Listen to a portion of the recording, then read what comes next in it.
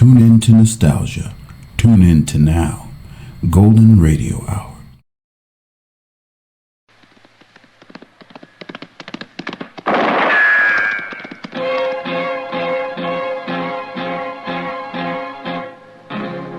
Gunsmoke, brought to you by Chesterfield.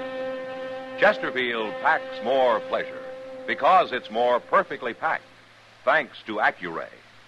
They satisfy the most.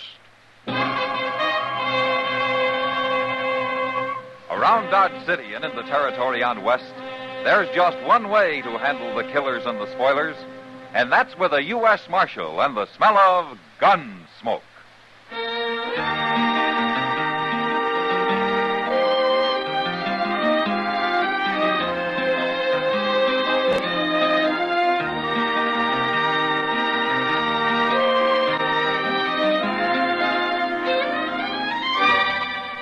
Gunsmoke, starring William Conrad, the transcribed story of the violence that moved west with young America, and the story of a man who moved with it. I'm that man, Matt Dillon, United States Marshal. The first man they look for and the last they want to meet. It's a chancy job, and it makes a man watchful and a little lonely.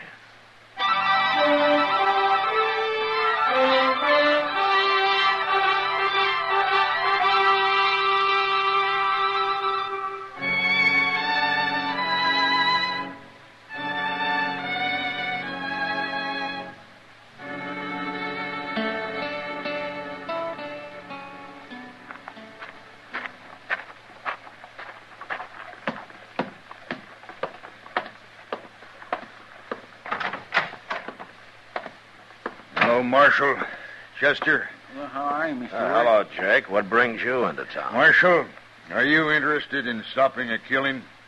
A killing? One, maybe more. What's the trouble, Jake? Andy Bowers. Emmett Bowers' kid? He ain't a kid if he's old enough to be bulling around after my daughter. Well, Judy's a pretty little thing. I can't say I blame Andy. I told that boy, if he ever set foot on my place again, I'd shoot him. And you would, huh? I would. Jake, you and Emmett Bowers are the two biggest cattlemen around here. Why do you have to be enemies? There's room for both of you. There ain't enough room in the whole United States for me and Emmett Bowers. All right, Jake. And I suppose you know what'll happen if you shoot Andy. That's why I want you to put him in jail. Let him cool off for a while. He'll forget about Judy. You think I'd put a man in jail just because you don't happen to like him, Jake? I'm an important man in Kansas, Marshal, and I run things my way. But you don't run the United States government, and you don't run me. All right. I tried. Now it's going to happen, Marshal. It's going to happen fast.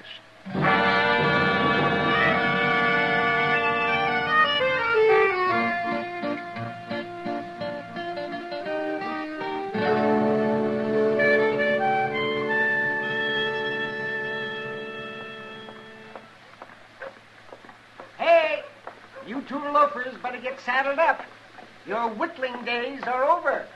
Now what's Doc yammering about, Mr. Dillon? I don't know, Chester. Sitting here taking your ease in the sun while the whole country's gone to war. Why, you ought to be ashamed of yourselves. What you been feeding on, Doc? It isn't me, Chester. I just came back from Bowers Ranch, Matt. The cook out there's got the ague again. And let me tell you, that place is an armed camp. Every man on it is carrying a rifle. They've got sentries posted and everything. Does Emmett think Judy Worth is going to come over there and steal, Andy? No, but it seems like some of Jake Worth's men fired on a couple of Bowers' riders the other day. Said they were off their home ground or some such fool thing. And ever since, both sides have been fixing for battle. Oh, and it won't take much to start one either, Matt. Yeah. Well, knowing Jake and Emmett, there's no point in my talking to them. Yonder comes half the cause of the trouble right now. What? Yonder. Huh? That's Andy Bowers. Hey, Andy! Andy! Oh, he's a nice boy, Andy. Well, that little Judy Worth's a nice girl, too. Howdy, Doc. Hello, Andy. Andy, Doc tells me that there's a war about to break out over you and Judy Worth. Well, I know, Marshal.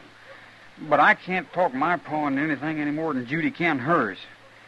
If her mothers were alive, it might be different. The way it is, it's pretty hopeless. What do you mean, hopeless? Well, I guess I'd better stop trying to see her, that's all. Oh, that's a fine way to talk. Well, I don't want to, Doc. Then where's your spunk, boy? Where's your get up and go?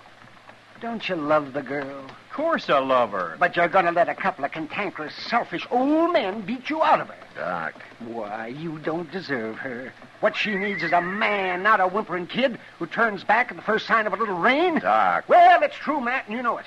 But they'll never let us get married, Doc. What have they got to do with it? It isn't them who's getting married. I know. Well, I've thought of running off. I never said nothing to Judy about it, though. Don't talk about it, act. And if Doc. she won't go with you, then she doesn't love you as much as you think she does. Well, maybe you're right. What do you think, Marshal? It's not for me to decide, Andy.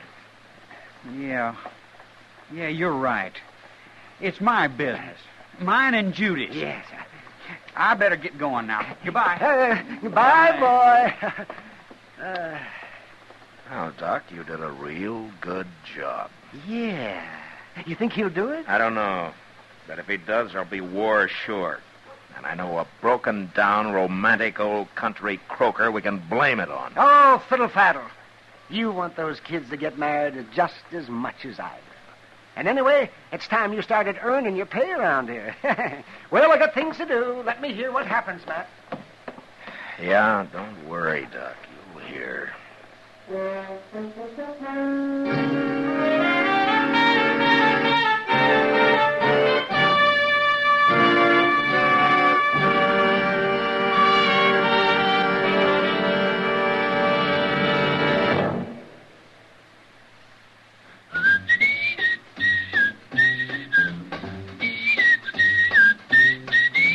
Packs more pleasure, packs more pleasure. Chesterfield packs more pleasure because Chesterfield's more perfectly packed. The more perfectly packed your cigarette, the more taste and mildness are released for you. Chesterfield, made by exclusive Accuray, has an open, easy draw that unlocks all the pleasure of fine tobaccos. Now, Accuray ensures an even distribution of tobacco from one end of your Chesterfield to the other. Chesterfield is firm and pleasing to the lips, mild, yet deeply satisfying. Chesterfield packs more pleasure because Chesterfield's more perfectly packed.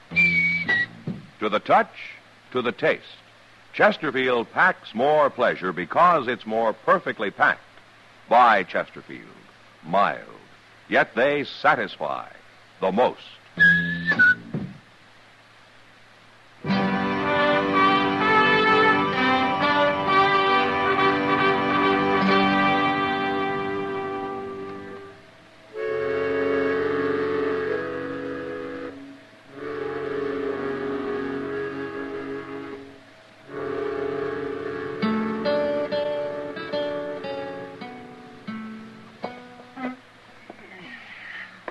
Sure is a quiet night, ain't it, Mr. Dillon? And nobody's lost his temper so far, Chester.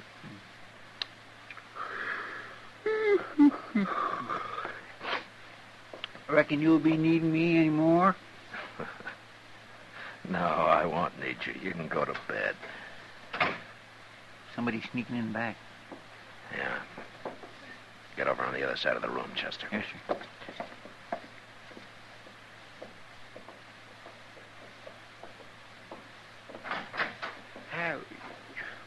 Why, it's Andy Bowers.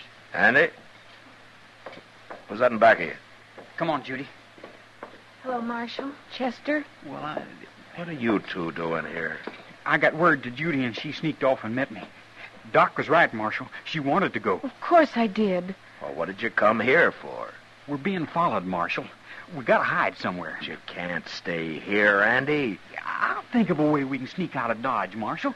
But we can't do it tonight. You say you're being followed, huh? Yeah. Judy's pa and a couple of his men. We lost them a few miles back, but they're sure to ride on into Dodge. Where'd you leave your horses? Oh, they're tied out and back. And I gotta do something with them. Look, Andy, your pa and Judy's are going to start a war over this, and you're putting me right in the middle of it. Don't you realize that? Well? I guess he's right, Andy. We can't get him mixed up in it. But he's the only man around here we can trust. I know, but it isn't fair to put all this on him. Oh, maybe you're right, Judy. Come on. I'll think of something.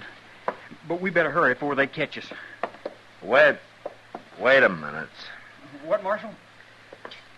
Chester, Yes, sir. you go with Andy, take those horses down to Moss Grimmick's stable and tell him to hide them. Oh, well, Moss knows how to do that, Mr. And put Andy up in the loft somewhere. Moss will understand. All right, sir. Oh, what about Judy? Now, you two get going. I'll take care of Judy. Oh, he's going to help us, Andy. He's going to help us. Yeah, I'm going to help you. But who's going to help me, I sure don't know.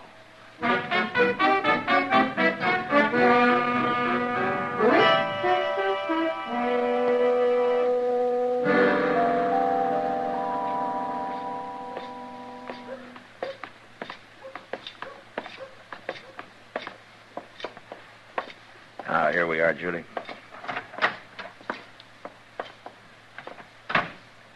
Doc.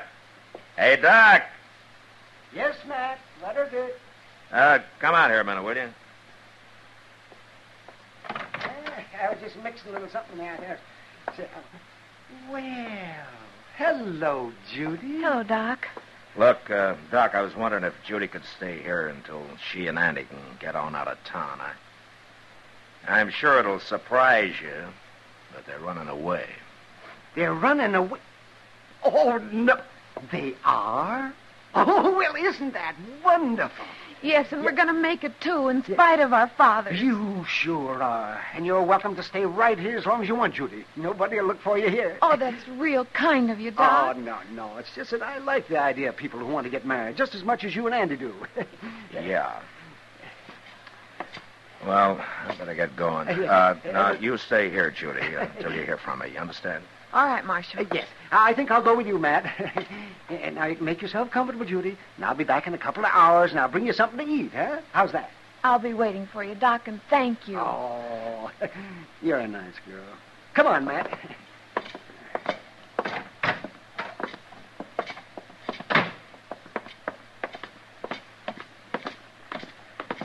Well, Matt? Doc, I know how, but I don't know why I got mixed up in this. But I'm sure in it now.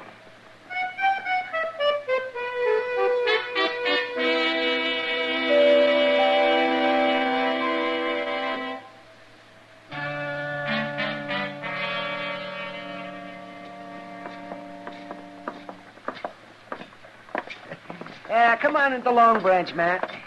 You need a drink. Yeah, maybe I do, Doc.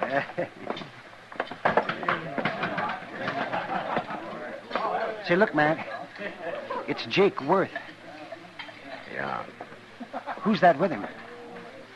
His name's Ab Drain, Doc. Ab Drain? Yeah, Jake's hired himself a gunman.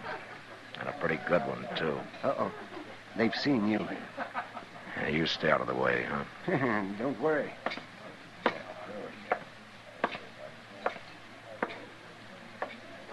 Well, I haven't seen you in a long time, Ab.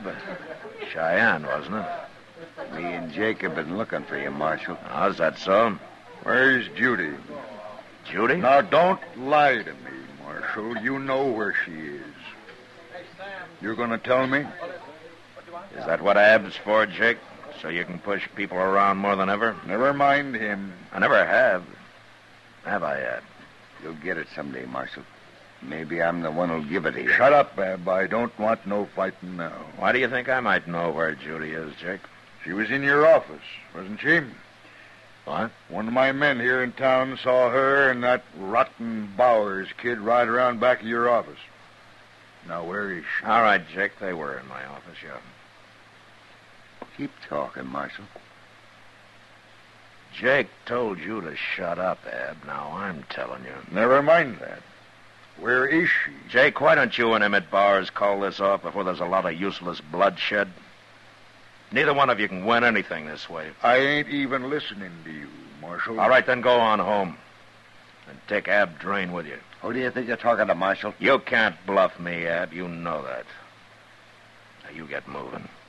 I ain't bluffing, Marshal. Stop it. I don't want no fighting, not yet. But I'm telling you this, Marshal. I'm going back to the ranch. And Judy's there in 2 hours, or I'm coming in here with every man I've got. And you know what I'll do. Don't be a fool, Jake. Let's go, Ab.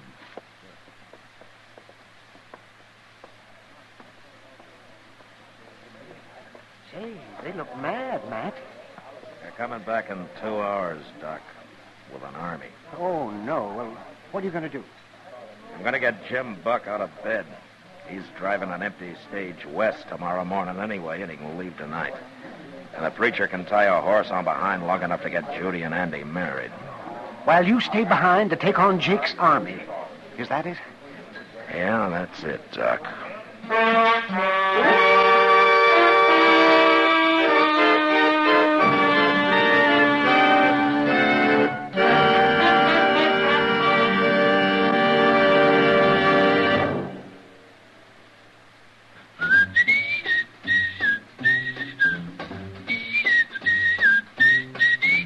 Packs more pleasure, packs more pleasure. Chesterfield packs more pleasure because Chesterfield's more perfectly packed. The more perfectly packed your cigarette, the more taste and mildness are released for you. Chesterfield, made by exclusive Accuray, has an open, easy draw that unlocks all the pleasure of fine tobaccos. Now, Accuray ensures an even distribution of tobacco from one end of your Chesterfield to the other. Chesterfield is firm and pleasing to the lips, mild, yet deeply satisfying. Chesterfield packs more pleasure because Chesterfield's more perfectly packed. To the touch, to the taste, Chesterfield packs more pleasure because it's more perfectly packed. By Chesterfield, mild, yet they satisfy the most.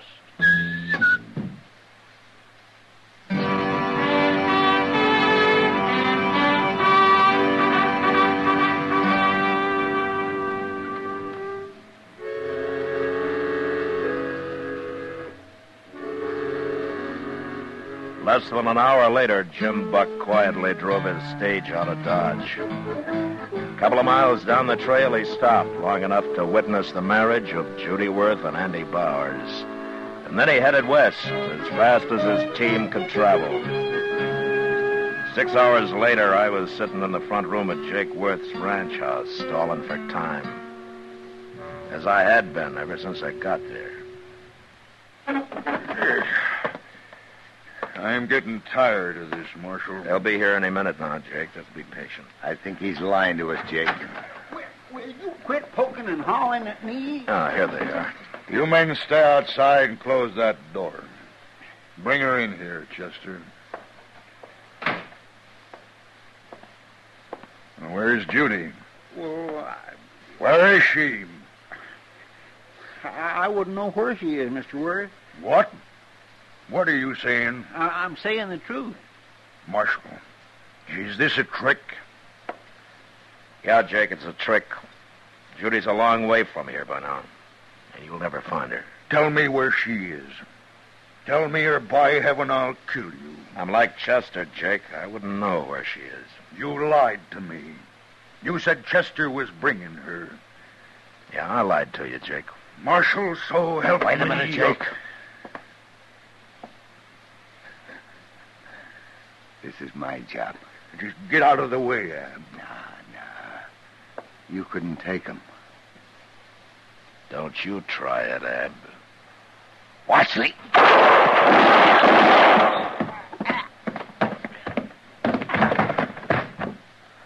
Now, don't make me kill you, Jake. No. It's too late anyway. Judy's gone. It's too late for anything. Mr. Worth? Get out of here. I'll call you when I want you. Just get out.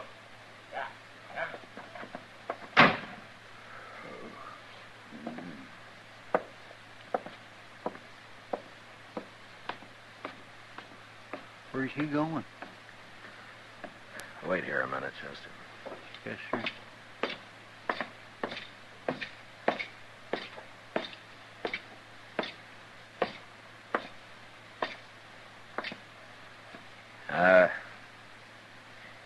must be Judy's room, huh, Jake? I'll keep it for her. Like this. Maybe she'll come back someday. She won't be back, Jake. Don't say that. It's true. You might as well face it. And you drove her away. No. You and Emmett Bowers both. If you'd once thought of Andy and Judy instead of yourselves, they'd be here now. I don't blame them for running off. They wouldn't be any good if they hadn't. You helped. Why should they give up their happiness for a couple of mean, selfish old men? Sure, I helped them. You and Emmett have been too busy hating each other to be of any use to anybody, especially your own kids. Marshal, I'm going to tell you one thing, Jake. They're married now. Married? That's right.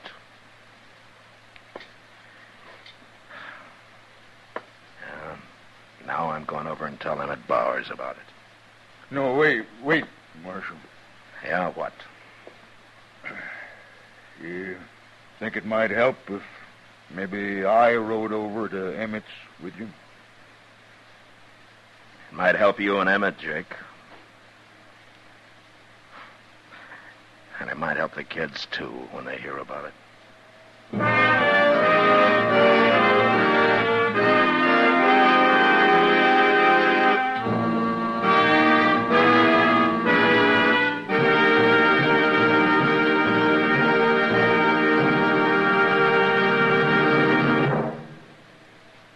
In a moment, our star, William Conrad. Chesterfield packs more pleasure because Chesterfield's more perfectly packed. Chesterfield, made by exclusive Accuray, packs more pleasure because it's more perfectly packed. Unlocks all the pleasure of fine tobacco. Chesterfield packs more pleasure because Chesterfield's more perfectly packed. Firm and pleasing to the lips. Chesterfield. Mild. Yet they satisfy the most. You know, a newcomer to the West was often referred to as a pilgrim and made fun of. But next week, a pilgrim nearly causes a wholesale massacre. And that was the West. Good night.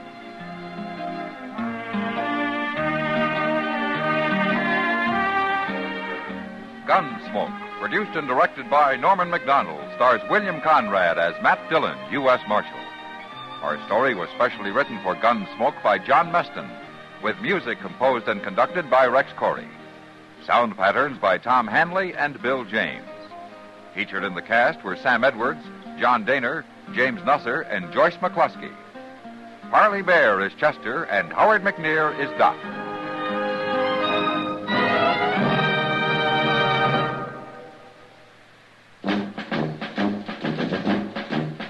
Make today your big red letter day, your L&M red letter day. Superior taste and filter, it's the miracle tip. Make today your big red letter day. Change to L&M today.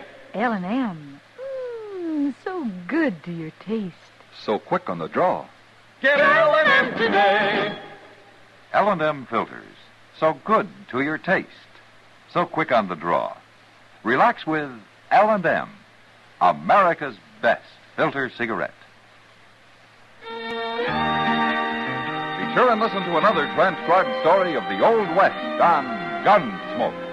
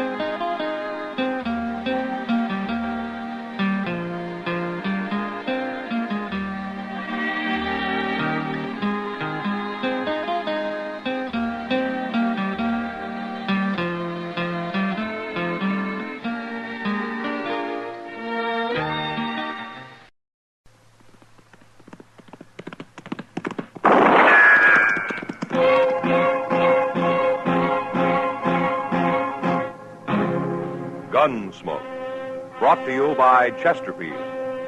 Chesterfield packs more pleasure because it's more perfectly packed, thanks to Accuray. They satisfy the most. Around Dodge City and in the territory on West, there's just one way to handle the killers and the spoilers, and that's with a U.S. Marshal and the smell of Gunsmoke.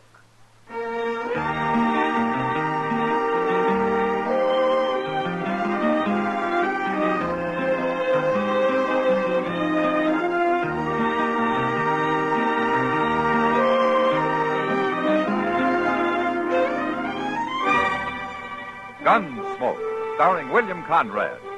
The transcribed story of the violence that moved west with young America. And the story of a man who moved with it. I'm that man, Matt Dillon, United States Marshal. The first man they look for and the last they want to meet. It's a chancy job, and it makes a man watchful and a little lonely.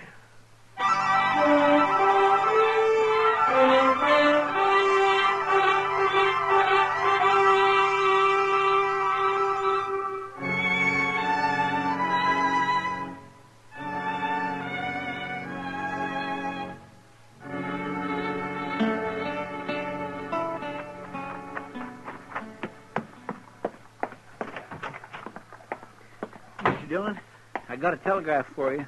Oh, who's it from, Chester? Well, I think somebody's playing a joke on you. A joke? What? Why? I never read such a thing. It's plumb crazy. I mean, well, here. Maybe you better take a look at it. Yeah. This is from the War Department. That's what it says. Rex Proctor coming to Dodge has full authority. Bad reports. Take orders from him. You see what I mean? It says they're sending this government man to check up on you. Well, it's an official telegram, Chester. But it says you've got to take orders from him. The way I get it, he's kind of like a inspector general in the Army. But what do they mean they got bad reports about Dodge? Things is getting out of hand. Well, Chester, Dodge isn't the most orderly community in the United States. I don't like it, Mr. Dillon. I don't like no part of it. Well, we'll know more about it when he gets here tomorrow. It's insult. That's what it is.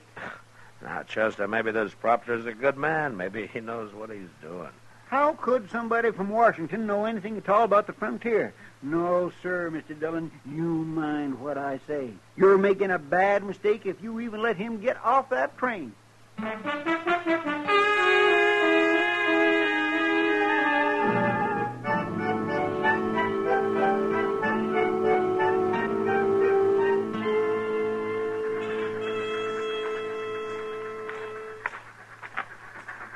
There it comes, Mr. Dillon, the good old Santa Fe. You're right on time. Yeah? I wished it wasn't on time today. I wished it'd never get here. Everything's going to be all right, Chester. No, it ain't. Well, we'll soon find out. You'll soon find out. I know all I need to. You were in the Army, Chester. You know how things go. That's what I mean. You're judging a man you haven't even seen. Well, they're getting off now. Look, I'll bet that's him. Yeah? With a beaver hat. Look at him. He looks like he takes a bath every single day, Mr. Dillon. Rex Proctor? Yes. How'd you know my name? Well, I'm Matt Dillon, Mr. Proctor. Oh, yes, of course. Glad to meet you, Marshal Dillon. This is Chester Proudfoot. Proudfoot. I don't believe I was informed of him. Well, that's all right, mister. I never heard of you neither. You'll be wanting a hotel, Mr. Proctor. I've got you a room at the Dodge House. Well, thank you, Marshal. I'll go there first. I would like to wash up a little. What did I tell you, Mr. Dillon? Never mind, Chester. Then I'll show you the town, Mr. Proctor. No, Marshal. Oh? I'll look the town over alone. I want to be free to form an unbiased opinion of the situation here. I see. I might as well tell you we've had some rather damaging reports about Dodge City. And they all say that Dodge is a pretty rough town, is that it? The government is interested in making the frontier safe, Marshal, safe for everybody. And the impression in Washington is that Dodge hasn't entirely achieved that goal. In Washington? Oh, my You know, I'm going to tell you something, Mr. Proctor. Yes, Marshal? You're right. You're absolutely right about Dodge.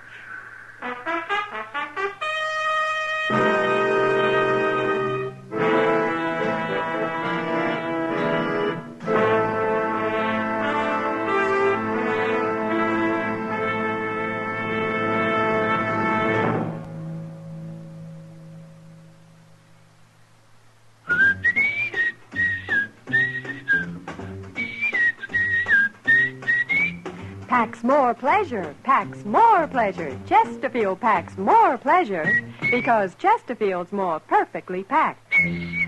The more perfectly packed your cigarette, the more taste and mildness are released for you. Chesterfield, made by exclusive Accuray, has an open, easy draw that unlocks all the pleasure of fine tobaccos. Now, Accuray ensures an even distribution of tobacco from one end of your Chesterfield to the other. Chesterfield is firm and pleasing to the lips, mild, yet deeply satisfying. Chesterfield packs more pleasure because Chesterfield's more perfectly packed. To the touch, to the taste, Chesterfield packs more pleasure because it's more perfectly packed. By Chesterfield, mild, yet they satisfy the most.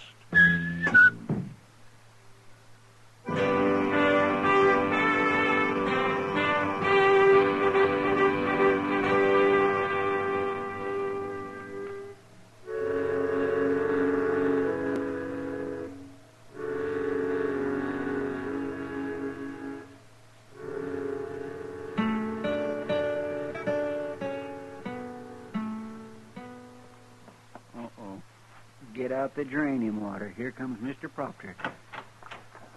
Hello, Marshal. Come in, Mr. Proctor. And Chester, isn't it? Chester Wesley Proudfoot. Well, I've looked Dodge over carefully, Marshal. Yes, it's been pretty quiet today, Mr. Proctor, so far. You mean you're expecting trouble? Well, nothing out of the ordinary. What do you call the ordinary? I don't suppose you got out to Boot Hill, did you? No, but I've certainly heard about it. Well, it's got a growing population.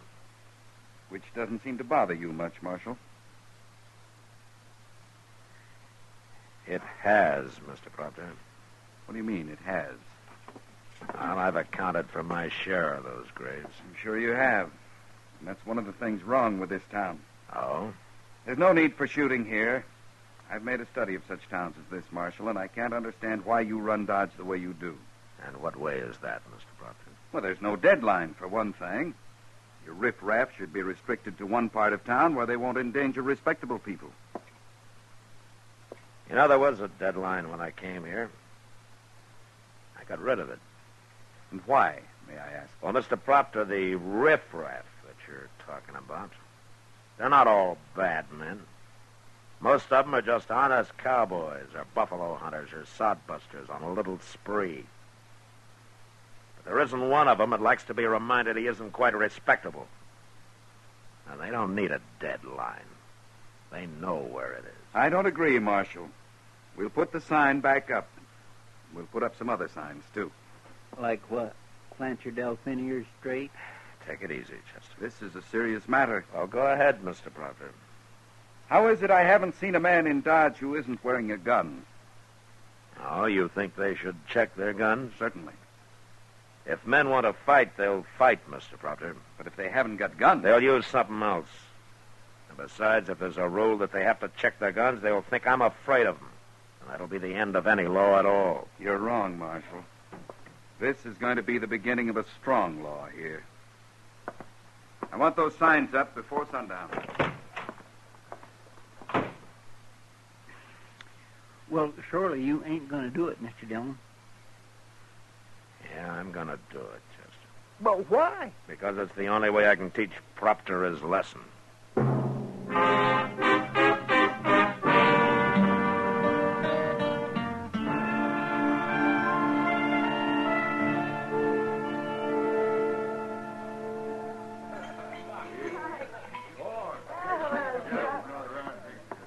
You're not the most popular man in Dodge tonight, Matt. I don't recall I ever was, Kitty. People are saying you've turned into an old maid. Yeah, I know. Oh, because of that idiot Proctor. Look at him over there, staring at everybody like there was bugs. Well, he's trying to do his job, Kitty. The only trouble is he doesn't know how. You really have to do what he tells you, Matt. Well, I'll admit I never ran a town before except on my own terms. Then why do it now? Get out and let Proctor handle it. He thinks he knows everything. I never ran from a fight, Kitty. And it's Proctor I'm fighting now. And the only way I can. Oh, well, maybe you're right, Matt. If you quit now, things will only get a lot worse than they are. Oh, Matt. Yeah, I knew this would happen. He's got a gun.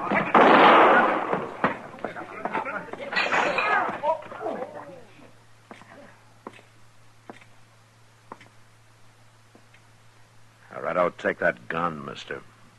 No. Give it to him, Charlie. I got it. The boy's drunk. He just killed a man, mister. I know that. And what are you standing up for him for? You a friend of his? My name's Stroud, Marshal. I'm trail boss of the TR outfit. And he rides for you? That's right. Well, he murdered an unarmed man, Stroud. He's under arrest. You want me to lock him up, Mr. Dillon? Yeah, take him, Chester. All right, come on with me, fella. Ain't far. Stroud? I don't like to see that, Marshal. Neither do I, Stroud. Well, the other man started it. Charlie didn't know he wasn't armed. He just got into town. He hadn't heard about your new rule against carrying guns. That's a good defense, Stroud, but Charlie wasn't wearing a gun belt. He had that six-shooter hidden. He knew. All right, I tried. But I'm telling you, Marshal, that's what comes of trying to disarm the men. I've seen it in other towns. I know. Then you better do something about it, fast.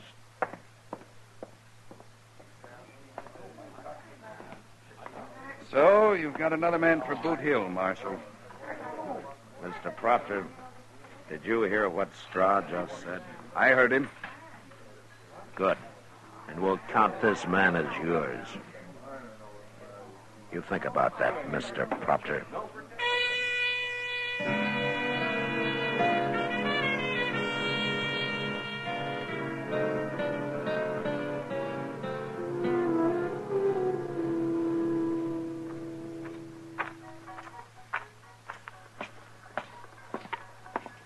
Matt.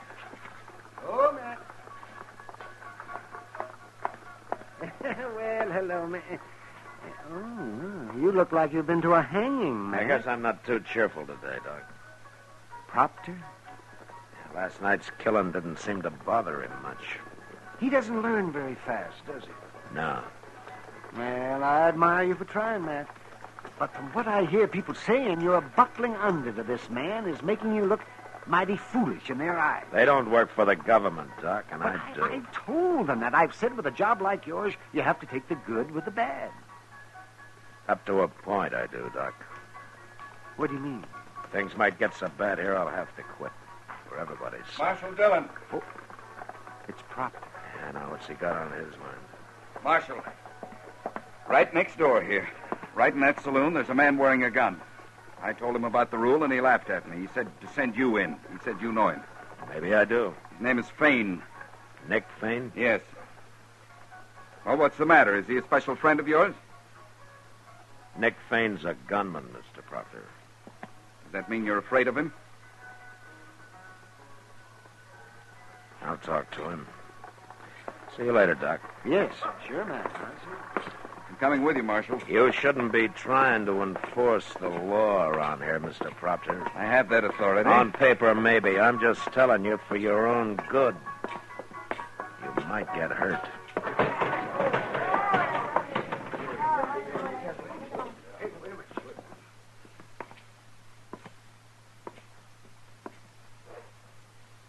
Hello, Fane. Howdy, Marshal. Is he back? Marshal, what's going on here anyway? Got a new rule about carrying guns, Fane. Yeah, I know. I saw them signs. Then why are you still wearing them? Mr. Proctor, why don't you shut up and stay out of this? Marshal, did I ever cause any trouble in Dodge? No, Fane, you never did. And I never will. As long as you run this town the way you have. I respect you, Marshal. But a man like me, I got a lot of enemies. I'm not like most men. I'd take my gun off, my life wouldn't be worth a nickel. No, I don't think it would. I'm not taking it off, Marshal. Not even if it means fighting you. Is it going to come to that? Mr. Proctor, I'm going to have to make an exception in Fane's case here. You're afraid of him. Don't be a fool, mister. He ain't no more afraid of me than I am of him. He can't make an exception. You break the rule for one man, you have to break it for everybody. It's a bad rule, Mr. Proctor. Can't you see that? Are you going to take this man's gun? No. All right. And I'm sending a telegram to Washington. We need a new marshal in Dodge.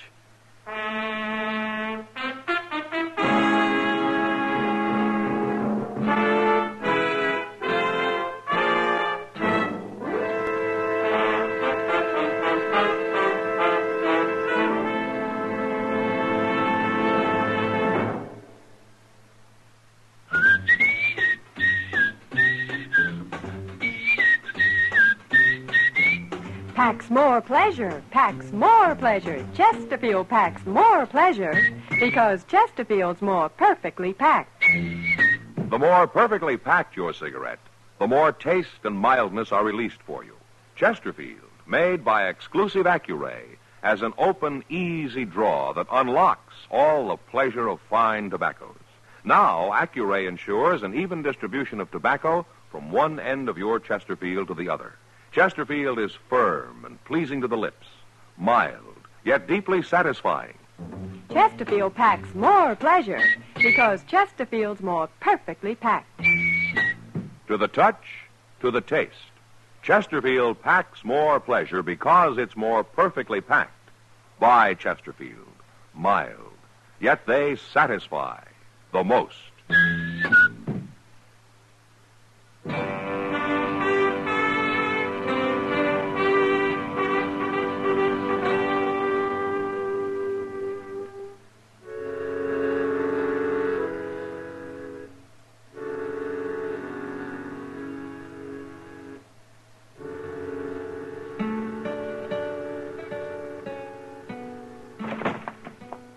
Mr. Dillon? Mr. Dillon? Yeah, what is it, Chester? You better come around, and they've got Proctor. What?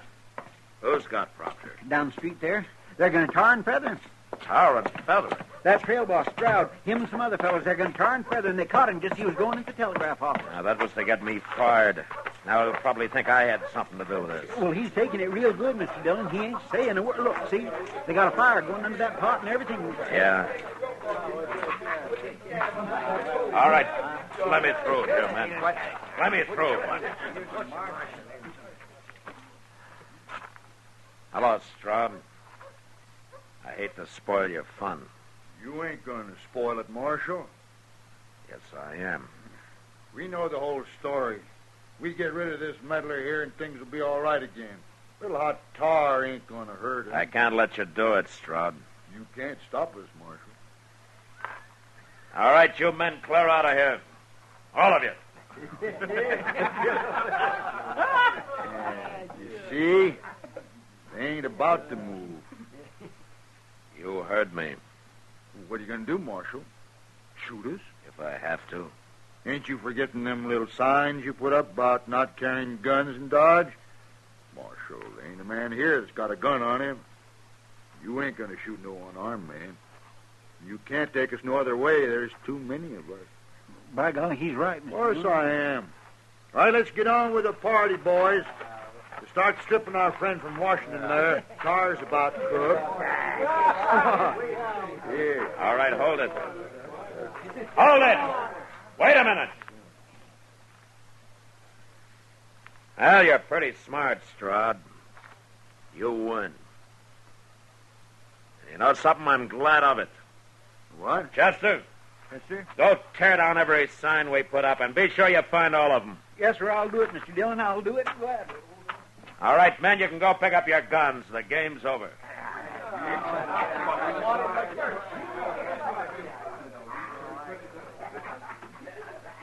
Marshal, Yeah, what's wrong? no hard feelings? You'll get to know me better. I think I'd like to.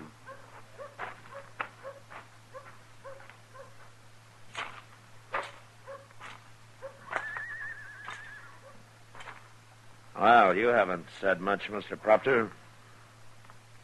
There was no use in my talking, Marshal. You were taking this tar and feather business pretty well.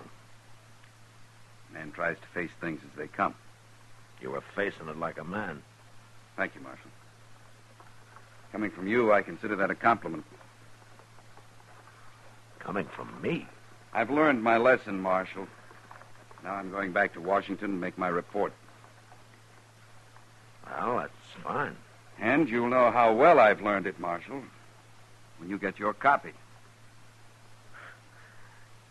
Well, thank you, Mr. Proctor. Thank you.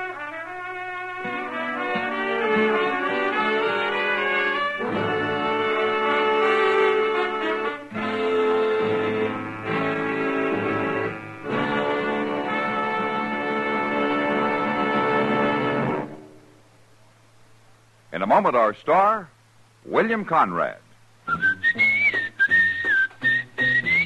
Chesterfield packs more pleasure because Chesterfield's more perfectly packed. Chesterfield, made by exclusive Accuray, packs more pleasure because it's more perfectly packed. Unlocks all the pleasure of fine tobacco. Chesterfield packs more pleasure because Chesterfield's more perfectly packed. Firm and pleasing to the lips. Chesterfield. Mild. Yet they satisfy the most. You know, to build a home on the prairie, men often dug up squares of turf and made sod huts. Well, next week our story centers around such a place and the two men who died there. But that was the West. Good night. Gunsmoke, produced and directed by Norman MacDonald, stars William Conrad as Matt Dillon, U.S. Marshal. Our story was specially written for Gunsmoke by John Meston, with music composed and conducted by Rex Corey. Sound patterns by Tom Hanley and Bill James. Featured in the cast were Vic Perrin, John Daner, and Harry Bartell. Parley Bear is Chester, Howard McNear is Doc, and Georgia Ellis is Kitty.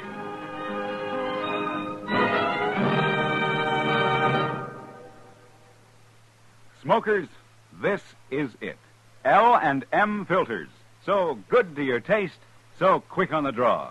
Make today your big red letter day, your L&M red letter day. Superior taste and filter, it's the miracle tip. Make today your big red letter day. Change to L&M today. L&M, so good to your taste. So quick on the draw. Get L&M today. Relax with L&M. So good to your taste, so quick on the draw.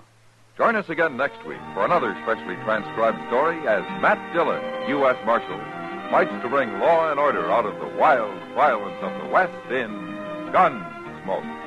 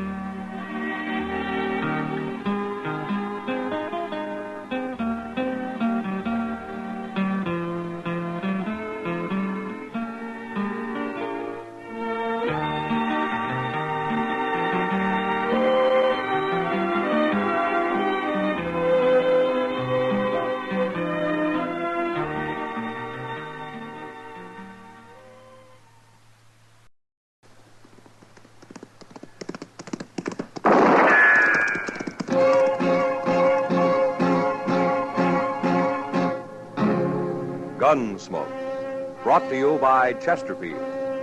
Chesterfield packs more pleasure because it's more perfectly packed, thanks to Accuray. They satisfy the most. Around Dodge City and in the territory on West, there's just one way to handle the killers and the spoilers, and that's with a U.S. Marshal and the smell of Gunsmoke.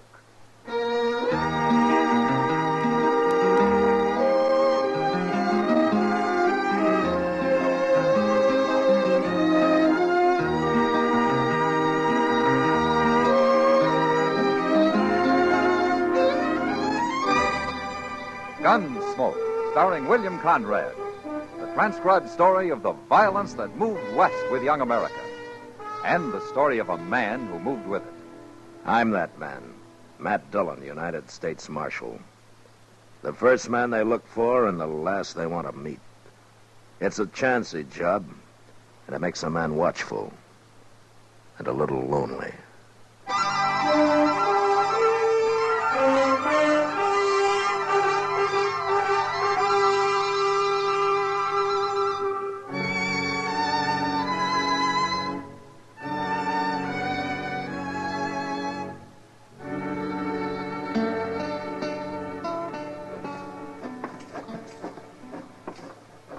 Oh, so that's Enoch Mills' new hotel. Yeah, it will be when they get it built, Chester. I never heard of a cattle rancher going into hotel business before, Mr. Dillon. Enoch Mills is a man of enterprise. Look yonder at him. He's as proud as a new father, ain't he? Well, it isn't every day a man builds a new hotel in Dodge. Hello, Marshal. Chester? Oh, Mr. Mills? That's gone up pretty fast, isn't it? Well, we got most a month before it's finished. Uh-huh. How many rooms you going to have? 15. Could have more, but this is going to be a class hotel. Not some hay tent like Jim Dobie's Dodge house. I bet he's jealous. That Dobie's had a monopoly in this town long enough. You're right about him being jealous, Chester. He's already done everything he can to keep me from building. Oh, what's he done, Enoch? Tried to buy up all the good lumber in town, for one thing. Thought he'd leave me with nothing but a lot of warpy old cottonwood. But I got on to him soon enough. I'm building with the best, Marshal. All of it. Ash, hackberry. Yonder he comes now. He's scouting the enemy, I guess. Yeah. Let him scout. He'll be out of business soon enough. Looks like a town meeting we're about to have. How are you, Marshal, Chester? Oh, Mr. Dobie. We're coming along just fine, Dobie. Of course, it's only a little bitty hotel. You'll never beat me, Enoch. You're getting too old. Old? Dobie, I'll eat the goose that fattens in your grave. Not likely. Anyways, what do you know about the hotel business, Enoch? You won't last a month. Now, look, man. Dodge can use 2 hotels. There's plenty of trade here. Why don't you quit fighting each other? You're just scared of a little competition, Dobie. You ain't slept a night since I started building. You got a ranch to run, Enoch. That's enough for one man. You shouldn't be pushing into other people's territory. You ain't going to stop me, Dobie. I've tried to stop you, and I'll go on trying. Marshal, he's threatening me. You heard him. I'm going to fight you, Enoch. I'm going to fight you all the way. So now you'd better start staying up nights. That man belongs in jail, Marshal. Dobie's a hard one, Enoch. He'll give you a fight. But I don't think he'll do anything illegal. Oh, you don't, eh? Well, you just wait and see. And it's going to be your fault for not stopping him now. The whole blame's going to be on your shoulders, Marshal. And I ain't going to let nobody forget it.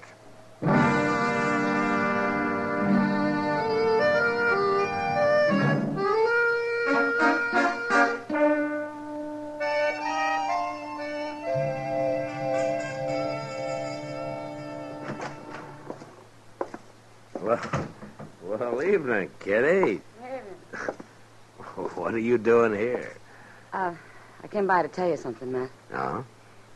You ever hear of a man called Gil Shank? Don't tell me he's in town. I met him at the Long Branch this afternoon. He didn't say much, but a man like that stands out like a white buffalo. You can pick him, Kitty. Yeah, Gil Shank's a gunman and a crook. He isn't wanted that I know of, but he sure ought to be. I didn't figure him for a drummer. Well, like a I'll let him stay around a few days. See what he's up to, maybe.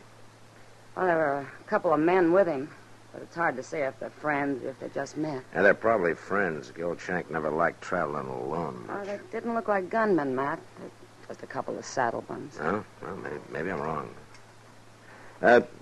Thanks for telling me anyway, Kitty. Mr. Dillon. Oh, hello, Miss Kitty. Something to scare you, Chester? Worse than that, the new hotel's on fire. On fire? On fire. And old Enoch saying Jim Dobie to own the place. You better get down there, Mr. Dillon.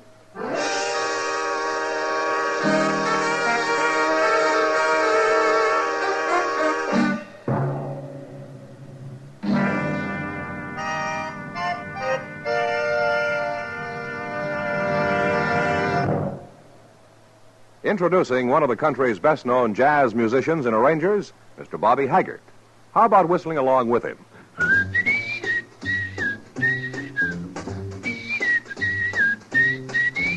Packs more pleasure, packs more pleasure. Chesterfield packs more pleasure because Chesterfield's more perfectly packed.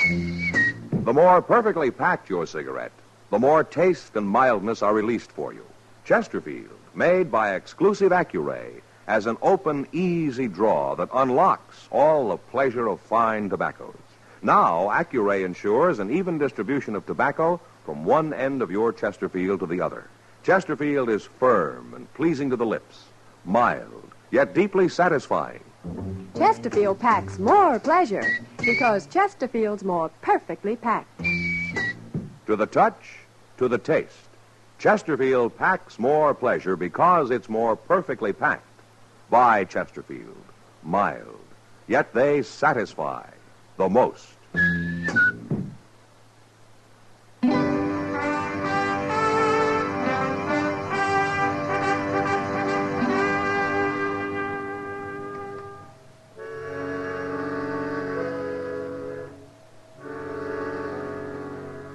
By the time I reached the fire, a bucket brigade had been formed. And there wasn't much to do but get in line myself. Even while we worked, I could tell the fire had been set and that the wood had been soaked with kerosene. It was all over in a half hour, but not because we'd put it out. There was nothing left to burn. Next morning, I went back and had a talk with Enoch. And he'd already bought more lumber, and he had his workmen busy cleaning up. This ain't gonna stop me, Marshal. Takes more than a little arson to stop Enoch Mills. Enoch, I guess there's no need to ask you who you think did it, is there? What? Jim Dobie, of course. You know as well as I do. Yeah, but you don't have any proof of that, Enoch. I got what proof I need. And if you was anything of a lawman at all, Dobie'd be in jail right now.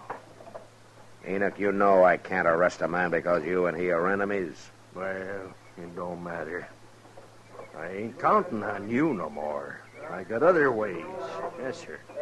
Hey, come in right there, Marshal. What? There. You mean Gil Shank? That's right. He seen me after the fire last night, and he offered to go to work for me. What do you need a gunman for, Enoch? Yeah, that makes you sit up, don't it? Yeah. You and Dobie both. You bet it does.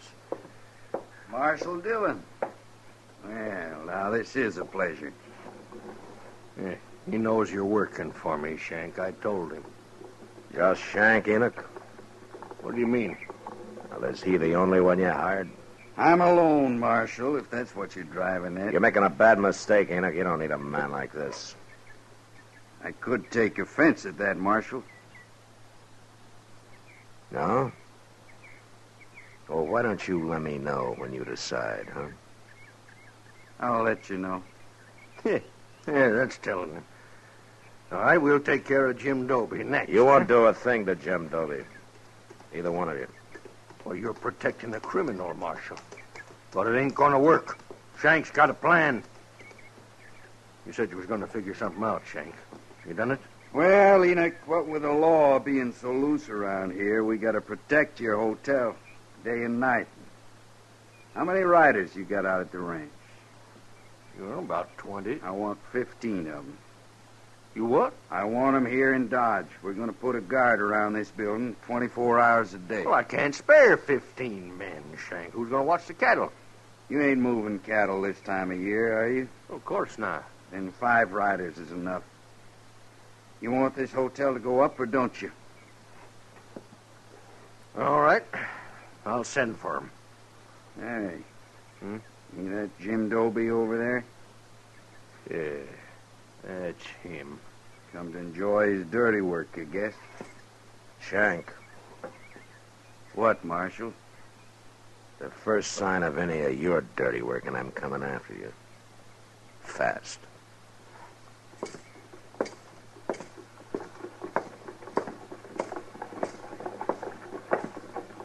Morning, Marshal. Dobie? I suppose I'm getting the blame for this? You are. Yeah. Then why ain't you arresting me? I've known you for a long time, Dobie. You're pig-headed and you can be downright mean. But you don't fight this way. You make it hard to thank you, Marshal. You can thank me by laying off Enoch Mills for a while. There's going to be enough trouble without your making any.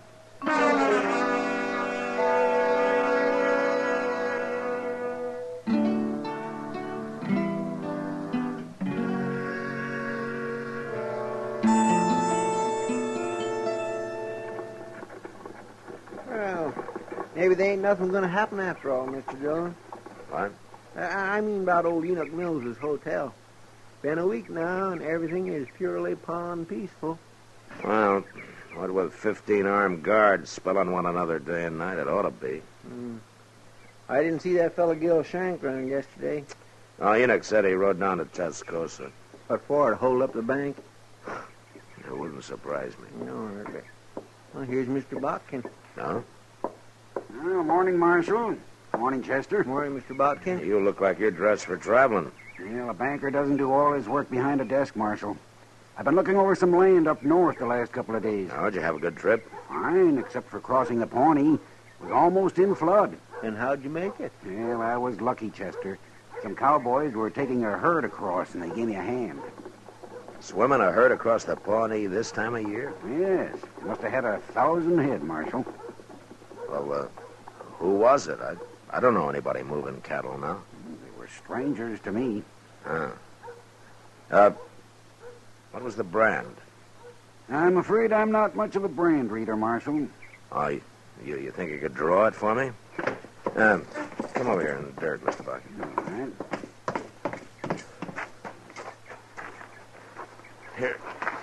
Here's a stick. Now, what did it look like? Well, there was a circle here and a line through it, like this. It stopped just about here. Well, everybody knows that brand, Mr. Botkin. Everybody but me, I guess. Where would they be taking those cattle, Marshal? Only one place. The Greystone Indian Agency is about 20 miles beyond there. Oh, they're going to sell them to the agency, eh? Well, they won't get top prices, but it's always a fast cash sale. Chester. Yes, sir? Go saddle 3 horses and tie them up behind the office, and then wait for me. I'll be back after dark.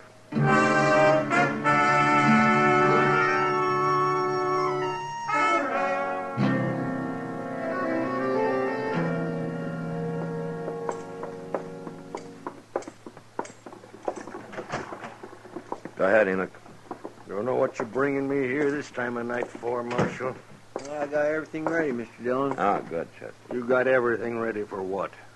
Well, I don't know exactly, Mr. Mills. I think you're both crazy. Well, now, here, that's no way to talk. Nobody's done nothing to you. I suppose burning my hotel down was nothing, huh? It wasn't a hotel. It was only the frame of one. Chester, I'm beginning to think you and the Marshal was in on it. Both of you. You're such big friends of that Jim Doby. You'll believe most anything, won't you, Enoch? Anything but what you tell me, Marshal Dillon. Yeah, I guess that's true. Yeah, it's sure enough true. All right, I'm getting out of here now. I got nothing to say to you, and you got nothing to say to me. Don't know why I come here in the first place. Wait a minute, Enoch. Well, make it fast. I will. I was going to try to explain something to you, but I can see that it'd be a waste of time. You all through? No, I'm just getting started. All right, give me that gun, Marshal. I'm going to keep it for you, Enoch. Right here in my belt. You arresting him for something, Mr. Dillon? No, I'm not arresting him, Chester. I'm kidnapping him.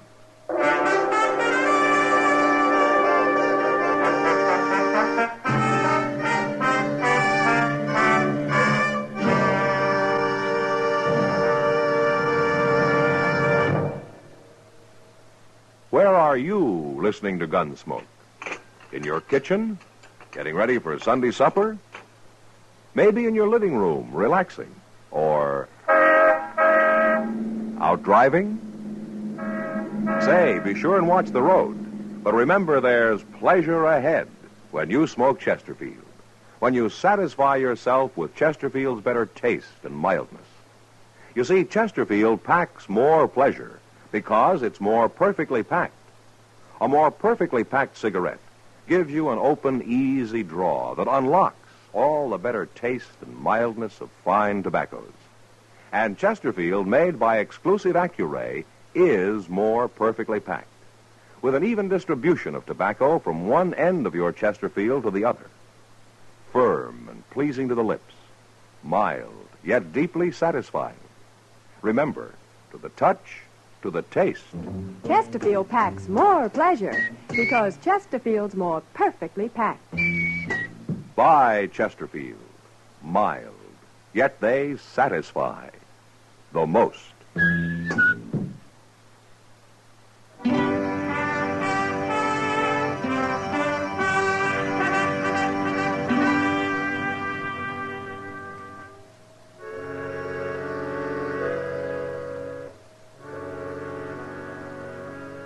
Enoch Mills was about as mad as any man I'd ever seen. But I managed to get him on a horse, and then he and Chester and I rode quietly out of Dodge. By noon next day, we'd covered some 60 miles and were at the Greystone Indian Agency. It was run by a man called Albert Leach, who didn't seem too bright, but at least I could tell he wasn't a grafter like most. I had a talk with him, and I brought Enoch in to meet him.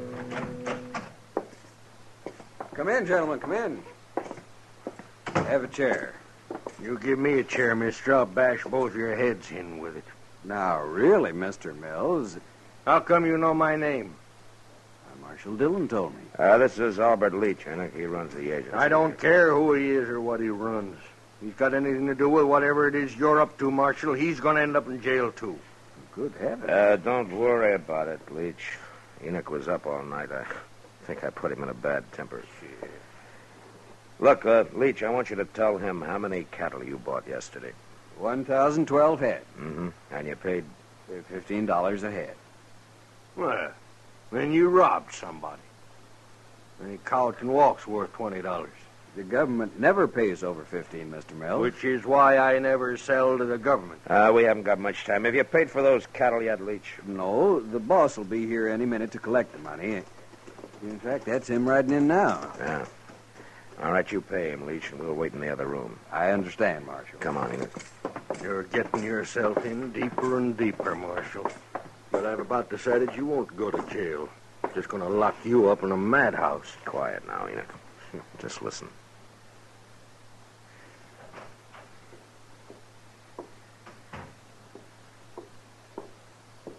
Well, you got the money, mister? Are you the boss of that outfit? Enoch Mills is the boss. I run it for him. What? Be quiet. Come on, give me the money. I ain't got Well, all that's day. Gil Shank.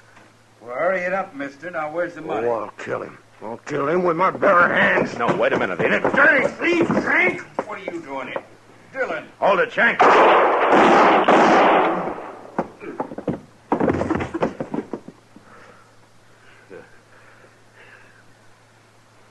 Yeah, you killed him, Marshal. You're not hit, are you, Enoch? Yeah? No, he missed me. That's what he wanted my men guarding the hotel for. That rotten criminal. He had some help. Now, we're going to be a long time finding him. I don't care about them. You got him. He set that fire, Enoch. He planned the whole thing. You had it figured out. Why didn't you tell me? You won't believe anything I say. Remember? I've been a fool, Marshal. Looks like I owe you an apology. Never mind me. What about Jim Doby? You've given him a bad name. I don't know, Marshal. I never should have started that hotel in the first place. I'm a cattleman. I'm no innkeeper. You mean you're not going to finish it? Oh, I'll finish it. But then you know what I'm going to do? I'll go to Jim Doby and I'll ask him to run it for me. You think he'll do it, Marshal? Yeah, he'll do it, Enoch. And whenever you come to town, he might even let you stay there. If you behave yourself.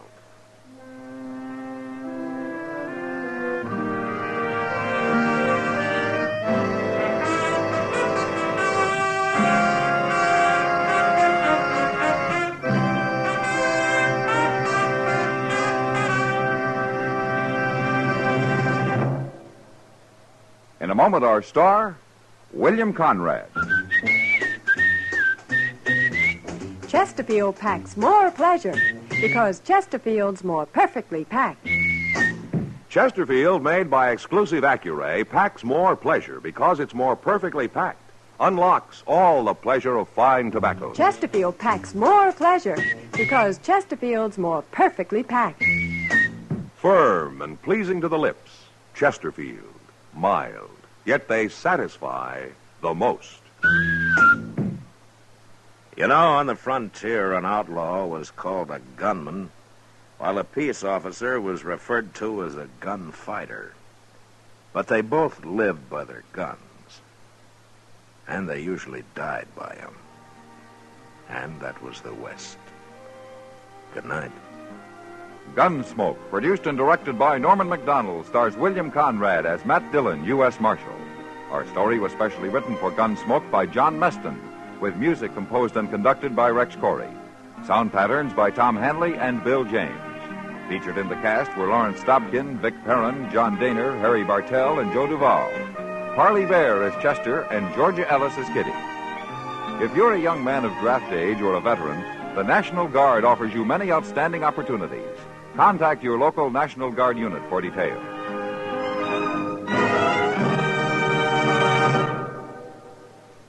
Smokers, this is it. L&M filters. So good to your taste, so quick on the draw. Make today your big red letter day, your L&M red letter day. Superior taste and filter, it's the miracle tip. Make today your big red letter day. Change to L&M today. L&M, so good to your taste. So quick on the draw. Get L&M today. Relax with L&M. So good to your taste, so quick on the draw. Join us again next week for another specially transcribed story on Gunsmoke.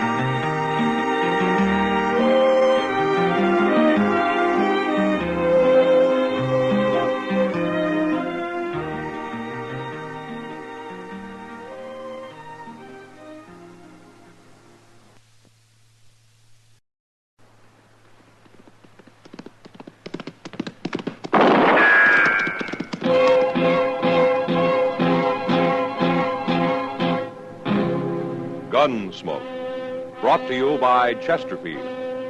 Chesterfield packs more pleasure because it's more perfectly packed.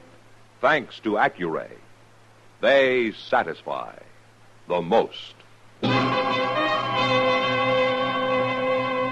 Around Dodge City and in the territory on West, there's just one way to handle the killers and the spoilers, and that's with a U.S. Marshal and the smell of Gunsmoke.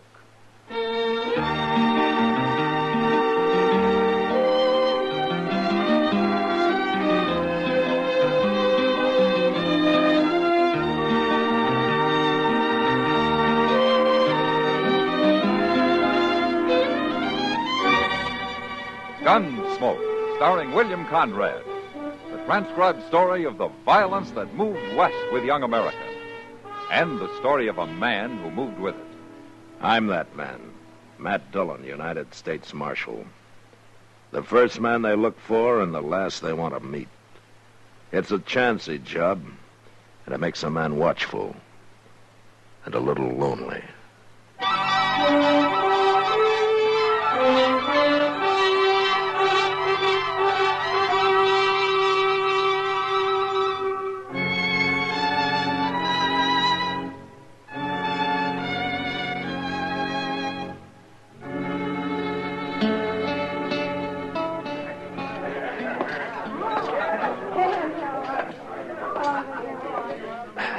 Evening, Matt. Hello, Kitty. You look a little blue. Oh, it's cold outside. Well, you sit down. Yeah. I'll have Sam fix you up a coffee grub. That'll warm you. Why do you think I came in? Well, you sure know the way to compliment a lady. Maybe I ought to just... What do you think you're doing? Matt, look. He's been spoiling for trouble ever since he came in here. I asked It's you a Murdoch, question, huh? mister. Do you know him? Yeah. Well, answer. Nothing. You don't need the whole bar.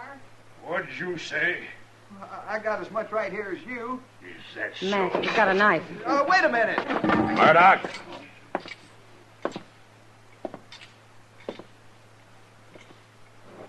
Put it up. You again, Dillon. Just like the last time.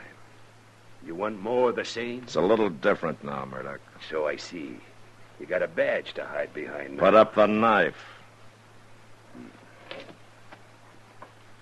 That's better.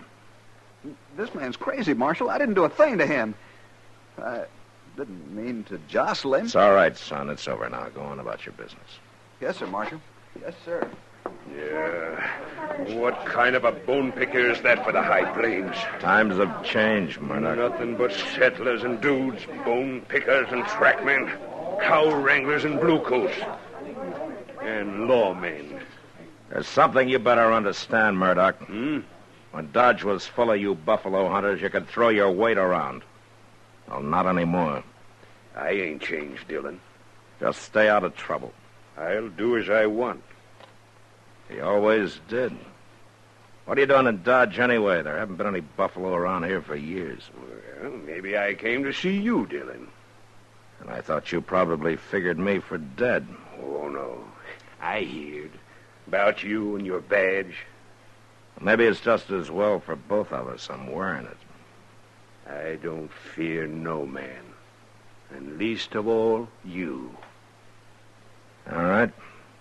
Just let me give you a little warning. If you're thinking of going south for buffalo into Indian territory, I wouldn't.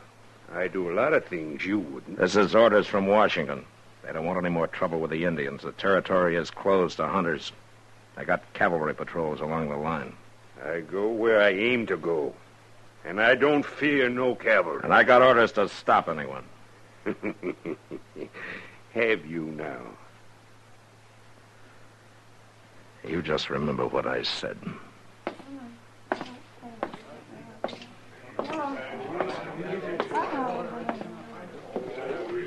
Matt, he's dangerous. There's a crazy look in his eyes. You know, Kitty, when the buffalo herds were running, Dodge was 2,000 like him and not much else. Well, who is he? He's the one the Indians call Long Arm. His name's Jace Murdoch. Oh, I've heard of him. Yeah. Almost a legend on the frontier. Been on the plains maybe 30 or more years. Beaver trapper, buffalo hunter, Indian scout. He lived with the Indians a long time. Matt, what's between you and Murdoch? A grudge? That's the kind of a thing a man doesn't like to talk about or remember, Kitty. when he takes a beating. You? I was just in from Missouri, pretty green. Murdoch and some of his crowd were in town on a spree.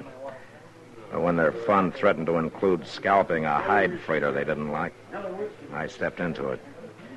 Like I say, I was pretty green. They beat you, Matt? Left me for dead down by the river. You watch out for him. He's a troublemaker. Yeah. But right now, I want to find out why he's here.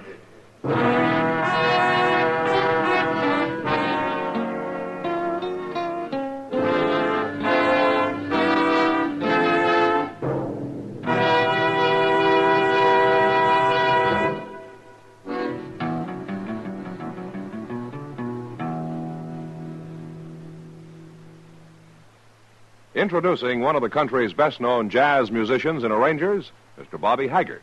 How about whistling along with him?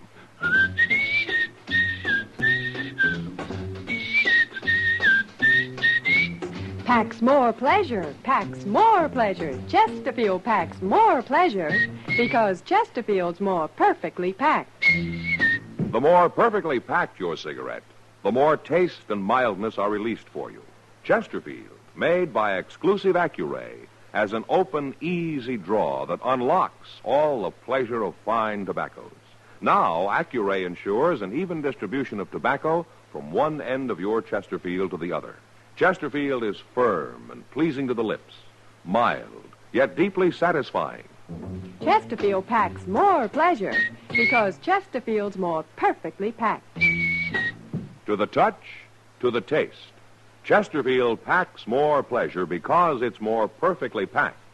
By Chesterfield, mild, yet they satisfy the most.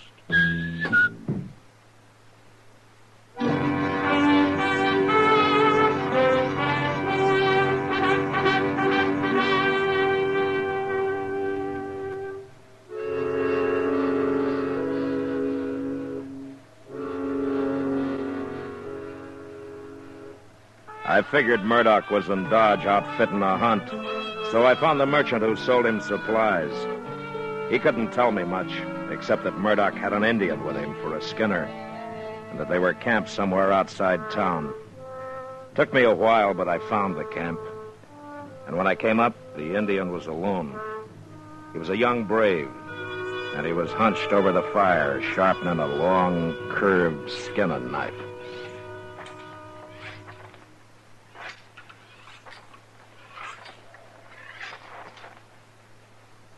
It's all right.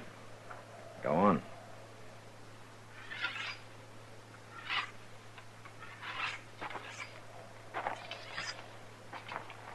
You're a long way from home, aren't you? What are you, Blackfoot? How do you know that? The scars on your wrists, the cut arms. Your people do that in mourning some close relative's death, don't they? No. Who are those for? Father, brother, mother? All right.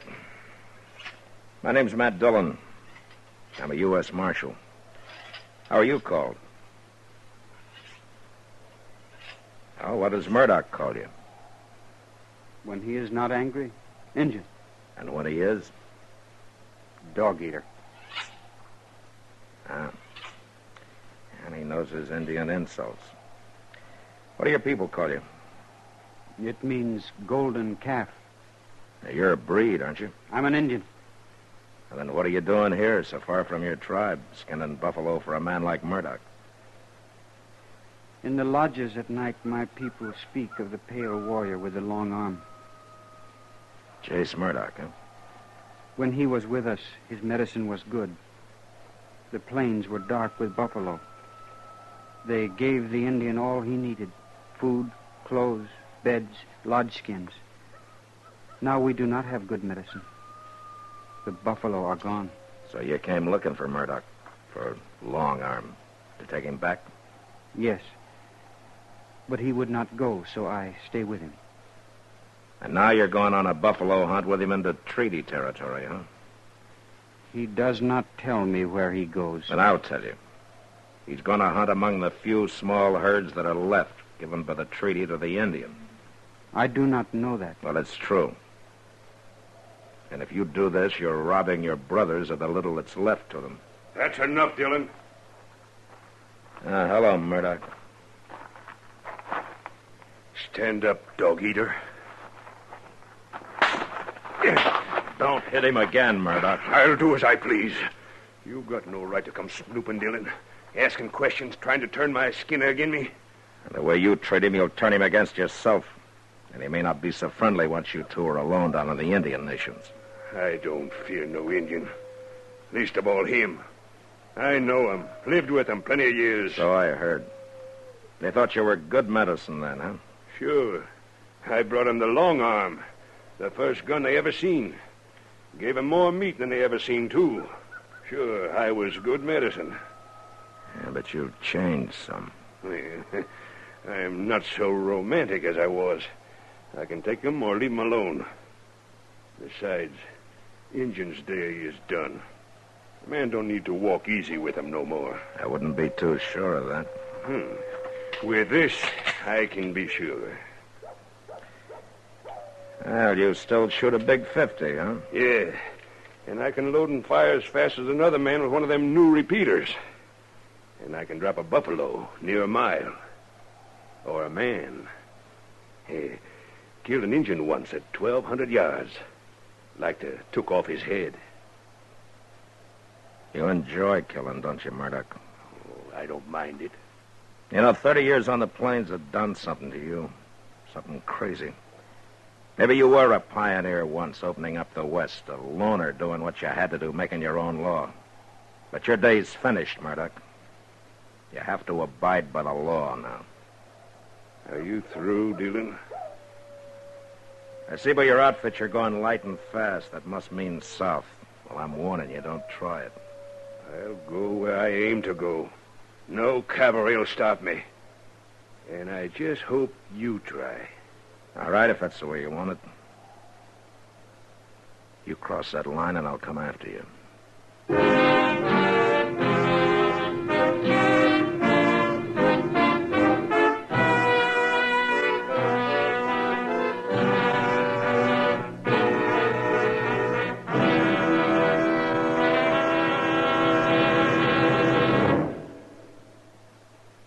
Say, where are you listening to Gunsmoke? In your car? Getting ready for dinner? Oh, I see. Just relaxing in your favorite easy chair. I'd say you're in a good spot right now to really enjoy Chesterfield's better taste and mildness. You see, Chesterfield packs more pleasure because it's more perfectly packed. A more perfectly packed cigarette gives you an open, easy draw that unlocks all the better taste and mildness of fine tobaccos. And Chesterfield, made by exclusive Accuray, is more perfectly packed, with an even distribution of tobacco from one end of your Chesterfield to the other. Firm and pleasing to the lips, mild, yet deeply satisfying. Remember, to the touch, to the taste. Chesterfield packs more pleasure because Chesterfield's more perfectly packed. By Chesterfield. Mild, yet they satisfy the most.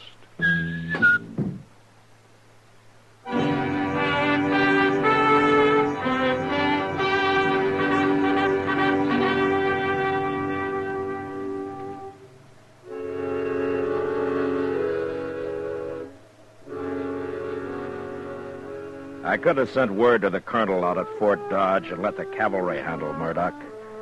But this was something personal. It was a job I wanted to do myself. I couldn't touch Murdoch until he crossed the line into the Indian nations, so the next morning I just watched him drive out of town.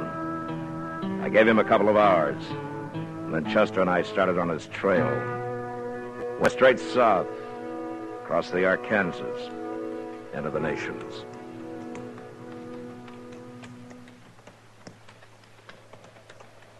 I don't know, Mr. Dillon. It seems almost too easy. His wagon tracks in the snow going straight as a board as far as you can see over the next rise. Yeah, I know, Chester. But we better keep our eyes open. We should be getting close to him now. Well, I guess ain't nothing to worry about as long as we can see his tracks up ahead. Now, maybe not. But we'll come up on that rise easy. Just might be waiting for us on the other side. Well, I don't know. The way he ain't bothering to cover his trail, it seems like he ain't expecting us to follow him. Maybe he didn't believe you. Don't count on it. No, I ain't. I swear this ain't the time of year for traveling, is it? Good time for buffalo hunting, though. Coats will be prime. And if I was... Mr. Dillon!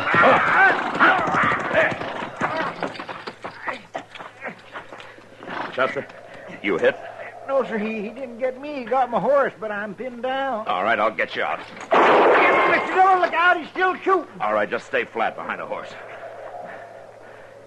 Now, you pull your leg out when I lift up on the saddle, huh? Yes, sir, I will. Oh. There. Now, stay low. Mr. Dillon, where'd that shot come from? Well, I'm not sure, but I... Yeah. From over in that rim of rock there. He must have circled around. Yeah, we rode right into a trap. How's your leg? Well, it ain't broke, I don't think. But it hurts some, all right. Oh, I'm afraid I ain't going to be much use to you, Mr. Dillon. Now, don't worry about it, Chester. But what are we going to do? We can't just lay here in the snow. We'll freeze. That's probably what Murdoch's thinking. He sure planned it neat. Got us pinned out here in the open. No cover anywheres near. Mr. Dillon, my rifle's under the horse. Maybe we can... No, it wouldn't do any good anyway, Chester. It's too far. Only his buffalo gun has this range. Yes, sir. I got it. Where is it? No, he shot your horse, Mr. Dillon. There was no need for that. Yeah.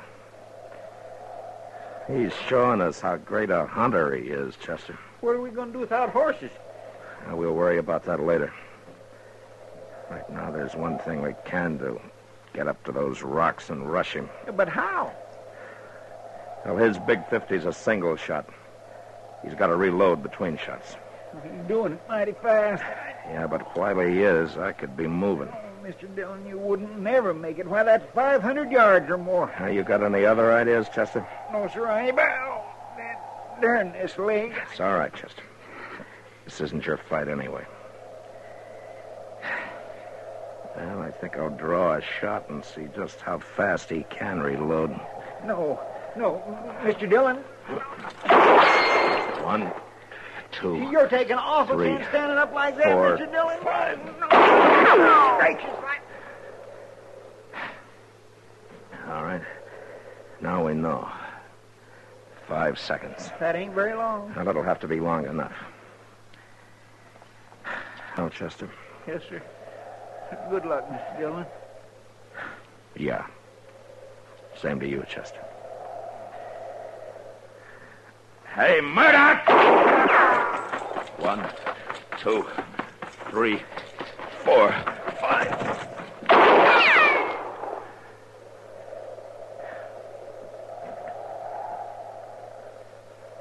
Not like hunting buffalo, is it, Murdoch? 1, 2, 3, 4, 5.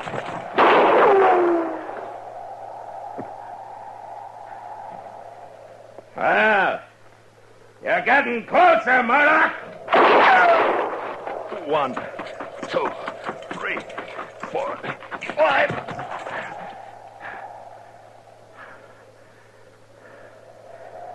Oh, maybe he's caught on. Hey, Murdoch! You couldn't be out of ammunition, could you?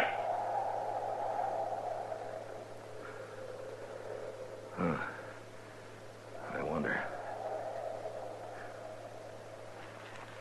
Hey, Murdoch! I lay there half covered by the snow, knowing Murdoch might easily be holding me in the sights of his rifle. But I also knew I couldn't lie there much longer. I'd freeze before darkness could give me the cover I needed. Then I saw movement among the rocks. It was Golden Calf. He walked to the rim, then started down toward me. The body of Jace Murdoch, lifeless in his arms. I got up and went to meet him. And as I approached, Golden Calf stopped, and after a moment, he placed the body gently on the ground.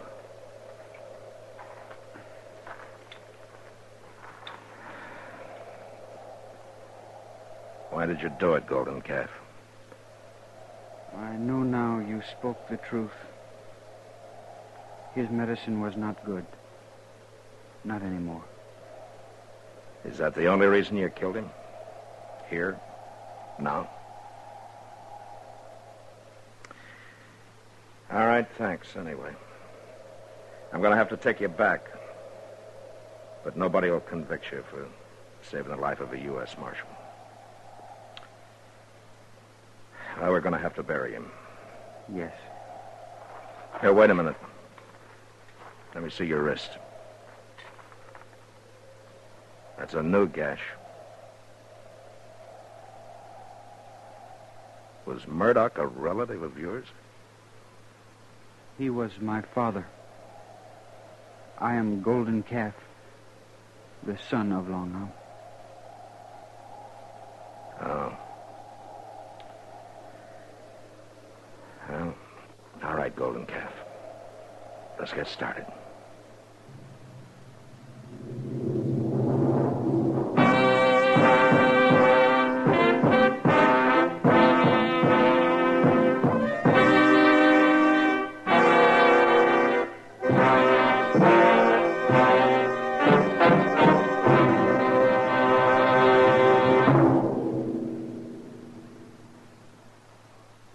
In a moment, our star, William Conrad.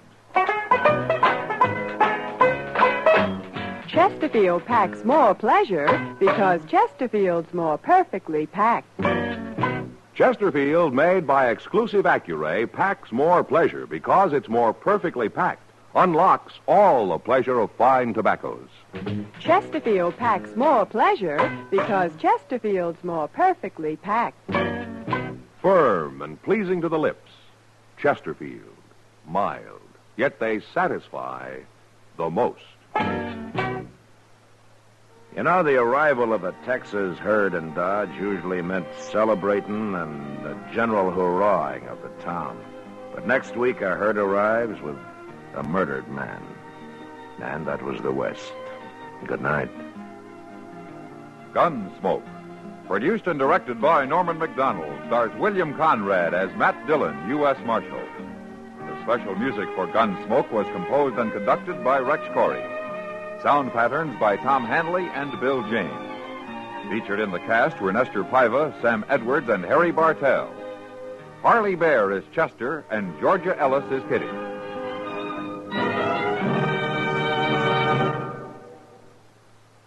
Smokers, this is it. L&M filters. So good to your taste, so quick on the draw. Make today your big red letter day, your L&M red letter day. Superior taste and filter, it's the miracle tip. Make today your big red letter day. Change to L&M today. L&M, so good to your taste. So quick on the draw. Get L&M today. Relax with L&M. So good to your taste, so quick on the draw. Join us again next week for another specially transcribed story on Gunsmoke.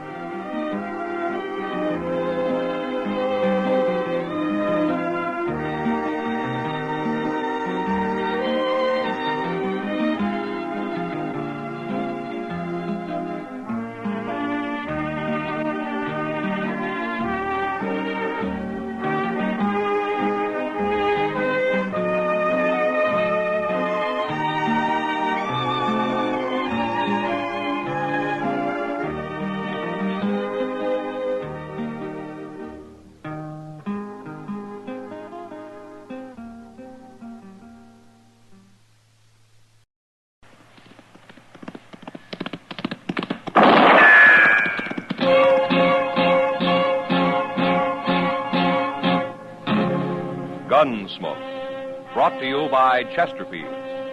Chesterfield packs more pleasure because it's more perfectly packed, thanks to Accuray. They satisfy the most. Around Dodge City and in the territory on West, there's just one way to handle the killers and the spoilers, and that's with a U.S. Marshal and the smell of Gunsmoke.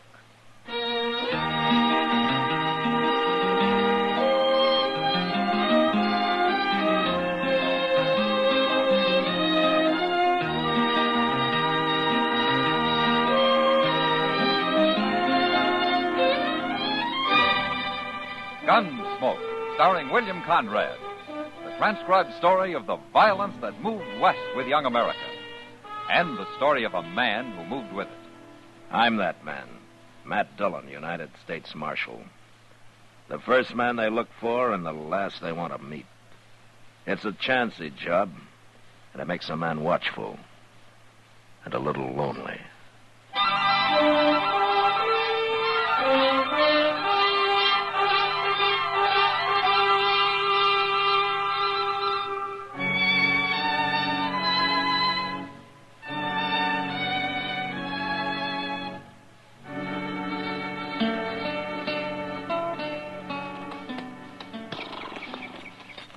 You stay with the horses, will you, Chester? Yes, sir. I won't be long.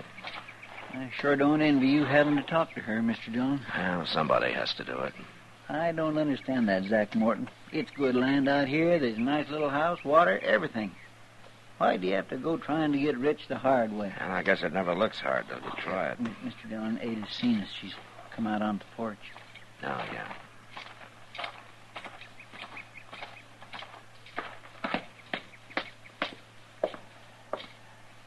Hello, Ada. Marshal Dillon. Ada, I sent a man out here a few days ago to tell you what happened to Zach. He told me. Well, I kind of thought you'd come into Dodge. No, They had to bury him, Ada. I'd have brought him out here, but I was off chasing his partner. Did you catch him? He was killed swimming the Cimarron. He killed Zach right on Front Street. Well, I had no choice, Ada. I told him not to go back to town. I told him you'd probably have found out who robbed that express office. I said you'd be looking for him. I'm sorry it happened, Ada. For your sake. Zach turned bandit, Marshal. I lost pride in him for a long time now. Ada, there's been some talk going on in Dodge. What are they saying?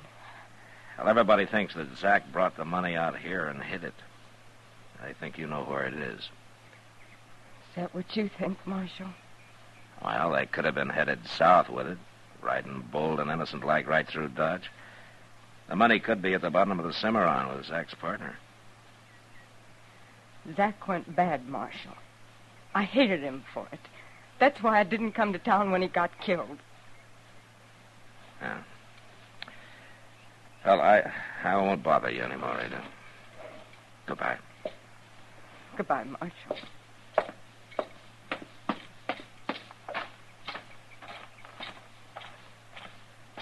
What'd she say, Mr. Dillon? I don't think Ada knows anything, Chester. Well, he buried that money out here somewhere. No man would be fool enough to ride back into Dodge with it. I think that woman's fooling you, Mr. Dillon. I think she knows where the money's at. Chester, let's ride back as far as the creek and build us a fire, huh? I'm hungry.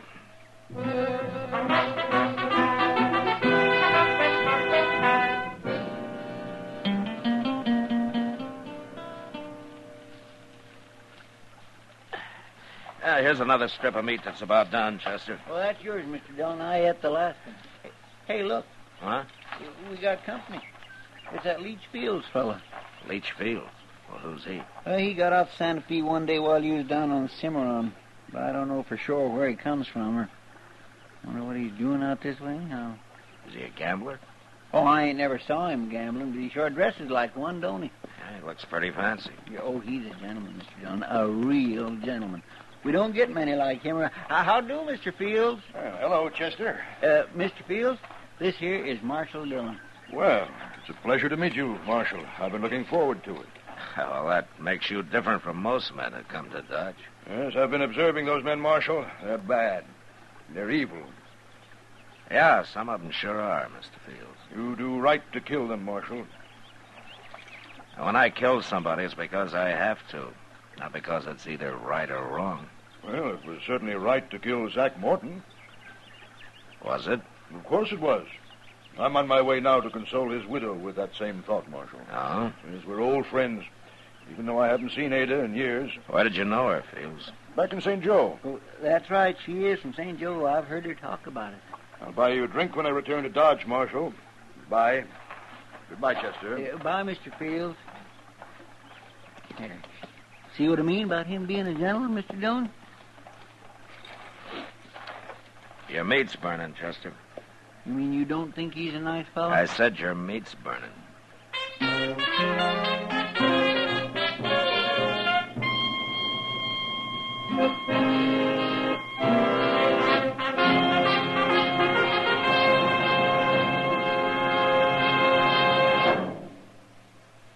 Where are you listening to Gunsmoke? In your kitchen? Getting ready for Sunday supper? Maybe in your living room, relaxing? Or out driving? Say, be sure and watch the road. But remember, there's pleasure ahead when you smoke Chesterfield. When you satisfy yourself with Chesterfield's better taste and mildness.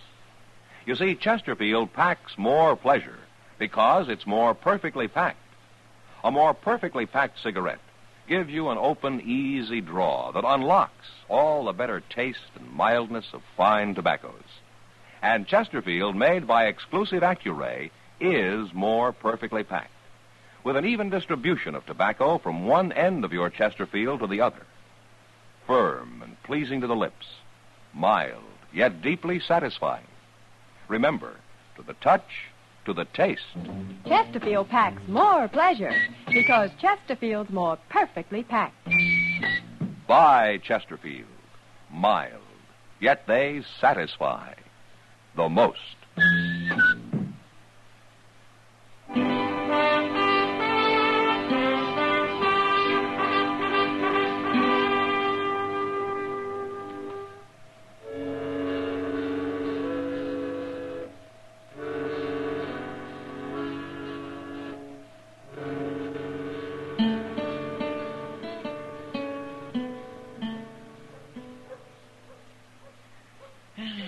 Front Street sure is deserted today, ain't it? It's fine with me, Chester. I hear there's some cattle coming up the trail in a couple of days, though. Well, that's a couple of days off. We'll enjoy ourselves while we can. Yeah, sure. Well, forevermore. What do you know? Oh, what is it? Look, it's Leach Fields and Ada Morton. Oh, yeah. Ah, hello, Ada. Fields. Hello, Marshal. How do? Chester. Well, I've got good news, Marshal. How's that so? Haven't I, Ada? Let me tell him. We're going to get married, Marshal. Married? Tomorrow, right here in Dodge. I brought Ada in today so she could buy some clothes and things. Ah, I see. I know what you're thinking, Marshal. You're thinking it's awful fast with Zach gone only a couple of weeks. Oh, it's no business of mine, Ada. Well, it's not so fast considering how we knew each other back in St. Joe and all. Ada, you'd better run along now and do your shopping. I'll meet you at the Dodge house in about an hour. All right. Ada. I just wanted to wish you happiness. Thank you. Leach is a good man, Marshal. He's a good, God-fearing man.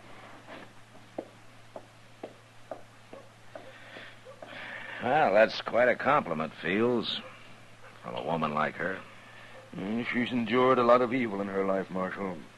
I want to help her to forget it. Look, Fields, the evil that you mentioned, it never brought her a thing. Not a thing. Well, of course not. What I mean is, it didn't bring her any money. Money? From Zach? That'd be tainted money, Marshal. I wouldn't touch it, and I wouldn't allow her to. Now, what about that drink I promised you? No, not today, Fields. I'm pretty busy. But I'll be waiting for you next time you come to town.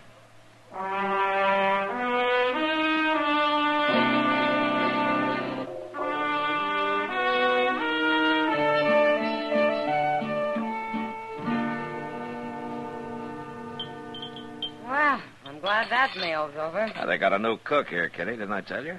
You didn't have to, Matt. Oh, no, it wasn't that bad. Oh, wasn't it? Where'd he learn to be cook? Out poisoning wolves? Good cook's hard to find. I'm sure of it. Yeah, long hours, not much pay. If he doesn't like the job, why doesn't he go back to oil and leather or whatever he was doing? Well, if he could hear you, I expect he would. Well, hello, Matt.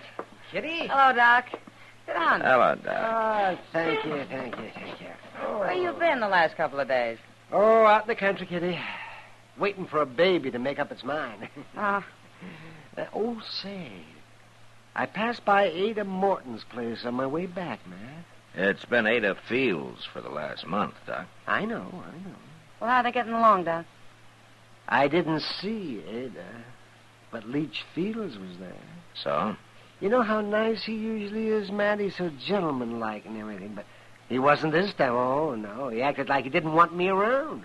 He wouldn't even invite me into the house. Well, maybe he was busy, Oh, Doc. yeah, he was, but he was sitting there on the porch doing nothing. Matt, I don't like it.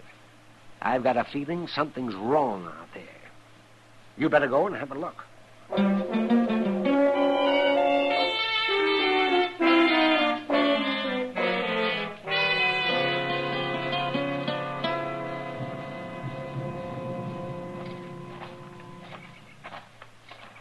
He's sitting right there on the porch, Mr. Dillon, just like Doc said. Yeah? Of course, I always did think Doc's just an old worrier.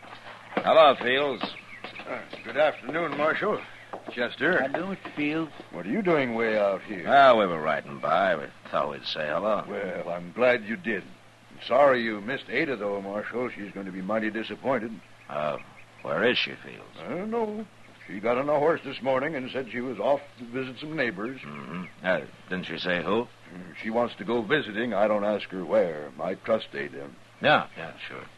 I'd ask you in, Marshal, but one thing she did tell me was if anybody rode by, not to let them see the house. She didn't take time to clean it up, and you know how women are. Well, we got to go back to Dodge anyway, Fields.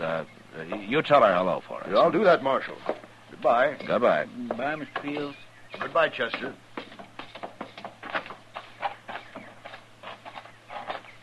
Well, now, he wasn't acting mean, Mr. Dillon. Chester. Did you ever hear of a country woman riding off and not telling her husband where she's going? Well, no, sir, come think of it, I never did. You bet you didn't.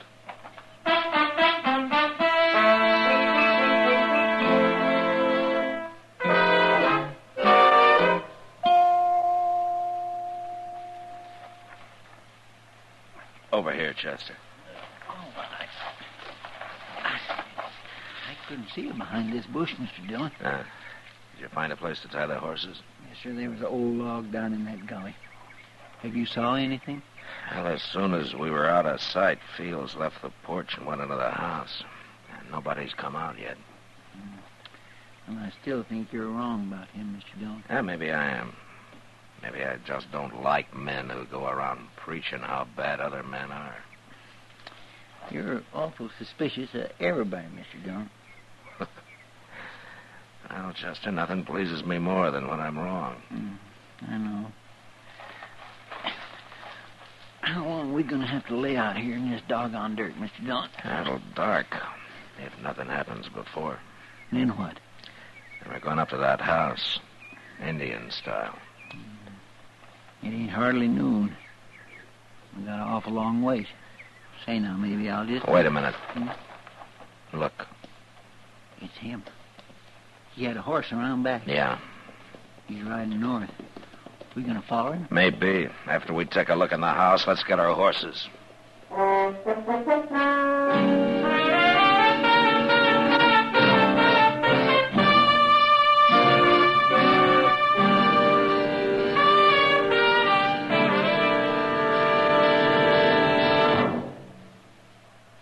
That whistling man, Bobby Haggart, really started something. Tonight, we'd like to introduce a player piano that could have come right out of the Long Branch in Dodge City. Packs more pleasure, packs more pleasure. Chesterfield packs more pleasure because Chesterfield's more perfectly packed. The more perfectly packed your cigarette, the more taste and mildness are released for you. Chesterfield, made by exclusive Accuray, has an open, easy draw that unlocks all the pleasure of fine tobaccos.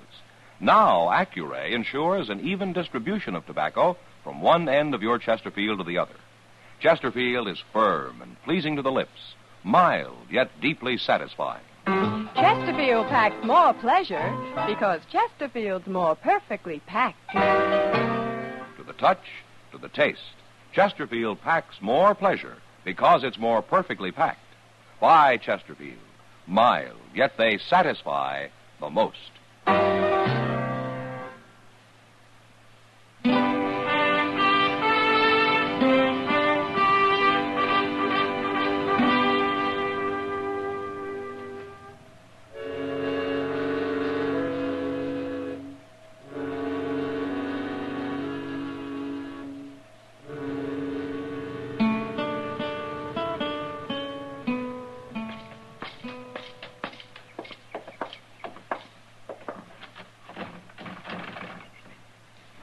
You're going to have to bust that door open if you want in, Mr. Dillon. And I'll bust it open. Come on. I feel like a crook entering a man's house this way. Don't let it bother you, Chester. Let's take a look in the bedroom. You going to bust it open, too? Guess you are. Hey, look on the bed, Mr. Dillon. He's got her all tied up. Yeah. You untie her feet, Chester. Yes, sir. Dear. So she looks sick. Oh, Marshal. You all right, Ada? Have you been hurt? No, Marshal. Starved. Starved? Nothing to eat. Not for days. Weeks. Oh, my goodness. Take a look in the kitchen, Chester, see if you can find something for Yes, her. sir, I sure will. Where did Leach Fields go, Ada? We saw him right off. He wanted the money, Marshal. He starved me so that I'd tell him. And you finally gave in? You told him? He's gone to dig for it. Inside that old sod hut up near Willow Spring. Oh, yeah, I know where it is. If he don't find the money, he's coming back to kill me, Marshal. Look, Ada, we're going to leave a rifle with you. You think you're strong enough to use it? I'll get strong enough. I'll use it. Ada, you never knew Leach Fields before, did you? No, I only said it so it'd look better marrying him so quick. Yeah, I thought so. I'll go help Chester now, and as soon as we can feed you something, we'll go after him. He seemed so good, Marshal. He seemed so good for a day or two.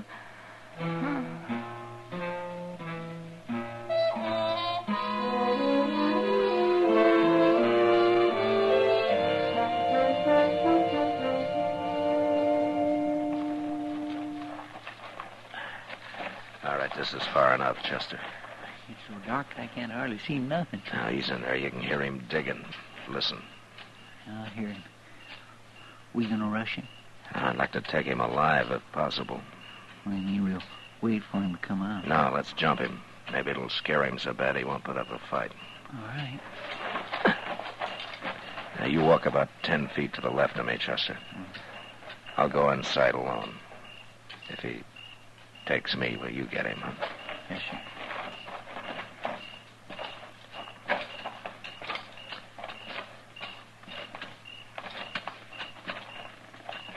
Okay, Chester.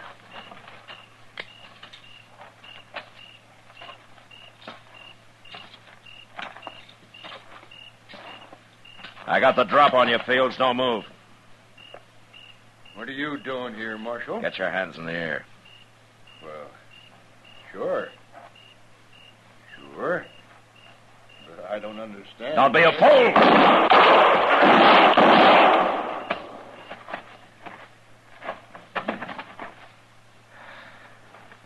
All right, Chester. You get him, Mr. Dillon? It's too dark in here. I tried for his shoulder the first shot, but I missed.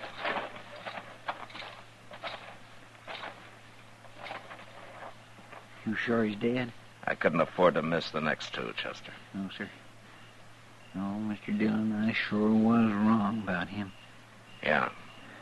I guess he didn't find the money, though, did he? He would have, if there'd been any. But this is where Ada said it was. You want to start digging for it, Chester? Well, no, sir. That money's at the bottom of the Cimarron with Zach's partner. Well, then why'd she say it was out here? Well, I guess she thought if she could get rid of Leach Fields even for a little while, she might have a chance. Well, she was right, wasn't she? Yeah. And you and everybody else had better start believing in Ada. She's been through enough over something that she never even knew anything about. Man sure can be wrong sometimes, can't he, Mr. Dillon? Now, you tell everybody that back in Dodge, Chester. And maybe Ada can have a little peace. She's earned it.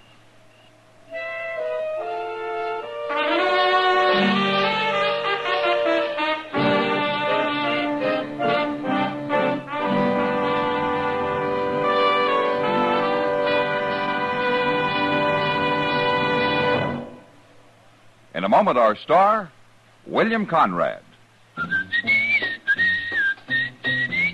Chesterfield packs more pleasure because Chesterfield's more perfectly packed. Chesterfield, made by exclusive Accuray, packs more pleasure because it's more perfectly packed. Unlocks all the pleasure of fine tobacco. Chesterfield packs more pleasure because Chesterfield's more perfectly packed. Firm and pleasing to the lips. Chesterfield. Mild. Yet they satisfy the most. To kill a man in a fair fight or in self-defense wasn't too unusual on the frontier. But next week, a man kills to avenge the death of his brother without firing a shot. But that was the West. Good night. Gunsmoke, produced and directed by Norman McDonald, stars William Conrad as Matt Dillon, U.S. Marshal. Our story was specially written for Gunsmoke by John Meston, with music composed and conducted by Rex Corey.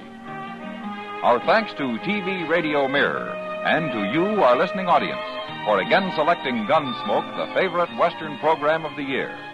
The results of this annual poll appear in the current issue of TV Radio Mirror.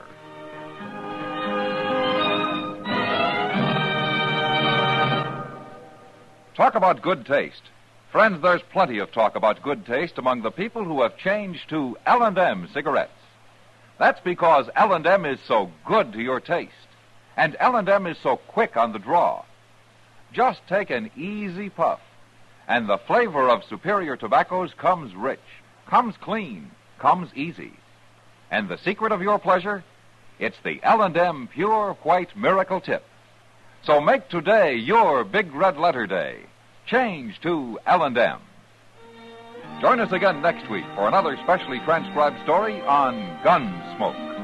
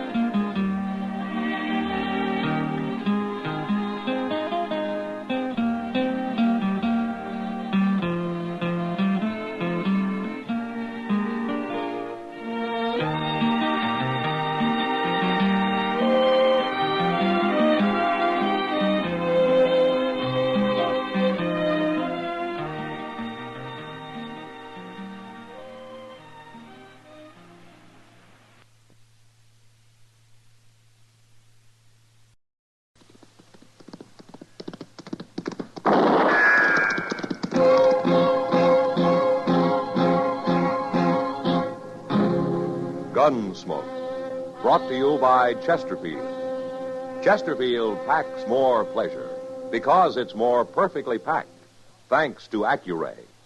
They satisfy the most.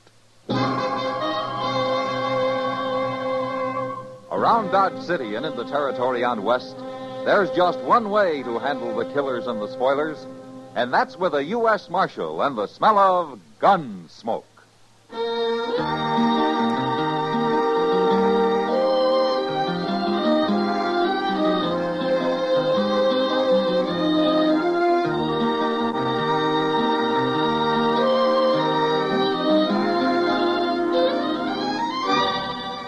Gunsmoke, starring William Conrad.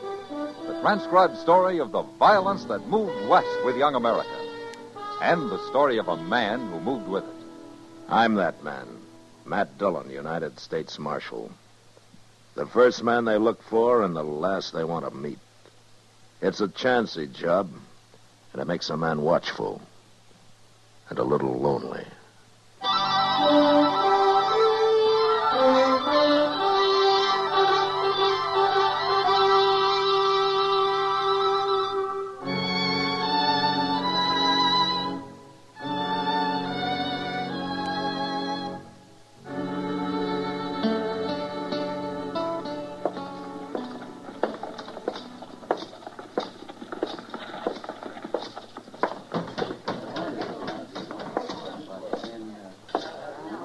Marshal Dillon. Hello, Bowers. How's the cattle business? I shipped 1,000 head out into Santa Fe this morning. Guess I can afford to buy you a drink? Well, thanks, Bowers, but I hear Doc Adams has been looking all over for me. I better go find him. I was in here a while ago talking to Kitty. No? Oh, here she comes. Maybe she knows where he went. Matt? Oh, Kitty. Hello, Mr. Bowers. Hello, Kitty. Doc had to leave, Matt. They called him out to the Smith place on an emergency. But he asked me to give you a message. Oh? You know Ed Thorpe and his wife? Well, sure, I know. Yeah, they got a little piece of land right on the south edge of my ranch. They're not doing very good, though. Well, they sure aren't, according to Doc.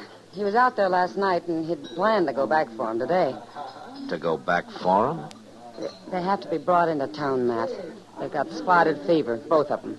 Hey, they got a little baby out there, too. Well, that's why Doc says somebody's got to fetch all three of them into Dodge where they can be taken care of. Well, I'll find a wagon and go after him tomorrow. We couldn't get him back tonight anyway.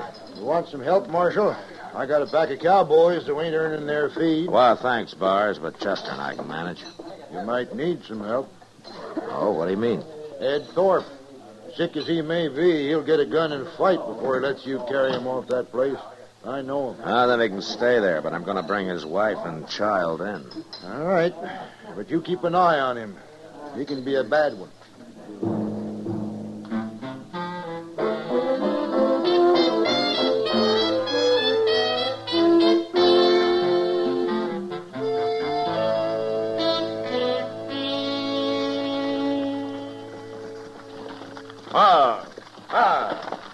This ain't Ed Thorpe's place, Mr. Dillon. Yeah, I know, Chester, but I want to meet these people. They must be new. Come on. How do you know they're new? You ain't been out this way in over a year. Well, all the more reason to meet them. Now, let's walk around back. I thought I saw somebody there. Nothing but a sod hut and blow dirt. You must be living on nothing. Well, it doesn't look like it, Chester. Huh? Why, he's butchering a calf. Now, where'd he get that? Well, he sure didn't raise it on those weeds his woman's trying to hoe. Hello. What are you men doing here? I'm Marshal Dillon from Dodge. This Chester Proudfoot. How you do? Something wrong, Marshal? No. Except your hat's going to get all bloody where you laid it on this calf. Leave it be. Here. You get sunstroke without a hat. All right. So I was trying to cover up Emmett Bauer's brand. We're starving out here, Marshal. I had to kill that calf. You ain't going to arrest my husband, are you, Marshal? No, ma'am. Not unless Emmett Bowers complains. Well, Joe had to do it, Marshal. We just can't go on without something to eat. Look where I've been hoeing over there. I couldn't plant enough for hardly anything to come up. We can't afford no more seed. Our credits run out in Dodge. Well, that ground doesn't even look like it's been plowed. I done the best I could. It ain't easy. No, ma'am. Not for a woman. We're on our way over to Ed Thorpe's. I guess you know that they got spotted fever. I was there this morning. Ed Thorpe's dead. Died in the night, I guess. She didn't tell me that, Joe. You mean you left Miss Thorpe and the baby alone over there? I ain't gonna chance catching no fever. But, Joe, the baby. My woman's always worrying about babies. It's only 'cause she can't have none, I guess. She's like one of them there dry gourds. Don't, Joe. You're putting shame on me. Chester. Yes, sir? Let's get out of here. Oh, Miss Nader, Yes, Marshal? next time you're in Dodge, come see me, huh? I'll get you some seed to plant.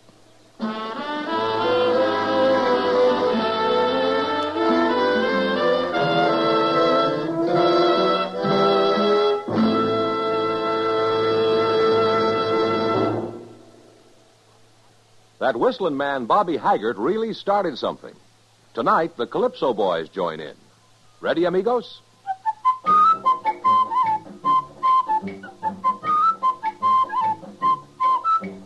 Packs more pleasure, packs more pleasure. Chesterfield packs more pleasure because Chesterfield's more perfectly packed. It stands to reason a cigarette made better and packed better, smokes better, tastes better. And Chesterfield is more perfectly packed by Accuray. This electronic miracle removes human error in cigarette manufacture. So Accuray Chesterfield is firm and pleasing to the lips, mild yet deeply satisfying. Yes, Chesterfield gives you something no other cigarette can give you.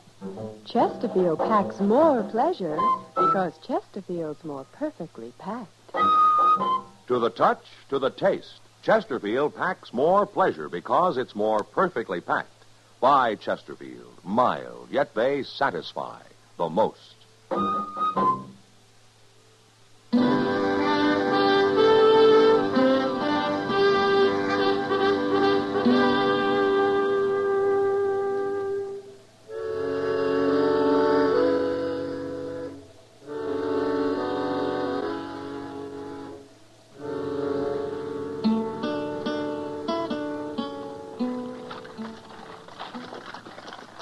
Goodness, Mr. Dillon, I thought we wouldn't never make Dodge tonight. How's the baby, Chester? Well, it's asleep anyway. Guess I've been holding it right, huh? Just like a mother. Oh, I am not. Oh, there's Doc waiting for us. Oh, there. You just sit tight a minute, Chester. We'll help you with the baby. I hope it don't wake up or anything. Matt, where are Ed Thorpe and his wife?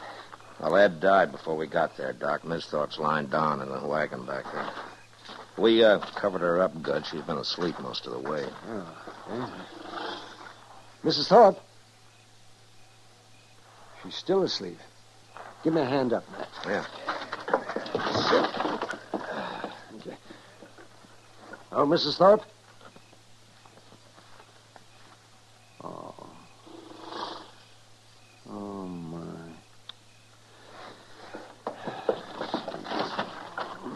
What's the matter, Doc? She's not asleep, Matt. She's dead. No. Died on the way in, I guess. Now we got a baby to take care of. You know, Doc, I think she knew she was going to die.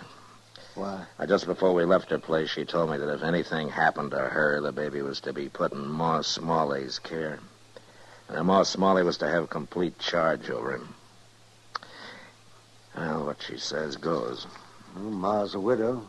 She's had kids herself. That was a good choice. Yeah. But she's too old to raise them herself, man. Well, we'll worry about that later, Doc. Let's get busy.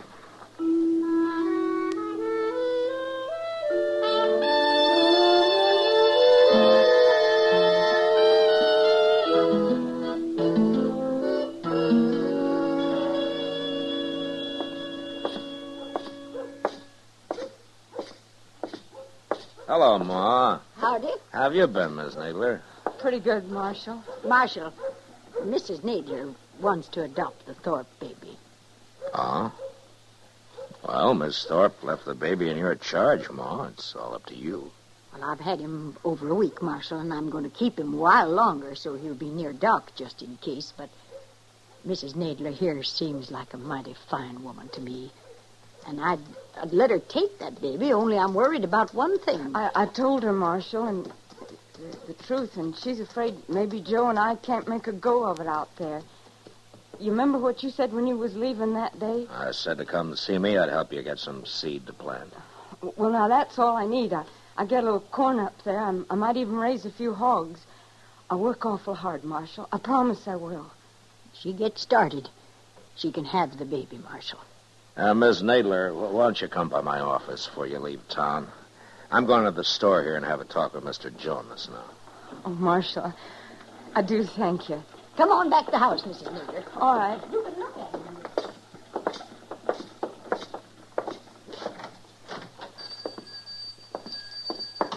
Oh, hello, Marshal. Hello, Jonas.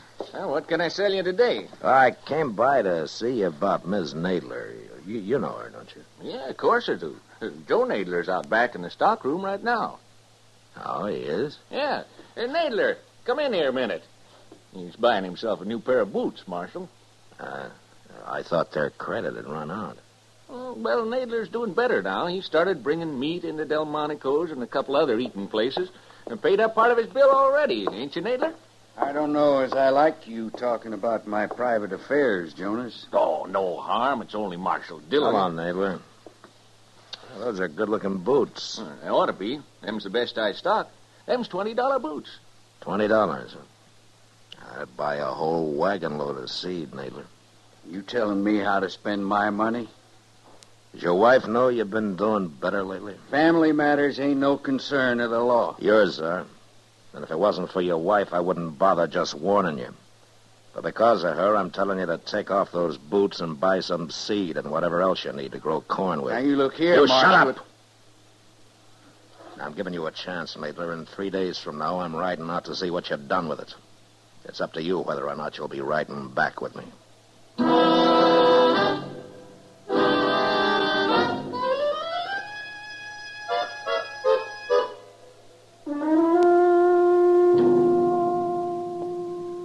Today's Thursday, Mr. Dillon. Ain't we riding out the Nadlers? Well, we can wait another day, Chester. You know what? I don't think you want to go at all. Yeah, you're right, I don't. Hello, Marshal. Bars? Chester? Oh, Mr. Byers. I was just up at Delmonico's, Marshal, having myself a feed. Oh, good. How was it? It was fine, till I went out back and got a talking with the cook. Oh? Marshal, I reckon any man's got a right to complain when he goes to a restaurant and finds himself eating his own beef. I know about that, Bars. You do? And why ain't you done nothing about it? Well, because of Miss Nadler, I guess. Look, Marshal, I'm a rich man. I don't mind a Nestor slaughtering one of my calves when he's starving. And nobody's going to start selling my beef. I'll kill him. He keeps that up. All right, I'll handle it, Bowers. I admire that woman, too, Marshal, but letting him get by with rustling ain't going to help her. By the way, Ma Smalley brought some pies down to the kitchen while I was there. She's waiting outside here. She wants to talk to you. Get you right out, man. Thanks, Timmy. Hello, Ma. You riding out to Nadler's, Marshal? I am. Then you tell her I'm sorry. Tell her I think she's a good woman, but I can't let that baby go into the home of a cow thief. No. That'll break her heart, Ma. Son, I got a trust put in me. All right, I'll tell her.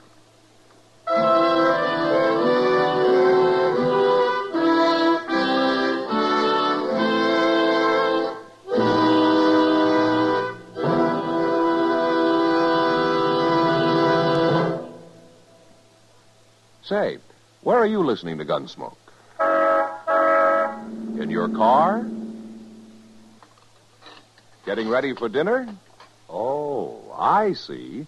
Just relaxing in your favorite easy chair. Well, I'd say you're in a good spot right now to really enjoy a Chesterfield.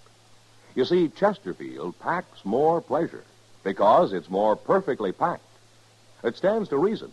A cigarette made better and packed better smokes better, tastes better. And Chesterfield is more perfectly packed by Accuray.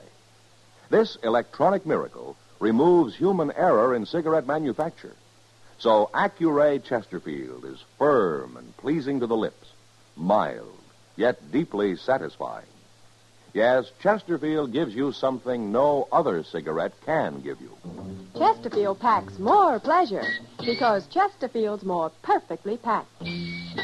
To the touch, to the taste, Chesterfield packs more pleasure because it's more perfectly packed. Buy Chesterfield. Mild, yet they satisfy the most.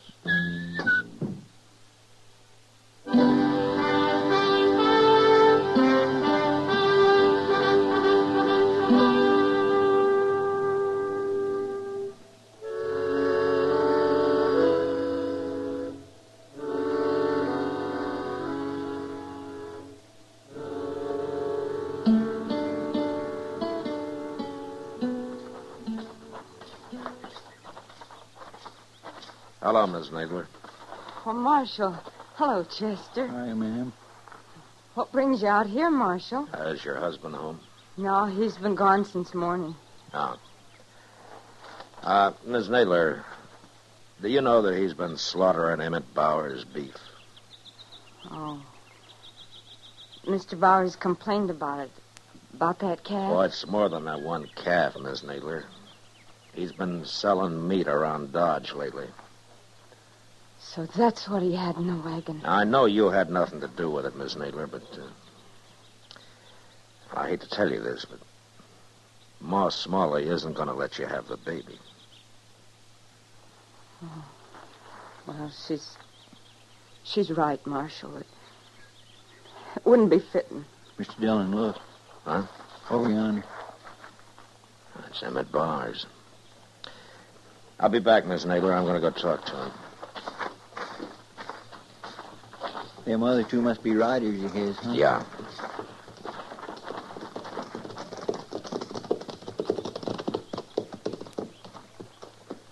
Thought I might find you here, Marshal. There's something wrong, Bowers? One of my men's been murdered. We found him out yonder about 5 miles. He'd been left for dead, but he talked a little. Well, what happened? He's gone now, Marshal, so you'll have to take our word for what he told us. All right. You run across Joe Nadler, slaughtering another steer. Nadler shot him? That's right. Anything else? Only that Nadler got on his horse and headed for Dodge. I guess he figures he'll get caught, and he might as well get drunk one more time. He'll get caught. I promise you that, Bowers.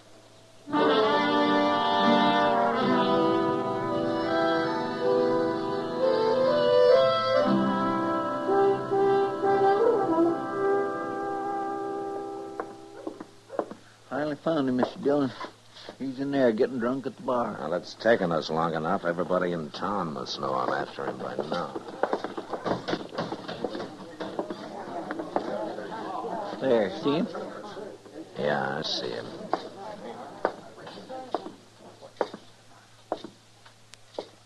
Stop there, Marshal. Don't you come no closer. Put that gun away, Nadler. I saw Chester. I knew you'd be in here next. Why, Nadler? You don't fool me. You know all about it. You admit killing that rider? I knew when I shot him I couldn't get by with it. My horse's tracks was all over the place. Well, don't make it any worse than it is. I told you not to come no closer. Put your gun on the bar, Nadler. You watch what I'm going to do with it. No, Nadler, don't. Why not? Hit you, didn't I? Now I'm going to kill you. You hurt bad, Mr. Dillon? He hit me in the arm, Chester, but I'll be all right. You killed him? Yeah. Do something with him, will you? I'm going over to Doc's. Yes, sir, I will. Alvin.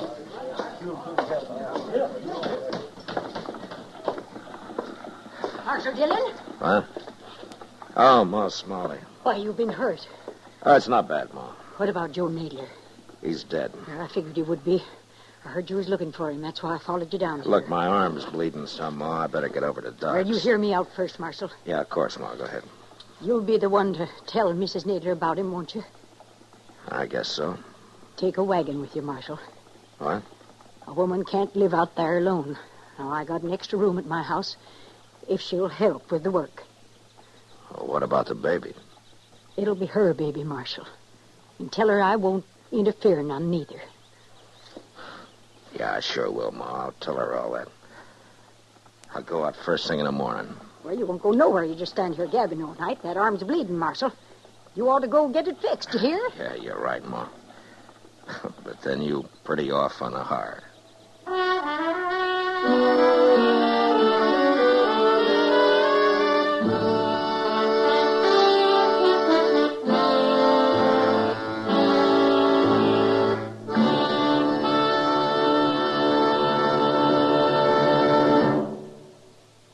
In a moment, our star, William Conrad.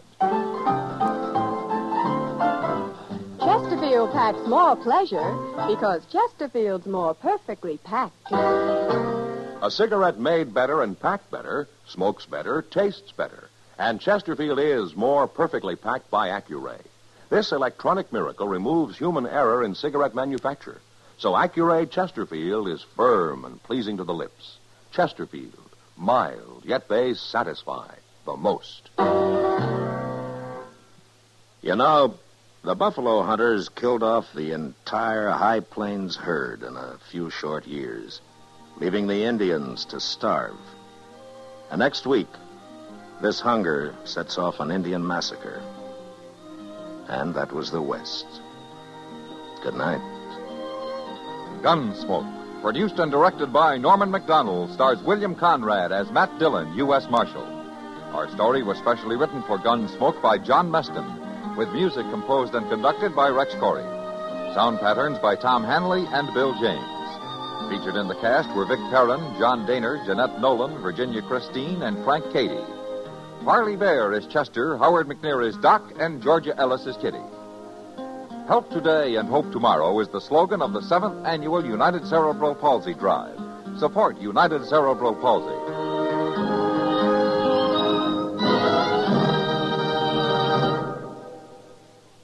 Live modern. Smoke L&M. Live modern. Change to L&M.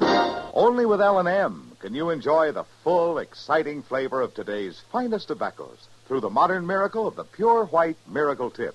So light up, free up, let your taste come alive. Live modern. Smoke L&M. Live modern. Change to L&M. Join us again next week for another specially transcribed story on Gunsmoke.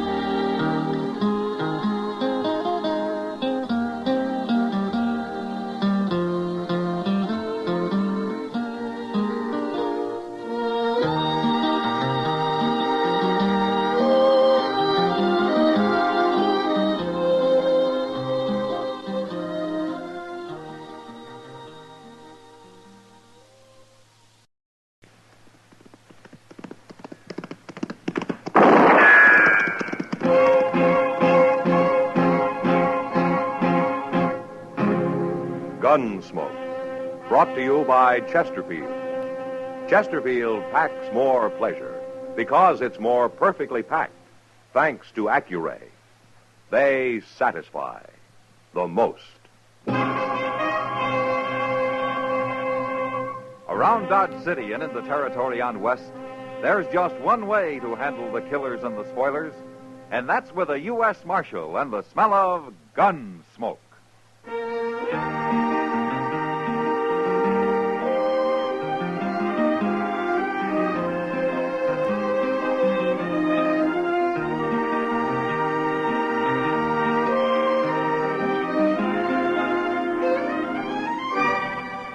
Gunsmoke, starring William Conrad. The transcribed story of the violence that moved west with young America. And the story of a man who moved with it. I'm that man, Matt Dillon, United States Marshal. The first man they look for and the last they want to meet. It's a chancy job, and it makes a man watchful and a little lonely.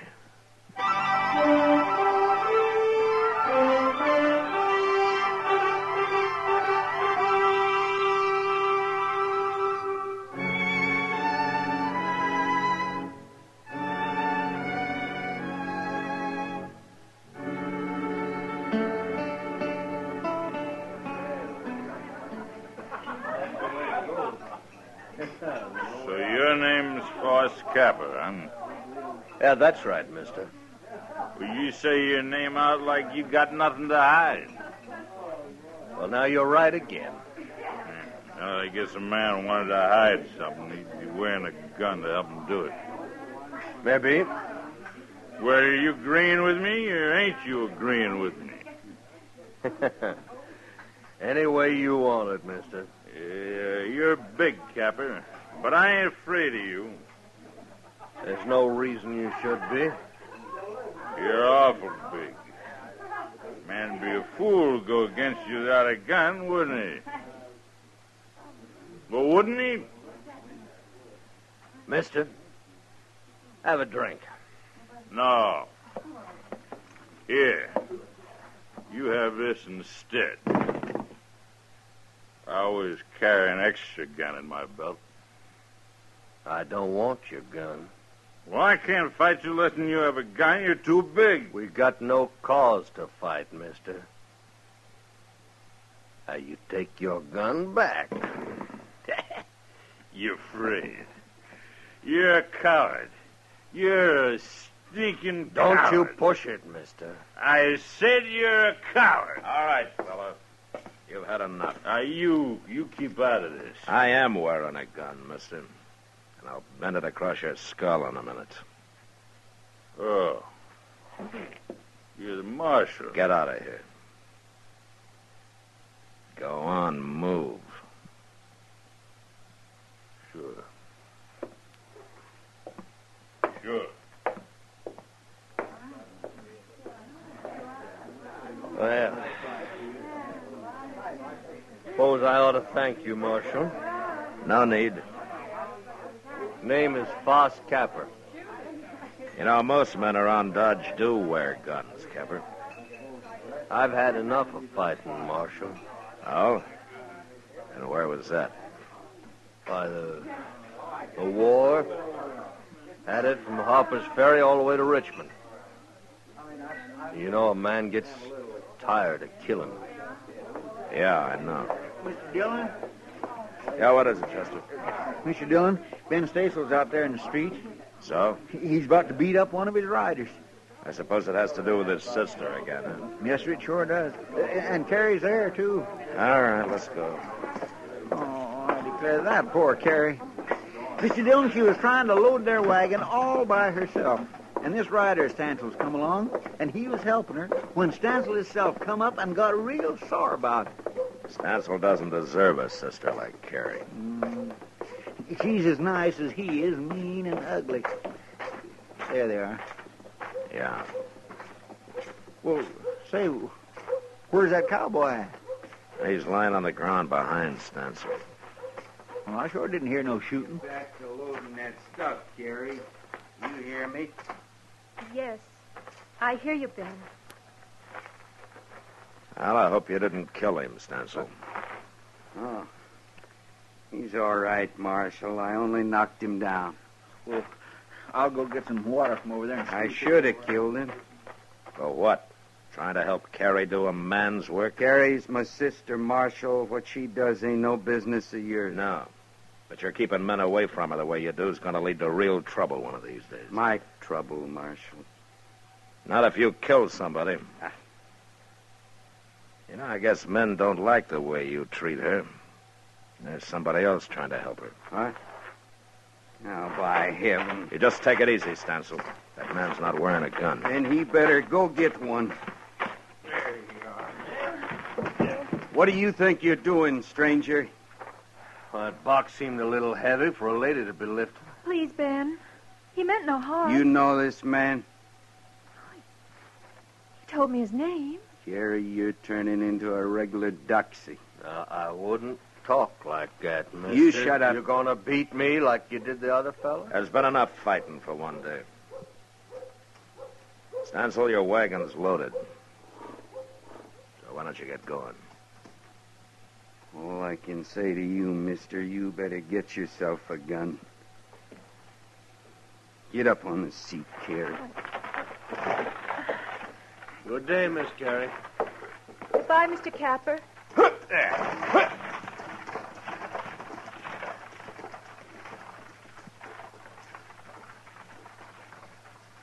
Well, how did you get mixed up in this, Capper? I was curious, so I followed you out. And I seen her struggling with that box. Couldn't just stand there and watch her, could I? Uh-huh. You just remember something. Someday Stancil's going to kill somebody over her. Well, I sure hope it won't be me. And you know what to do, huh? Yeah, I know what to do, Marshal.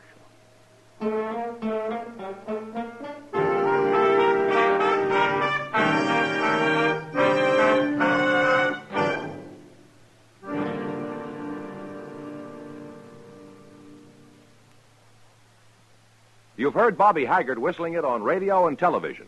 Right now, a country-style version. Okay, partners?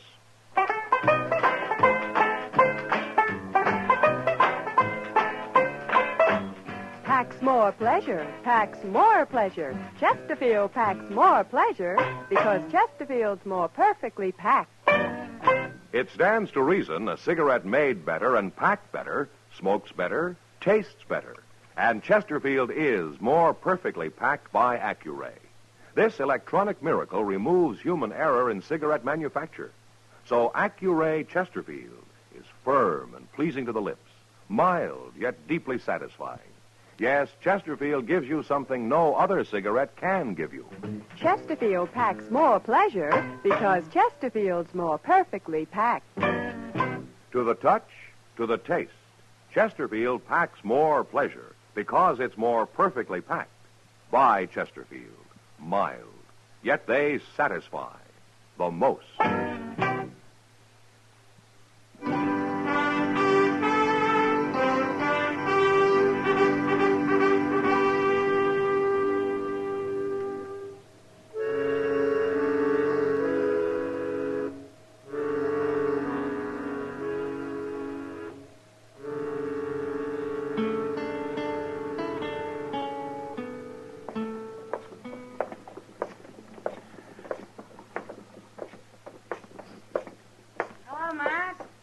Ah, Kitty.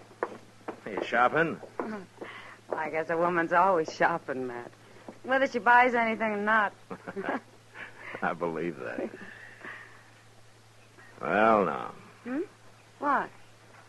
That's Carrie Stancil. Huh? Oh. Well, sure. But isn't that Foss Capper driving her wagon? Well, where you been the last few weeks, Matt? He drives her wagon every time she comes to town. He does. Well, sure. He rides out, meets her part way, ties his horse behind, and they drive in together. And this has been going on for a couple of weeks or so? Oh, but at least. Ben Stancil hasn't found out, I take it. I doubt if Capper's ever showed himself anywhere near the ranch, Matt. You think he's afraid? Don't you? Maybe he only wants to avoid a fight. Isn't that the same thing? No, not necessarily, Kitty. Well, if he wasn't a coward, he'd be wearing a gun, wouldn't he? I don't know, Kitty. I haven't decided about Foss Capper. Look at them, Matt. They're so wrapped up in each other they don't even see us. This is the last time. It's got to be. I don't want to bring you no trouble, Carrie, but I ain't going to stop seeing. She's smarter than he is. Yeah, maybe. You know, I guess she'll never be able to get away from that brother of hers. Oh, Matt, look. Yeah. There's going to be trouble, Matt. Stansel looks awful mad. Well, I don't like to interfere in family matters, but this time I guess I better. Yeah, you better hurry, too. Yeah, I will.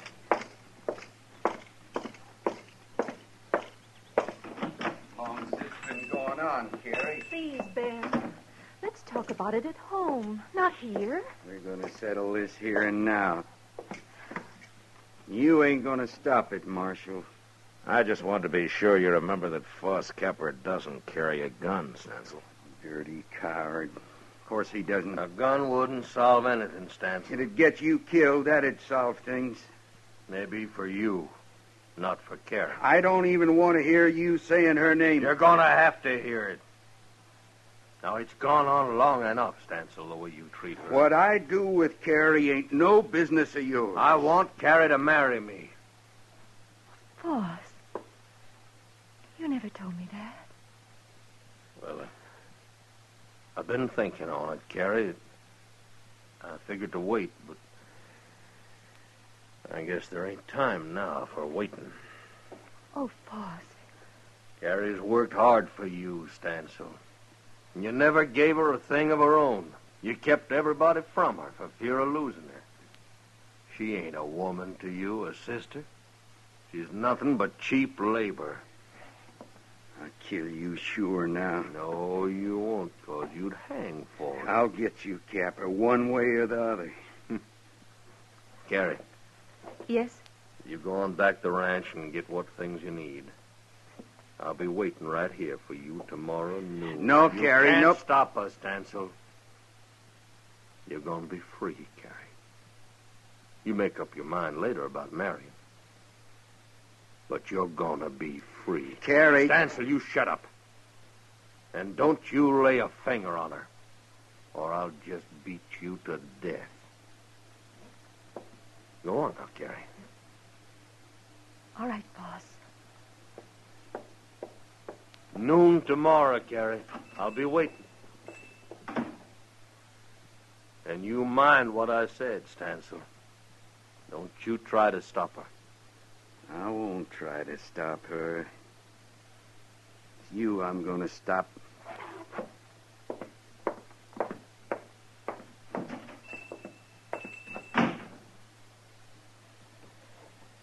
Now, you know, Marshal, I didn't mean to cause trouble when I come here. Yeah, maybe not, Capper. But you sure done it.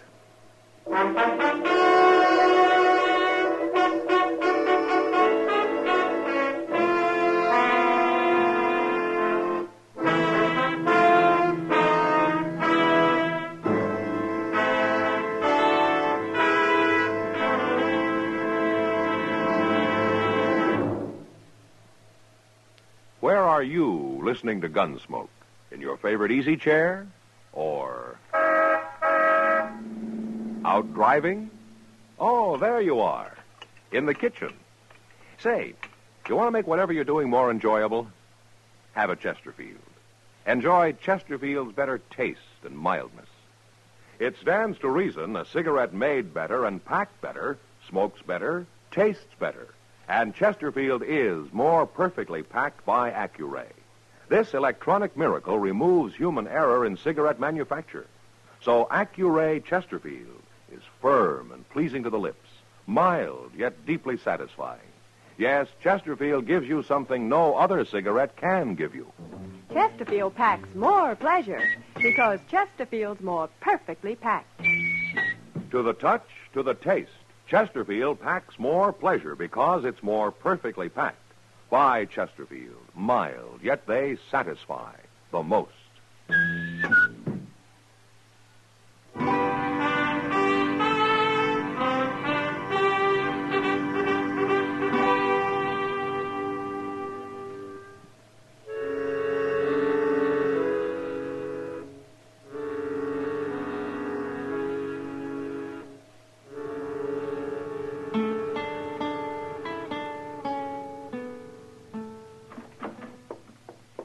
Dillon?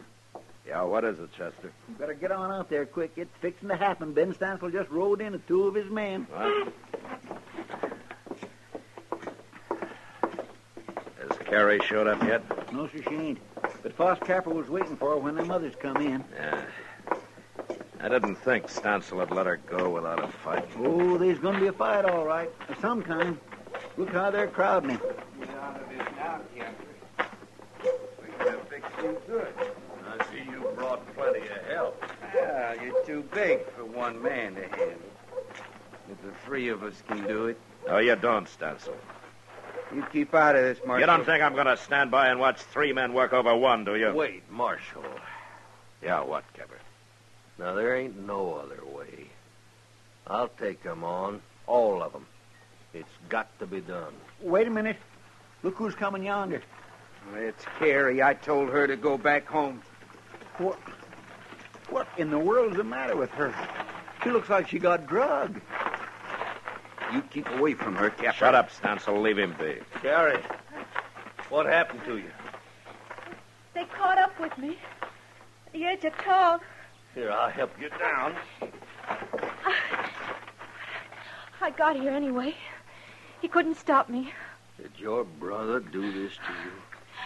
Did he knock you around? You get back on that wagon and go home, Carrie. All right, hold it, Stansel. Let her talk. Carrie, did he do it?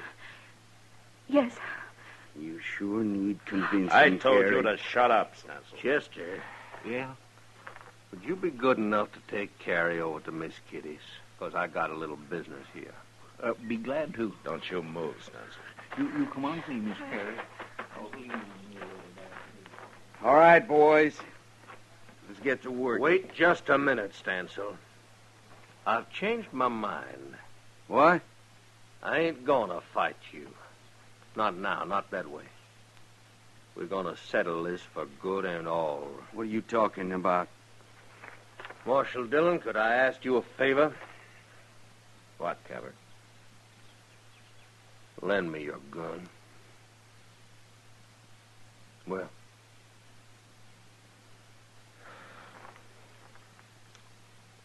All right.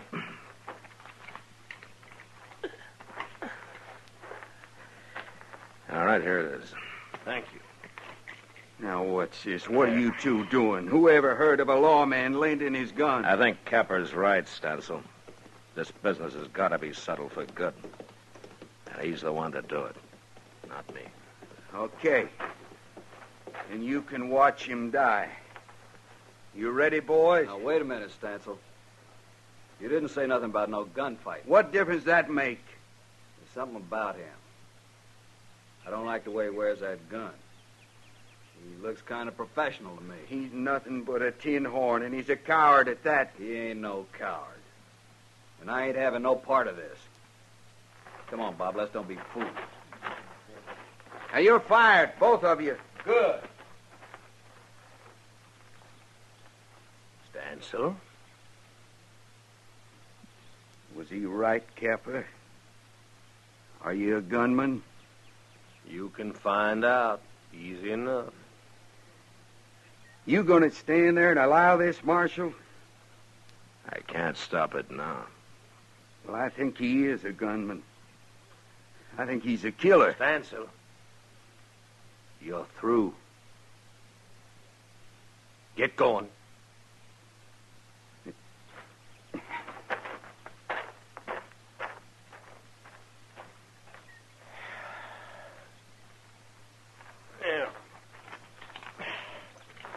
Marshal, your gun. I thank you. Sure. You remember I told you how a man gets tired of killing? I had a feeling it was more than the war that did it, Capper. I thought I was all through wearing a gun. That's why I asked Carrie to marry me. So? You tell her for me, Marshal. Tell her I was ready to kill her brother. I can't ask her to marry me now. That day will always come when I'll have to put on a gun again. Not against Stansel. Well, there's others. A man like me's got enemies.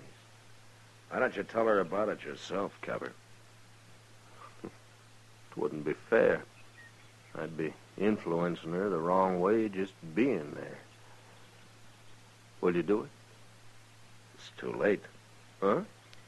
I'm behind you. Oh, she didn't go to Kitty's. She was waiting to see what happened. Yeah, she saw you, Capper, gun and all. She doesn't look like she's coming to tell you goodbye. No. Oh, she doesn't, does she?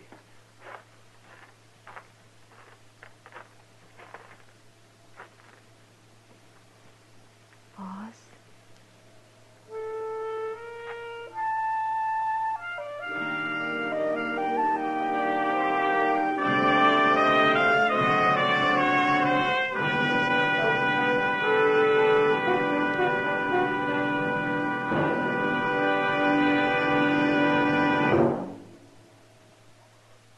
In a moment, our star, William Conrad. Chesterfield packs more pleasure because Chesterfield's more perfectly packed. A cigarette made better and packed better, smokes better, tastes better. And Chesterfield is more perfectly packed by Accuray. This electronic miracle removes human error in cigarette manufacture. So Accuray Chesterfield is firm and pleasing to the lips. Chesterfield, mild, yet they satisfy the most. You know, writers like Ned Buntline drew exaggerated word pictures of the West, yet they did no real harm. But next week, 2 writers from New York come to Dodge and are the cause of an Indian massacre. And that was the West. Good night. Gunsmoke. Produced and directed by Norman McDonald, stars William Conrad as Matt Dillon, U.S. Marshal. Our story was specially written for Gunsmoke by John Meston, with music composed and conducted by Rex Corey. Sound patterns by Tom Hanley and Bill James. Featured in the cast were Lawrence Dobkin, Vic Perrin, Gene Bates, Barney Phillips, and Harry Bartell. Harley Bear is Chester, and Georgia Ellis is Kitty.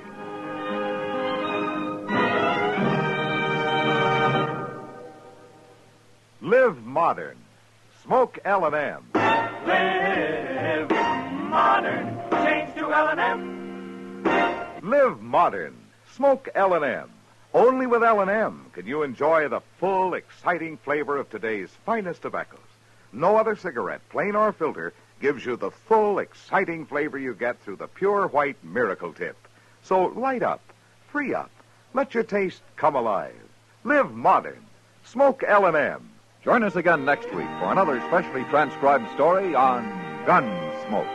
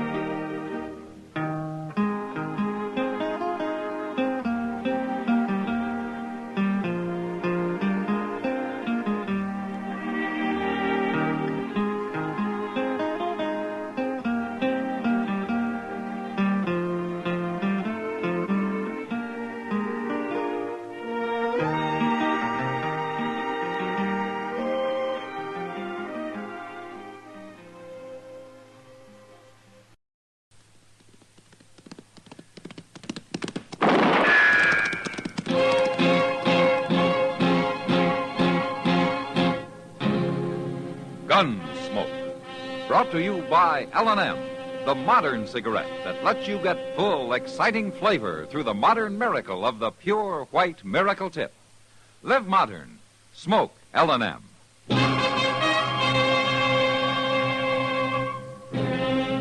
Around Dodge City and in the territory on West, there's just one way to handle the killers and the spoilers, and that's with a U.S. Marshal and the smell of Gunsmoke.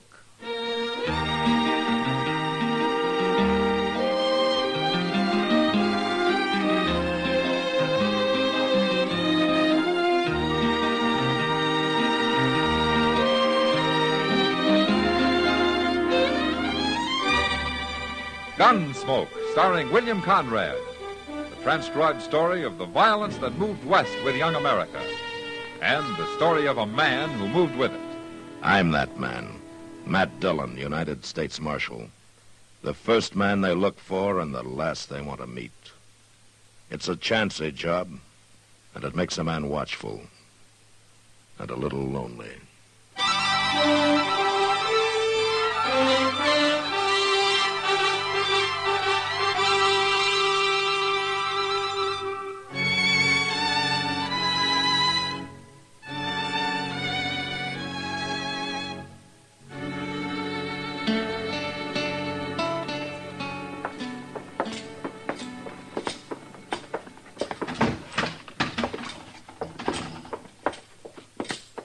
Hello, Matt. Chester. Hello, Kitty. Oh, Miss Kitty. I'm looking for your partner, Kitty. Oh, Sam? Mm-hmm. He's in back breaking out a shipment of whiskey we just got. Sit down. He'll be here in a few minutes. Okay. Sam in trouble, Matt? Oh, no, Kitty. I just wanted some information from him. It's nothing important. Well, that's good. Who are those two men? I don't know. They're strangers to me. That one wearing the gun, I'd like to keep a stranger. Where is the owner of this place? He don't look like he's going to make nobody happy. Hey. Excuse me. Let Sam take care of him, Kitty. Well, it's my job, too. Go get the owner, miss. We want to talk to him. I'm one of the owners. You? What is it you want? Well, we can't do business with no woman, Breeze. And what's wrong with doing business with a woman, mister? Well, it ain't fitting, that's all. Well, what's going on, Kitty? You the real owner here, mister? Miss Kitty and I own it together. What can we do for you? My name's Tom Brees. This here is Red Temple. I'm Sam Noonan. They say this saloon's worth about $15,000. Is that right? I guess that's about right. Why? We want to buy it. What? I said we want to buy it. We'll give you $10,000 cash. You just said yourself it's worth 15. I hadn't finished. We'll give you $10,000 now and $5,000 a year for the next 2 years. That makes $20,000 in all.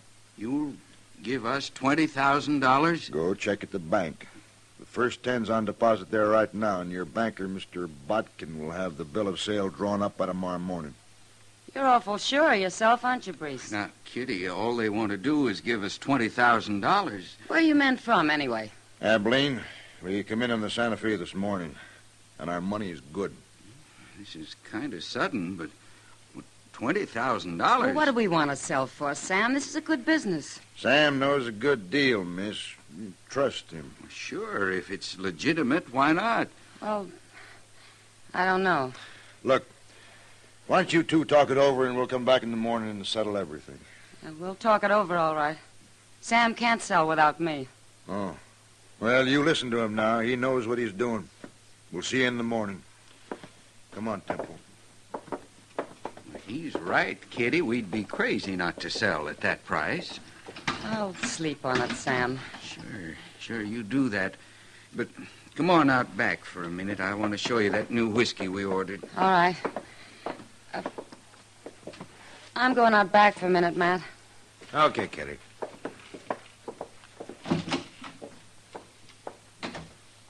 Well, I'll be doggone. What do you make of that, Mr. Dillon? Sounds like a good deal, don't it? Yeah. If, like Sam said, it's legitimate.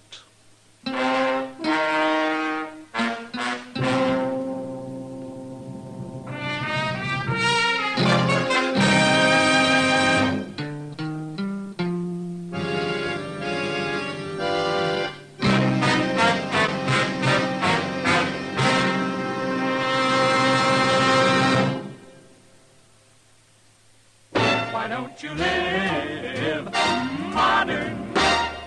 Live modern. Live modern. Change to L&M. Only with L&M can you enjoy the full, exciting flavor of today's finest tobaccos through the modern miracle of the L&M Miracle Tip. Through the pure white Miracle Tip, L&M tastes richer, smokes cleaner, draws easier. No other cigarette, plain or filter, gives you all the flavor you want. The rich, exciting flavor you get only from L&M. So light up, free up, let your taste come alive. Live modern. Smoke L&M. Make today your big red letter day and start to live the modern way. Live, live, live modern. Get L&M today.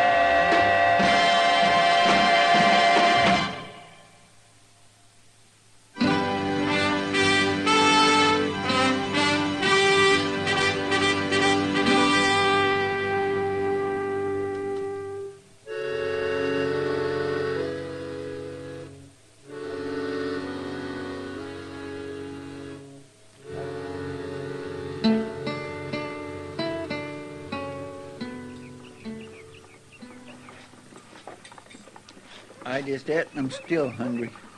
But it's a nice morning, though, ain't it, Mr. Dillon? Yeah, nice enough to get Kitty out bright and early. What? Oh. Say, she looks mighty pretty, don't she? Mm-hmm. Good morning, gentlemen. Good morning, Miss Kitty. Well, are you in business or out, Kitty? In. I told them this morning I'm not selling. No? Well, how's Sam feel about it? Sam's hardly speaking to me. I'll bet. Oh, what decided you? I honestly don't know, Matt. Maybe I just don't like those two. And I don't like their big hurry, either. They insist the deal has to be settled by Wednesday, day after tomorrow, no later. So I told them I needed more time, that's all. But they can't wait, so I made a definite no. Well, it's your right, Kitty. It sure is. Well, drop around later. Huh? Okay. So long, Miss Kitty. Bye. Well, that's that. Yeah. Hey, look, Mr. Dillon. What? Them two fellas. You think they're fixing to follow her? It won't do them any good. When Kitty makes up her mind, she doesn't often change it. Marshal Dillon. Hello, Priest. Temple. How'd you know our names? I've heard. Oh, through Kitty Russell, no doubt. Do you want to see me? They say you're a good friend of Kitty's. Yeah, that's right. She tell you about turning down our offer? She mentioned it, yeah. She's making a mistake, Marshal. Well, I think it's up to her what she does, don't you? Oh, sure. Maybe you could kind of change your mind. What? By Wednesday. There's $1,000 in it for you. Better take it, Marshal. I had, huh? Tell me something, Temple. Is that more or less than he's paying you? Huh? Hey, now, look at Easy, Temple. What do you say, Marshal? I don't know what your game is, Brees, but if I find out and I don't happen to like it, you're going to be in trouble. Both of you. Come on, Temple. Yeah. We'll meet again, Marshal. Any time.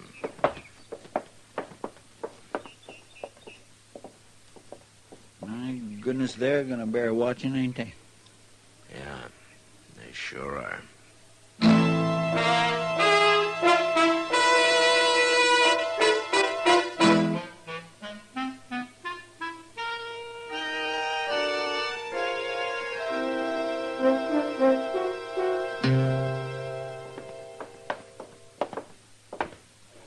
Well, this is number 9. Go ahead, Temple. Knock.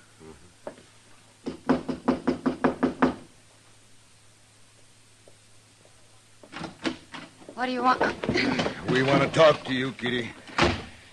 In private. Now, look here. Just be quiet. What do you think you're doing busting into my room Shut like up, this? else you'll get hurt. Oh, so that's it. I should have known you were nothing but a hired gun when I first saw you, Hey, Temple. you Let go of me! Hit me, I'll show you. No, Temple, now hold it. Leave her alone. She slapped me. I said leave her alone. You later, Kitty. Kitty, you listen to me. I'm going to make it real short. Then you're through now. Get out of here. We're going to buy the Long Branch, Kitty. And we're going to buy it before Wednesday. No, you're not. Okay, Kitty. You were right about Red Temple. He is a gunman. So? You're going to have him shoot me? No. Your partner, Sam Noonan. You wouldn't dare. But if you go to the marshal or anybody else about it, he'll shoot you, too. It'd be a pleasure. No. Look. You can't do anything to Sam. We'll kill him, that's all. Think it over, Kitty. Think it over hard.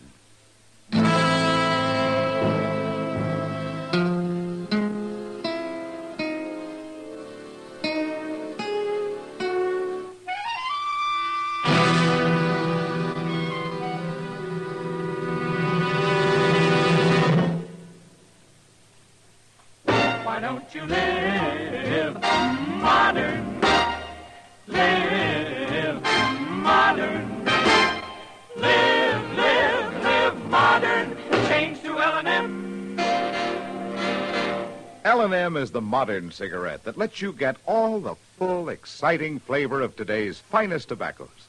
No other cigarette you can buy, plain or filter, gives you the flavor that you get through the modern miracle of the L&M Miracle Tip.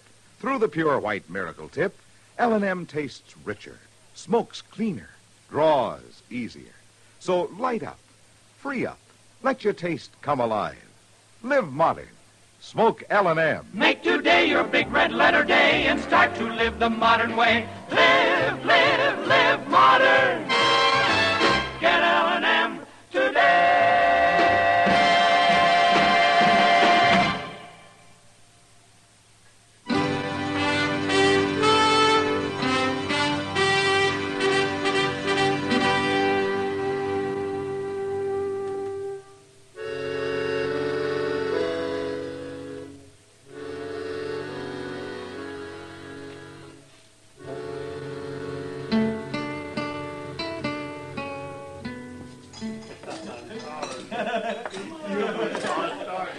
Evening, Marshal. Hello, Sam.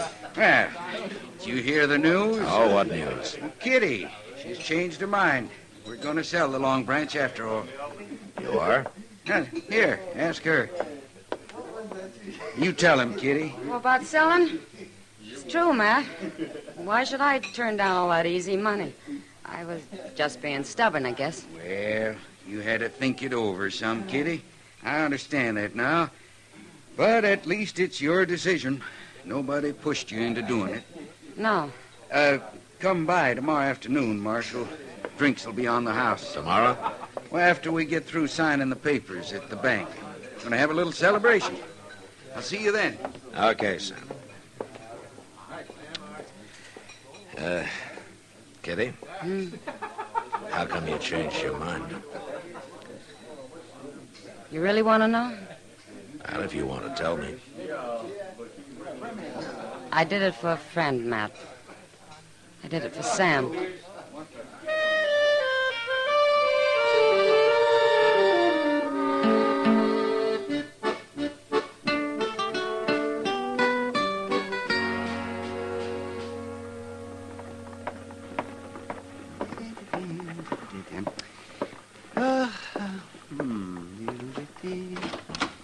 Well, good morning, Matt.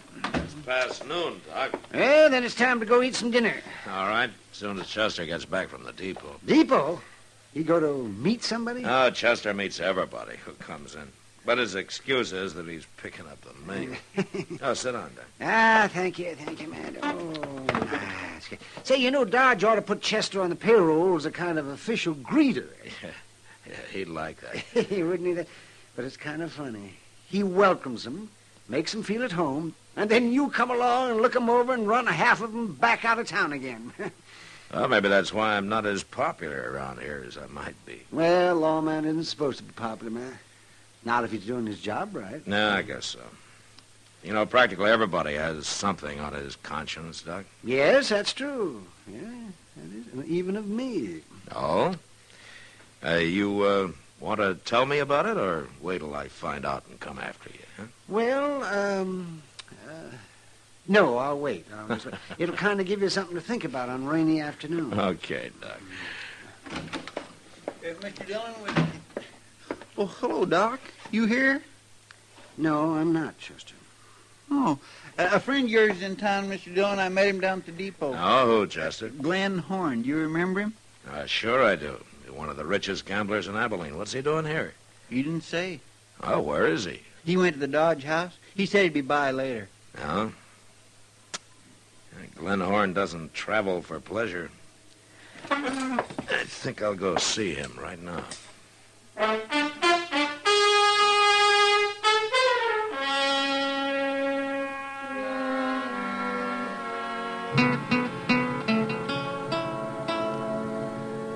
Well, Glenn, the whole thing begins to make sense, doesn't it?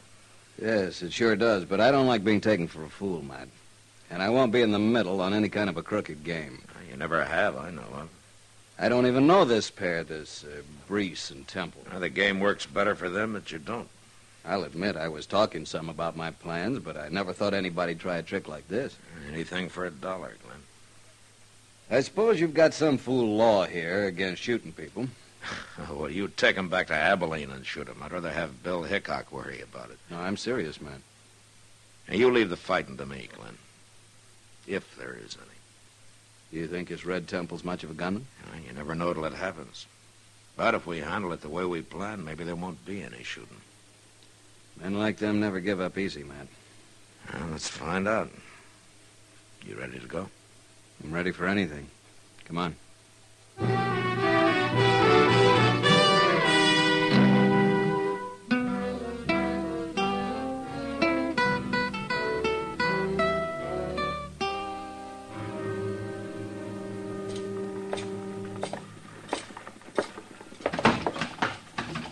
Hey, Marshal. Come over to the bar. Have a drink. Yeah, we just started celebrating, Marshal. What'll you have? Ah, you can draw me a beer, Sam. Coming right up. The deal's all set, huh, Kitty? Signed and sealed, Matt. Uh-huh. Hello, Breeze. Temple. Marshal. Sam and Kitty have 10,000 cash in the bank, Marshal, and I've got the bill of sale. Right here. Ah, that's fine. Breeze. Yeah. Glenn Horn. Hmm? He got here just right, didn't he? Sure did. Let me handle this now, Temple. Yeah. Who is he, Matt? Wait a minute, Kitty. Well, Marshal Dillon. Hello, Mr. Horn. What are you doing here? Oh, just business. How you been, Marshal? Oh, fine, thank you. Oh, this is Kitty Russell, Glenn Horn. How do you do, Kitty? Hello? Here's your beer, Marshal. Oh, thank you, Sam. Sam, this is Glenn Horn. Sam Noonan. Hello, Sam. Have a drink. We're celebrating. No, thanks. I'm taking the train back to Abilene in a few minutes. What'd he say? Shut up, Temple. I thought you were here on business, Mr. Horn. Well, I was, Marshal, but I've changed my mind. Matter of fact, I was going to make an offer for the Long Branch here. You were going to buy it? Well, I was going to try to buy it, Miss Kitty. I guess I told everybody in Abilene about it. I even told them I was going to offer $15,000 for it. Hey, excuse me, Mr. Horn. My name's Brees. My partner there's Red Temple. We just bought the Long Branch. Well, that's fine, Mr. Brace. I wish you good luck with it. Yeah, you haven't really changed your mind, have you? Yes, I've decided I prefer Abilene to Dodge. I don't know why I was thinking of moving anyway. But it's for sale. We'll sell it to you, maybe even for $14,000. You'll do what? You stay out of this. No, it's no use, Mr. Brace. My mind's made up. Goodbye, Miss Kitty. Goodbye. Sam. Goodbye, Mr. Horn. Good to see you again, Marshal. Yeah, I'll look you up in Abilene sometime. Bye. We can't let him go, Breeze. He means what he says, Temple. Kitty, Sam, I got something to tell you. What? Here's the bill of sale. You can have it back. What do you mean? We've changed our minds, too. We want our money. What's going on here, anyway? Deal's off. We want our money. We're going back to the bank and get it right now. But you can't do that. Yes, we can. Wait a Sam. minute, Temple. I want to explain Marshal, something. just you keep out of this. Not now. likely. What is it, Matt? It's real simple, Kitty. Glenn Horn was thinking of offering $15,000 for the Long Branch, and these two heard about it. So they bought it for $10,000, and we're going to make a fast $5,000 profit on it. But they were going to pay us another $5,000 a year for 2 years. Yeah, if you could find them. Men like them can disappear pretty easy. Rotten crooks. I should have known. You forgetting something, Kitty? All right, Temple. I haven't said anything. Oh. So that's it, huh? They've been threatening you, Kitty? No, Matt. You're looking at me, Temple, and you keep looking at me. Shoot him, Temple. I'd do it, Marshal. Nobody else is armed, Temple. I guess it'll have to be me. You first, anyway.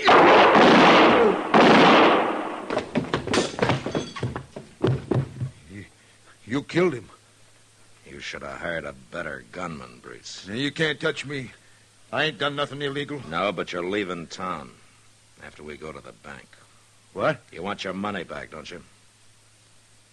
Kitty, you and Sam come along, too. Glenn Horn is waiting there with $15,000 if you still want to sell. No.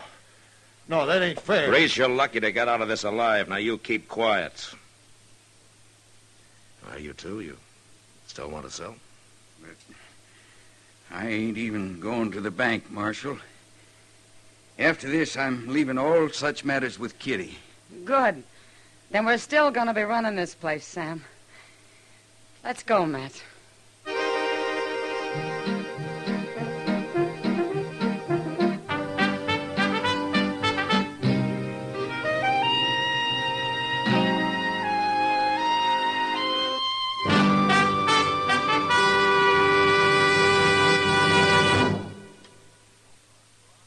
moment, our star, William Conrad.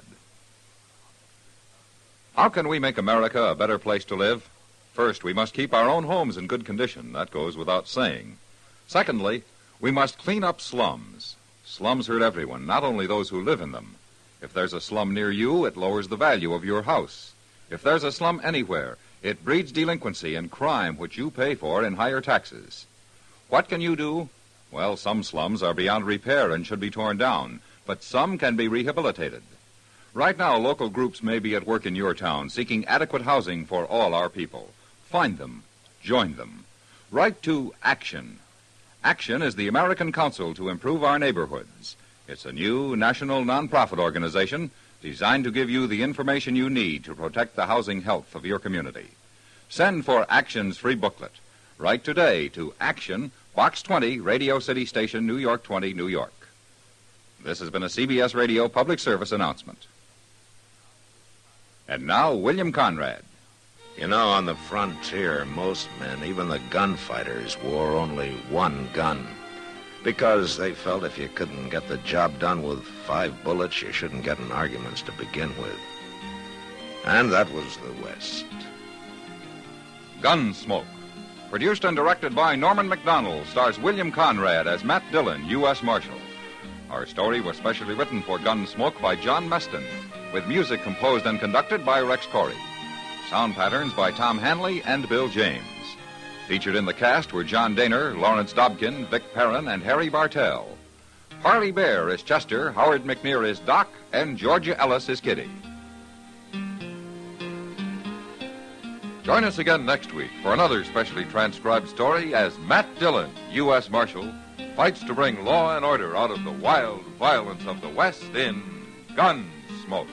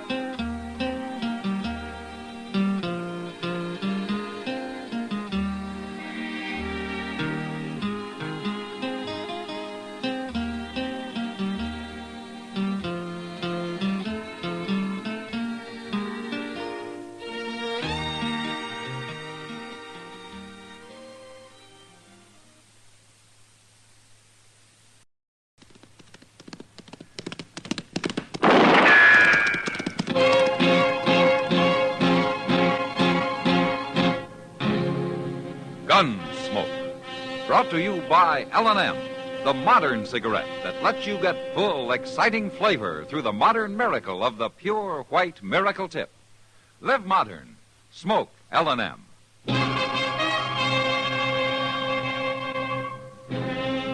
Around Dodge City and in the territory on West, there's just one way to handle the killers and the spoilers, and that's with a U.S. Marshal and the smell of gun smoke.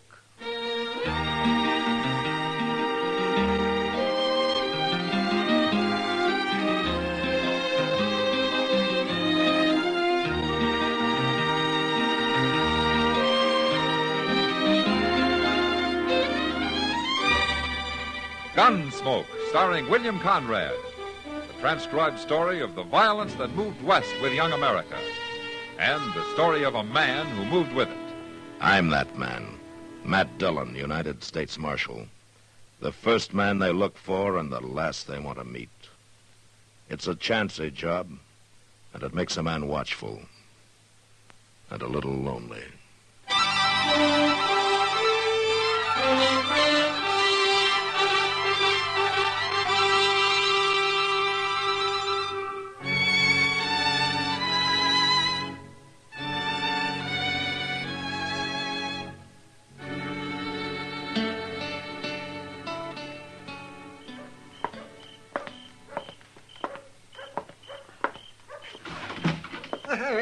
Good evening, Matt. Hello, Doc. I've been waiting for you. I'm all set up. Ah, well, might as well put away that cribbage board.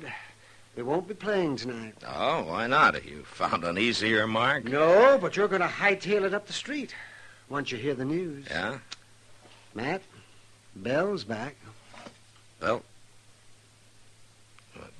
Belle who? Belle who? Belle Ainsley, that's who. You got a mighty short memory for a man who used to eat dinner out at her place 2 and 3 times a week. Well, she was a good cook, that's all. Besides, that was 3 years ago. Oh, Matt, you know doggone well you... Why don't you forget it, Doc? Is Jess Kreider with her? No. She's come back alone. Well, that's too bad. Too bad? Why? Jess Kreider's no good. That's just why. He was wanted 3 years ago when he left here with her, and he's wanted even more now. Here, take a look at this bulletin from Wichita. Hold up at the Stockman State Bank, wounding 2 bank guards. Santa Fe, 3 counts of highway robbery. Lordsburg, hold up at the Butterfield stage, driver killed. All right, so Jess Kreider's a thieving killer. Everybody knows that. Well, that's why I'd like to see him come back. Mr. Dillon? Yeah, what is it, Chester? Guess who is back, Mr. Dillon? I already know, Chester. Yeah, but that ain't all. Chester, if one more person comes in here and tells me about Belle Ainsley, so help me out. You're what, Matt? Belle. She was right outside, I was going to say. Well, come on. Come on, Chester. I'll buy you a beer. Well, Gosh. Well, I'll see you later, Mr. Dillon.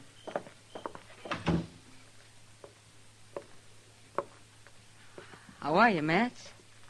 I'm fine, Belle. And you? Oh, a little older. Are you visiting, or are you planning on staying? Well, I'm staying. If the town will let me.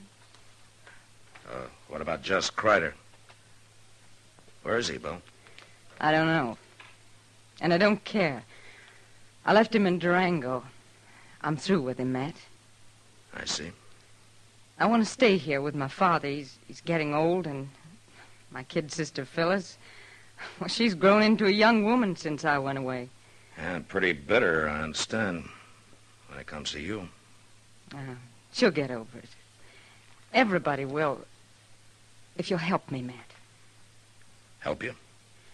3 months after I left, I came back, if you remember. And I found the good people of Dodge had already tried and condemned me. What could I do but go back to Jess? Well, you chose to run off with him in the first place. Chose. Who knew whether I had? Who bothered to ask? You? Anybody? What are you saying? Matt, I rode out of Dodge, thrown across the back of Jess Kreider's saddle, with a gag in my mouth and my hands tied. Oh. Why didn't you tell somebody that? Who'd have believed it? Yeah, but he didn't keep your hands tied for 3 years, Bill. Matt, a woman has to have somebody. Somebody who wants her. And nobody here did. As bad as he was, Jess was my man. Yeah. What do you want me to do, Bill? Just tell people, that's all. If you believe me. Just tell them how it happened.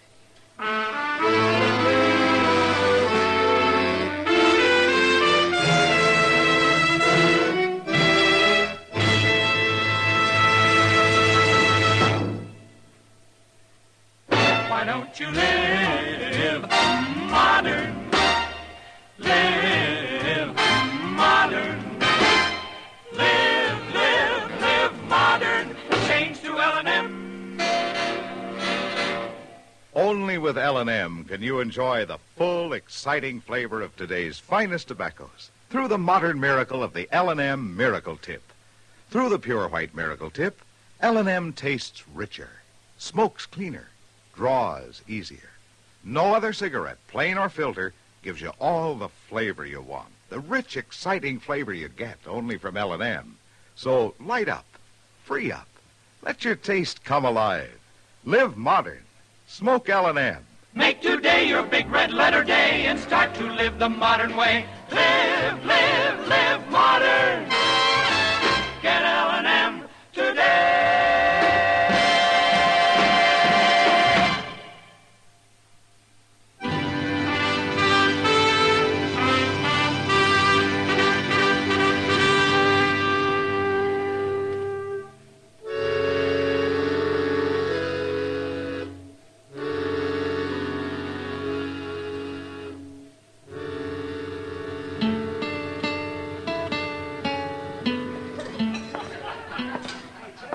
Hello, Matt. Evening, Kitty. Where'd you get all the crowd? The trailherd's in. The bar Double D from the Panhandle. No? I understand an old friend of yours came back last week.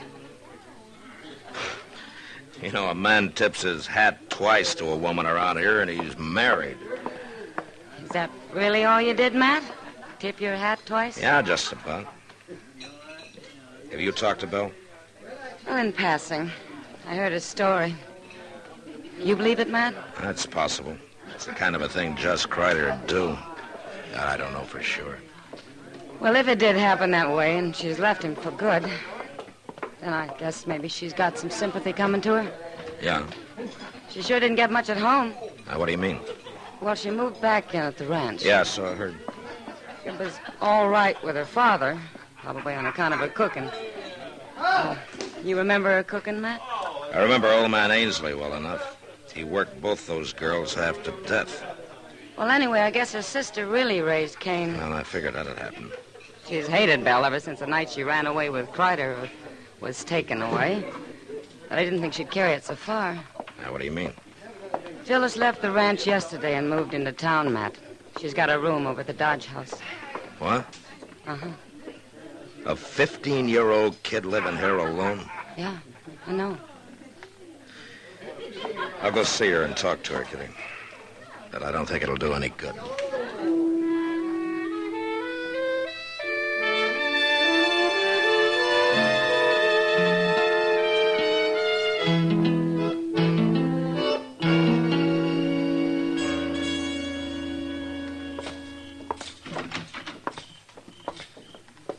Well, good evening, Marshal. Chester. How are you, Dubby? Some of my guests been kicking up their heels, have they? Dubby, I understand that the youngest Ainsley girl, Phyllis, took a room here yesterday. Is that right? Yeah, she certainly did. Wanted to get away from that environment, I reckon. And I can't say I blame her, Marshal. I know if my sister'd been cavorting around for 3 years with a cutthroat like Jess Kreider, Dubby, would you mind telling the girl that I'd like to talk to her? And I can't very well do that, Marshal. Oh, why not? Because she up and left this evening. What? Yep. I've already let the room to somebody else. She said she was leaving the country and wasn't coming back. Leaving the country? Well, was she alone? Well, now, she walked out alone, but I kind of had the impression there was some man waiting for her outside. And you let her go? Well, there wasn't nothing I could do about it. Well, you could have told somebody, her family or me. She's only 15, Dubby. Well, that's growed up the way I look at it. Anyway, I figured it's just another case like her sister Belle. It sure ain't none of my responsibility.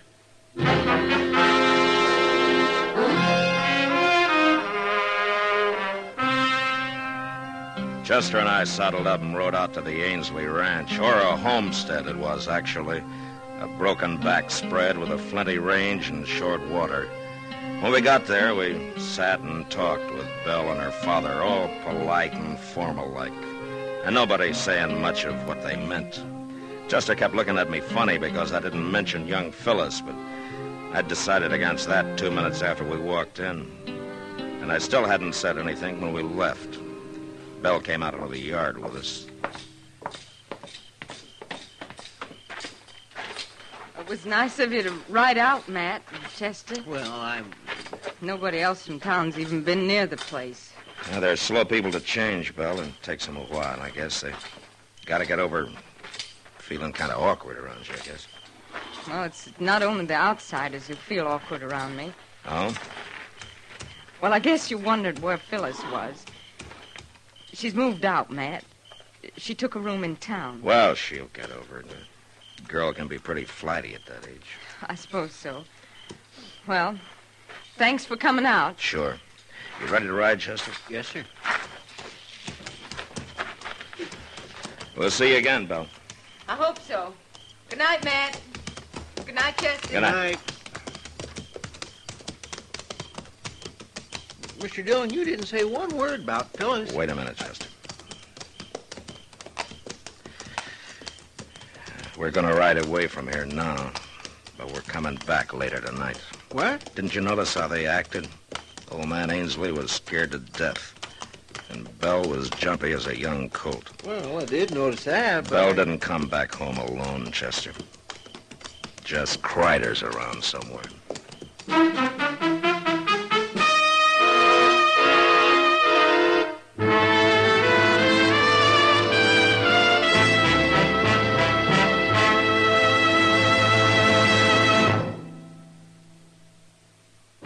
Why don't you live modern?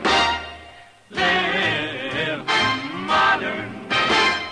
Live modern. Change to L&M. Yes, live modern. Smoke modern. Smoke L&M. Enjoy a modern cigarette. L&M gives you the full, exciting flavor of today's finest tobaccos. No other cigarette, plain or filter, gives you the flavor you get through the modern miracle of the L&M Miracle Tip. Through the pure white Miracle Tip, L&M tastes richer, smokes cleaner, draws easier. So light up, free up, let your taste come alive. Live modern. Smoke L&M. Make today your big red letter day and start to live the modern way. Live modern. Get L&M today.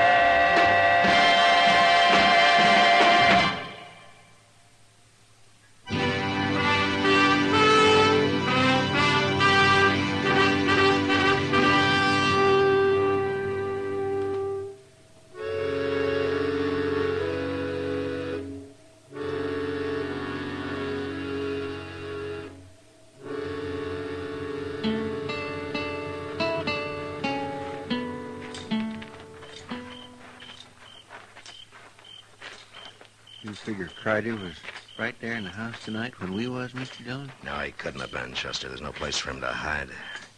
Probably holed up in the barn. We'll look there first. Yes, sir.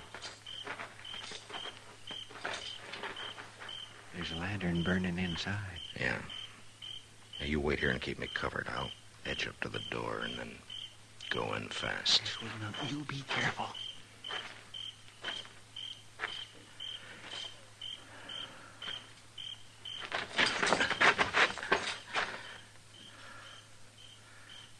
Crider?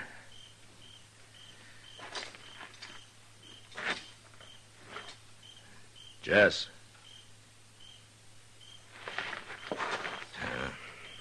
Come on in, Chester. He ain't here? No, but he has been. You see that blanket on that straw there? It's made up for a bed. Well, maybe he's up at the house now. I don't think so. The only horse in here is that old Spavin mare Ainsley uses on the buckboard. Jess Crider'd have the best mount he could lay his hands on. Maybe the two of them got spooked up and made a run for it. Yeah, maybe, but I don't think so. Get your hands up, Matt. Well, You too, Chester. Oh, Jess? Jess? Forget it, Bill. He's too far away by now to hear you. What are you talking about? Well, take a look around. Didn't you have a couple of horses in here? Sure we did. Now, don't move. Either one of you. They're gone. Jess! Jess! You might as well save your breath, Bill. He took both saddles and the packs. You know where he went? Well, I can guess. Where? When's the last time you saw him this evening? Just before dark. I brought him out some coffee. He said he was going to try to sleep. Matt, where'd he go? Tell me. There's not much point in holding a gun on us. Not now. Stay back, Matt. Let's have it, Bill. No. Thanks. well, now, a man can breathe a mite easier without that thing staring him in the face. What's happened to Jess? Tell me. What do you care? You've left him, haven't you? You said you had. Oh, I only came and told you that so you wouldn't get suspicious. Jess caught a bullet in that hold-up at Elko. It was bothering him some, and we had to find a place to stay for a while. So you brought him home to the family, huh? And in less than a week, your kid's sister ran away from home. She didn't run away. I sent her into town. And why? What's the difference why? Because Jess was bothering her, is that it? What are you saying? He's always been known for it, Bill. Was that the reason? All right, that was the reason. She's my sister, Matt. And she's only 15. And Jess is your man, huh? Isn't that what you told me when you came to my office? Sure, that's what I told you, but never mind that now. I want to know what's happened to Jess. The same thing that happened to Phyllis, I guess. She checked out of the Dodge house this evening, Bill. She said she was leaving the country for good. What? A man was waiting for her outside. And Jess Crider left here with 2 horses. Get him, Matt. Go after him and get him. You know where he might be. Of course I know. I know everything about him. I've had 3 years to learn, haven't I? All right, then where is he? He'll only ride at night. He'll stop at sunup. There's an abandoned shack about a mile west of where Little Deer Creek runs into the Arkansas. Yeah, I know the place. Well, that's where he'll be. We've used it before. We stopped there on our way in. All right, Bill. That business about your hands being tied, being thrown across the back of Kreider's saddle. That part was true, Matt. All right, Bill. Come on, Chester, let's ride.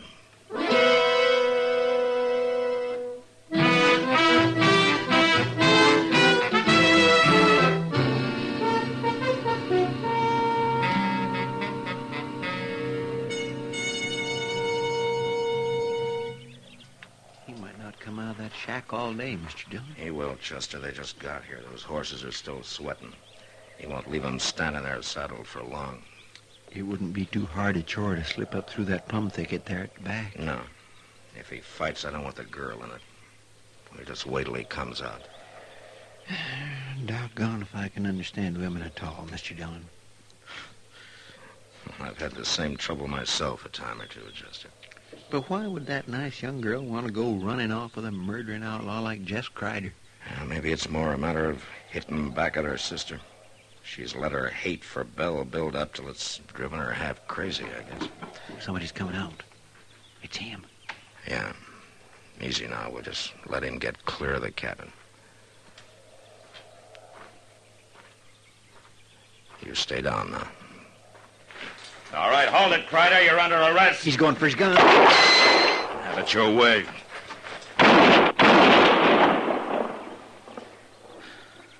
Okay, Chester.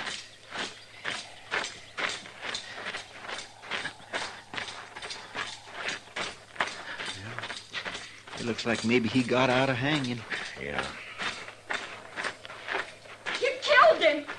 Marshal, you killed him! Why? Do you know what you've done? I know, Phyllis. Oh, no, you don't. Yes, I do. I've kept you from making an even bigger fool of yourself than you already have. Oh, what are you saying? I love him. We were going to be married. Well, we were. Phyllis, you better go home and talk to Belle about that. Oh, Bill, I'll never say a word to her again as long as I live. Now, you listen to me, Phyllis. You got to get rid of that hate of yours. If you don't, it's going to ruin your life for good. Now, you go home and you talk to Belle and you listen to what she's got to say before you judge her. No, I won't go back. Yes, you will. I can't. Not now. Nobody will ever know about this, Phyllis. I promise you. Jess Kreider was alone when I found him. Now, there's your horse. And he's still saddled. I can't. I don't want to. I know what you need, young lady. You see that plum bush over there? Well, I'm going to cut me a switch off of that, and if you're not out of here in 1 minute, Oh, you wouldn't. Oh, I wouldn't, huh? Well, you just watch me. Marshal? Yeah? I've been thinking, Marshal. Maybe I'll go home after all.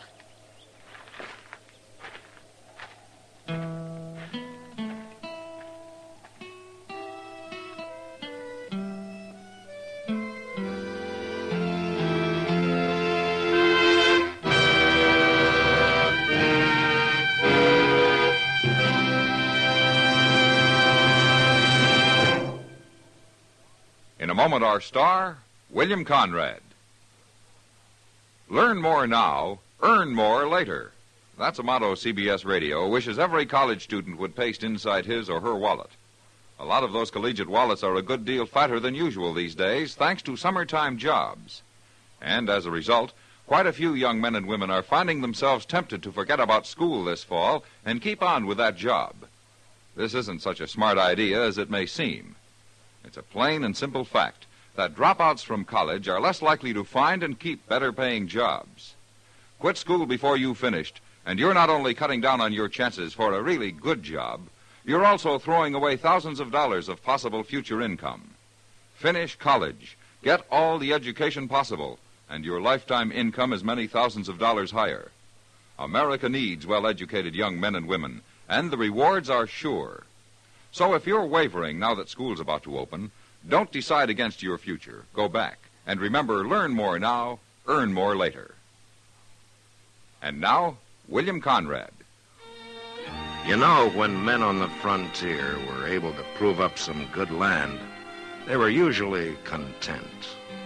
But next week, after building a prosperous ranch, two lifelong friends nearly lose everything, even their lives, because of some side meat and hominy grits.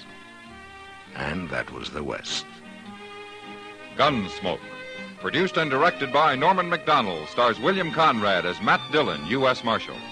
The script was specially written for Gunsmoke by Les Crutchfield, with editorial supervision by John Meston. The music was composed and conducted by Rex Corey. Sound patterns by Ray Kemper and Bill James. Featured in the cast were Virginia Christine, Ralph Moody, and Sammy Hill. Parley Bear is Chester, Howard McNear is Doc, and Georgia Ellis is Kitty. Join us again next week for another specially transcribed story on Gunsmoke.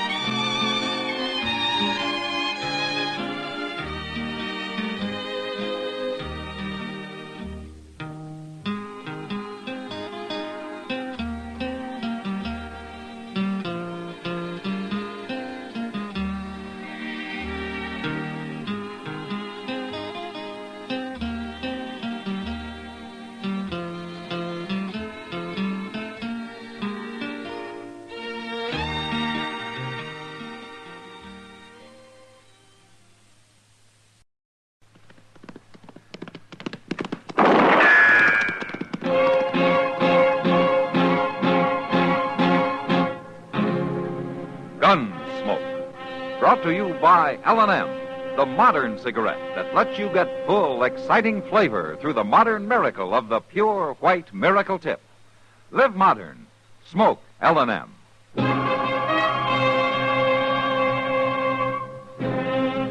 Around Dodge City and in the territory on West, there's just one way to handle the killers and the spoilers, and that's with a U.S. Marshal and the smell of Gunsmoke.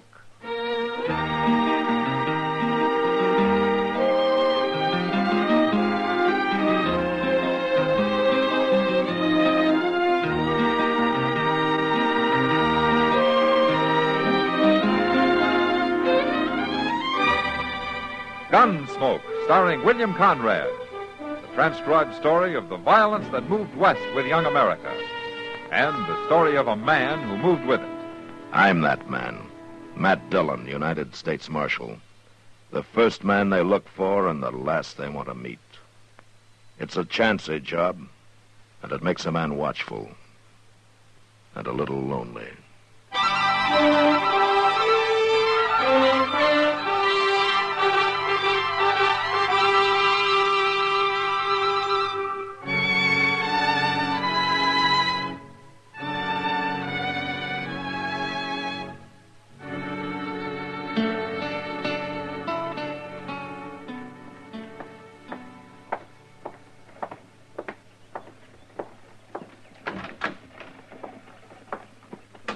Mr. Dillon?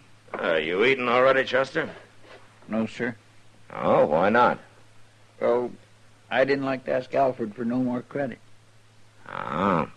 Yeah, I heard that you were at Chalk Beeson's faro table again last night. All right. Read me a sermon. I deserve it.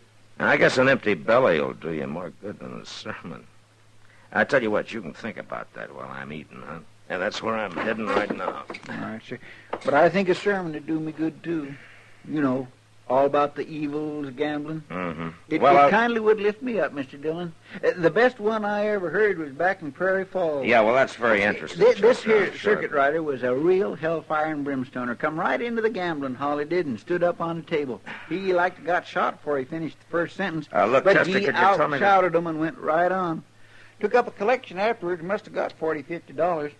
But there was only one trouble. Yeah, what was it, Chester? Well, nothing much, really. Only the money was in chips. See, he could cash 'em or play 'em. He played 'em, and he won. That kindly soured everybody on the sermon. Yeah. Well, I'm going to go eat now, Chester. I'll be back. There's more to the story than... Hello. Are you the marshal here? Yeah, that's right. Do you want to see me? If you're not too busy. No, come in.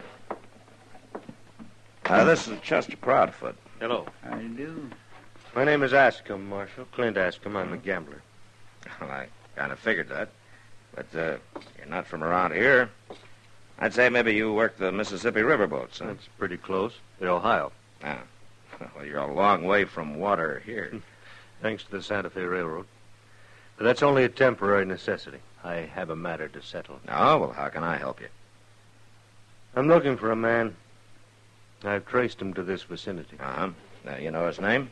That's all I know. His name is Cass. Jameson Cass. Old Jim Cass? Well, I never figured him to get mixed up with gambling. You do know him, then? Yeah. Well, maybe you can direct me to him, then. Well, he has a place out in the country. Those aren't very explicit directions, Marshal. No, they're not. But they're all I'll get? Well, I'd like to know what your business with him is. It's a personal matter.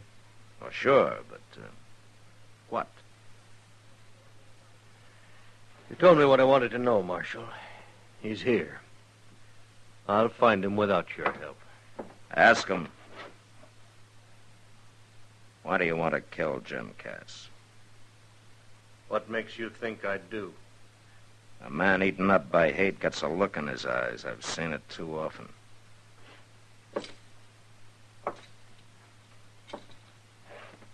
Now, why? I've got reason. Better be a good one. You say you've never even seen Jim Cass, huh? Nope. Well, he's a peaceful little man. He doesn't even wear a gun. And murder is illegal around here. I'll remember that. You better remember something else, too. Jim Cass is a friend of mine. You go anywhere near him, and it'll be a pleasure to run you clear out of the country. It wouldn't do any good, Marshal. I'll get him, sooner or later. Good afternoon. Well, what in the world? He don't mean that. I'm afraid he does, Chester. But why? There ain't a nicer, harmlesser little fella anywhere than old Jim Cass. Now, what do you suppose could bring a man to hate him so? I don't know, but I better find out. Chester, you watch things here. I'm going to ride out to Jim's. Huh? All right, sure, but ain't you going to eat? Oh, I can do that later. You keep an eye on Ascom, and if he should head that way, you follow and warn me, All huh? right, sure I will. Well, Matt, how are you? Just came down to eat with you. What's you going out? I'm just riding out to Jim Cass's, Doc. You are? Now, that's a long, hot ride to make for nothing. Now, what do you mean, for nothing? You won't find anybody there. I saw Jim Cass over at the Long Branch now 15 minutes ago.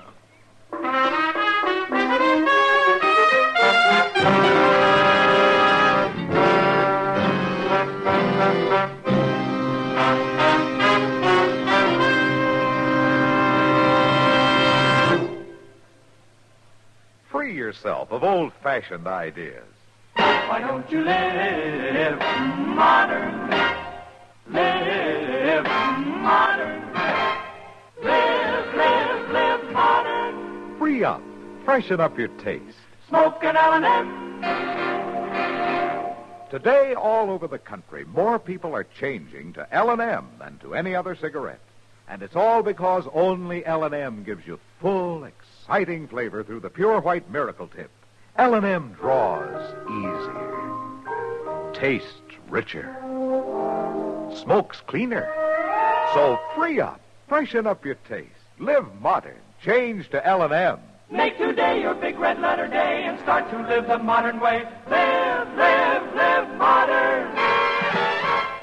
Smoke an L&M. It's America's fastest growing cigarette.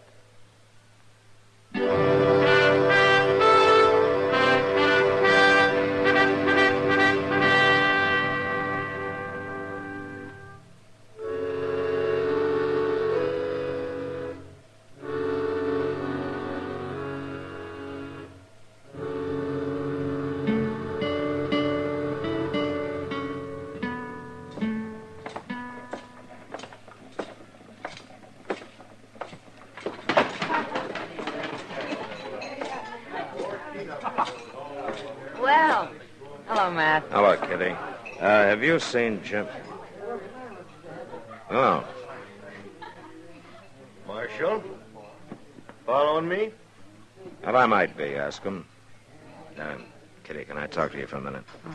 Sure, Matt. Is Jim Cass still around, Kitty? Oh, no. You know where he went? Home, I suppose. His wagon was hitched right outside. He got in and drove off about 10 minutes ago. Yeah. All right, thanks. Well, what's the matter, Matt? And I just want to see him alive. Alive? Jim Cass? Kitty, do me a favor, will you? Yeah. When I leave, you see that Ohio River gambler's entertained for a while, will you? Sure, as long as he's got money. Okay, thanks, Kitty. Marshal, have a drink. No thanks, ask him. Marshal, I've never had any trouble with the law. I don't want any now. This has got nothing to do with you.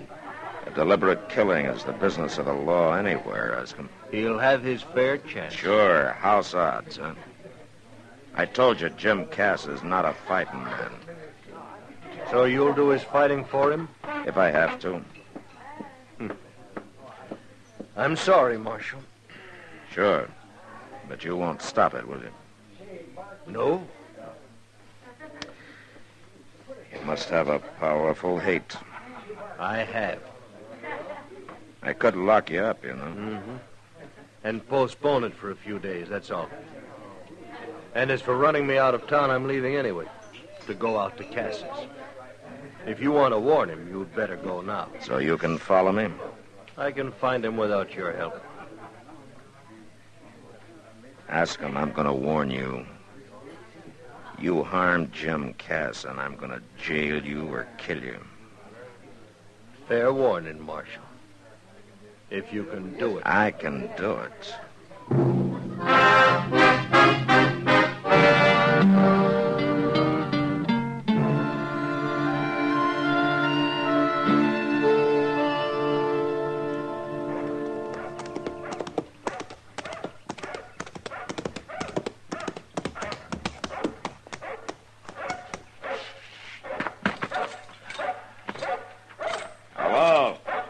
Anybody home? Hey, Tom! Hush up out there now. Hush up. Stop it. Who is it? It's me, Jim. Matt Dillon. Oh, Matt. Good to see you. What brings you out here? Can I come in? Well, sure. I'll set the coffee to boil. It won't take a minute. Hey, I'm scorching, ain't it? Yeah, it sure is. Yes, sir. Gonna be a late winter. Must be something important to bring you way out here on a day like this. It is, Jim. Something about me, Matt? Yeah. Well, say it. You know a man named Ascom? Clint Ascom? Ascom? Nope. A gambler, slick, young, dark-haired? Oh, no, not likely. From Ohio, riverboats. No. I was back east, Pennsylvania, a couple of years ago. You remember that? Yeah, I remember. I met some people, but I don't remember no gamblers. Not no Ascom. Jim, is there any reason why a man you've never even seen before would want to kill you? Kill me? Yeah, that's right. This fella, Ascom, he's here gunning for me? He probably followed me out here. Says he's got good reason. Well, it seemed to me like you ought to know about it if there was a reason like that. I don't know why any man I ever met would want to kill me. Okay. That's good enough for me, Jim. What are you going to do? Wait for him to come, then take him.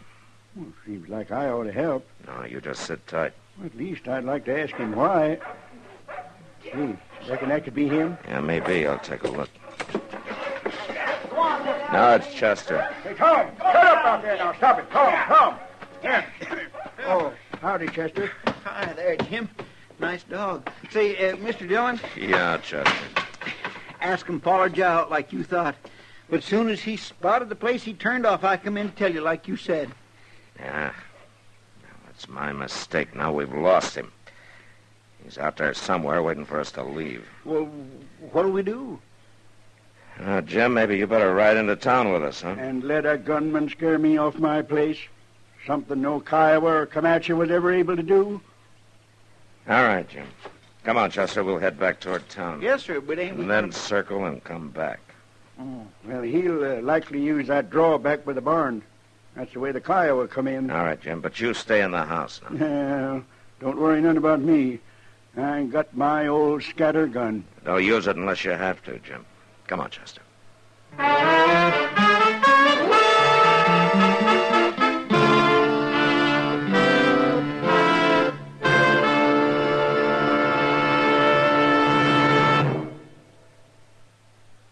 Free yourself of old-fashioned ideas. Why don't you live modern? Live modern. Live modern. Free up. Freshen up your taste. Smoke an L&M. Only the modern miracle of the pure white miracle tip can bring all of L&M's full, exciting flavor through to you. And that's the big reason why today more people are changing to L&M than to any other cigarette. Remember, L&M draws easier, tastes richer, smokes cleaner. So live modern. Change to L&M. Make today your big red letter day and start to live the modern way. Live modern. Smoke an L&M. It's America's fastest growing cigarette.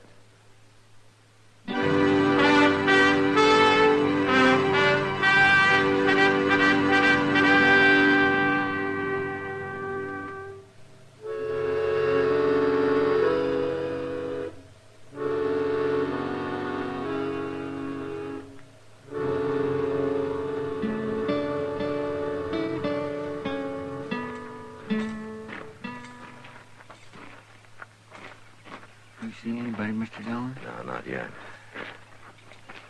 Now, wait a minute. There he is. Yeah. All right, you stay here. I'm going on up. All right, sir.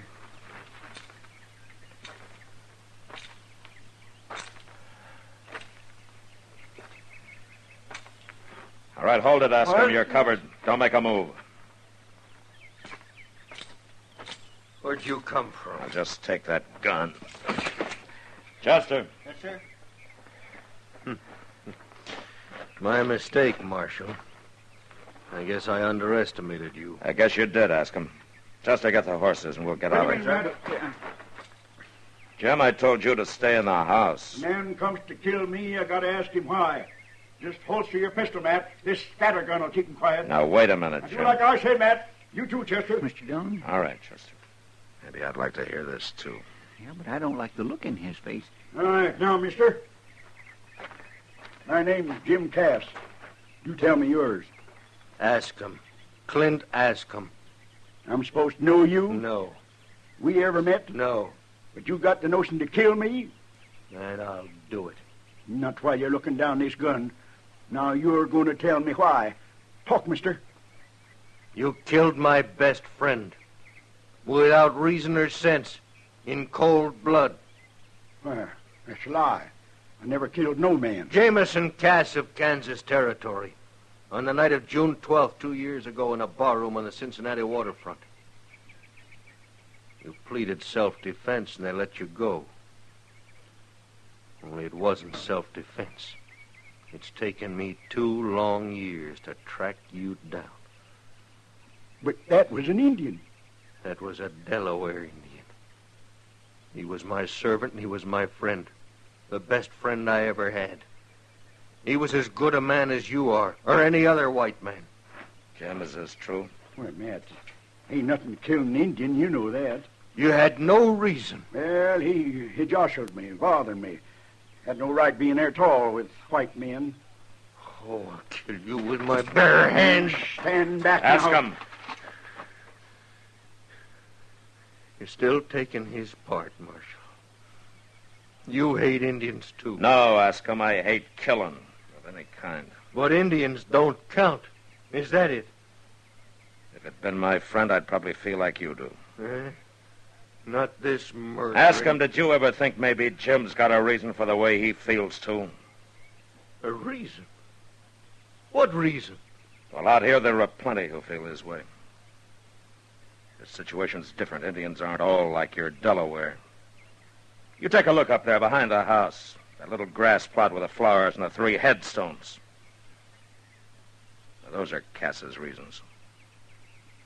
His wife and his 2 kids. And Kyle was put him there. Now, I don't hold with what Cass did, but what you're doing's no better. I don't care what his reason is. I come here to kill him. I'm going to do it. Ask him. All right, Mr. Indian lover, you will get your chance. Give him back his gun. Now, Jim. Stand back, Matt. This is between him and me. You stay out of it. Give him the gun, Chester. No, Chester. Jim, can't you see that you're making... he ain't going to be satisfied short of blood. Well, now I ain't either. Now, wait a minute, Stand Jim. back, Matt. I'd hate to have to blast you. Use your head, Jim. Man comes to kill me. It's him or me. Mr. Dillon, that's a shotgun. Stay back, I told you. Put it down, Jim. Matt, I won't be stopped. Mr. Dillon, look out.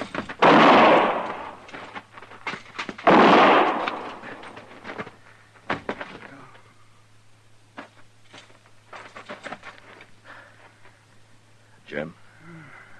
Matt, I should have known you was faster than me. I'm sorry, Jim. Oh, you had to. But I figured I had to, too. Chester, give me your kerchief. Here, Marshal. Take mine. No. Ask him. Maybe I had this coming. I never thought much about that Indian. Maybe I should have. You be quiet, Jim, and lie still.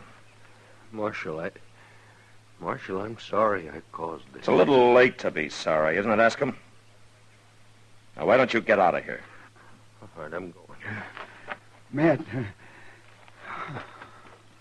Is he dead? No, he just fainted. Chester, ride into town and get Doc out here as fast as you can. Will you let me get him, Marshal? Least I can do. All right, ask him. Go ahead, but hurry. Mr. Dillon, you think he'll really bring Doc back? Yeah, Chester, he'll bring him back. My, you took an awful chance with that cussed shotgun. Well, it was a gamble, Chester. Yeah, but one you could have lost. Well, maybe you better read me a sermon on the evils of gambling.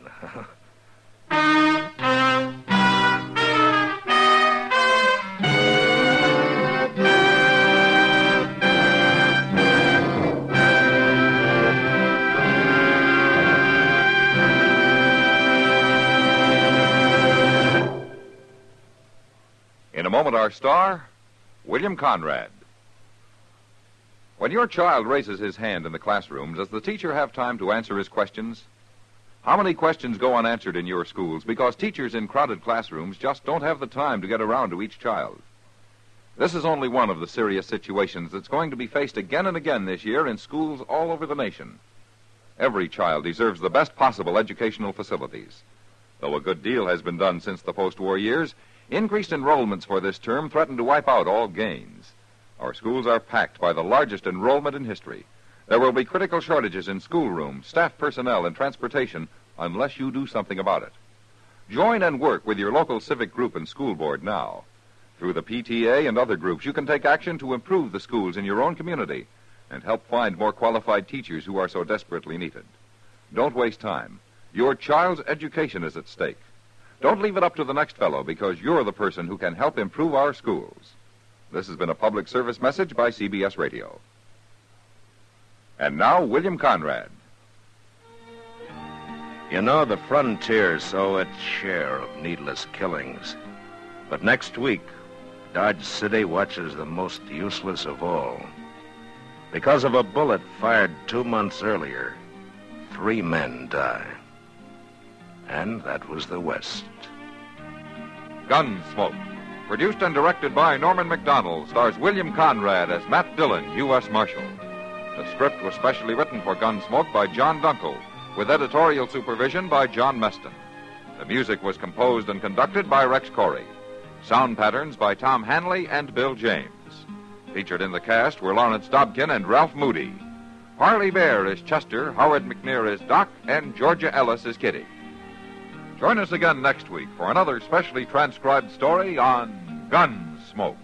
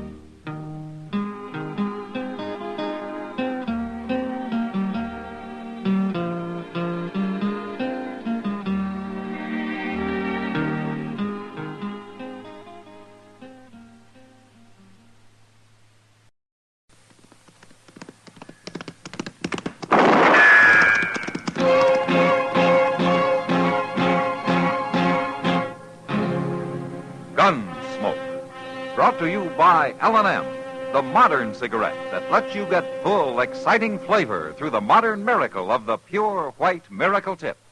Live modern. Smoke L&M.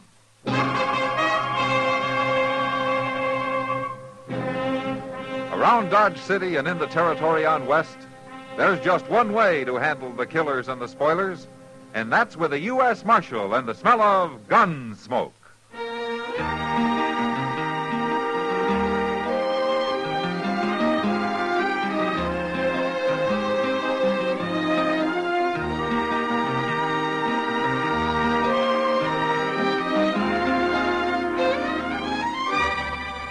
Gunsmoke, starring William Conrad.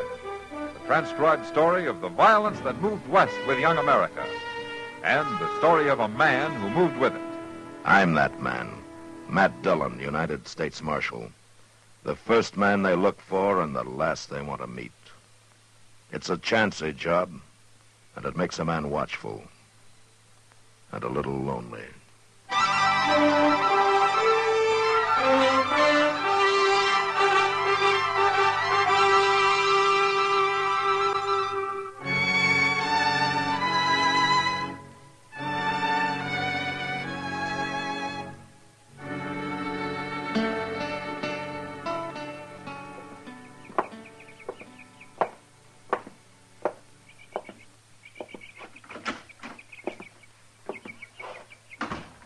Morning, Dr. Clay.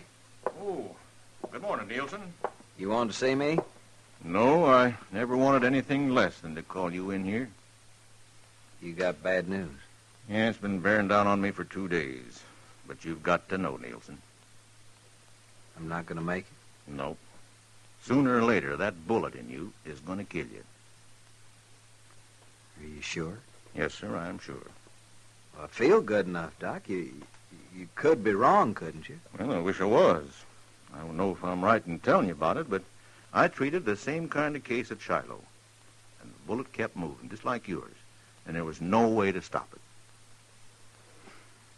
How long did he last? Not as long as you have. You've been going 2 months since the fight. And how much longer I got, Doc? Well, there's no way to know. Another month, maybe longer, maybe less.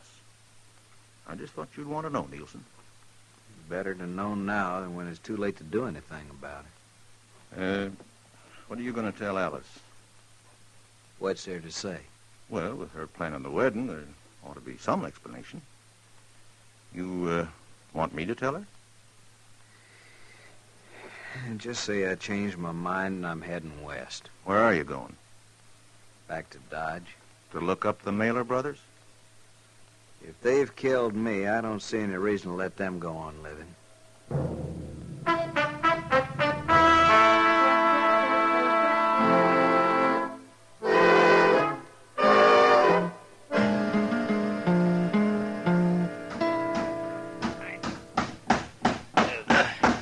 Chester, can you force it up a little more? Well, no, not much, Mr. Dillon. Come on. Yeah, that's better. Hold it then. Well, can I turn loose now? Now, let's just try one more nail. Oh, the only thing that's going to fix this door is a whole new door, Mr. Dillon. There. That'll hold it for a while. Cussed wood so rotten dry it won't hold a nail no more. Well, haven't you two given up with that door yet? Oh, hello, Kitty. I give up a long time ago, Miss Kitty. Matt, Jim Nielsen's back in town. Jim Nielsen? What? Nielsen's dead, Kitty. No, he's not. He's at the Long Branch right now, spreading the word that he's come back to kill the Mailer brothers. Are you sure? I've seen him. I've heard him. Well, have the Mailer boys heard about it? It won't take long, the way it's getting talked about. Tom Mailer rode up to Clay City, Mr. Dillon, day before yesterday.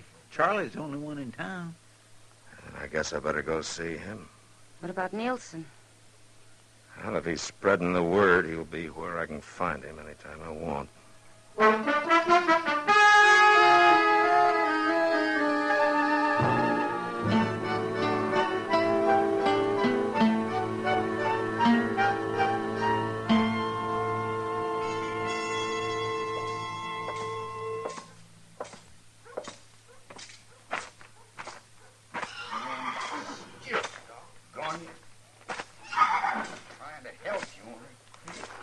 Charlie. Oh. Afternoon, Marshal. Hello, Charlie. What's the trouble? Oh, this blame mare got a rock in her hoof. She won't even let me pick it up. You want me to hold her for you? No, I'll manage. How are you, Marshal? Oh, I'm fine, Charlie. Fine. Charlie, did you know that Jim Nielsen was in town? Nielsen? Nielsen's dead, Marshal. Tom did for him. He's not dead. He's back in Dodge looking for you and Tom. All right. He's welcome. Look, Charlie, I know a lot of people are on your side, but there are a lot of others on Nielsen's, and I'd like to stop this trouble before it goes any further. It was a fair fight, Marshal. I know it was. Any time Nielsen wants to stand up again against either of us, we'll be ready. It'd be better if you'd stay out of sight until he leaves. I can't do that, Marshal, and you know it. People would say I was a coward. What people say isn't important, Charlie. I don't hide from nobody. Now, the only thing behind that fight was some temper and some strong words. Aren't you man enough to forget it? What are you going to do about it, Marshal? There's nothing I can do if you're set on facing Nielsen. Except try and get him out of town.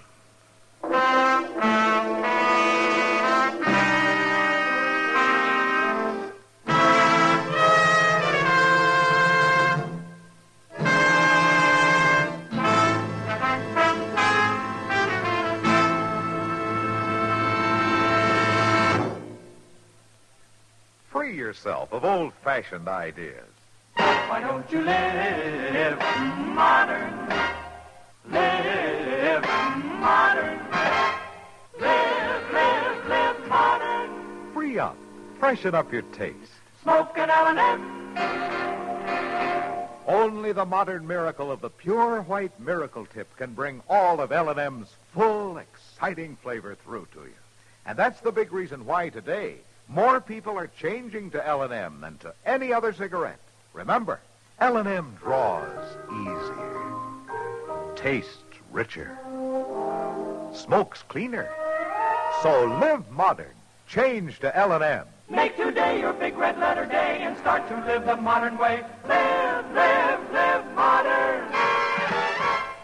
Smoke an L&M. It's America's fastest growing cigarette.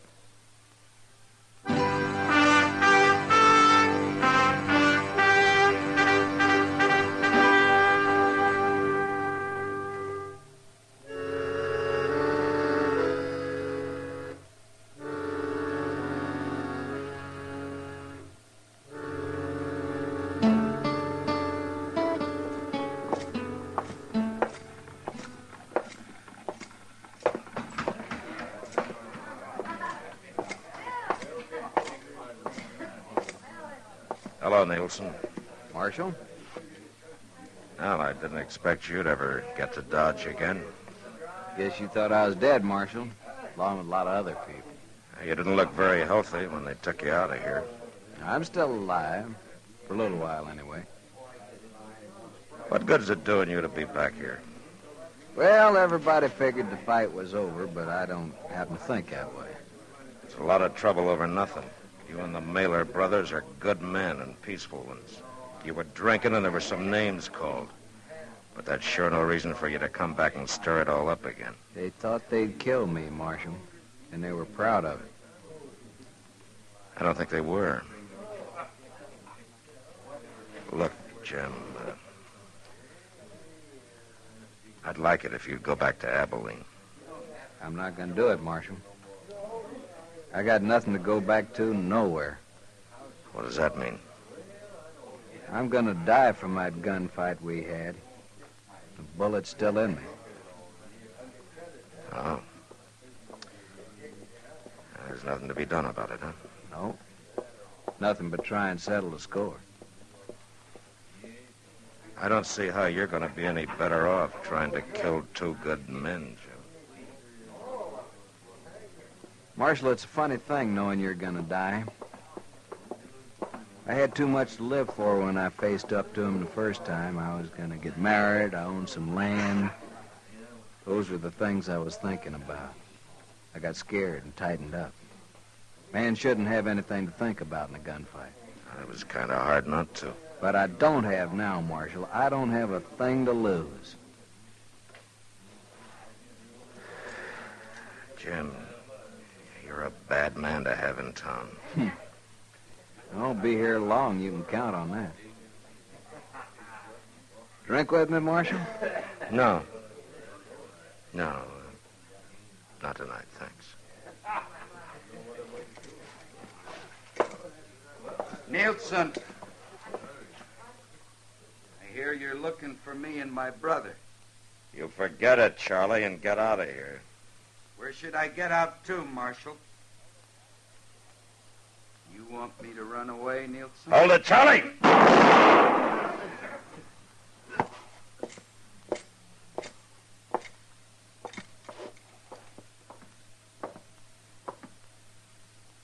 Is he dead, Marshal? Yeah, he's dead. You satisfied now, Nielsen? It was a fair fight, just like the first one. And just as needless. Not to my way of thinking. Tell me, Marshal, when's Charlie's brother going to get back to town?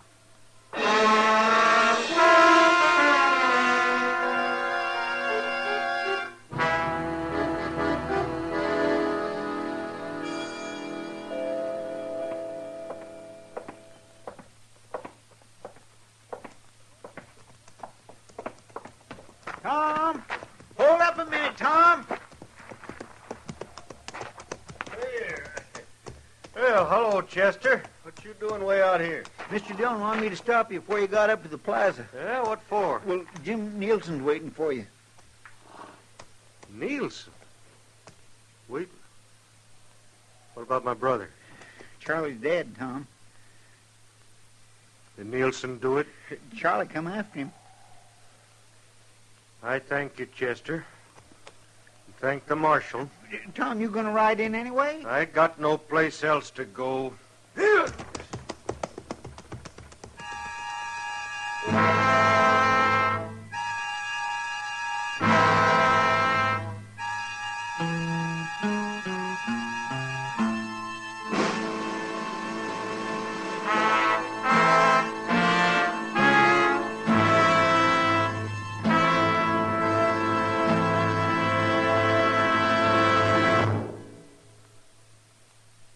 Free yourself of old-fashioned ideas. Why don't you live modern? Live modern. Live modern. Free up. Freshen up your taste. Smoke an L&M. Live modern. Smoke modern. Smoke L&M. Enjoy full, exciting flavor through L&M's Pure White Miracle Tip. L&M draws easier. Tastes richer. Smokes cleaner.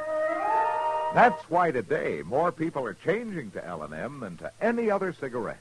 So free up. Freshen up your taste. Live modern. Change to L&M. Make today your big red letter day and start to live the modern way. Live modern.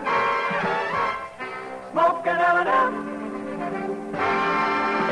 It's America's fastest growing cigarette.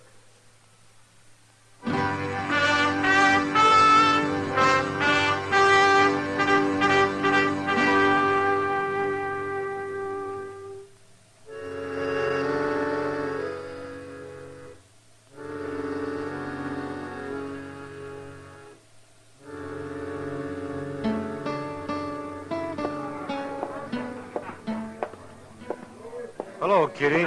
Tom, I thought you were in Clay City. I was. I did real well, too. I signed up for Charlie and me. Take a pack train clear to Lincoln County. Charlie's dead. Can I get you a drink, Tom? Maybe later. I thought Nielsen was here. He left about a half hour ago. Happen to know where he went? No. Can't you get your pack train together and go, Tom? Oh, you know I can't, Kitty. What good's it gonna do you looking for Nielsen or waiting for him? It's something I got to do. If he kills you, what are you gonna be proving? My brother's dead. Killing Nielsen won't bring him back. Some men ought to be killed, sure, but not you and Nielsen. You're fine men, both of you. My brother was a good man, too.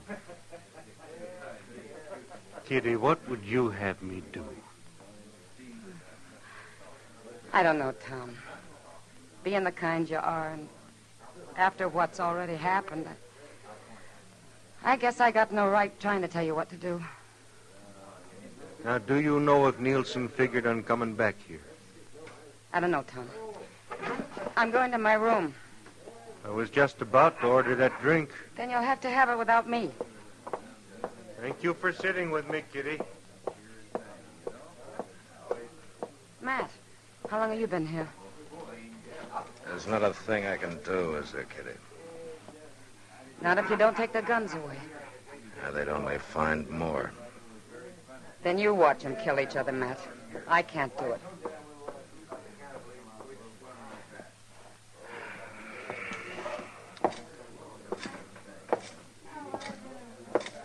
Mr. Dillon. Yeah? He's coming, Mr. Dillon. How long, Chester? It won't be but a few minutes. He was looking for Tom over at the Alfraganza. All right. You get out of sight someplace. All right, sir.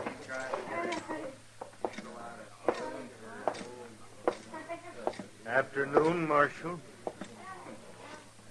Hello, Tom. Look, Tom, I'm going to ask you to do a brave thing. Will you let me keep your gun for as long as you're in town? No, I won't, Marshal. You and I have been good friends, Tom. I'd like to keep it that way. But But you won't do what I say, huh? What would you do was you in my spot? What you're going to do, I guess. Tom, it's a different kind of a fight this time. Nielsen's going to die from the bullet you put in him 2 months ago, and he knows it. He's got nothing to lose. I kind of wondered why he come back. That's why. Now, will you either take off your gun or get out of town? I'd like to leave, Marshal. I'd like to be rigging our string of mules with Charlie. But there won't be any more of that. All right. All right, Tom. I told Nielsen, and I'll tell you from the beginning, this thing has been needless. My mistake was not throwing the three of you in jail right off. Marshal Dillon, have a drink with me. No, thanks, Tom. I'm going back to my office. Goodbye.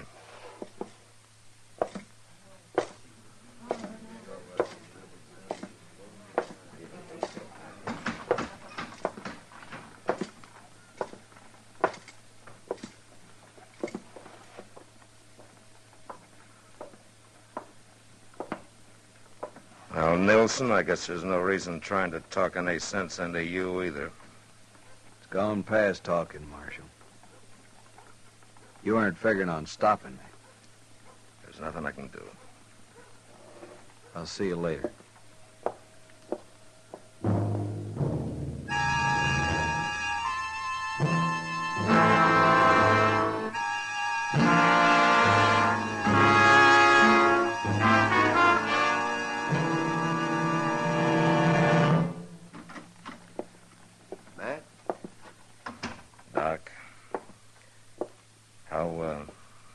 There was nothing I could do for him, Matt. He's dead. Oh, my goodness. Seemed like such a waste. He was a good man, both of them was. There's no reason for you to feel bad, Matt. You tried your very best to stop it. Someday there's going to be a law about carrying guns, and there's going to be fights like these that'll bring it. A man's got the right, Mr. Dillon. They're going to lose it, Chester, if this sort of thing doesn't stop. Doc, I'll have the body taken away. All right, man. I'll go with you if you want me to. Yeah, sure, Chester. I think I'm ready for that drink everybody offered me. Me too. You reckon Miss Kitty knows? By this time, I'd think so. There he is, Mr. Dillon. Yeah. Hey, Nielsen!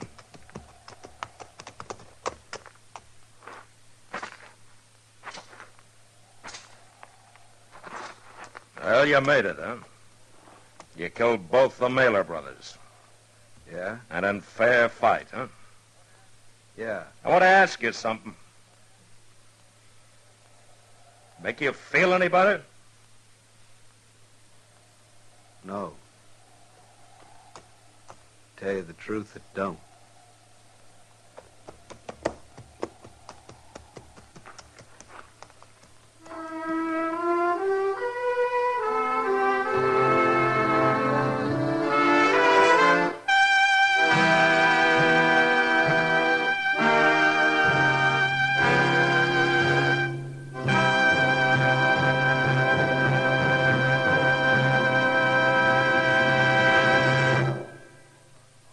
In a moment, our star, William Conrad. Americans today are earning more money than ever before. And smart Americans are planning ahead, too, to preserve prosperity. They're investing part of their paycheck every payday in United States savings bonds. And you can, too, an easy, automatic way, by joining the payroll savings plan and buying savings bonds regularly where you work. With payroll savings, money is set aside for you by your employer before every payday, in any amount you say. That way, you never plan on the money and never miss it. Payday after payday, these sums grow into savings bonds, and before long, you'll find you have a collection of them. And remember, every Series E bond you buy pays back $4 at maturity for every 3. That's right. You get back $4 for every 3 invested. Help today's higher earning power pay off for you tomorrow. Begin saving regularly with United States savings bonds. Join the payroll savings plan. And now, William Conrad. You know, on the frontier, a woman had to scratch pretty hard to make any kind of a home for a man. And next week, a woman who had worked at this for over 20 years finally lets the frontier beat her, and a man dies. But that was the West. Gunsmoke. Produced and directed by Norman Macdonald, stars William Conrad as Matt Dillon, U.S. Marshal. The script was specially written for Gunsmoke by Gil Dowd, with editorial supervision by John Meston. The music was composed and conducted by Rex Corey. Sound patterns by Ray Kemper and Bill James.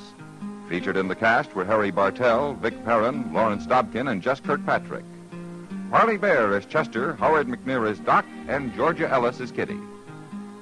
Join us again next week for another specially transcribed story on Gunsmoke.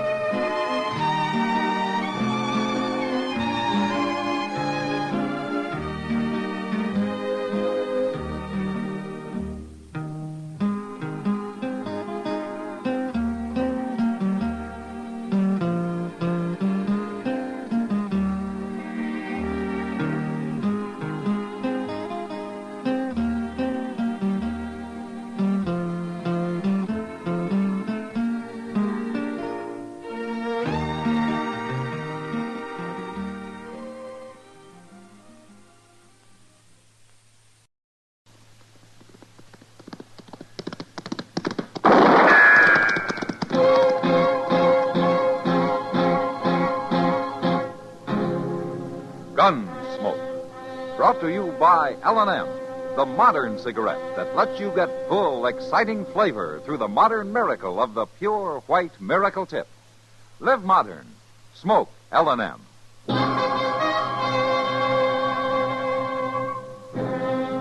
Around Dodge City and in the territory on West, there's just one way to handle the killers and the spoilers, and that's with a U.S. Marshal and the smell of Gunsmoke.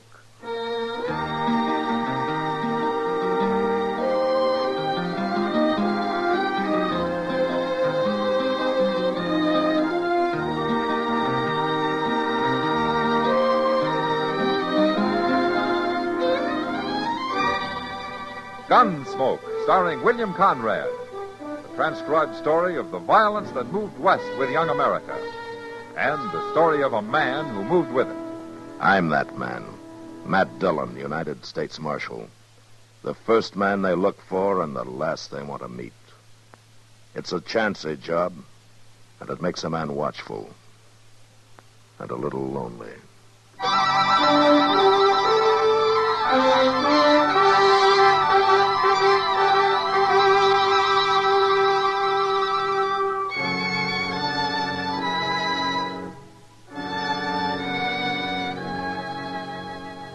Her name was Rose, and she was pretty. And that's all anybody in Dodge knew about the girl.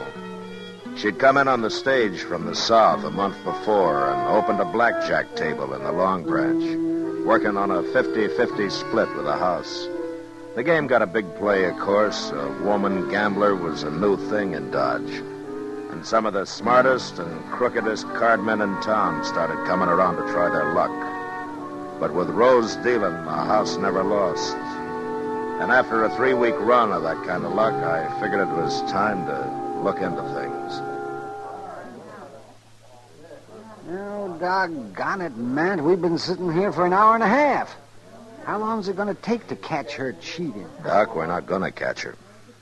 We're not? Yeah, the way she handles that deck, we could sit here till doomsday and never see a thing. Well, maybe she's dealing honest. Yeah, maybe. Chester. Chester. Oh, yeah, Chester. Maybe he noticed something. You know, playing right there at the table with her. That's the last place in the world to spot a crooked game, Doc. I swear, I just don't know what you could have been thinking of, Mr. Dillon. Why, she's as nice a young lady as you'd ever care to meet. Now, how much did she let you win, Chester?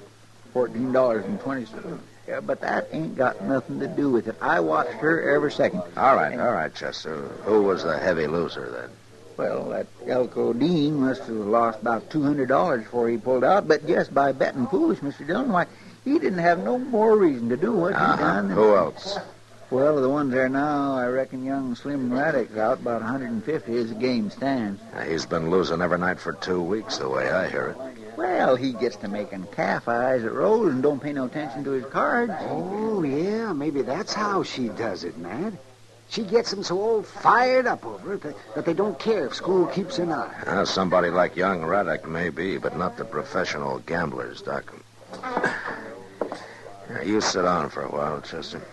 I'm going over and talk to her. What you sip on?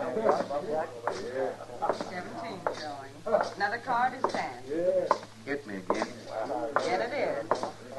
6 of hearts, 23 and busted. Much obliged to you, Mr. Raddick. You doggone sure ought to be. Seems all I do. Oh, evening, Marshal. Hello, Slim. Your luck turning on you? It ain't turning, no way. It's been against me right along. Then maybe you won't mind if I interrupt the game for a while. That is, with your permission, ma'am. I'd like to talk to you. Why not? All right, gentlemen, the game is closed. If you want to step over to the bar, the drinks are on me.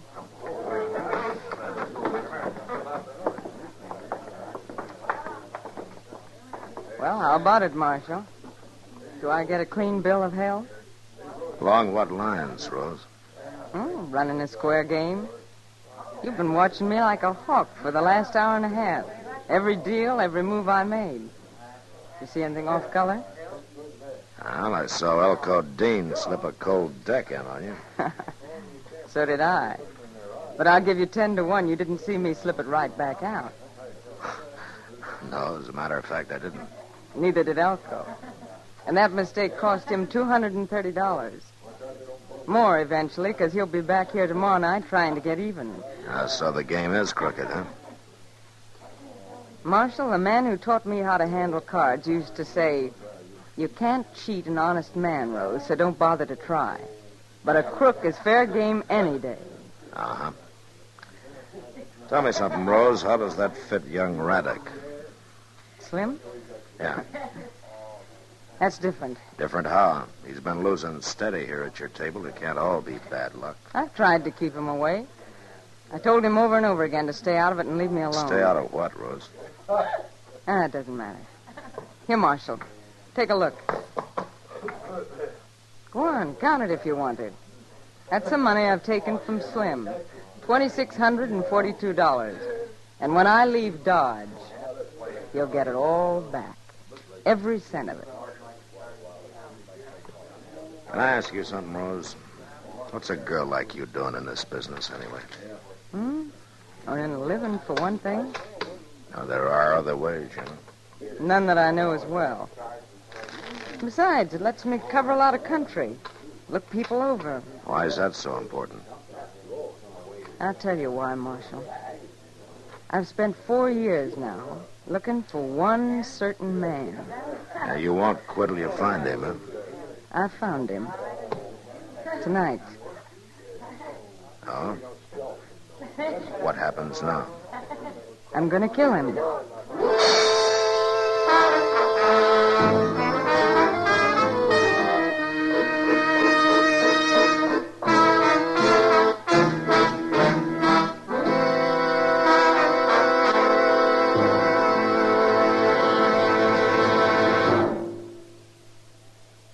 Free yourself of old-fashioned ideas. Why don't you live modern? Live modern.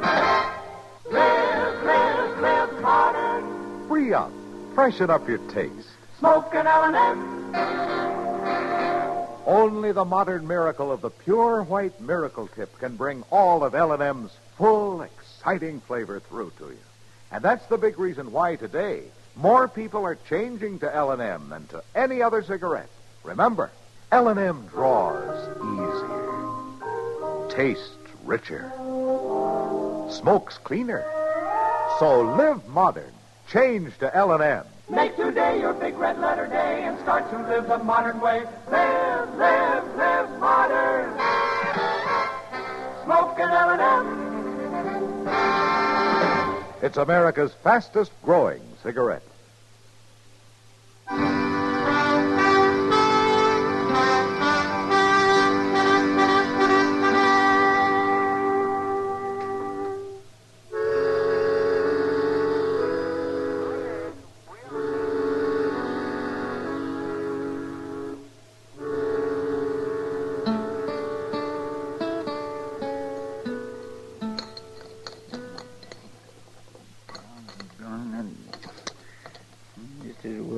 Jerky. You know something, Mr. Dillon? No, what, Chester? The doggone ham you get nowadays ain't nothing like it used to be. Oh, is that so? Well, just look at that. Lamb, they don't even half smoke it anymore. Just put on more salt. That's all they do. Well, it's better than side meat, anyhow. Why, even down in Texas, we used to smoke our meat at least 2 days. How are you, Marshal? Chester? Oh, morning, Slim. Oh, Slim. You had breakfast yet? I'm aiming to right now. I'll pull up a chair and join us, huh? Thanks, Marshal. My, you must have made a night of it. Didn't even get back to the ranch, huh? Oh, ranch will keep. I have some eggs and ham, Jeff. Right away, Slim. Yeah, say, maybe if you ain't tried this ham before, you ought to think twice. I've tried it, Chester. Most every morning out at my place. Jeff here buys all his meat from me. Oh. Well, it sure is a whole lot better than side meat. How's the ranch coming along, Slim? Had a good year? Best one yet. Mm-hmm. First time the place has brung me any hard cash. Feels mighty good to hear a few eagles jingling in your pocket. Might jingle some louder if you stayed clear of that blackjack table. My luck's bound to change. Not with Rose dealing. She's warned you already, I understand. Told you to keep out of the game. I guess I'm a stubborn man, Marshal. Here's some coffee while you're waiting, Slim. Oh.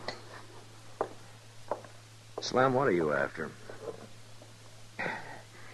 Well, it's like this. Been 5 years now since I took that leased land up there on Bitter Creek. I spent 5 winters out there all alone. That ain't good for me.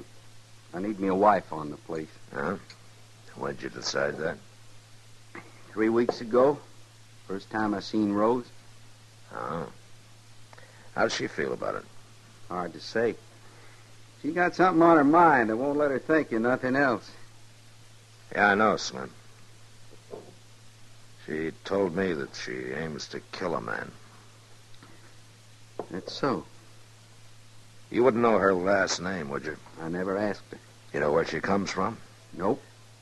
Any idea who the man might be? Marshal, if I did, I reckon I'd up and kill him myself, just to make Rose happy.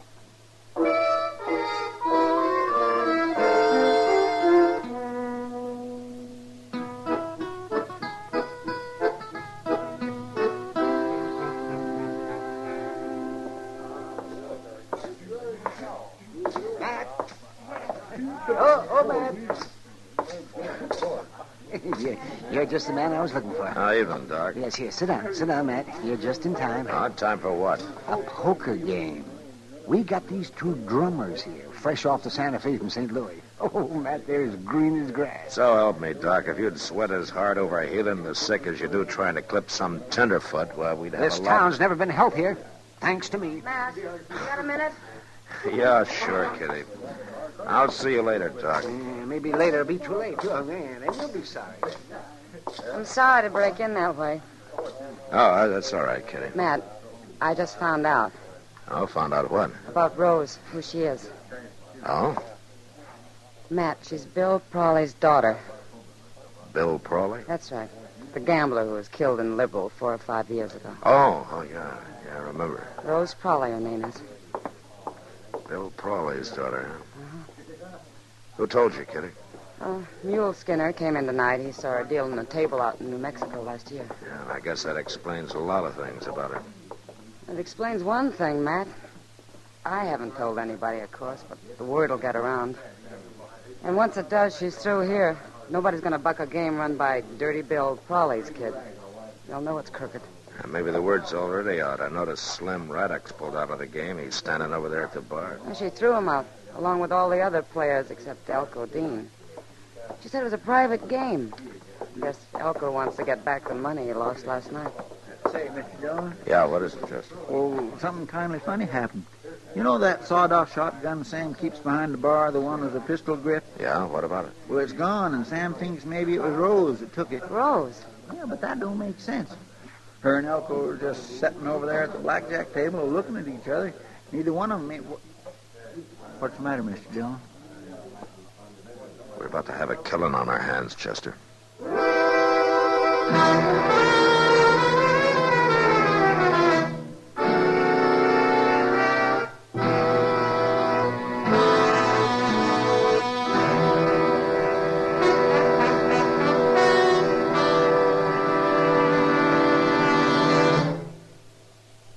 Free yourself of old-fashioned ideas.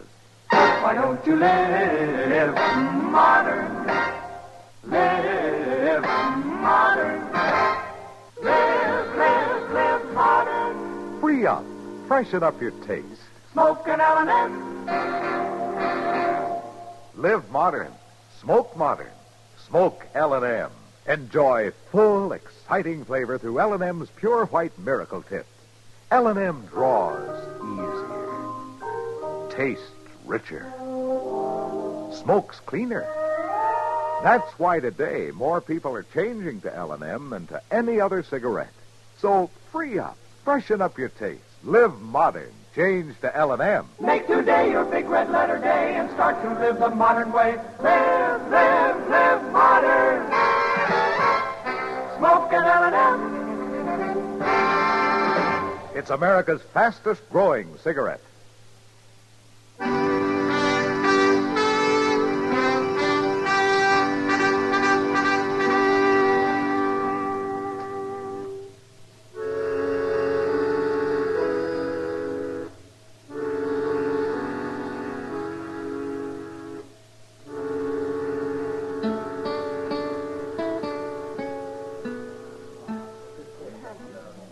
Matt, what are we going to do? I don't know, Kitty. What do you think she's planning? Well, I can guess. Chester, is Sam sure that Rose took that shotgun? He says she come back to the bar just before he missed it. Yeah. She could have hid it in the fold of her skirt. Elko's looking pretty white, Matt. Yeah, just look at them sitting over there facing each other. You know, 10-1, she's got that shotgun under the table pointed at him. Can't you slip up behind her, Matt? Grab her before she can use it? A shotgun's not like a pistol, Kitty. All you got to do is point in the general direction of your target. Yeah, but why she want to kill Elko? Revenge, I guess. Chester, did Slim Raddock hear about her having the gun? No, sir, nobody didn't. Sam called me to one side. Good. Word got around, somebody'd be sure to lose his head and touch the whole thing off. Well, it's going to happen anyway, Matt. Elko's starting to get restless. He's sure going to make a move soon. Well, it'll be his last one if he does. Matt? Oh, Matt. These plums are just ripe for the picking. I can't hold up the game all night for you. I'm sorry, Doc. I'm busy. Oh, well, as long as you feel that way about Doc, you don't understand. Oh? Well, only one way to handle it, I guess. No, you stay there, Chester. Yes, sir. Be careful, Matt. Will somebody tell me what's going on here? Good evening, Rose. I'm sorry, Marshal. Table's closed. Oh? It, not closed to Elko, then. Marshal, she Shut said... up. Elko and me have a personal game going, Marshal. Yeah, I know. Better hand over the gun, Rose. Sit down. Sit down and put your hand flat on the table, Marshal. Same as Elko's got his. Good. Now keep him there. I guess you know this is a shotgun I'm covering you both with, underneath the table. Yeah, I know that. Well, why'd you come over here if you knew that... Keep your voice down, Elko. Why didn't you shoot her from where you was standing? She's aiming to kill me, Marshal. Yeah, I figured that was about the way things stood. I knew I'd find him someday if I just kept traveling and kept on dealing cards. And last night it happened. I recognized him the minute he sat down at my table. I knew he'd be back tonight, and I was ready for him when he come. Now you mean to kill him, huh? She's crazy, Marshal. She's out of her head. Keep your hands on that table. I mean to kill him. Why, Rose? If you knew me, if you knew who I am, you'd understand. I do know, Rose. You're Bill Prawley's daughter. That's right. Dirty Bill's daughter. Look, Rose. Oh, I know what they called him. Dirty Bill Prawley. All the cheap little tin horns that tried to cheat him and lost their shirt doing it. They're cowards. That's the only way they could hit back. Give a dog a bad name and shoot him for mad. Take her, Marshal. She's going clean out of her Shut up, mind. Alco, before you get us both killed. My father was a fine man, and anybody that says different is a liar. Marshal. That night he was killed, I was upstairs asleep, and the shots woke me up. I looked out of my window, and I saw a man run out the front door with a gun still in his hand. I saw him for just a second in the light from the door. But I never forget his face. Alco here, huh? That's him. Don't listen to her, Marshal. She's lying. It's a job for the law now, Rose. Now you walk away from this table, Marshal. Stay clear of this. I got nothing against you personally. I want your gun, Rose. Sorry. The hand's played out. No, not yet, it isn't. I got a whole card. Hey, Slim Raddick. Marshal. Yeah, Marshal? Come here a minute, will you? What do you think you're doing now? Marshal, you... Hold it, Alco. Keep your hands on the table. What's going on? Get away, Slim. Stay back. We're right here, Slim, between me and Alco, huh? No. That's right. What's the matter, Rose? Oh, you fool. All right, Rose, you were planning to give him back his money, so he must mean something to you. And he's in it now, too. The way a shotgun works, it's all three of us or none of us. Now, you hand over that gun. No. Oh, Slim, why didn't you stay clear? Now, what's this all about? Rose, I want that gun, and I want it now.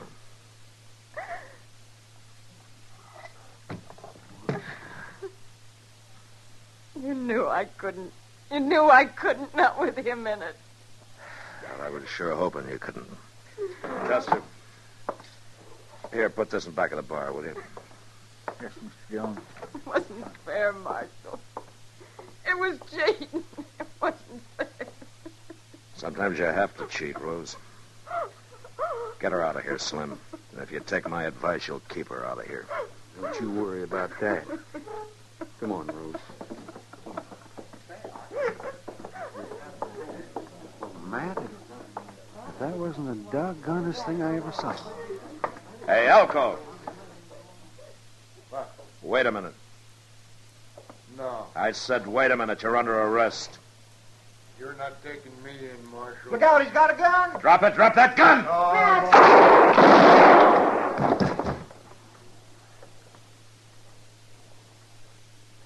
Well, Matt, I guess a man's luck can't last forever. His sure didn't, did it?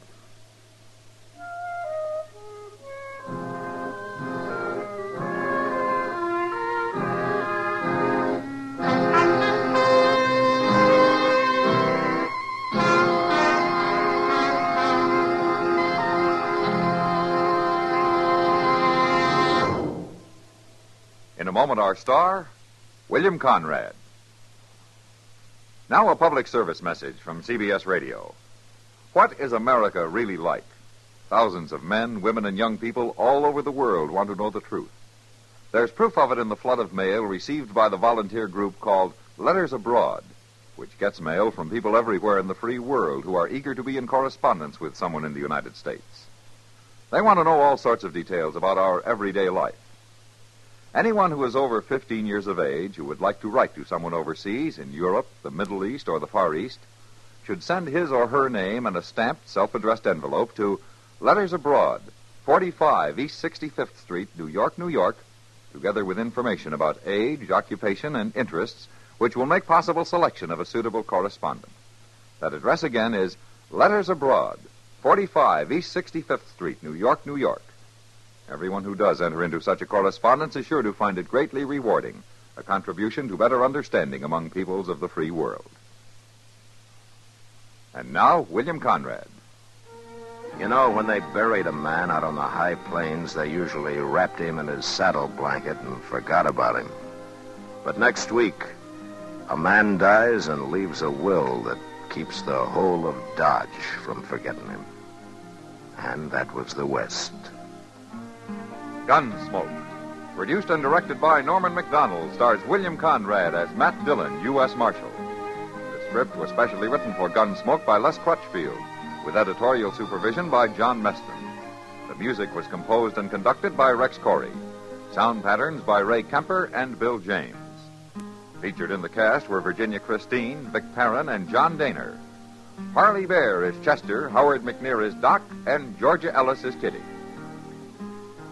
Join us again next week for another specially transcribed story on Gunsmoke.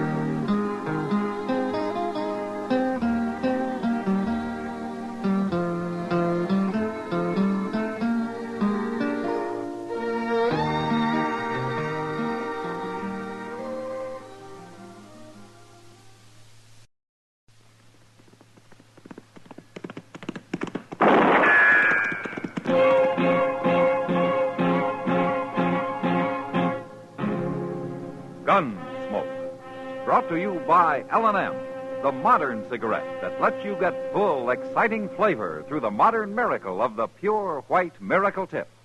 Live modern. Smoke L&M.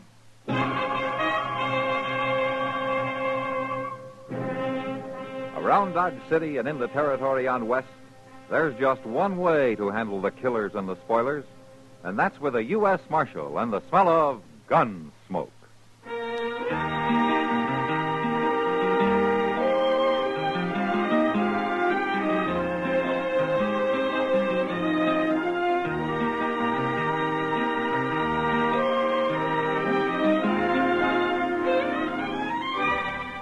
Gunsmoke, starring William Conrad. The story of the violence that moved west with young America. And the story of a man who moved with it. I'm that man, Matt Dillon, United States Marshal. The first man they look for and the last they want to meet. It's a chancy job, and it makes a man watchful and a little lonely.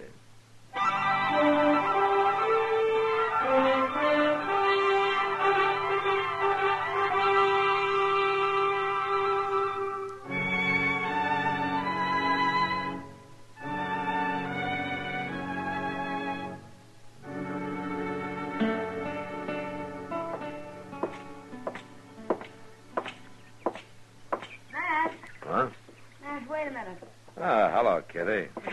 Is the Long Branch on fire or something? Oh, of course not. What do you mean? I can't figure anything else that'd get you up this early in the morning. Twice a year, Matt. Today's one of the days. You going to breakfast? Yeah, you want to join me? Thank you, sir. Where do we go? Delmonico's? That's the only place open before 10 o'clock. Are the mornings always like this, Matt? What? Oh, so crisp and clear. Oh, yeah, most always. The best part of the day, as a matter of fact. It's peaceful. I guess that's the feeling. That's the only time of day Dodge is peaceful. That little shaver's in a big hurry about something. That's Hank Marvel's kid, Beanie, they call him. Well, he stopped at the jail, Matt. Yeah, wait a minute, Kitty. Yeah. Hey, Beanie. What's the matter, Beanie? You gotta come out to the ranch, Marshal. Right away. It's my pop. He's been shot. Been shot? Well, how bad is he? He's dead.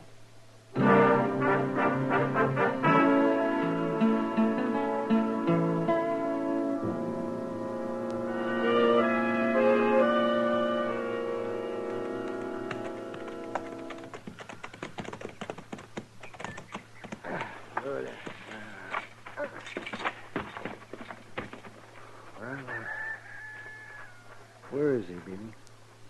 In the barn, Doc. I'll show you.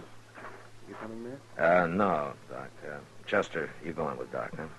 I want to talk to Miss Marvel first. All right, sir.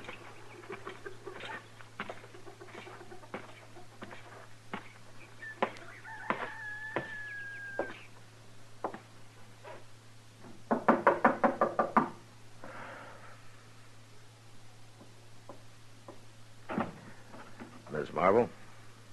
Come in, Marshal. Thank you, ma'am. I'm sure sorry to hear about this. Just a few hours ago, Hank was sitting there eating his breakfast. Now he's dead. Where did it happen, Miss Marvel? Down by the creek. He was laying there on the ground, shot to death. And Beanie and me got him into the buckboard and brung him back. Do you have any idea how he was shot? No, Marshal, no idea at all. Hank didn't have no enemies. He got along with everybody. When did it happen? Right after he left home? Half hour, maybe. Him and Beanie left together. I was going to make soap today, and I just got the kettle set up out there in the yard when Beanie come riding back half out of his wits. Was Beanie with him at the time? No. Hank left him at the pumpkin patch and went on alone. We raised some pumpkins along the slope below the edge of the bluff. That's Hank's favorite kind of pie pumpkin. He always said... Well, he liked it better than any other kind. Yes, did Beanie hear the shot? Yes, and he rode along the bluff to see if maybe Hank had shot a deer. And then he seen his father laying down there by the creek. Did he see anything else? Anybody around? No, it's awful brushy down there in the bottoms. You're kind of short on neighbors around here, aren't you? Well, there ain't any at all, Marshal. There's just the Badlands on to the west, and the Circle D spread comes up against us on the other side. Yeah. Circle D's got a line cabin around here, haven't they? Oh, it's about a mile and a half north. They got the same rider staying there, Jack Teague? Yes. You folks see much of him? Well, he's stopped by a few times. Ms. Marvel, there's been a little talk around Dodge about Teague and... And about me, too, I know. And it's a lie, Marshal. Well, I didn't mean anything, ma'am. It's just that they say that he's a chaser. Hank heard the same stories and the same lies. That's why he ordered Jack Teague off the place. No? Well, when was that? Last night.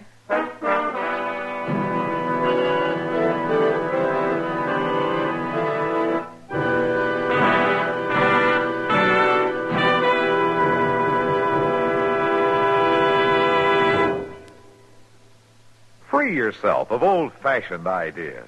Why don't you live modern? Live modern. Live modern. Free up. Freshen up your taste. Smoke an L&M. Live modern. Smoke modern. Smoke L&M. Enjoy full, exciting flavor through L&M's Pure White Miracle Tip. L&M draws easier. Tastes richer. Smokes cleaner. That's why today more people are changing to L&M than to any other cigarette. So free up. Freshen up your taste. Live modern. Change to L&M. Make today your big red letter day and start to live the modern way. Live modern. Smoke an L&M. It's America's fastest growing cigarette.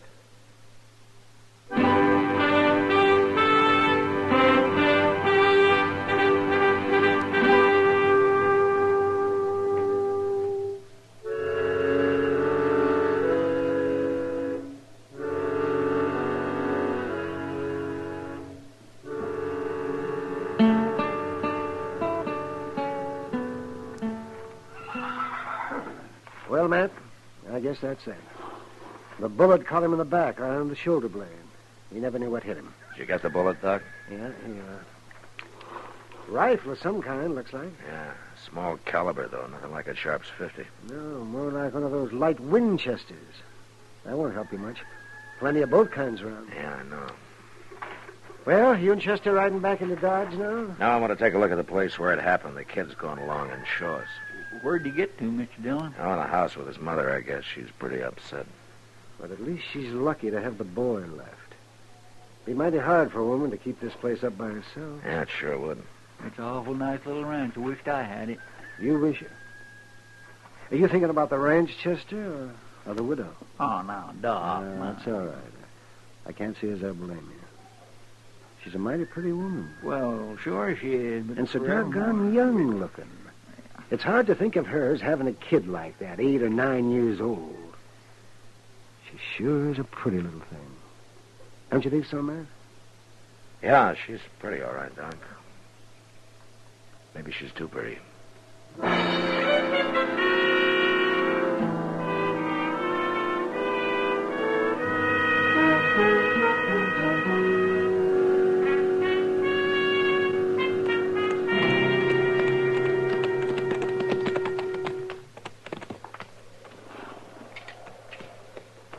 There's where he was, Marshal. Laying right there in the trail. All right, Beanie. Let's take a look, Chester. Sure. I come riding along the bluff up there after I heard that old shot, and I got right there at the point where I see him laying here. Uh-huh. Your mother was right. There's plenty of brush in here. There's cover enough for a tribe of Comanches. You think maybe it was Comanches? Oh, well, no, Beanie. I was just saying that. There sure ain't much to go on, Mr. Dillon. No, nothing. With all this brush for a man to hide in without being seen. To hide in, yeah, but getting away after it'd be a different story. Oh. Anybody up there on the edge of that bluff ought to be able to see a man moving down here, whether he was afoot or horseback. Yeah, lots of open spaces he'd have to cross. Yeah. Beanie, you were up there on the edge of the bluff, huh? Well, yes, sir, I was. But I didn't see nobody. Nobody at all, Marshal. Uh-huh. Were you there last night when your pa ordered Jack Teague off the place? Yes, sir. There's quite a ruckus, I imagine. It sure was. Pa was mad and he got Mama crying. And Mr. Teague was awful mad, too, when he left. I imagine a boy your age might be a little scared of a fellow like Teague, huh? Yes, sir. Mom was scared of him, too, Marshal. She told Pa he was a bad man to cross. Yeah. I want you to tell me something, Beanie. From up there on the bluff, who did you see riding away? I see Mr. Teague.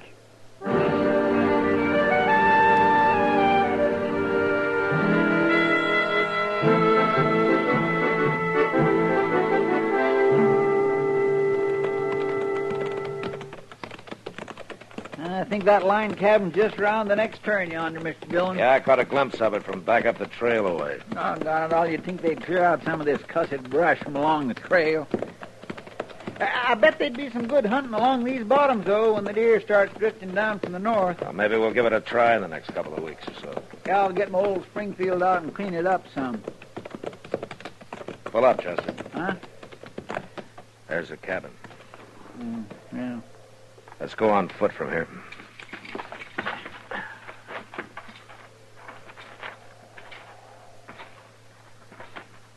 There's a horse tied there at the corner. Yeah. All saddled up. Bedroll tied on behind. Looks like maybe Teague's figuring on moving. Hit the ground. Reckon we come to the right place. Yeah, it looks that way.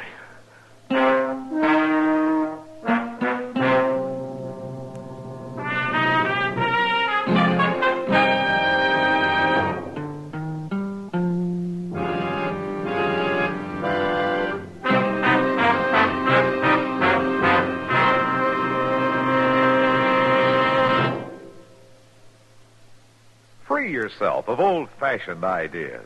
Why don't you live modern? Live modern. Free up. Freshen up your taste. Smoke an L&M. Only the modern miracle of the pure white miracle tip can bring all of L&M's full, exciting flavor through to you. And that's the big reason why today more people are changing to L&M than to any other cigarette. Remember, L&M draws easier, tastes richer, smokes cleaner. So live modern. Change to L&M. Make today your big red letter day and start to live the modern way. Live, live, live modern.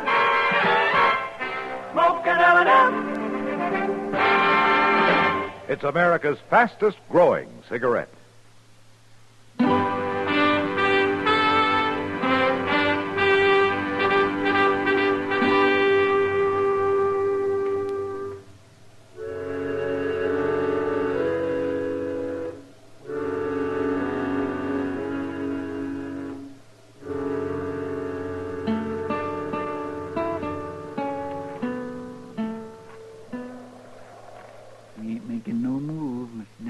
Still there, though. That cabin ain't much protection. Just built out of shake sidings. Yeah. Maybe we ought to show him that, Chester. Might convince him.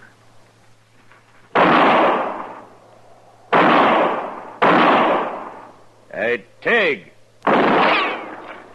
He don't act very convinced, does he? Don't be a fool, Tig. Those wolves won't even slow down a bullet. Now come out with your hands up. All right, then. Oh, hold it. Marshal, hold it. I give up. All right, come on out, then. That last bullet must have breathed on him.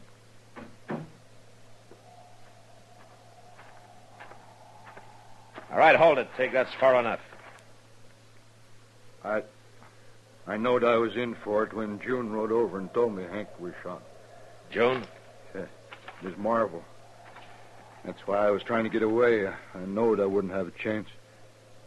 Tig, Hank's boy saw you. He saw me? He saw me what? Right away, right after his dad was shot. Well, that's a lie. I weren't even near them bottoms this morning. You got a rifle here? Sure.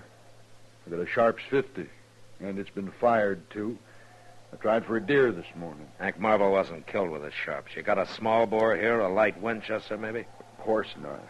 That's a woman's gun, Marshal.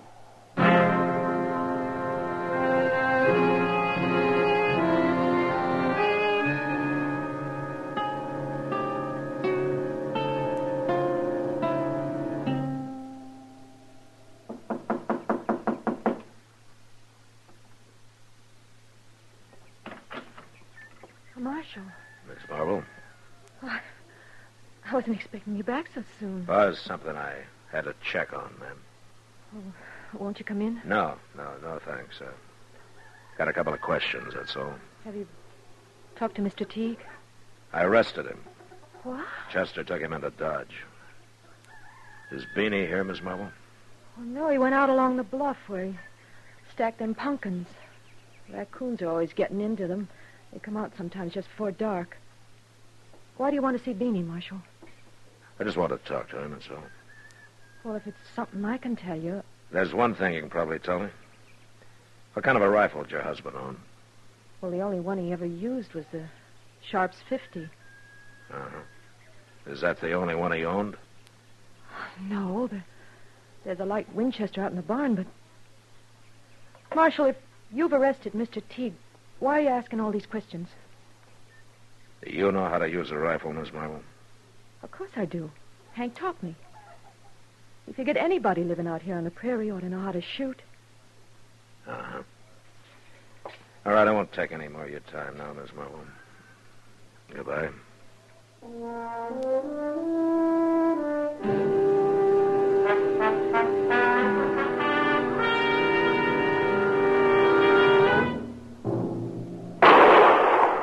Got him! By golly, I got him! That was a good shot, Beanie. Marshal, I didn't hear you come up. Well, I kept quiet. I saw you trying to get a sight on that coon. Sit down, Beanie. I want to talk to you. Sure, Marshal. That darn old coon sure won't get no more of them pumpkins. No, I guess he won't. That, your mother's Winchester? Well, yeah, Pop got it for her. But she said it's part mine, too. That's a fine-looking gun. It sure is, Marshal. It's just a mighty fine gun, that's all. Did you find Mr. Teague? Yeah, I found him. Beanie, he said he wasn't down there in the bottoms this morning. But I seen him, Marshal. Plain as anything. I was just talking to your mother. She's a mighty fine woman, Beanie. She ain't no woman. She's a girl. Oh? She's a lot younger than Pop was. She's pretty near 11 years younger. She and your pop get along pretty well, did they? Well, he made her cry sometimes. Like last night, after Mr. Teague left. And again this morning, too. What happened this morning? Same thing. He was jawing at her about Mr. Teague. She was going to make soap, and mostly I help her when she does. Them kettles is real heavy. But this morning he wouldn't let me. Is that so? Maybe come here to the pumpkin patch. Said a little work would be good for her. Help get her feet back on the ground. I don't like it, Marshal. When he makes Mama cry, I get all funny inside. I see. Beanie, I guess you'd do just about anything for your mother, wouldn't you? Sure I would. Beanie Teague wasn't down there this morning. Well, sure he was. You didn't see him. You know that, and I know it. Now, why did you say you did? I hate him, Marshal. And you kept saying I must have seen somebody, so finally I said it was him. Why do you hate him? Because if it hadn't been for him, it wouldn't have happened. Pop wouldn't have made her cry if Mr. Teague hadn't have come around.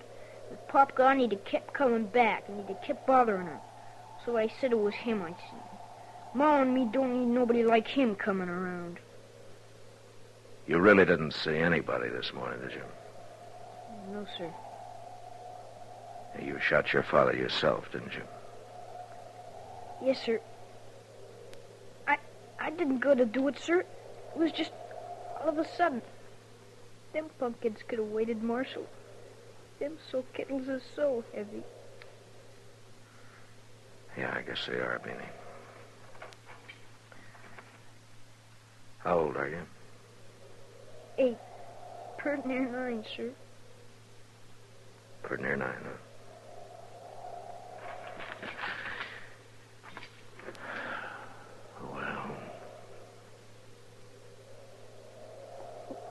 What do you figure will happen, Marshal? Beanie, I wish I knew.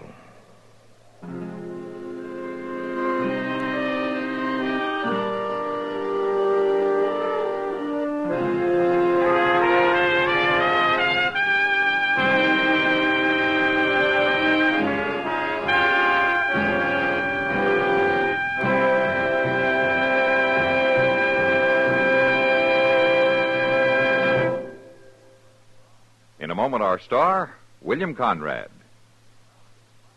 America's Protestants, Catholics, and Jews are strengthening the bonds of brotherhood and friendship by helping the needy overseas. Through their houses of worship, these three faiths are sending voluntary relief to virtually every free country in the world. Hundreds of millions of pounds of goods, clothing, and medicine will go to victims of war, disaster, and famine in many parts of the world. More than 80% of American voluntary relief work for the hungry and needy overseas is conducted through the religious agencies of these three major faith groups. When you share with needy persons overseas through your house of worship, you are promoting the spirit of democracy that unites all peoples for peace and goodwill. You are keeping faith with the finest tradition and heritage of America. CBS Radio urges you to keep faith with those in need overseas by giving as much as you can through your faith. And now, William Conrad. You know, on the high plains, a man lived hard and worked hard, and the years slipped by in a hurry. Well, next week, a man returning to Dodge finds that everything has changed because he stayed away too long. And his plan for changing things back calls for the murder of his brother. And that was the West. Gunsmoke, produced and directed by Norman Macdonald, stars William Conrad as Matt Dillon, U.S. Marshal. The script was specially written for Gunsmoke by Les Crutchfield, with editorial supervision by John Meston. The music was composed and conducted by Rex Corey. Sound patterns by Tom Hanley and Bill James. Featured in the cast were Gene Bates, Butch Bernard, and John Daner. Parley Bear is Chester, Howard McNear is Doc, and Georgia Ellis is Kitty. Join us again next week for another story on Gunsmoke.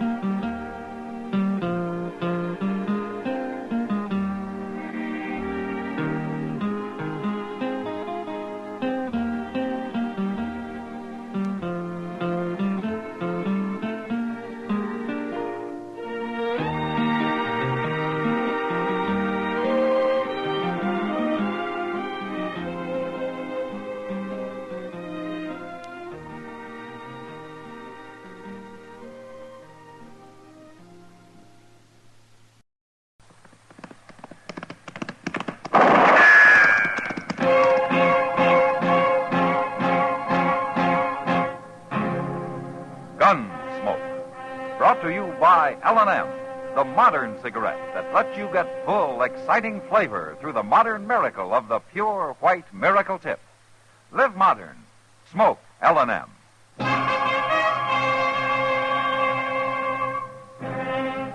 Around Dodge City and in the territory on West, there's just one way to handle the killers and the spoilers, and that's with a U.S. Marshal and the smell of Gunsmoke.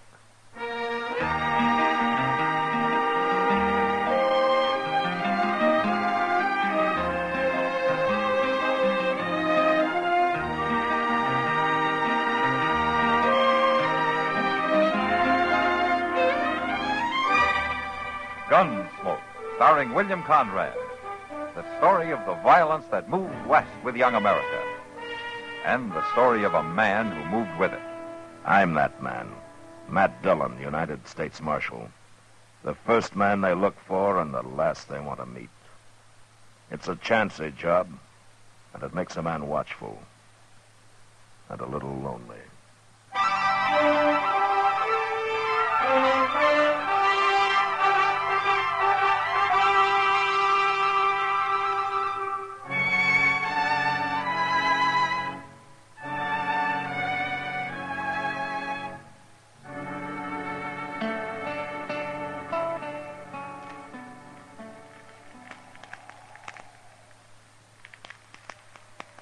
Good thing we packed in all that stove wood, Mr. Dillon.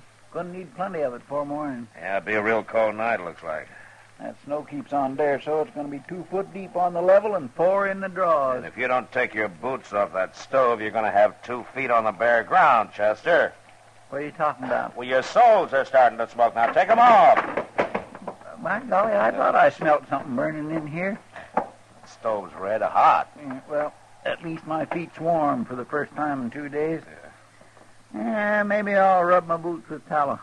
The leather ought to soak it up real good, being so hot that way. Evening, Matt. Oh, hello, Kitty. Come on in. Kitty. Oh, cold out tonight. Yeah, well, come over here and stand by the stove and burn with a Chester. Oh, now. I can't stay, Matt. I gotta back to the Long Branch. Yeah, big crowd tonight? Yeah, but quiet one. Men get sentimental around Christmas time. Oh, I'm that way myself, Miss Kitty.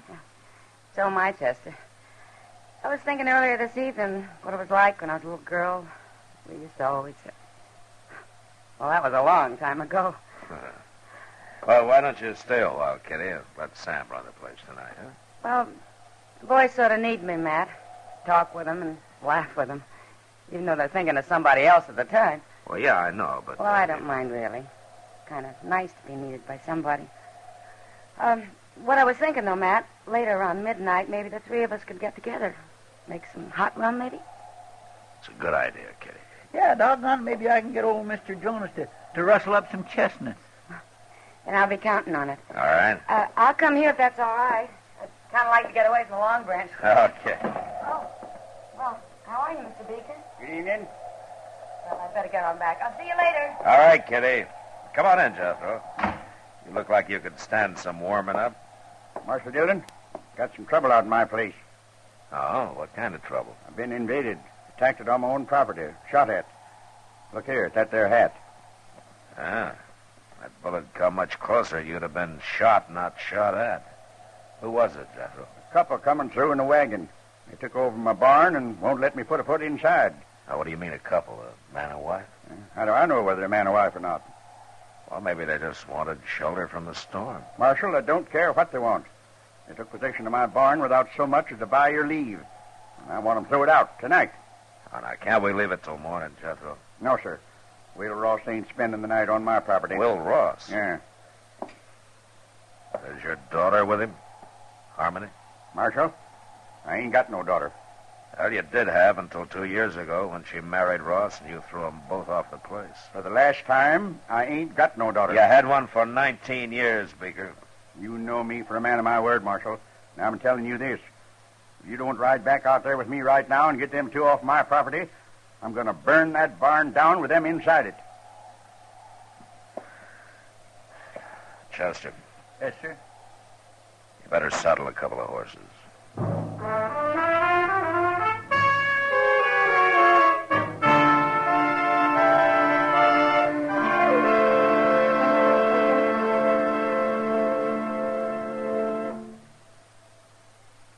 Free yourself of old-fashioned ideas. Why don't you live modern? Live modern.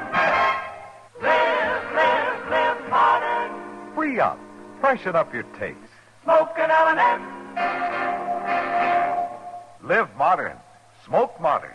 Smoke L&M. Enjoy full, exciting flavor through L&M's Pure White Miracle Tip. L&M draws easier. Tastes richer. Smokes cleaner. That's why today more people are changing to L&M than to any other cigarette. So free up. Freshen up your taste. Live modern. Change to L&M. Make today your big red letter day and start to live the modern way. Live modern. Smoke an L&M.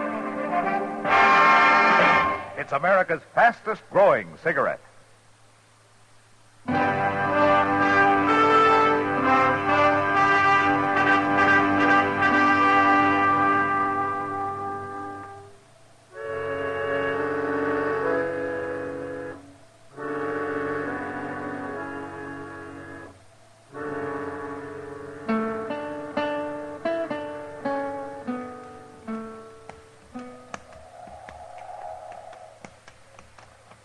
I don't see any wagons, Jethro. Yeah, they're halted inside the barn. Blast them. They're burning the coal oil stove in the tack room, and they got a fire going in the blacksmith forge. Well, it's a cold night. Yes, and charcoal and oil cost money. Come on out there, Ross. Got the law with me now. Jethro, if I'm going to handle this, I'll handle it my own way. Now, you stay right here. Come on, Chester. Yes, sir. Now, don't you go easy on them. I want them two treated like any other criminals. You make mighty good targets again this snow, Mr. Dillon. Yeah, I guess we do it that. The wind dies down, may not turn into a blizzard after all. But I just don't like the idea of walking right into a gun. Who is it? Who's out there? It's Matt Dillon. Hold your fire, Will. Stay back. I'm warning you, Marshal. Just want to talk to you, Will. Now, come on, open the door. It's cold out here. Is old Jethro with you? No, just me and Chester. You can come in alone, Matt. You leave your gun out there with Chester. All right, open it up. Here, Chester, hang on to this. Mr. Dillon, I just don't like this. Now, we got no choice. All right, hurry up, Matt. Well, welcome home, Will. You took a big chance walking up here like that. I doubt that. You wouldn't have shot anybody in cold blood before. I don't think a man changes that much in 2 years. Not unless he's pushed hard enough. Maybe. Now, take that gun, Will. You said you just wanted to talk. I do, but not over a gun sight. Now, hand it over. No, now stay back, Matt. No! Like I said, Will, a man doesn't change that much. No, I guess not. I wouldn't even have shot old Jethro. I figured that. We didn't aim to stop here, Marshal. We was trying to make Dodge, and the storm come down on us. A man takes shelter where he can. I wouldn't even ask him for a drink of water. Not after the way he treated us when we got married. But we didn't have no choice. Where's Harmony, Will? She's in the tack room. It's warmer there. I made up a bed for her with some straw and some blankets. A bed? You better go talk to her, Marshal. She'll be right glad to see you after all this time. All right. Chester. Yes, sir? Come on in. I'll be right back. All right, sir. How you been making out, Will? Not too bad. Harmony? Who is it? Matt Dillon. Oh, Matt. What's going on here, young lady? Oh, everything, Matt. We're in trouble. In real trouble. What's wrong? You sick? I reckon you might call it that. It'll be any time now, I think. Oh. Well, now, look, no, don't you worry, Harmony. I'm going to get some help out here right away. Everything's going to be all right now. I'll be right back. You get out of my barn, off my property, Ross, and take that woman of yours with you. Jethro, I told you to stay outside. I'll remind you, these is my own premises, Marshal. We'll worry about that later.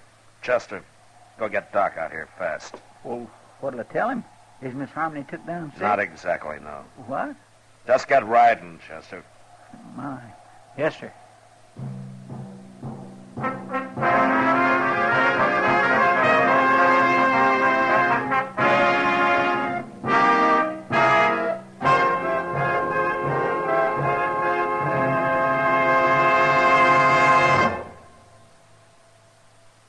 Happy holidays from L&M. And here's how to say it to your friends. Give modern. Give L&M holiday cartons. L&M holiday cartons are gay, handsome. A gift that says both you and your friends know how to live modern. Live modern. Live modern. free up, freshen up your taste. Smoke an L&M. Remember, when you smoke L&M, you always get full, exciting flavor through the L&M Miracle Tip. L&M draws easier, tastes richer, smokes cleaner. That's why today more people are changing to L&M than to any other cigarette. So smoke L&M, and remember, your friends appreciate your gift of L&M holiday cartons. Live modern. Smoke an L&M.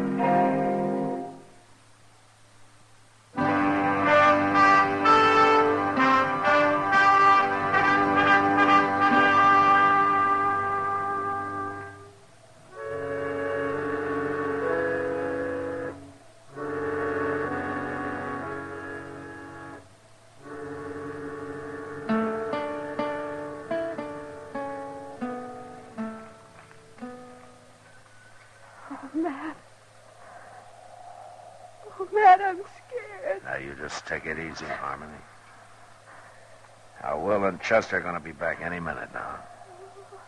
They'll have Doc with them. Why don't they hurry? Don't worry, it won't be much Oh, longer. they've got to hurry. Oh, they've just got to. Oh. It's going to be all right, Harmony. Couldn't Chester have gone alone? Oh, why did you have to send Will with him? Well, if he'd stayed here, Harmony, your father and him would have been at each other's throats. Where's Pa? He's out there keeping the forge burning, heating up some water. He's looking sicker by the minute. Why didn't it have to happen Here, Matt. Oh. Harmony, take it easy. If I only had something to hold on to. Maybe if you'd give me your hand. Here, take my hand. Oh. Here. There you go. There you go. There you go. You know, baby's first look at the world ought to be all love and joy, not like this. Now, with Pa hating us like he does. Oh, no, Harmony. He does. He hates us. Will and me both. Well, maybe not as much as he puts on. Oh, Matt. Oh, you're right, I think. What do you mean? Oh, it's not going to be much longer. It's... Oh... Just take it easy. If Doc doesn't get here, you'll stay with me. You'll help me, won't you, Matt? Well, sure I will, Harmony. I'll do what I can.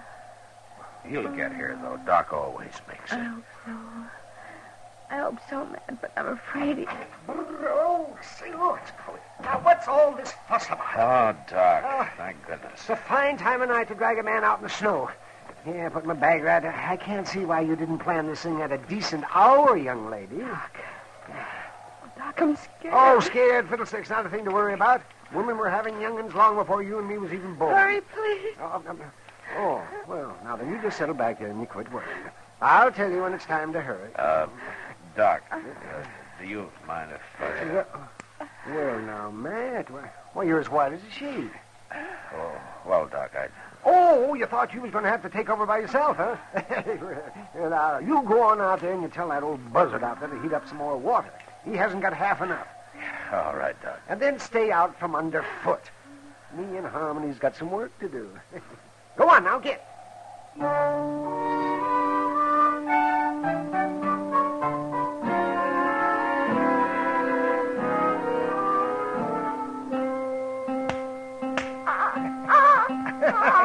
Oh, howdy, young fella. Welcome to the world.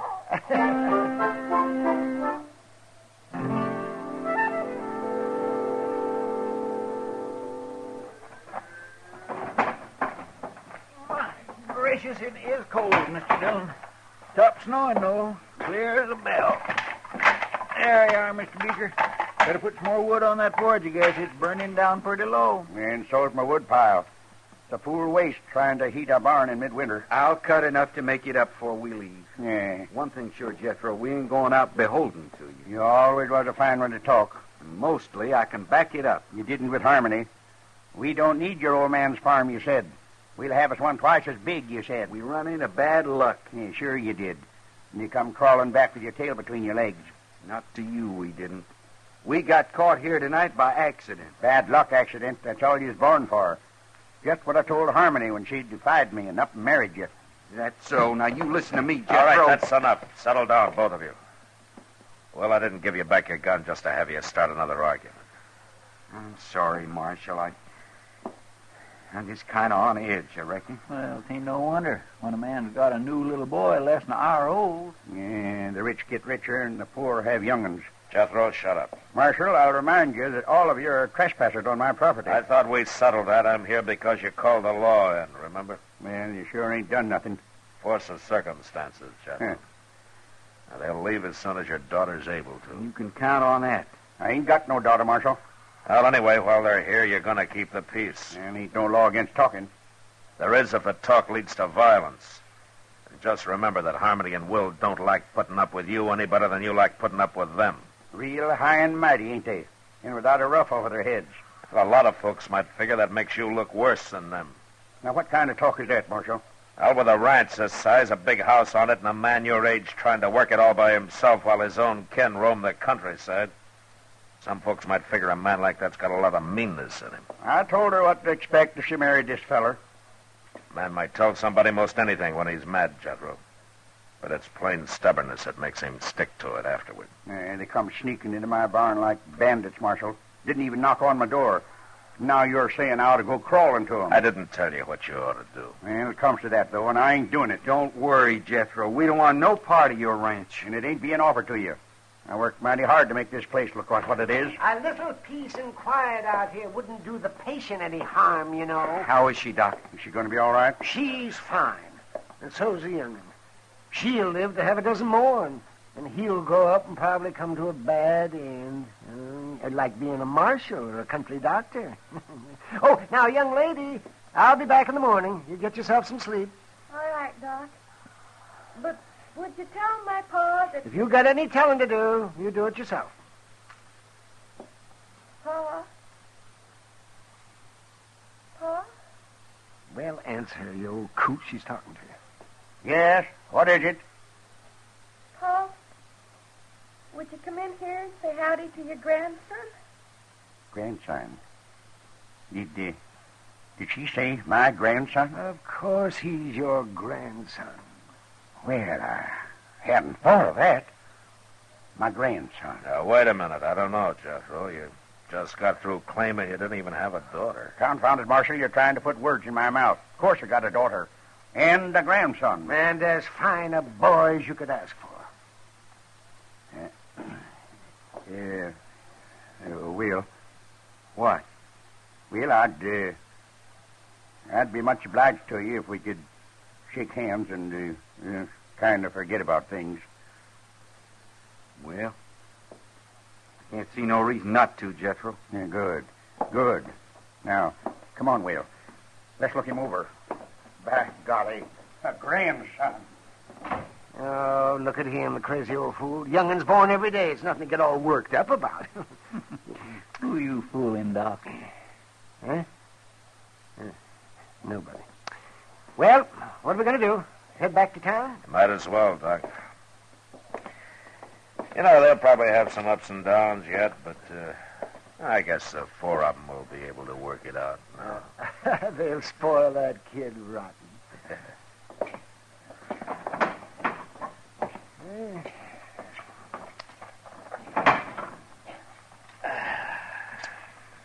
Well, turned out to be a fine night after the snow quit, didn't it?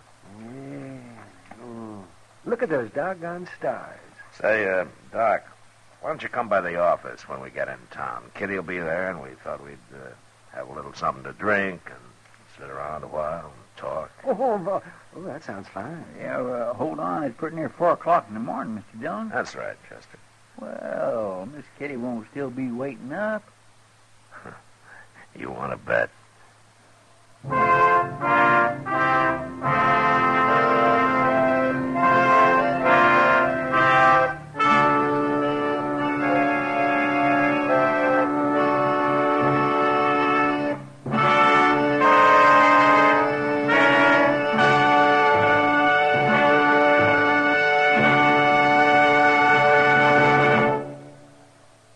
In a moment, our star, William Conrad. Just one person can make the mistake that causes an accident. Pedestrian, passenger, or driver. Any one of us can go into the kind of solo mistake that spells trouble on the road. It can happen even though we know better. Most drivers know how their cars operate and what the traffic rules are. We know that speed kills and that alcohol and gas make a bad mixture. Yet an impulse sometimes takes over. We show off, act defiant, or let off steam. We take the gamble that figures in the majority of accidents today. Don't be sorry later. Be sure now. Drive with courtesy and care. Use posted signs and signals. They were placed there for you to know the road ahead. Keep in mind that just one person can cause an accident when a dangerous impulse takes over behind the wheel. It's what psychiatrists call emotional immaturity. Whatever your age, on the road, grow up and live. Remember, careless driving is kid stuff. And now, William Conrad. You know, the frontier cowhand was pretty proud, and he'd fight anyone who had bad to say of his horse, his hat, or his saddle. And next week, it's because of an old spotted hound dog that 2 men nearly died. And that was the West. Gunsmoke. Produced and directed by Norman McDonald, stars William Conrad as Matt Dillon, U.S. Marshal. The story was specially written for Gunsmoke by Les Crutchfield, with editorial supervision by John Meston. The music was composed and conducted by Rex Corey. Sound patterns by Tom Hanley and Bill James. Featured in the cast were Ralph Moody, Vic Perrin, and Virginia Gregg. Parley Bear is Chester, Howard McNear is Doc, and Georgia Ellis is Kitty. Join us again next week for another story of the Western frontier, when Matt Dillon, Chester Proudfoot, Doc, and Kitty, together with all the other hard-living citizens of Dodge, will be with you once more. It's America growing west in the 1870s. It's Gunsmoke.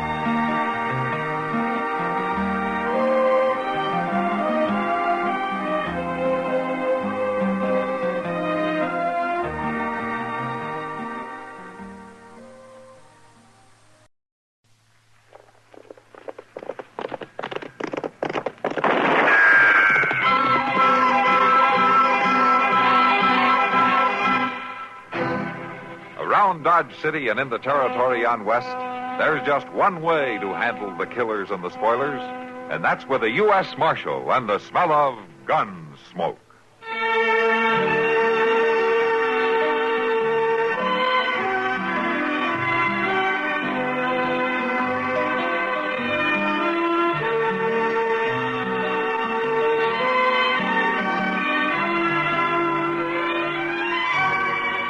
Gunsmoke, starring William Conrad. The story of the violence that moved west with young America. And the story of a man who moved with it. I'm that man. Matt Dillon, United States Marshal. The first man they look for and the last they want to meet. It's a chancy job, and it makes a man watchful. And a little lonely.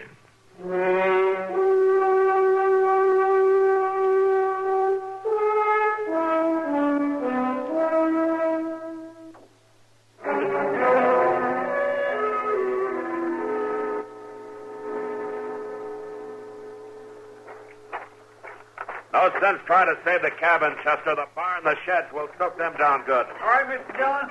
Oh, hauling well water takes too long. You better get it from the stream. I'm after the bucket. It's a sight bigger than these 10 pails we got. Here, let me give you a hand. I'm thick with rust.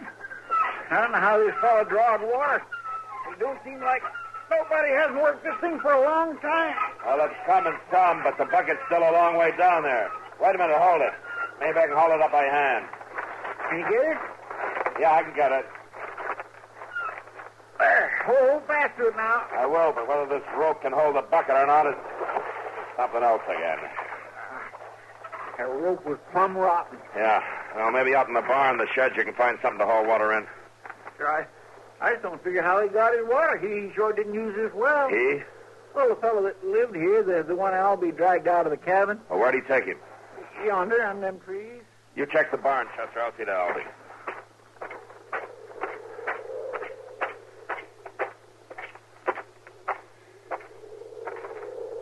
You look kind of singed, Albie. You all right? He's just a cinder. That's all I can think. He's just a cinder. Out under the blanket here? He ain't a man at all. He's a cinder. Yeah. That's all, Albie. Could you tell, was he alone in the cabin? I couldn't believe it. He was sitting at the table. His head was slumped forward, and there was fire all around. And then I seen he was on fire. He was just sitting there, on fire. Take it easy now. And I got to him, and he toppled off right onto the floor, and he laid there, burning. He didn't know it, Albie. I seen trees burn. I seen fields. I seen logs. I never seen a man burn before. Just forget about it. You know, it's funny. A man on fire. First thing you do is put a blanket on him. He's burning hot, so you smother. You put the fire out, Albie. That's the way to look at it. You put a blanket on his All right finger. now, Albie. You put Albie, a blanket stop it. around his Stop it. finger.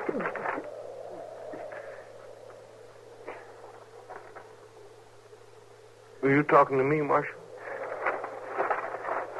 Yeah, the blanket. It was in the cabin? A blanket. Oh, it was on the floor right by the table.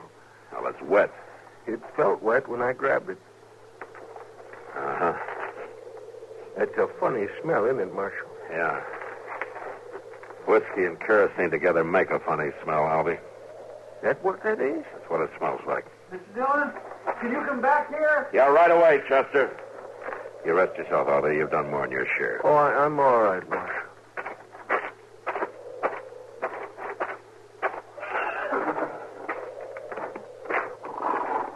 Where'd you find him, Chester? In the corral, behind the barn. Poor things, ain't they puny looking? All thin-fleshed, bone-shone. Yeah. Somebody neglected them for a long time. Mr. Dillon, they're about starved. Any feed in the barn? Ain't nothing in that barn but rusty cans and a broke plow.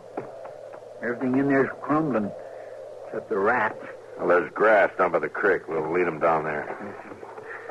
It don't seem like this was Indians, does it, Mr. Dillon? It looks queer, Chester. Everything around here looks queer.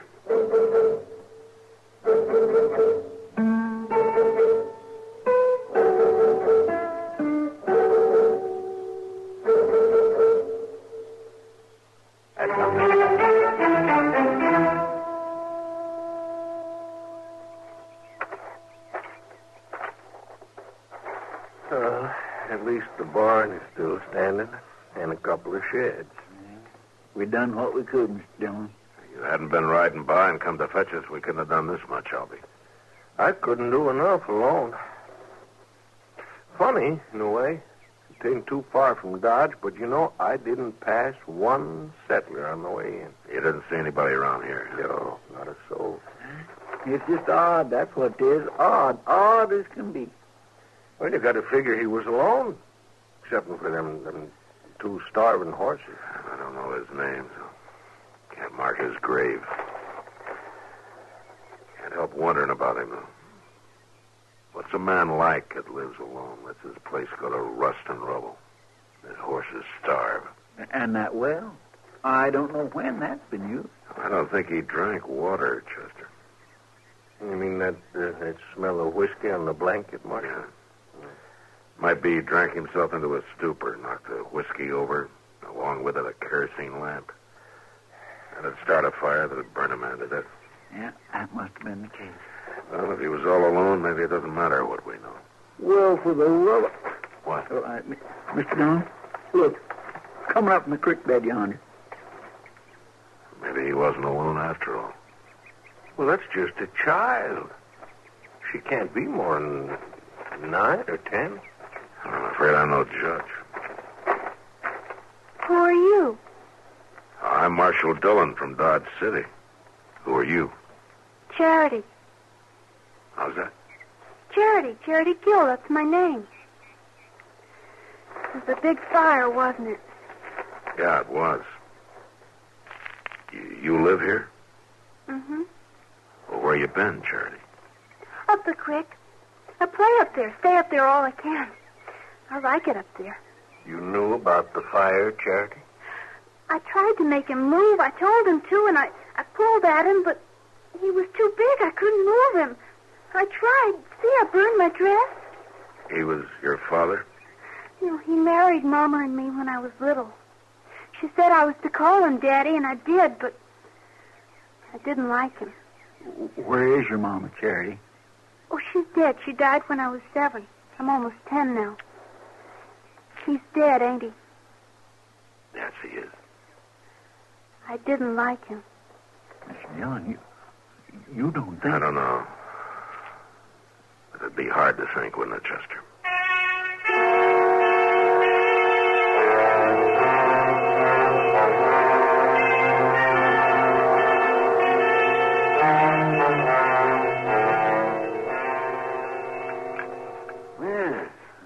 I'd say you're a pretty healthy young lady. I've never been to a doctor before. You never have. Well, you take a tip from me. You stay away from them all you can, Charity. You're funny. Well, some folks think so.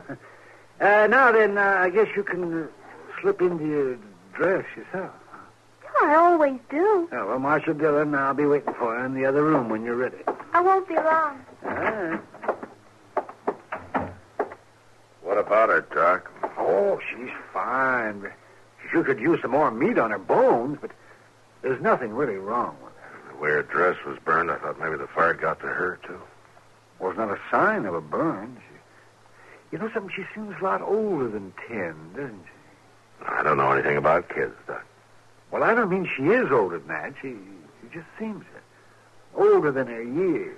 I guess she's seen a lot. You talked to her much about the fire? She said she tried to move her stepfather. Couldn't, I suppose. She didn't like him. She keeps saying that. I'm hungry, Mr. Dillon. Yeah, well, we'll fix that pretty quick now. Yeah, just, Matt, get Chester to eat with her. Hey, he sets a mighty good example. Yeah, he does at that, doesn't he? Charity, will you tell us about the fire? What about it? Oh, how it started, for instance? Well, it's almost happened lots of times. Mama used to tell him it happened sometimes if he wasn't careful. He'd drink out of that jug, and then he'd fall asleep, and if the lamp was near, he'd knock it over. That's what happened this morning? I guess so. I went down to the creek to get my breakfast. He didn't talk to me ever, so I didn't talk to him. He was just sitting there with the jug. Your breakfast, Charity? Yeah, the berries are nice down by the creek. Oh, you ought to eat more than berries for breakfast. I thought you wanted to know about the fire. Well, that's right, we do. When I came back from breakfast, the lamp was on the floor and everything was burning. I tried to make him move, but he was too big. And when my dress started to burn, I ran away. It was just you and your stepfather. That's all that lived there, huh? Mm-hmm. And Coley and Sue. Coley and Sue? Yeah, the horses, Doc. We brought them in the moss. Oh. Marshal? Yeah, Charity. Will I live with you now? Well, no. We'll find a place for you, but... But I like you. Well, yeah, but you Don't see... you like me? Well, sure. Sure, I like you all right, honey. You want to say something, Doc? Huh? Oh, no, I don't. Oh, come on, Doc. Help me make her understand now, would you? You wouldn't let me be alone, would you? Well, no, Charity. I wouldn't do that.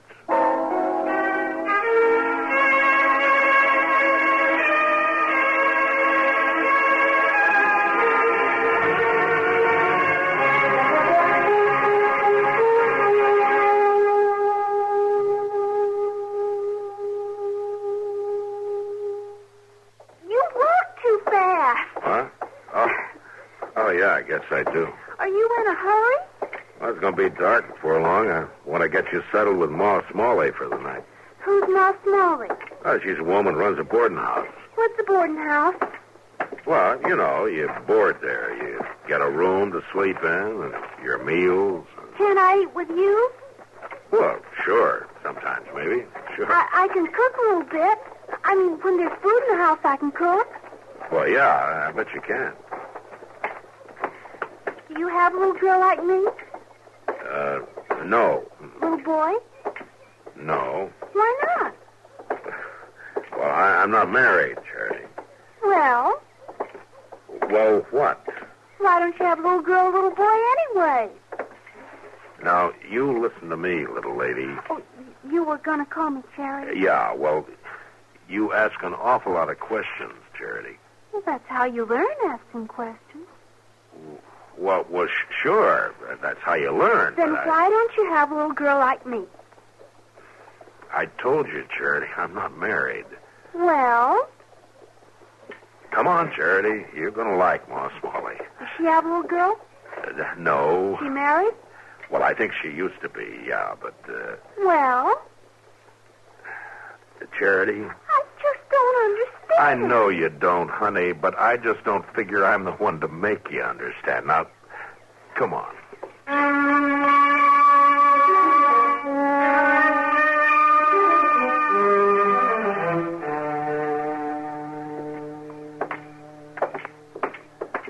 Well, evening, Marshal. Evening, Rob.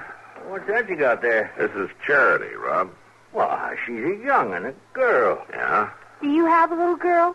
Now, don't start that again, please. Well, you talk right up to her, don't you, Marshal? Is Ma around, Rob? Can't start that soon enough with a young'un. Girls especially. Can't give 'em their heads, you know. Gotta lay down the law right early in life. I was asking after Ma. Where is she, inside? No, she is not. Well, then where is she, Rob? Meddling. That's where she is, thinking and talking free with a whole sewing circle of half-wit women who should have been buggy-whipped a long time ago. Is he mean, Marshal? Yeah, he's mean as a butterfly. Ain't no mean about it, just setting down the facts, stating the case, you might say. Now, if someone had put Ma and them others in their place when they was this young'un's age, we'd have had a warm supper this evening and a few of the comforts us men folks are entitled to. Rob, you're going to run down pretty soon and tell me where Ma is? Clean all the way to Wichita. Wichita? Mm-hmm. Left on the morning Santa Fe, big as you please. Her and the Dorsey girls, Boss Grimmick's wife, Fanny Dorsey, Rob, Clara Jones. Hold up a minute, will you? You're calling off every woman in Dodge. They can't all be in Wichita. Well, you're the marshal. Make yourself a house-to-house search. There ain't a woman left in town, and they ain't going to be for 5 days running. Well, what's going on? Suffering. Rob, you talk straight to me now, That's or so... what they call it, suffering. They all met for it. Women from all over the state, according to Ma, pouring into Wichita, and every single one of them's got suffering on their minds. Suffering? You mean suffrage? Oh, it's one and the same thing. It's that sneaky way women folks has of talking. Why don't they just come out plain and say that they want the vote? No, they got to call it suffrage. Suffrage. Well, you let them vote a while and see if the country ain't suffering. I'm awful sleepy, Marshal. Yeah, me too, Charity.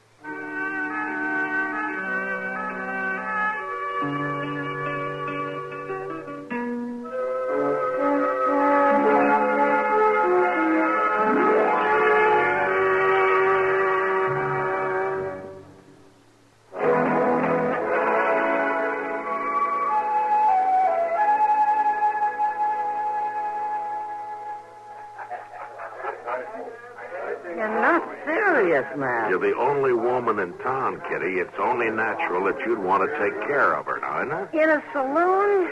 There's nothing natural about that. She can sleep in your room, can't she? My room, the Long Branch, any of this. It's no place for a little girl. You should know it isn't. You think one of my jail cells is better, maybe, huh? Well, it's no worse. Honestly, Matt, I know this is a problem, but I don't think I'm the solution. There must be someplace in town, or even out of town, some family. We rode out to Albie Stevens. He's got 8 kids. Yeah, they're stacked up out there, and they're all boys. What about Mrs. Stevens? She's gone to Wichita with Ma Smalley and the rest of them. 8 kids, and she wants to vote, too? Well, Albie says she went for the outing. I guess you can't blame her for wanting to get away. Hello. Oh, hello, honey. Did you get the drink you wanted? No, the man said he didn't have any milk, so I had some water. She ought to have milk, Matt. Well, yeah, but... They keep a cow at Delmonico's. Oh, yeah. Yeah, I guess they do. Well, go and get us some. Charity will be all right here for a little while. Here, honey. You sit down here. And you wait with Miss Kitty, huh? You're not going to leave? No, I'll be back as soon as I get you some milk. I like him. Yeah, I like him, too. You're pretty. Do you think so, honey? Mm-hmm, and you smell pretty, too. Only... Only what? You got your face painted. Mama used to tell me only Indians painted their faces. Maybe your mother was pretty enough without using powders and things. Oh, she was pretty. Freckles. She had freckles all over. Well, that proves it. I don't have any freckles. This is a funny place, ain't it? Kind of funny, yeah. Sometimes I don't understand grown-ups, Miss Kitty. Outside, there's alfalfa and sweet clover to smell, and creek water to drink, and currants and wild gooseberries and sheep shower to eat. But grown-ups are always crowding together indoors and smelling smoke and drinking whiskey and talking loud. What is that? I don't know, Charity. I just know they do. And if they didn't, I'd be out of business.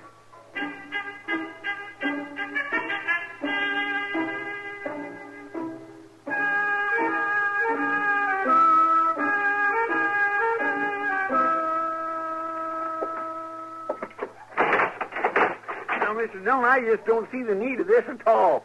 I never been in jail before in my life. Stop acting like an old woman, Chester. You're not in jail now, really. Poor Igor McPeters was in the same doggone cell just last week where they took him off to Hayes City to hang. Now, you listen to me, Chester. It's been a long day. I had about all the jawing I can handle. Charity's going to sleep in your bed. I'm going to sit up in mine, and you're going to sleep on that cot there, and that's the end of it. Now, shut up. Yes, sir, I understand, but I don't see why I got to be locked up to You're accomplish not it. locked up, Chester. You closed the door shut on me, Mr. All right, Dillon. all right, there. Better? Is that better? Huh? Yes, sir, it is. A sight better. Good night, Chester. Night, Mr. Dillon. Yes, I guess Charity's asleep by now, all right? Now, she probably was before we started this ruckus, yeah. Oh, that poor little thing. Whatever is going to come to her, Mr. Dillon? No, I don't know, Chester. I don't know anyone who wants kids that hasn't got them. I sure never run up against anything like this before. She's plumb gone on you. Tags along like a little stray. Too bad you can't keep her. Oh, you're out of your head. Well, now I can see it ain't the most practical thing in the world. Chances are you'd feel a lot better having a little boy, but all the same... Chester. Yes, sir? I'd feel a lot better having nothing at all. No boy, no girl. Well, yes, I suppose so. You're more used to that. Good night, Chester. Good night, Mr. Dillon.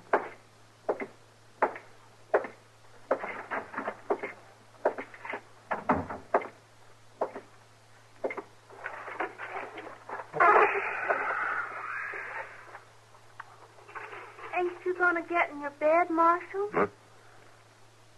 Hey, you're supposed to be asleep, young lady. I know, but I keep thinking. I never can sleep when I'm thinking. I guess the secret's to quit thinking then, huh? I'm worried about you, Marshal Dillon. Worried?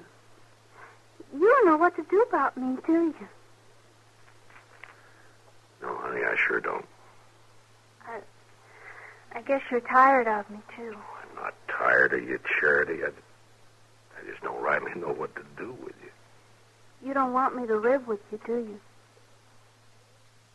Well, honey, you can't very well. You've seen how I live here. It's not the right place for a little girl. You ought to have a home.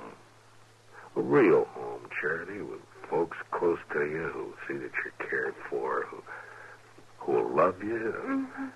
Like my Aunt Annie. Aunt Annie? Oh, maybe I haven't told you about Aunt Annie. Oh, maybe you haven't. At first, I thought it'd be nice to live with you. But mostly you and I just walk around. I get tired. Charity, where does Aunt Annie live? Just on yonder from where I used to live before the fire.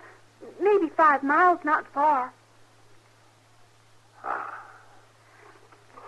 I like you, Marshal Dillon. Yeah. Well, I like you too, Charity. And tomorrow morning, we're going to ride out to Aunt Annie's, huh? Mm-hmm. Oh, I think I'll sleep better now. Yeah. Me too, honey. Me too.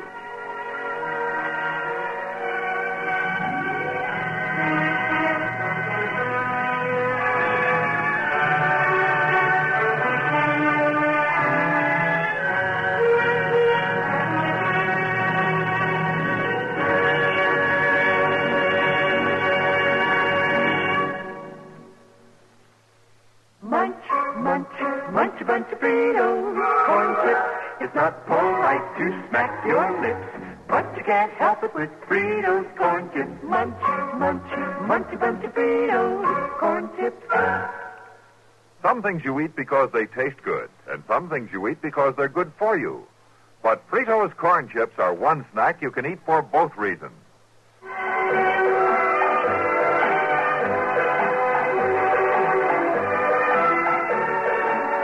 Gunsmoke. Produced and directed in Hollywood by Norman Macdonald, stars William Conrad as Matt Dillon, U.S. Marshal. The story was specially written for Gunsmoke by Kathleen Height, with editorial supervision by John Meston. Featured in the cast were Ann Whitfield, Joseph Kearns, and Lawrence Dobkin. Harley Bear is Chester, Howard McNear is Doc, and Georgia Ellis is Kitty.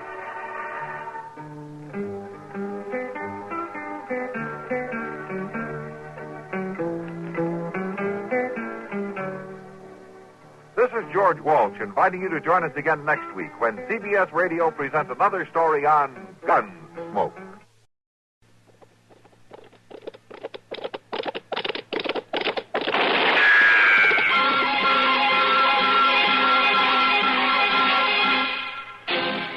Around Dodge City and in the territory on West, there's just one way to handle the killers and the spoilers, and that's with a U.S. Marshal and the smell of gun smoke.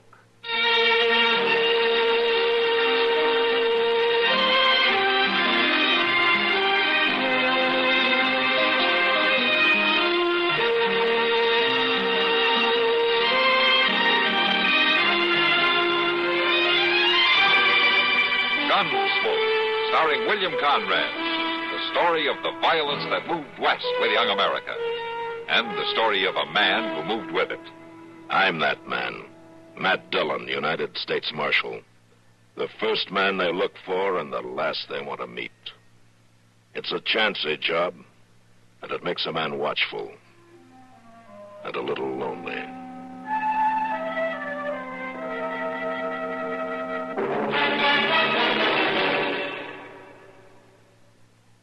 Have you noticed, Minna, the new houses all seem to be on one floor? I'd like that. With nagging backache and the muscular aches and pains I've had lately, it's no fun climbing stairs. I know. With nagging backache, all I'd want is relief. How? Try Doan's pills. Right. Doan's pills are an analgesic and mild diuretic to the kidneys. Nagging backache, also headache, dizziness, and muscular aches and pains may come on with overexertion, emotional upsets, or everyday stress and strain. Doan's pain-relieving action is often the answer, and they also offer mild diuretic action through the kidneys. So if nagging backache is making you feel worn out, tired, and miserable, with restless, sleepless nights, don't wait. Try Doan's pills, used successfully by millions for over 60 years. See if they don't bring you the same welcome relief. Get Doan's pills today. To save money, buy Doan's big economy size.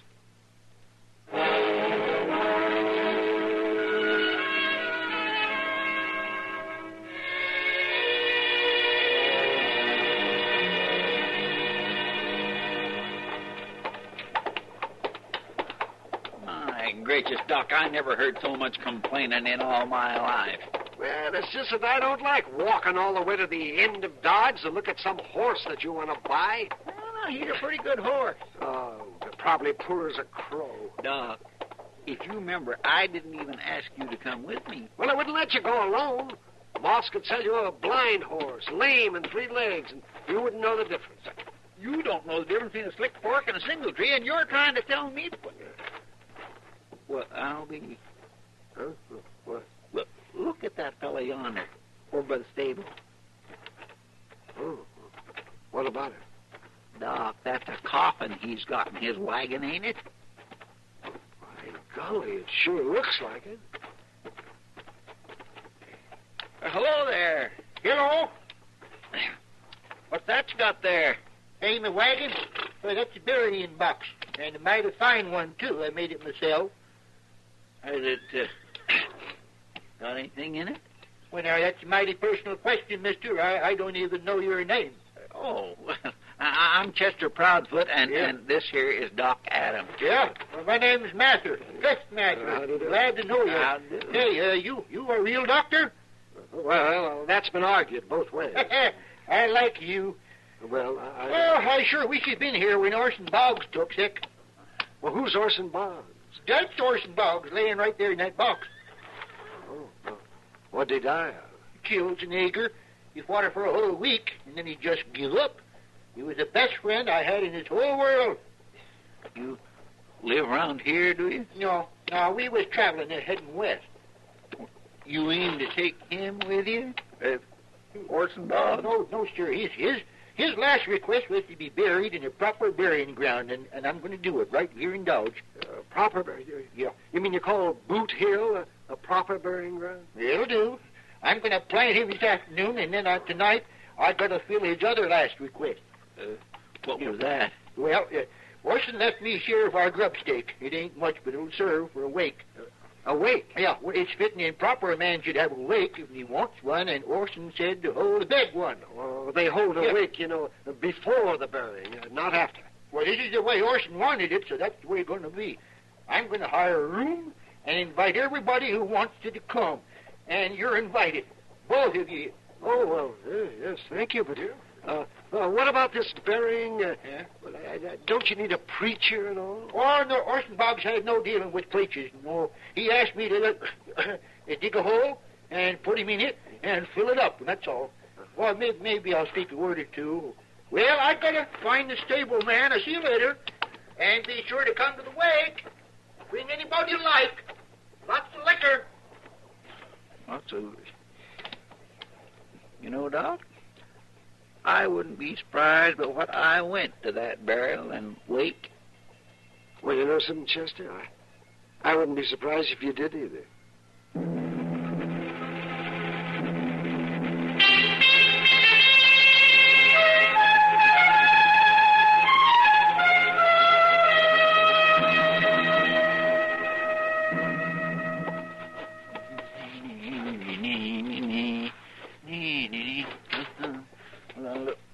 Wow, Mr. Dillon. Yes, sir.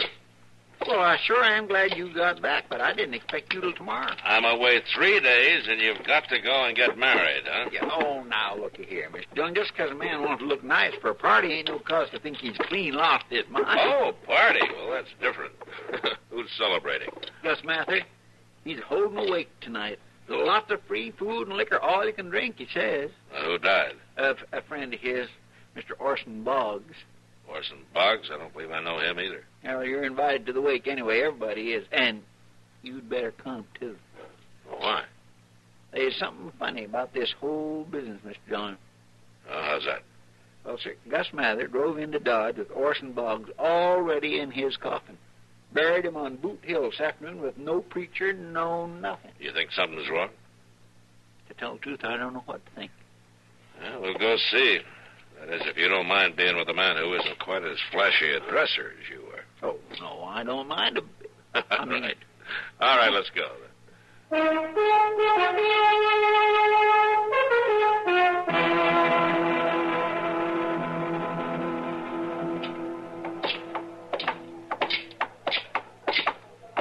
I hope we ain't going to be late. From the sound of things, they're just warming up. No, I mean for the victuals. I hope it ain't all gone. And if I know you, you'll make out somehow. And I want to thank all of you for coming tonight. Orson Boggs would have been mighty pleased. Orson Boggs was the best friend I ever had. He was the best man ever to come out of the Red Bank country. Here's to him. Here's to My goodness, what a way to mourn for a man. Yeah. Of course, if he's dead, I guess it don't matter now. Anyway, that Gus Mather sure doesn't know how to throw a party, don't he? Well, it must be worth it to him. How do you mean? This whole business could be a way to let the world know that Orson Boggs is dead, Chester. Mean you think he ain't? It could be. Well, why would a man want people to think Boggs was dead if he ain't? To escape the law would be a good reason. But we ain't never heard of no Orson Boggs being wanted. Maybe he hasn't been found out yet. Now, let's go say hello to Gus, huh? We're not being polite. Well, I guarantee we won't find out nothing from him. Well, we can try. Hey, hello there. Hello there, Chester. Well, hello, Gus. This here is Marshall Dillon. Hello, Gus. Marshall. You're welcome here. Thank you. Yeah. Let me get you a drink. Thank you. Yeah. It's too bad about Orson Boggs, Gus. Where was your prom, anyway? Oh, it's a long way from here, Marshal. But he was from Kansas, right? Yes, you could say that. Here's your drink, Marshal. Chester. Yes, he was from Kansas, all right. We was headed west. And I'll have to go it alone now. Uh-huh. Yeah. You from Kansas, too, Gus? Me? I'm from everywhere. I got no real home, Marshal. I just drift around like Orson Boggs did. Yeah. Just as we came in, you were saying something about the Red Bank country. That's down near the Pawnee Reservation, isn't it? Uh-huh, yeah. Well, we drifted through there a couple of times, and well, Marshal, I better see to the men's drinks. I gotta keep the boys oiled up, you know. Yeah, come on, boys. Yeah. He's a sly old devil, ain't he? He's hiding something, all right, Chester. And it's going to take time to find out what it is. Well, we sure ain't going to find out tonight. And as long as we're here, there ain't no reason to be standoffish, are they? No, I guess not, Chester. Come on, let's belly up to the bar. Yes, sir.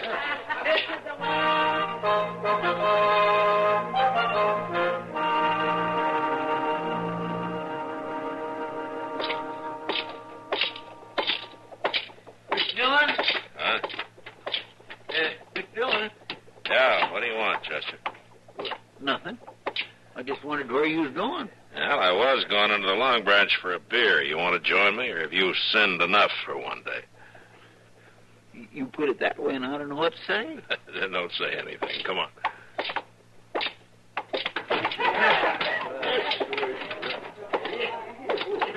Well, Matt, Chester. Kitty? Come to join the party? Oh, what party? Gus Mather over there. He's buying drinks for everybody. We already been to one of his parties. 2 beers, Sam, huh? I heard about the wakey, too, the other night. What I heard, there were men drinking there until dawn. Yeah, and most of them were in here the next day trying to cure their hangover. Oh, thanks, Sam. Here you go, Chester. Yeah, well, thank you, Mr. Dillon. Well, Matt, you're getting as free with your money as Gus Mather. He's been buying drinks in here right and left 3 days running. You think he has millions. Kitty, how much money has Gus been spending? Oh, that little group he's got over there with him now is nothing. Come evening, he'll have 15 or 20 men he's treating. It's always like that. What are you thinking, Mr. Dillon? I'm thinking that's too much money for a man to come by easily. Legal, you mean? Yeah, legal. But doggone it, Mr. Dillon, why don't you just go set him down hard somewheres and make him talk? Chester, I can't just beat it out of him. Besides, he's pretty sly. He's only let one thing slip so far. What's that? About Orson Boggs coming from the Red Bank country. Remember how he tried to cover that up when I asked him about it? Oh, by golly, he did, didn't he? Yeah, it's a long way from here.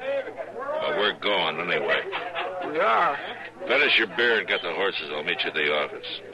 Yes, sir. So long, Kitty. Good luck, Matt.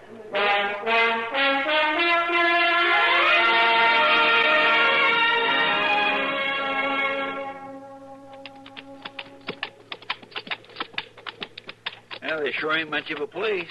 I reckon that fellow was right. Lee said he thought the Boggs lived on Ash Creek. This is the only cabin we've seen in 10 miles. Well, there's somebody out in front, hoeing the dust. Must be her, huh? Yeah.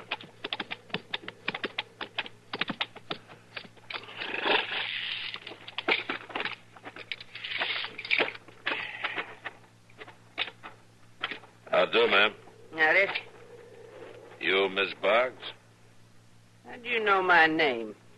We ran into a buffalo hunter way back. He said he thought you lived down along here somewhere. He was pretty nosy, wasn't he?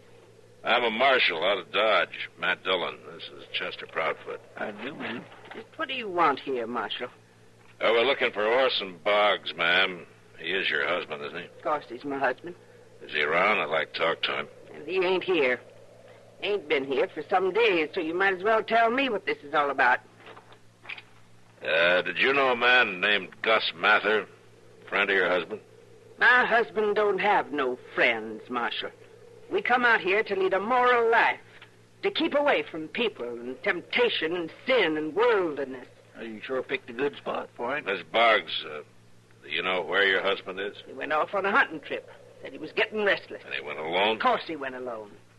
What's this all about, Marshal? Miss Boggs, that man I mentioned, Gus Mather, he's in Dodge, telling everybody that Orson's dead. He ain't dead.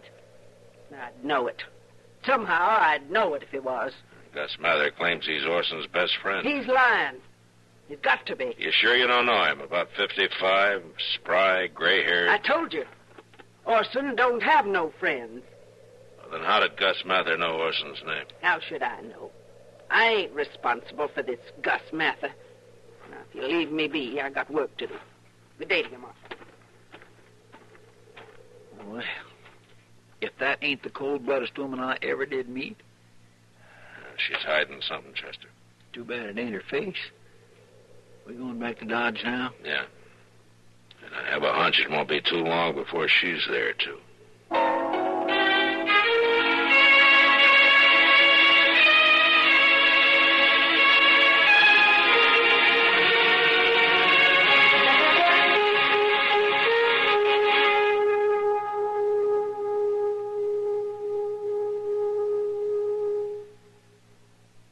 Income tax time seem a long way off? Not for the smart taxpayer, it isn't. It's time now to round up all the facts and give them a leisurely going over. Haste makes waste of possible tax savings.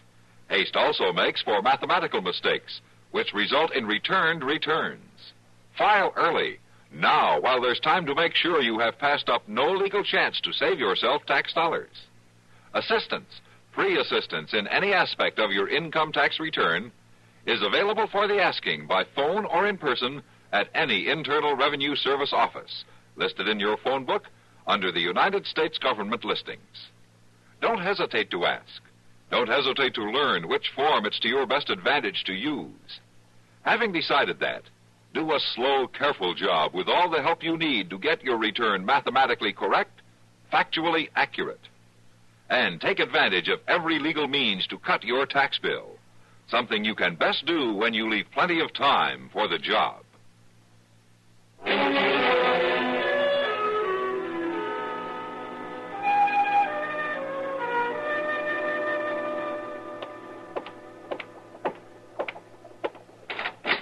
Marshal?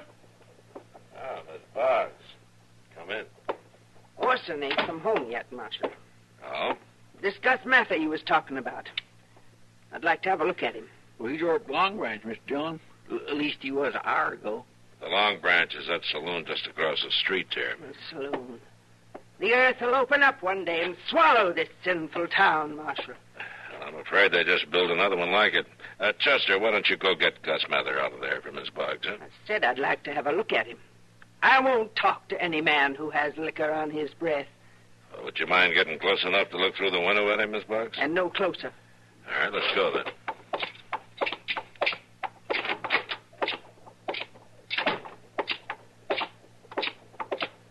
He might maybe have went, but now. We'll see. From what I hear about Gus Mather, he'll be there, all right.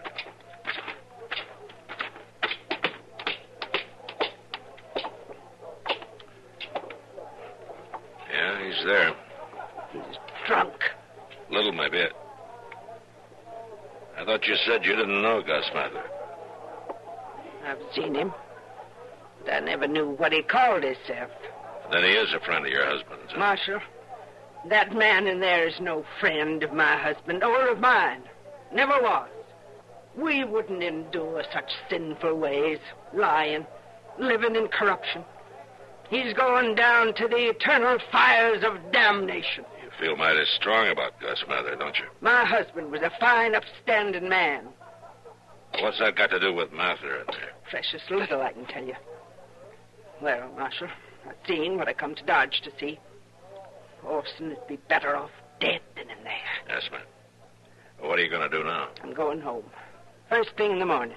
There's a good hotel up the street here. Thank you kindly, Marshal. Well, if that don't beat all. Traveling all this way just to take a look at Gus Mather. She had more reason than that, Chester. What's that? I don't know exactly. But go find Doc and then meet me at the office. We're going to make a little trip up to Boot Hill.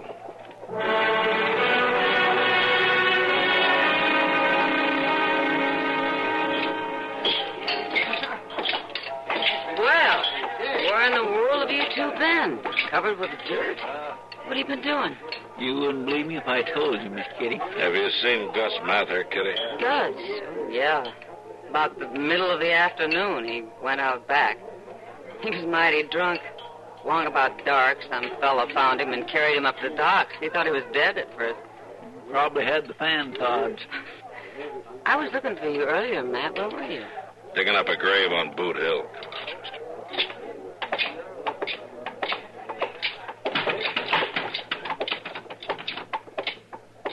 Doggone him, he's been in there 24 hours a day, every day since that wake. Now, when we want him, he's passed out. There isn't much we can do about it now. Let's get some sleep. We'll see Gus in the morning.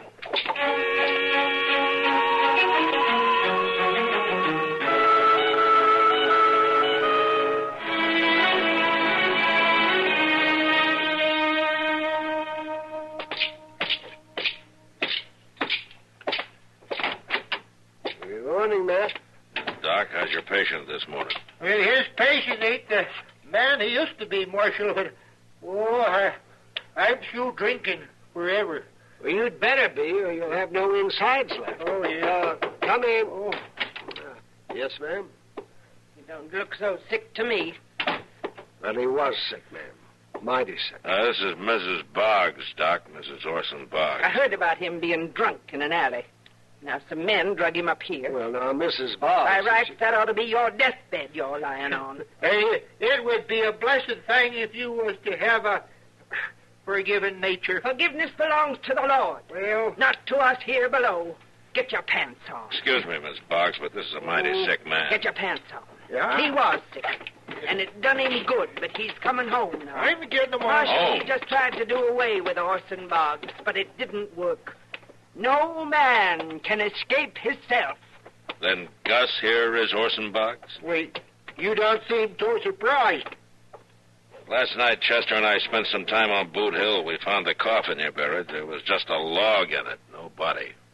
No Orson Boggs. Oh, I thought I heard everybody plumb fool. He run off. What? Stole our savings. Spent every penny. The miserable sinner. Yeah, that's all true, Marshal. I thought up the whole plan myself.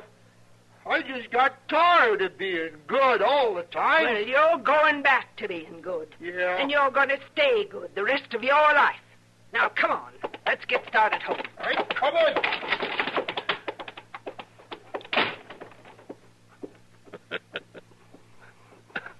Well, Doc, at least we know Orson Boggs isn't dead. But if you ask me, Matt, he was a whole lot better off when he was.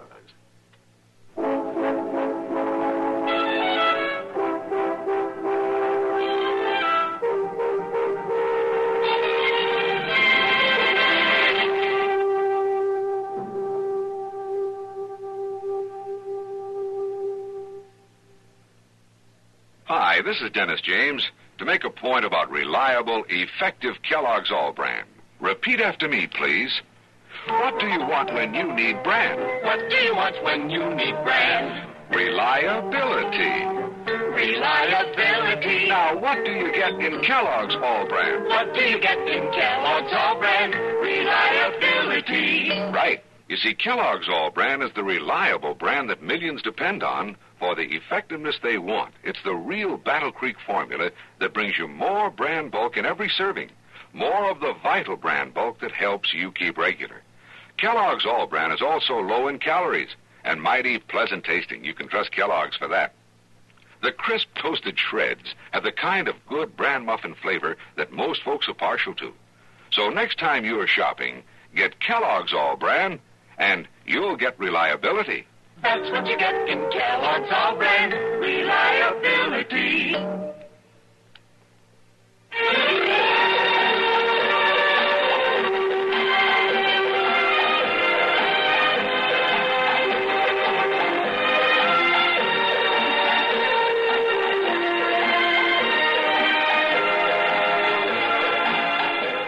Gunsmoke. Produced and directed in Hollywood by Norman McDonald, stars William Conrad as Matt Dillon, U.S. Marshal. The story was specially written for Gunsmoke by John Meston and adapted for radio by Norman McDonald. Featured in the cast were John Daner and Virginia Gregg. Harley Bear is Chester, Howard McNear is Doc, and Georgia Ellis is Kitty. This is George Walsh inviting you to join us again next week when CBS Radio presents another story on Gunsmoke. Have a happy habit. Monday through Friday, Bing Crosby and Rosemary Clooney on the CBS Radio Network.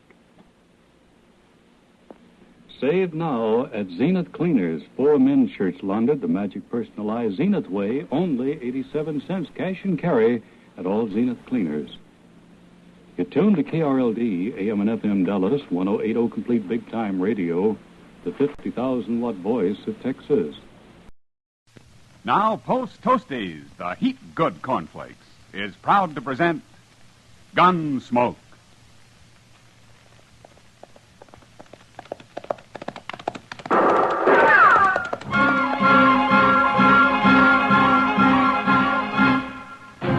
Around Dodge City and in the territory on west, there's just one way to handle the killers and the spoilers, and that's with a U.S. Marshal and the smell of gun smoke.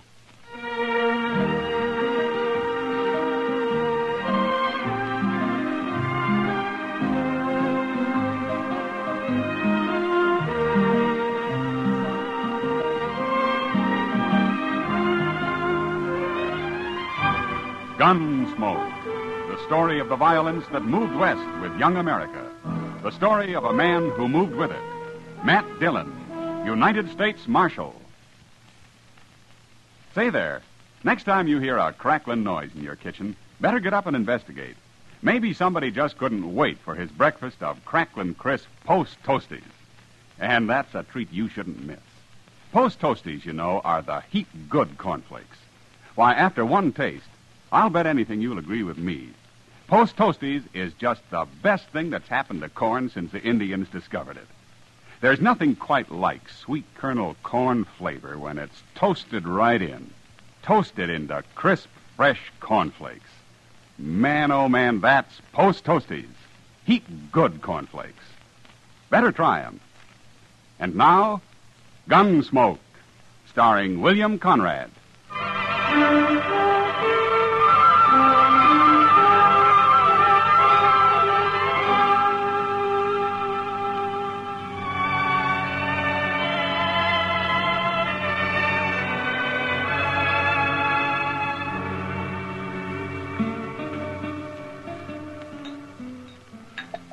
You sure are slow with that beer, Doc. I'm ready for another one. You had enough last night, Chester. Matt told me you were still asleep at 9 o'clock this morning. Oh, I was. And it was mighty kind of him not to wake me up. Say, are you sure he said he'd be back this afternoon? That's what he told me. So I... Oh. Now, what in the world is that fella? Who? It just come in the door there with Tyler and Short. Oh, him. That's Weed Pendle. He rode in on a mule a couple days ago. Well, which has the bigger ears, him or the mule? Oh, he is funny looking, all right. And he acts peculiar, too. That's a mighty scrawny mule, Pendle. I seen you on him this morning. Pendle here's kind of scrawny yourself, Short. Maybe some beer to fatten him up a little. I'd like some beer, all right, but I got no money. Why don't you sell that guitar of yours? Sell my guitar? No, I'd never do that. You must have a nickel at least. Last money I had got stole. Now, who'd dare steal money off a tiger like you, Pendle? I was asleep. I started to wake up, but they kicked me in the head. You call that a head? Looks to me more like your neck just growed out and haired over. I ain't very handsome. You sure ain't. Hey, what'd your old lady think of you when she saw you, Pendle? I don't know. She died. Yeah, laughing, I'll bet. Oh, now that's enough, Tyler. That's too mean. Pendle's a harmless little fella. Ain't nobody talking to you, Chester. Well... Bartender, 3 beers. You buying, Tyler? I'm proud to. A fine old soldier like Weed Pendle. How'd you know I was a soldier? I didn't. Where was you a soldier, Pendle? 3rd Illinois Cavalry. Illinois. You was with the Yankees. Well, I never done much. We had hard luck and never got to see no real Confederates at all. Just a bunch of ragged-tailed bushwhackers in South Missouri. They was led by an old chicken thief named Klein. Yeah, so there was. Tell me something, Pendle. Did you ever kill any Klein's men? A few, before I got shot myself. They caught some of them after and hung them, but I never did see a hanging. You never saw a hanging? Nowhere. I never did. That's so. Well, Pendle, you're in luck.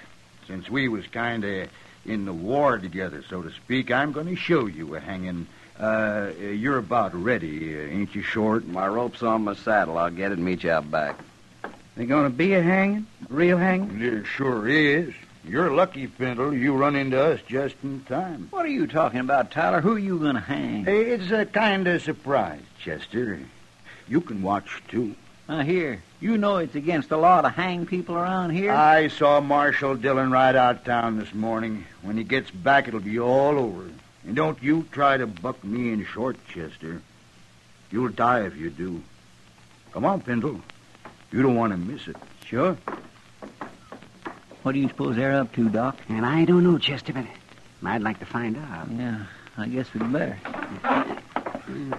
I sure do wish Mr. Dillon was here. I never did think much of Tyler and Short. They play no good. I'm worried, Doc. Yeah, there they are. Why, it's Pendle. They got a rope around his neck. Of course, you won't see all the hanging, Pendle, just the start of it. What are you hanging me for? I ain't done nothing. You was in the 3rd Illinois Cavalry. Well, sure. We was fighting under that old chicken thief Klein in South Missouri. It's a real pleasure to hang a Yankee like you. But I only done what they told me to. I didn't kill nobody on purpose. All right, now, wait a minute, you two. You've gone far enough. Shoot him, Tyler. You go shooting anybody, and you'll be the ones to end up on a rope. Doc ain't armed. He never is. Go on, Tyler. All right. You can try it. But you're sure going to have to kill me before you hang anybody. I'll kill you. You'll have to kill me, too, Tyler. Mr. Dillon. Where'd he come from? Take your rope off that man's neck, Short, and do it quick. Sure, Marshal. Sure. I told you shouldn't hang me. Oh, we was just funning the Marshal. We wasn't going to hang him. What's this all about, Short? Well, he's a Yankee, Marshal. Killed a lot of us in Missouri during the war. We was going to scare him and then run him off. Well, you forget about that. And forget about the war, too. It's over. The next time I catch you up to anything like this, you're going to go to jail. Go to jail? Over a dumb Yankee who don't own nothing but a skinny mule and a guitar? Get out of here, Short. Now, you too, Tyler. Okay, Marshal. But this Yankee better get out of here, too. Out of Dodge. Shut up, Tyler. Now get moving. Sure. See you later, Pendle.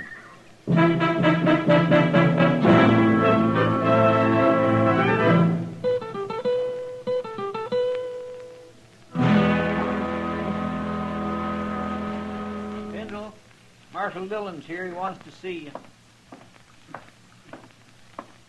I sure do thank you for letting me sleep in your jail last night, Marshal. Where you been sleeping before, Pendle? With my mule. I always do. Huh? I hear you broke. What do you do for a living? I never did nothing much, Marshal. Just ride around on my mule. Well, what about your guitar? Don't you ever play and take up a collection or something? Oh, no, Marshal. I wouldn't do that. Well, why not? Can't you play well enough? I don't know, Marshal. I never played it for nobody to hear, except me. Ah. All right. Chester, take him over to the Texas Trail, huh? Maybe Sam can give him a job of some kind. Well, it wouldn't be steady, would it? Well, I don't know, but why shouldn't it be? Because I'll be leaving in a day or two. Oh? Where you headed? Nowhere. Nowhere? Just ride around on my mule. I always do. Pendle, where are you from, anyway? I was born San Benito. Oh, on the Rio Grande? Yes. I left soon after.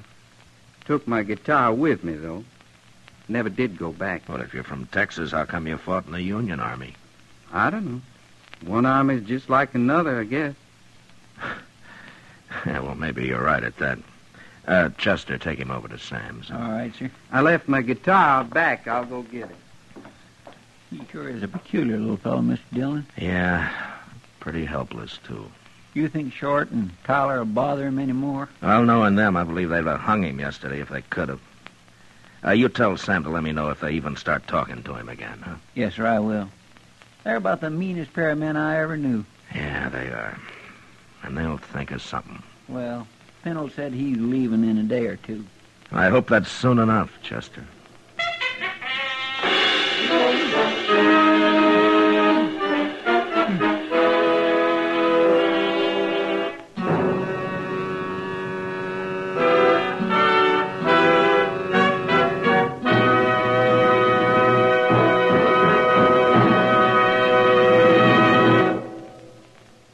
Say, how are morning appetites at your house?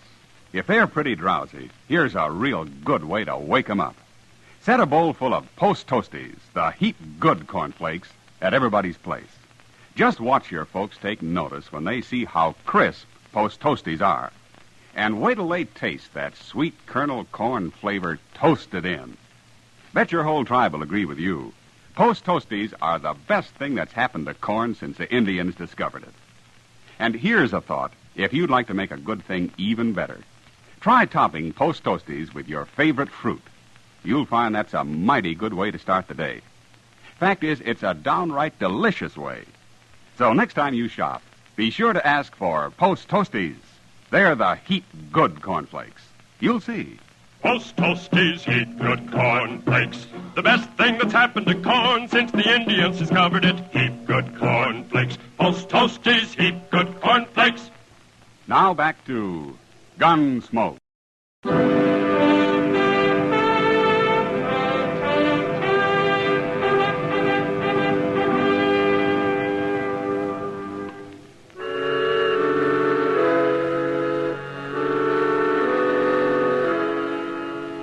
Sam gave Weed Pendle a job sweeping up the saloon and let him live in a tiny shack out back. He tried to get him to play his guitar, but Pendle wouldn't do it. And we all began to think that he probably didn't even know how. It's hard to believe that anyone as simple as he was could learn to do anything. I looked up Short and Tyler and warned them again to leave him alone. And they did. Until one morning a couple of days later. Chester and I had just come out of Delmonico's and were walking up Front Street. Look at there, Mr. Dillon, across the plaza. Yeah, I saw them. Let's go over there, Chester. It's Pendle and his mule, all right. Yeah.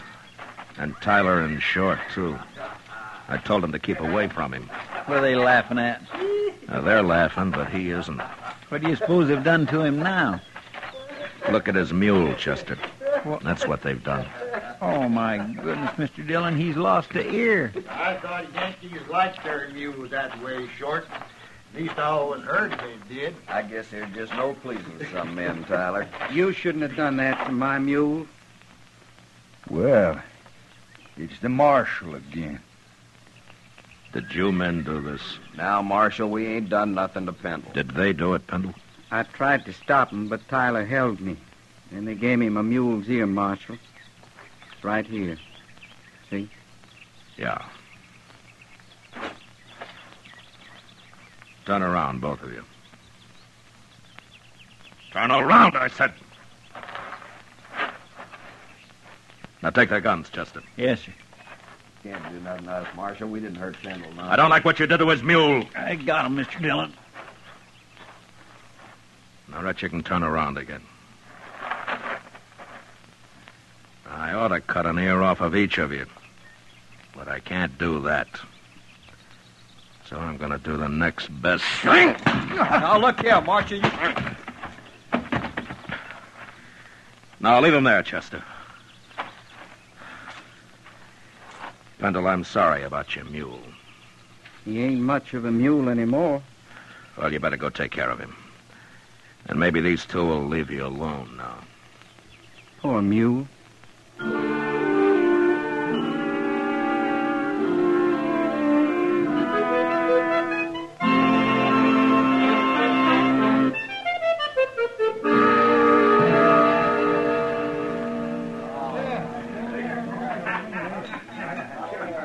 You know what Weed Pindle told me yesterday, Matt? Well, it could have been almost anything, knowing him, Kitty. No, this kind of makes sense. I asked him if he was ever lonely, and he said, no, he never stayed anywhere long enough to get to know anybody that well. He's a little strange, all right. Now what are they up to? Who? Tyler and Short. They just came in with Pindle. No? Look, Matt, he's got his guitar with him. Yeah. Hey, listen, everybody. Hey, listen, everybody. Little Yankee is going to play his guitar for us. At least he's going to try. Ain't you, Yankee? Don't shoot my mule. We ain't going to shoot your mule. Not if you play good enough. Go on, get started. If you know how. They threatened to kill his mule, Matt. You got to stop them. No, wait a minute, Kitty. Go on, Pindle. Go on, play. All right.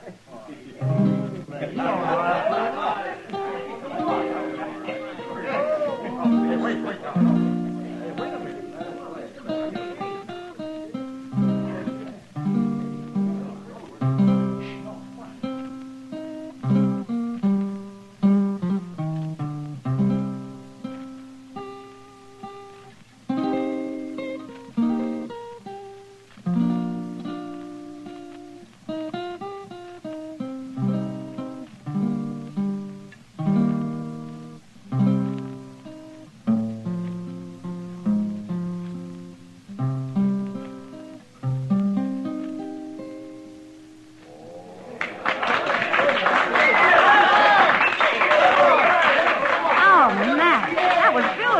Yeah, he kind of surprised everybody, didn't he? Tyler and Short don't look so happy about it. No. The crowd's with Pindle now. Good. They're leaving. Yeah, they better.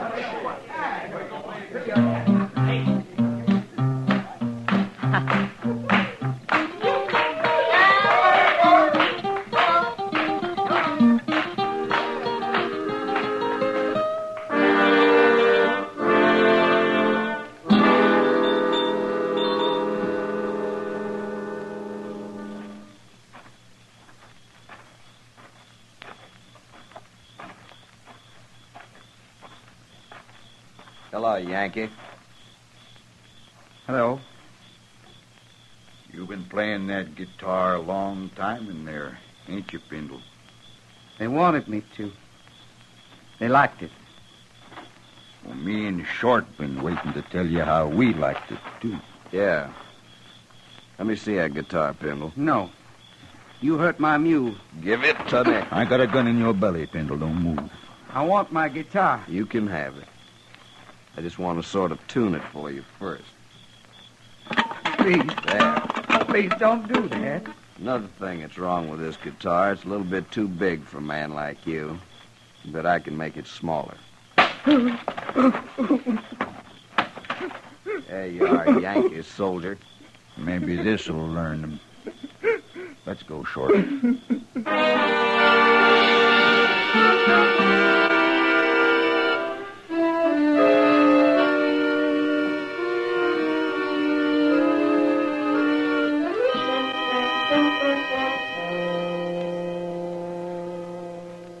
Are they both dead, Doc? Oh, my, yes. Real dead.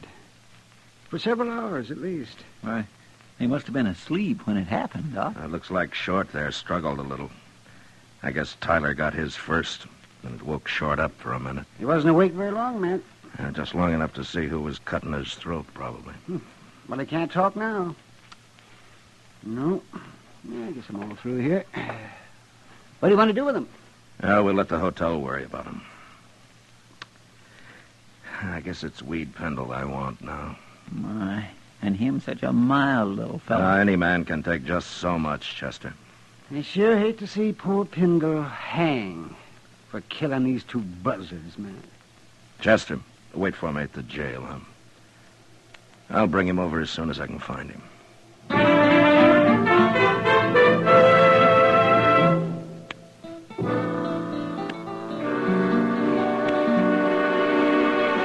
Sam? Yeah, what'll it be, Marshal? Where's Weed Pindle, Sam? Oh, I just sent him out back for a bucket of sawdust. What do you want him for? Short and Tyler got their throats cut early this morning. Good. I guess their smashing his guitar was too much for Pendle. That's so, huh? Oh, there he is now. Pendle, come over here. Morning, Marshal. Good morning. Pendle, where was you last night? I don't know. Here, I guess. You don't know? Now, wait a minute, Marshal. Pendle, where was you after they wrecked your guitar? Well, I sat in the alley a while, then I come back here. Yeah, that's right. And he was so broke up about his guitar, I didn't want to leave him alone, so I took him up and let him sleep on the floor of my room. That right, Pendle? Well, go on, tell him now. Sure, Sam. That's right. Are you trying to alibi for him, Sam? I know, Marshal Dillon, but I care about him. Some people care about me. Who, Pendle? He's just talking, Marshal. Who cares about you, Pendle? Tell me. Those men. What men? He means some of the boys that was here when he come back with his busted guitar, Marshal. They just told him how sorry he was, that's all. I see. They liked his music, didn't they? Yes, they did. They liked to hear me play. Who was in here then, Sam? Well, now, Marshal Dillon, you know how it is. I'm busy pouring drinks, and I don't pay no mind to who's here and who ain't. I couldn't rightly say it all. Okay, Sam, I guess I can't beat the truth out of you. Oh, now, Marshal Dillon, who cares about Tyler and Short? Dodge is better off without him. There's a law against murder, Sam, and it's the same for everybody. Well, I'll be back later.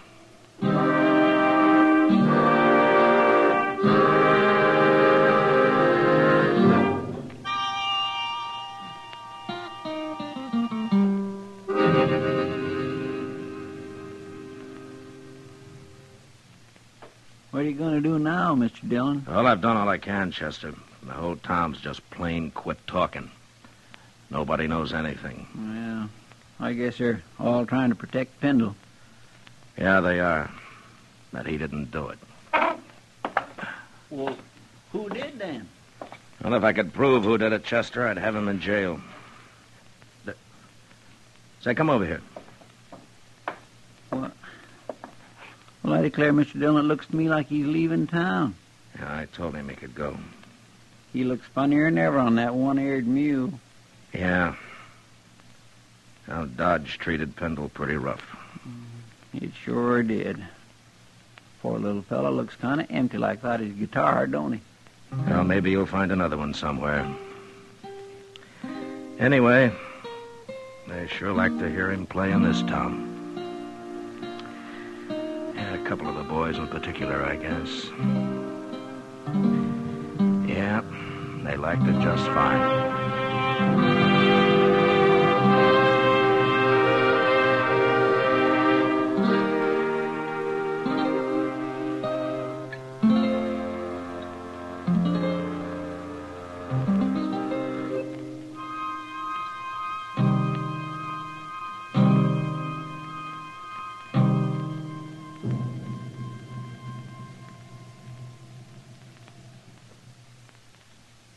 Say, Mother, want to see your small fry eat a better breakfast than ever? Well, may I suggest that you dish 'em up some sugar crinkles to start with? Sugar crinkles, you know, make breakfast more fun than a circus. Sugar crinkles is the sugar rice treat that's just right sweet. It's high time to forget the sugar-coated cereals that seem too sweet to you and those others that don't seem sweet enough to the kids.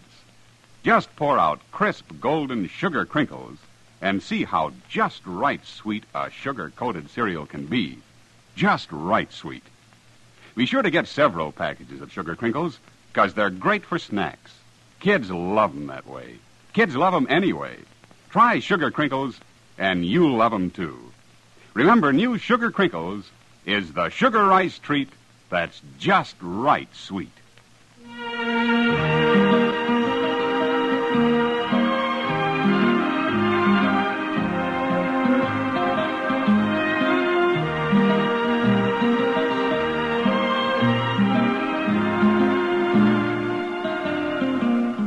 Gunsmoke, under the direction of Norman MacDonald, stars William Conrad as Matt Dillon, U.S. Marshal. Tonight's story was specially written for Gunsmoke by John Meston, with music composed and conducted by Rex Corey. Featured in the cast were Vic Perrin, John Daner, Lawrence Dobkin, and Harry Bartell. Parley Bear is Chester, Howard McNear is Doc, and Georgia Ellis is Kitty. Special guitar effects by Al Hendrickson. Ken Peters speaking. Join us again next week as Matt Dillon, U.S. Marshal, fights to bring law and order out of the wild violence of the West in Gunsmoke.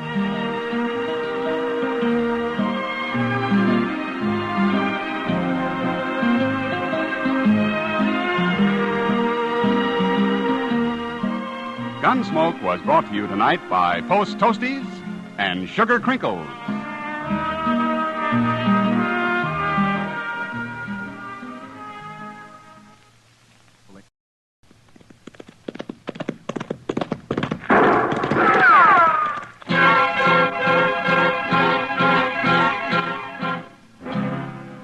Around Dodge City and in the territory on West, there's just one way to handle the killers and the spoilers, and that's with a U.S. Marshal and the smell of Gunsmoke.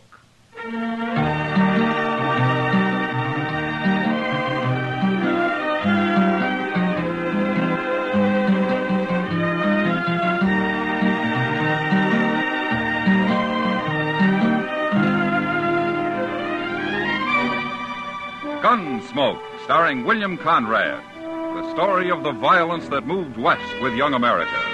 The story of a man who moved with it. Matt Dillon, United States Marshal.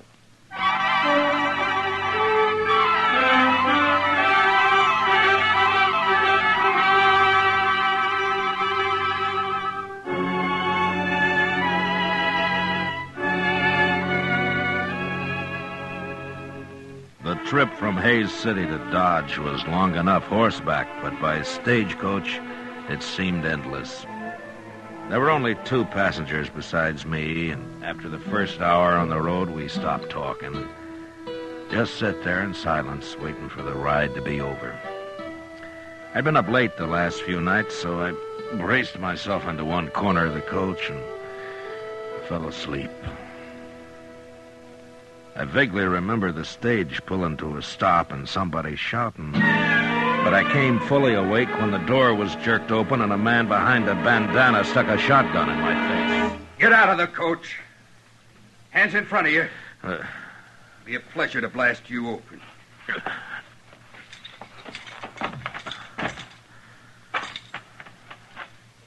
All right. Take his gun, Charlie. Yeah.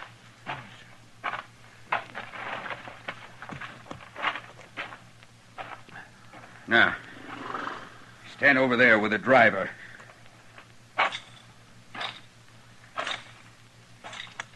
You 2 next. Now get on out and don't try nothing. How come you didn't start shooting when they stopped me, Marshal? Well, I was sound asleep, Hank. Well, I'm sure glad of that. If we put up a fight, that fella with the shotgun would have blowed me clean off the seat. Yeah. How many of them are there? Just these 2? That's all I've seen. Well, there could be somebody with a rifle hiding in that clump of elder over there. Could be. That'll learn him, Charlie. Hey, look. He killed him, Marshal. Yeah, the man was a fool to try that. Go get the box down, Charlie. Take this one to help you. Oh, come on, you. I'll keep an eye on these 2 here. So, you're a marshal, huh? I am. Well, that greenhorn got himself killed. He shouldn't have tried to shoot Charlie. No, he shouldn't. Not with a little derringer. Charlie got hit. Right in the arm. Yeah, I saw it. I just don't want nobody chasing us for murder. Under the circumstances, it was murder. It was, huh? Well, then the only thing to do is shoot the whole bunch of you and have done with it. No, you can't do that. Mister, I got a wife and 2 kids in Dodge. What I hear, Dodge ain't a very good place to raise a family anyway. Look, you're in enough trouble already. Besides, you didn't kill that man. Your partner did. Yeah, that's right. It's Charlie they'll be after. How much money is there in that box, driver?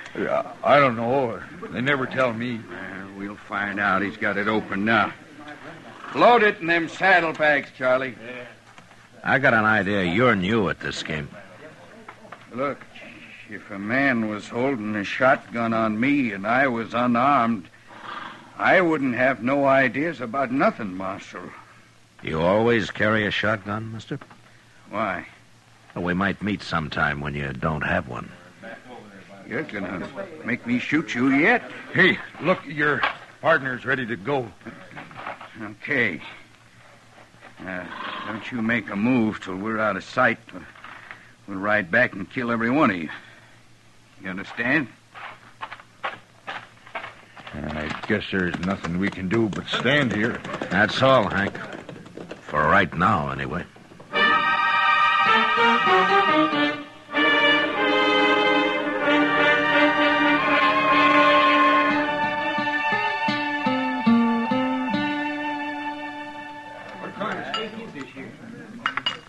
Ow!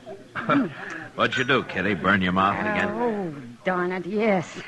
What do you mean again? Well, it seems like you always do if the coffee's hot enough. Thanks for the sympathy. It's as much as you gave me about the stage hold-up the other day. All I said was I'm glad you were asleep. You're a lot safer that way. Well, being safe isn't exactly my main goal, Kitty. Yeah, I know. How much money was there, Matt? $2,000? You'd think they'd have paid a man to ride shotgun. Have you any idea who did it? No, they were both masked. I hear Wells Fargo put up a reward for him. Yeah, there's $1,000 for the one who killed the passenger, dead or alive. They must want him real bad. That's not good for business. People getting murdered. What about the other one? $300 for his capture. And if you recover the stolen money, Kitty, well, they'll give you half of it. If I found that money, they'd give me all of it. You'll end up in jail yet. Well, the Texas Trail isn't far from being a jail. For me, anyway. I gotta get back there pretty soon, Matt. Sure. Hey, you. Waiter. Come here and take this money or I'll throw it at you. Another gentleman in town. Kitty, I don't want to turn around. What does he look like? Well, I think it's the one with the black beard You over there. heard me, waiter. Get over here before I bust your neck. That's the one, all right. Is there anybody with him? No, he's alone. And he's leaving now. Oh, good.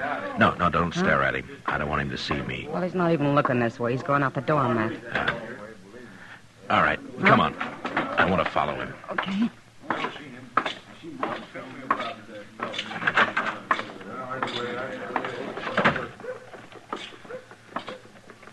Is that him ahead of us there? The big man, yeah.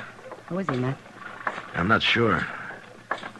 But he sounds an awful lot like somebody I want. You gonna arrest him? No, not till I'm sure. Maybe not even then. Look, he's going up the docks. Yeah, so he is.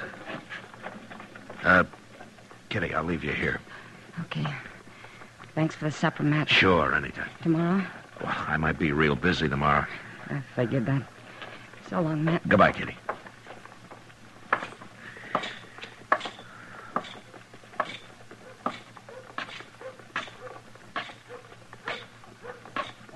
That's a serious thing. It sounds like his arm is infected to me. How'd he do it? Well, he just tore it on some wire. Well, why didn't you bring him into town? It might be gangrene. Is that bad? Bad. Why, he could lose the arm, or even die. Where is he, anyway? On the prairie, camp. Ain't there some medicine or something I could take back with me, Doc? Oh, hello, Matt. Good evening, Doc. Yeah. Go right ahead. I just came up for a smoke. Oh, sure. Sit down, Matt. Yeah, thanks. Now, look, mister. There isn't a medicine in the world. Never mind. But Doc. I'm telling you... Forget it. I'll talk to you tomorrow. Everything's okay. Yes. You better not wait too long. I'm warning you. I won't. We'll take care of everything tomorrow. So long. That man's crazy, that's what. No, he's not crazy, Doc. No, you should have heard him. I did. What do you mean you did? I was outside the door, Doc. Well, he's going under the Oliverganza. I guess he isn't too worried. What's this all about, Matt? Doc, I'll explain it to you later. Right now, I gotta find Chester. Oh, Chester, yes, he's down in the office. I just left him. Oh, good. I sure hope he's had a lot of sleep lately. What's that? He's gonna be pretty busy tonight. I'll see you later, Doc.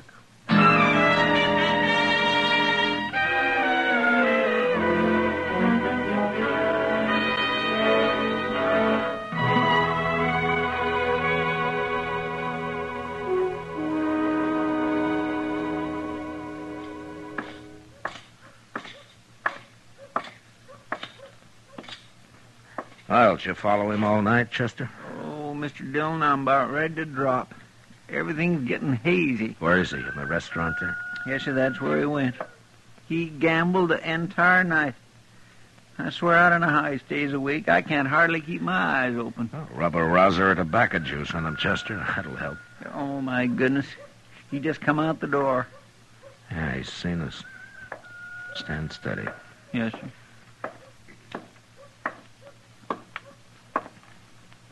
Marshal, I got a complaint. No, is that so? Sure is. I had an idea this man's tracking me all night had something to do with you. Oh, how'd you know I was following you? Mister, you might as well have been wearing snowshoes with cowbells tied on them. No, that's not true. That's a doggone Never lie mind, now. Chester, never mind. What is your complaint, mister? Well, you. Can't a decent citizen ride into Dodge and do a little gambling without being haunted by your man here? Well, that depends on how decent the citizen really is. What name do you go by, anyway? My own? Jeremo. Jeremo? Is that all there is to it? That's all. Yeah. Well, Jeremo, I just didn't want you to leave town without my knowing about it. Why not? I ain't done nothing. Well, Doc told me about your partner. The one who tore his arm on some wire. What about him? Well, I'm curious to see if you're going to take care of him, that's all. Well, of course I am. He'll die if you don't hurry. Well, I'm going after him. When? Well, it's no business of yours when. Anybody following me is likely to run into trouble. From a shotgun, Jeremo? I don't use a shotgun, Marshal. Your partner's dying, Jeremo. You're wasting time. And he's dying. He's my partner, not yours. I'll take care of him. Sure, Jeremo. But you better hurry.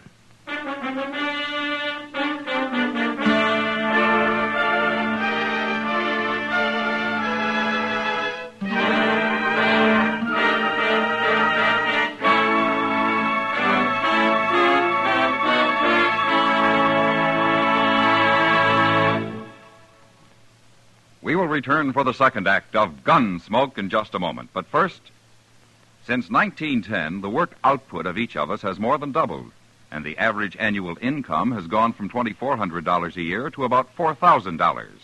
Yet about 18 hours has been cut off the average work week. These facts add up to the better we produce, the better we live. Now the second act of Gunsmoke.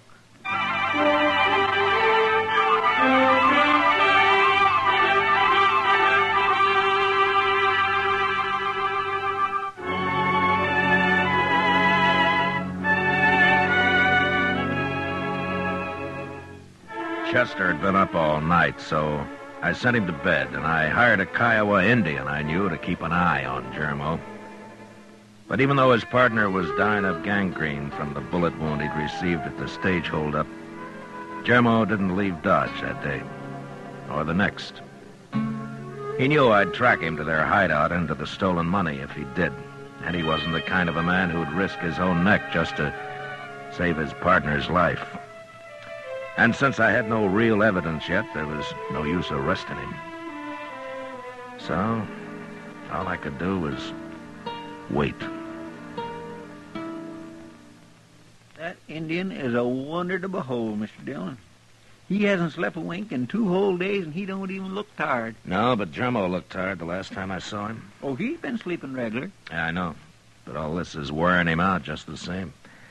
He's getting pretty spooky. Well, I should think he would, with what he's got on his conscience. I better ask Satank if he knows another Kiowa who could spell him for a while. I think he's got a cousin around here somewhere. Oh, it makes my bones ache just to think about him not sleeping at all. Marshal, I got something to tell you. Huh? Who are you? My name is Verd, but I'm nobody, Marshal. Just a cowboy. Well, there's nothing wrong with being a cowboy, Verd. Sometimes there is. Like yesterday. Oh, what's the trouble? I found a dead man, Marshal, out on the prairie. How'd he die? Well, it looked to me like he got shot. That's why I come to you. Did you bury him? No. I wrapped a blanket around him, though. Yeah. Where is he, Verd? Not far from here. Maybe 15 miles. Yeah. Chester. Yes, sir? Get our horses. We'll ride out and have a look.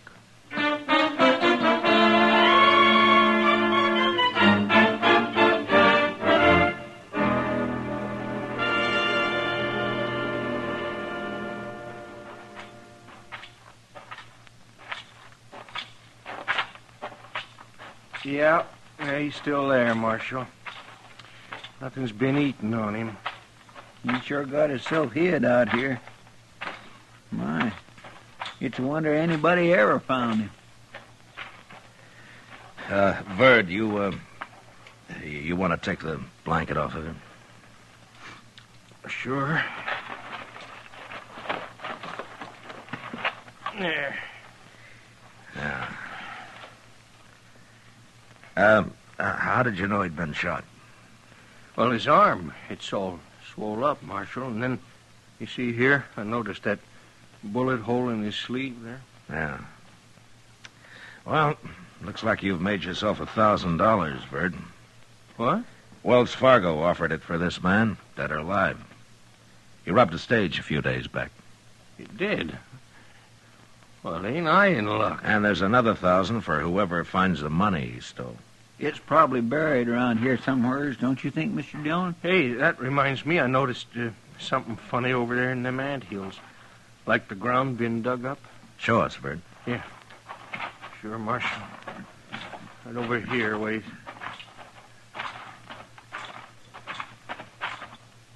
There. See it? Right there? Right by that big one? Yeah. Well, I declare. Huh. By golly, I think he's right, Mr. Dillon.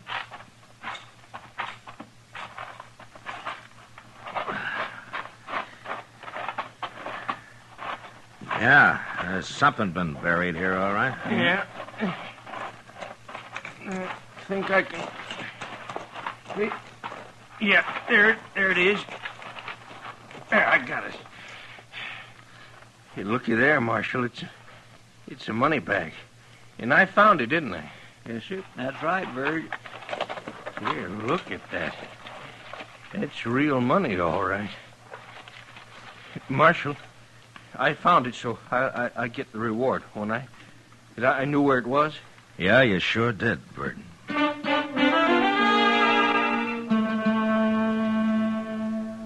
We dug up the rest of the money and then made the hole into a grave.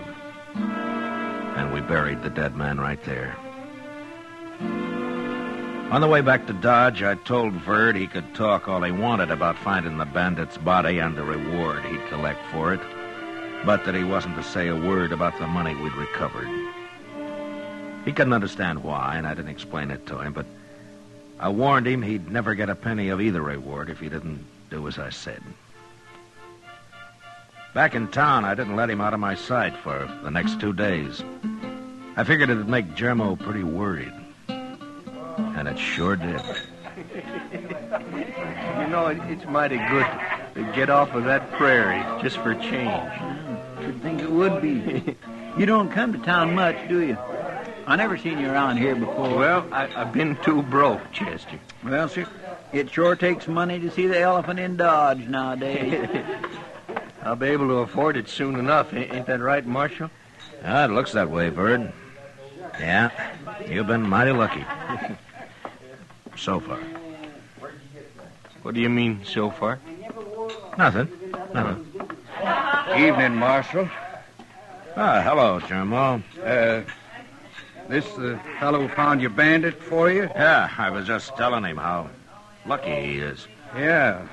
Yeah, all that reward money. $1,000, isn't it? Yeah, that's right. Is that all you're getting, mister? What do you mean, is that all? Well, there was more reward than that offered. Oh, you mean the stolen money? Oh, it's too bad about that, wasn't it, Bert? We didn't find no stolen money. You didn't? Oh, but looked everywhere. There'd been some digging nearby, but there was nothing in the hole. Yeah. Well, now, what do you make of that? Just plain disappeared, huh? Yeah. Looks that way. Well, that's sure too bad, ain't it? But you can't have all the money in the world, mister. I ain't got all the money in the world. I'll see you later. Marshal, I did like you told me. I didn't say nothing. You did fine, Verd. Just fine.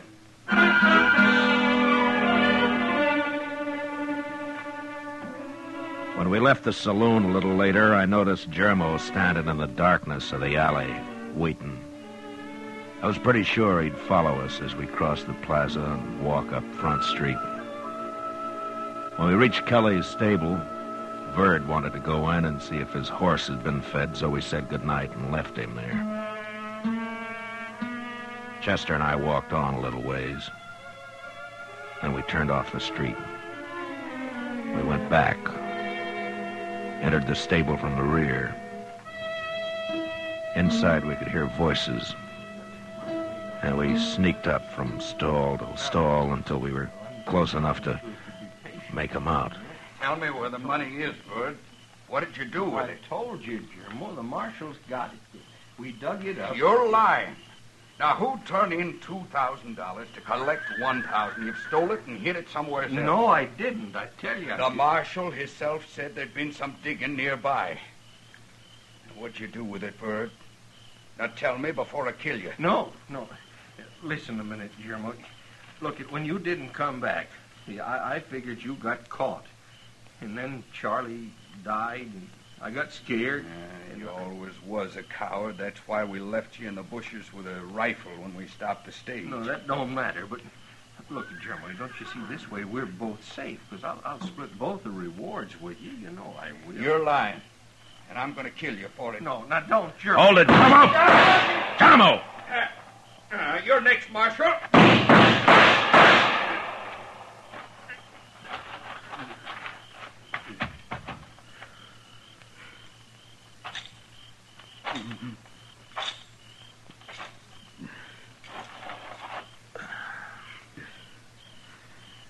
You should have had your shotgun, Germo. I should have killed you with the holdup. That was my big mistake. No. If you'd have trusted Verd, you both could have got by with us. He was telling me the truth? He was. And you'd have never been convicted on what evidence I had. Well, I guess every man's entitled to make a few mistakes. Marshal?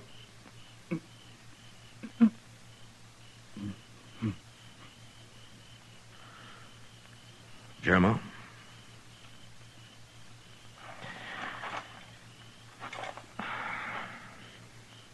Well, you won't make any more.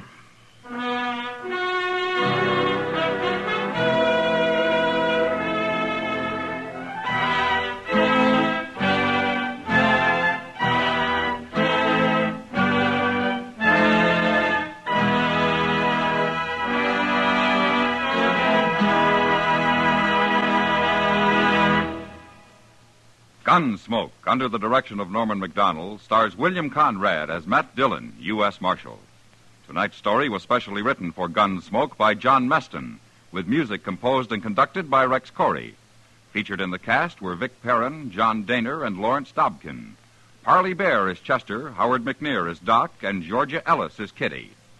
Join us again next week as Matt Dillon, U.S. Marshal, fights to bring law and order out of the wild violence of the West in Gunsmoke.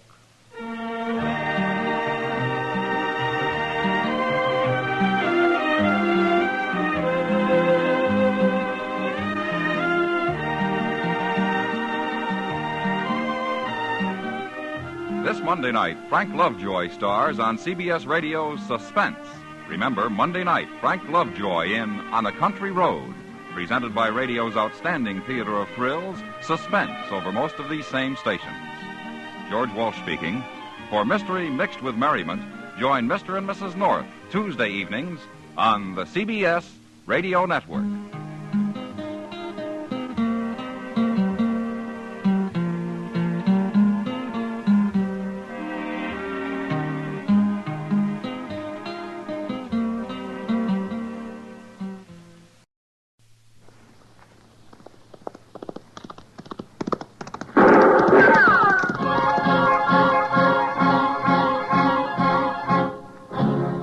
Around Dodge City and in the territory on West, there's just one way to handle the killers and the spoilers, and that's with a U.S. Marshal and the smell of Gunsmoke.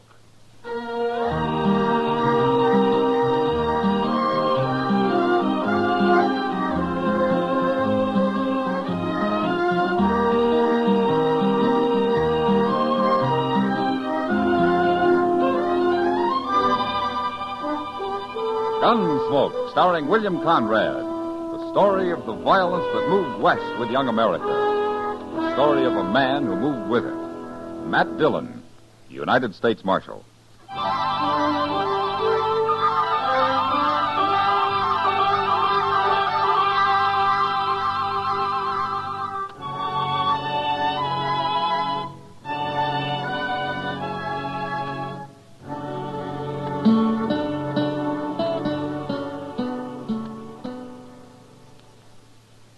Dillon? Yeah, what is it, Chester? You know Tiller Evans? Oh, the mule skinner? Yes, sir. What about him?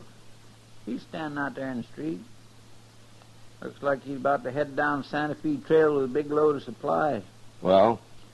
Well, I'm just wondering what a nice, sweet girl like Mavis McLeod can be doing with a man like that. You, jealous, Chester? Oh, no, sir. But Tiller's such a mean, ugly old bull.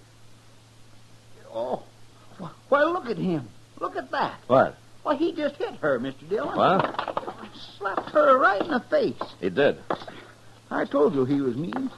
Well, that's a fine way to tell a girl goodbye. Yeah. Look, he hit her again. Yeah. Oh, I hate a man that picks on women, Mr. Dillon. Oh, poor little thing, she's crying. I sure am glad we're doing something about this.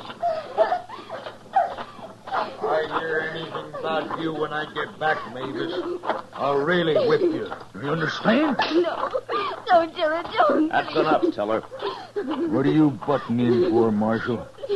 Let go of her. This ain't no business of yours. I said let go of her. Okay. I ain't hurting her none. Am I, Mavis?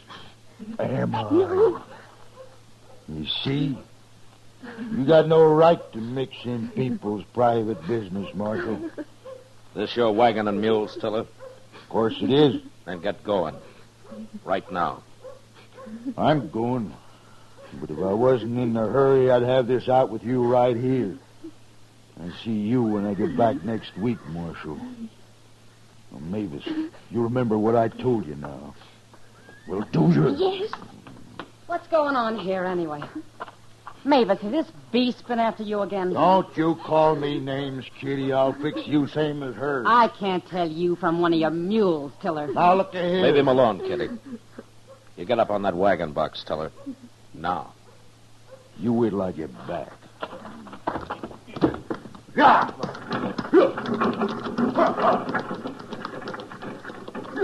He's been hurting you again, hasn't he, Mavis? Oh, I hate him. Well, what are you doing with him if you hate him so much? Oh, he's a bully, Chester. She's afraid of him. At least he'll be away for a few days now. I hope he never comes back. Will you come with me, honey? Thanks, Kitty. I'll make you some coffee. Come on, Chester. Poor gal. You think old Tiller's going to start trouble when he gets back? I don't care if he does, Chester. No, I feel the same way. Only he's a mite too big for me. What? Look, there's somebody here. Are you Marshal Dillon, sir? I am. My name is Marcus France. How do you do? This is Chester Proudfoot. Mr. Proudfoot? Mr. Proudfoot. Well, how do you do, Mr. France? I witnessed that scene in the street there, Marshal. That man should be horsewhipped. He sure should. Such a pretty girl. And she's an awful nice girl, too, Mr. France. I'm sure she is. Well, Marshal, I don't want to take up your time. I thought it best we have a talk before I go to work here. You're a stranger in town, huh? I arrived this morning. I'm from Philadelphia, Marshal, and I'm a gambler. Oh? They gamble much in Philadelphia? Men gamble everywhere, sir. The weakness is universal. I suppose. Well, you can gamble here all you like, as long as you don't run a crooked game. That's precisely what I wanted to see you about, Marshal. What? It's not that I'm dishonest, but I've often been accused of being so. Sometimes makes for unpleasantness. Around here, it usually leads to gunplay. Yes, of course. I can handle myself on that score. Mr. France, I never heard a gambler yet come out and admit he was a crook, but if he is, sooner or later, either he or somebody else winds up dead. That's why I don't tolerate anything but an honest game in Dodge. You impugn my honor, sir? He what? Never mind, Chester. Now, just what is it you want to tell me, Mr. France? I am a gentleman, Marshal. Well, if you are, you're about the first one that ever rode into this town. But for the time being, I'll believe you. Thank you, sir. And don't be so touchy about your honor. It'll just get you into trouble. I'm afraid I haven't explained myself, Marshal. There are reasons why I've often been accused of dishonesty. Oh, like what? A bad loser will grasp at any straw to save face. He'll even call the deal crooked. Yeah, I've seen that happen. There are likely to be many losers in a game I run. Is that so? It may sound like bragging, Marshal, but I possess great skill at cards. Also, I'm extremely lucky. I see. Now, you may send a man to watch the deal if you like. Perhaps Mr. Proudfoot here. Oh, sure. Why, I'd be glad to come. No. You run your game, Mr. France. If it's crooked, I'll find out soon enough. All right. But don't get the idea you're going to start shooting down every man that bothers you, no matter how good you might be with a gun. Do you include self-defense in justifiable homicide, Marshal? If it is self-defense. But you take to killing people, even in self-defense, and I'll have to run you out of town. Oh, hello, Matt. Chester. Hi, Doc. Fella's been trying to sell me a new horse, Matt. I thought you'd take a look at it for me when you're through here. Well, sure, Doc. This is Marcus France, Doc Adams. I'm pleased to meet you, Doctor. Doc'll do. Of course. Where are you from, mister? Philadelphia, sir. Not much sun there. Sun? Well, you look peaked. I've had a long journey, sir. Well, now, when you get rested up, you come see me, and I'll give you some good tonic. $1 a bottle, Mr. France. He gave me some once. I appreciate your interest, Doc. Perhaps I will call on you one day. Anytime. Now, if you gentlemen will excuse me, I'll be going. Goodbye, Mr. France. Goodbye.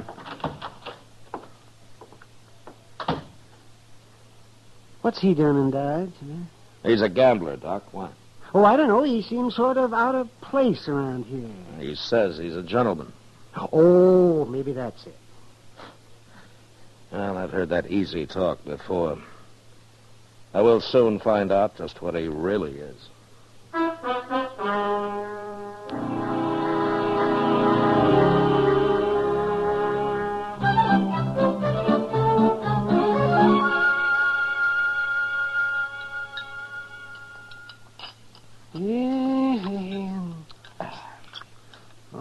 You'd think a restaurant like this could serve something besides beans with their meat, wouldn't you now, Matt? Honest.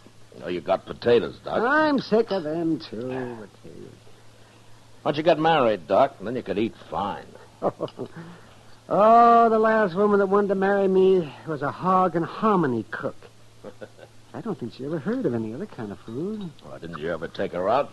Oh, take her. Oh, man. That was in Arkansas. She didn't even wear shoes. You old liar. No, I swear. Her pappy had a saying that every woman's entitled to a baby and a bonnet. But shoes were never mentioned in that house. You must have made a handsome couple. Oh, well, of course, I was somewhat younger then. A lot younger, I hope. I was, and good thing, too. They lived in a place called Rip Shin Thicket. Rip Shin Thicket. The courting that girl was a day's work, man, believe me. Doc, why don't you finish your supper? I'm not even listening to you. Oh, and she had a brother called Spotted Jack, and he claimed he never slept in a bed his whole life.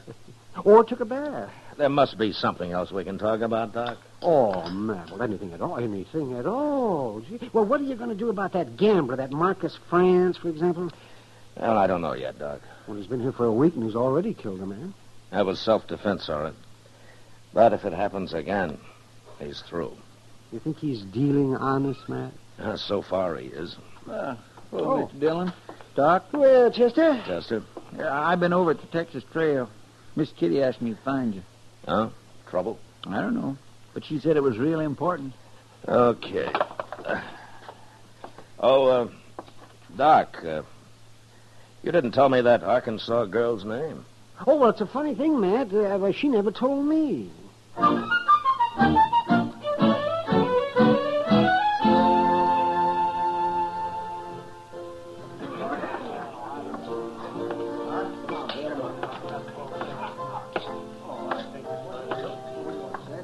Hello, Kitty. You wanted to see me, huh? Sit down, Matt. All right. It's about Marcus France over there. Oh? He's going to be killed, Matt. What? Tiller Evans is due back tomorrow. Well, what's Tiller got to do with it? You remember the day he left, when you stopped him from slapping Mavis around? Mavis? You mean Mavis and France? She says she's in love with him, Matt, and she doesn't care who knows it. Underneath, she's scared to death. Well, does France know about Tiller? Well, Mavis told him. Matt, I don't know what you think about him, but to me, he's the most decent man I've met in a long time. Well, he may be, Kitty. But he's sure causing a lot of trouble. Well, Tiller's going to kill him. I know he is. You got to stop it, Matt. Kitty, how did a nice girl like Mavis get started with Tiller in the first place? Oh, she didn't have much choice. The big ape just moved in on her and took over. She's awful young, Matt, and pretty helpless. Well, if she and France are so much in love, why don't they get married? I've thought of that, too. So has Mavis, by the way. Well, maybe France isn't so honorable after all, Kitty. Give him time, Matt. Tomorrow isn't very far off. Before I said you're cheating, and I meant it. No man can call me a cheat, mister. I just did, didn't I? Stay here, Kitty. Yeah. You better leave the game, mister. You're cheating, you're dealing crooked cards. You got a gun, mister. Now use it. Leave that gun where it is. Now, France, I warned you once. You heard what he said, Marshal. I meant it, too. He's dealing crooked cards. Can you prove it, mister? I don't have to prove it. He's got over $100 of mine. I ain't won a hand at this table in an hour. See, Marshal? Just like I told you, some men can't take losing. Did you see him cheating, mister? I didn't have to. Look at that pile of money. You talk pretty loose for a man that doesn't have any more to go on than that. Now, why don't you forget about it and get out of here? Forget about it? You heard me. This game is closed for the rest of the night. Well, just as you say, Marshal. Gentlemen, the game is closed. I'll see you later.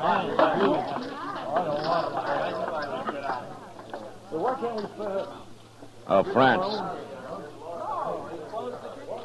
You know, egging men into a draw and then calling it self-defense is going to make your stay in Dodge mighty brief. I'll have to chance that, Marshal. How many men have you killed because of that tender pride of yours, huh? Well, it doesn't matter. But there's something I would like to know. What are you going to do about Tiller Evans? Oh, you've heard. Yeah. First time in my life, Marshal. I love a woman. Then why don't you get her out of here while there's still time? Run away from a fight? Tiller's a pretty tough man. You mean he might kill me? And where would that leave Mavis? Sorry, Marshal. I've got to stay. You know, France, I can't figure you at all. There's something wrong with you, and I don't know what it is. You'll find out, Marshal. Soon enough.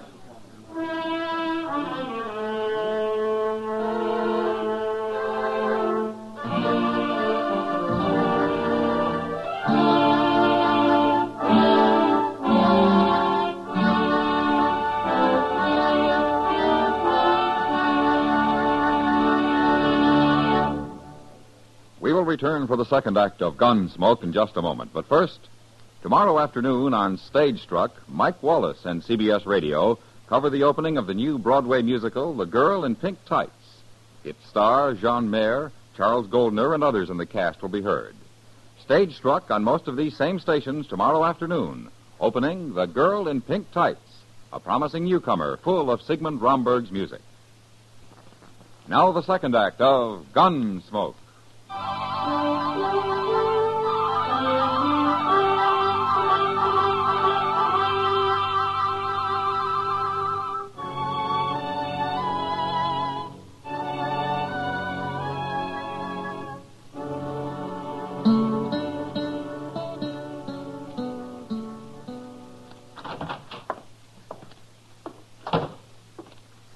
Well, won't be long now, Mr. Dillon. Oh, what won't be long, Chester? Cowboy just told me he passed Tiller Evans a couple miles down the trail.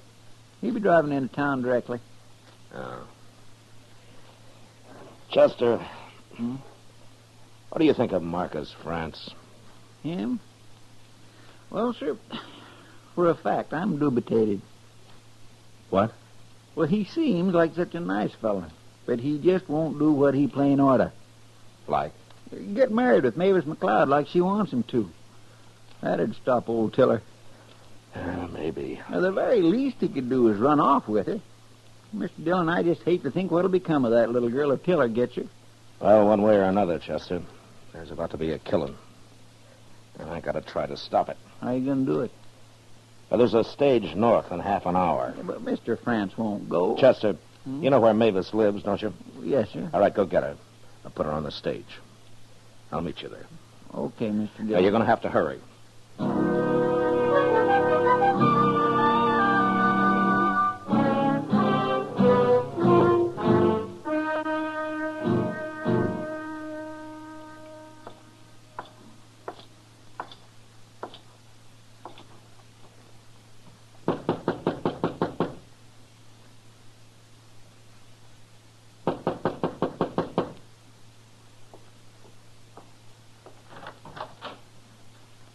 Hello, Marshal. Please come in. Thank you. I am honored, sir. Would you care for a glass of whiskey? No. No, thank you. The very best money can buy. France. Tiller Evans will be here shortly. You'll be looking for me, Marshal, not I for him. Well, any way it happens, there'll be a killing. One sinner less in the world. I'm a lawman, France, not a preacher. Yes, of course.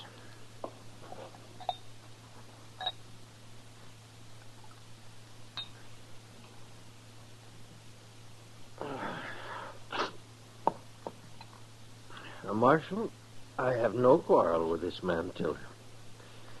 Why don't you talk to him? Well, he's not the kind of a man you can talk to. Well, then put him in jail for disturbing the peace or something. It'll be too late by the time the peace is disturbed. France, there's a stage leaving Dodge in a few minutes. Is there, Marshal? Mavis is going to be on it. What? Now, if you're the gentleman you say you are, you'll be on it with her. You're making a mistake, Marshal. Well, I've made mistakes before. No use arguing with you, is there? Well, if you told me what's holding you back, there might be. Shall we say I never run from a fight? I don't question that. But this time it's different. I don't believe that's your reason. You say goodbye to Mavis for me, Marshal? No. I've just decided you're going with her. I'm sorry. I'm not. Careful, Marshal. I'm always careful. No, you...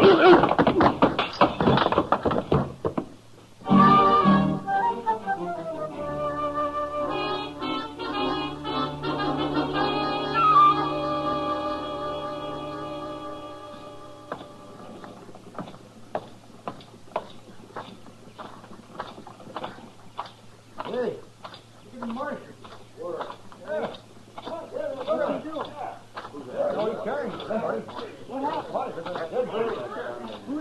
Well, forevermore. You shoot him, Mr. Dillon? Where's Mavis, Chester? She's inside the coach. I'm keeping an eye on her. All right, open the door, Chester. Francis is going with her. Yes, sir.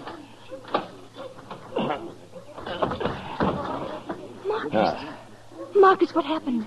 He isn't hurt, Mavis. But he'll be out for a while yet. Why are you doing this, Marshal? Well, I'm a gambler, too, Mavis. And I'm taking a chance that man here of yours is what he says he is. He's a fine man. Well, goodbye, Mavis. And good luck. All right, driver. Yeah. Get this stage out of here. Sure, Marshal. Hold on there! What? Get going, driver. Go on. Come back here! Stop that stage! It's too late, Tiller. You done this, Marshal. Now take it easy. That tin horn run off with my gal, and you helped him. She wanted to go. Nobody steals nothing from Tiller Evans. I'll find him and I'll kill him. Both of them. No, you won't. Oh, I gotta kill you first, eh? Why don't you go get drunk and forget about it, Tiller? You helped him. Don't do it. I'll do it. Chester, Yes, sir. take care of this, will you? Yes, sir. Couple of you fellows give me a hand here. We'll drag him over at that trough. Leon, you and Curly, come help me.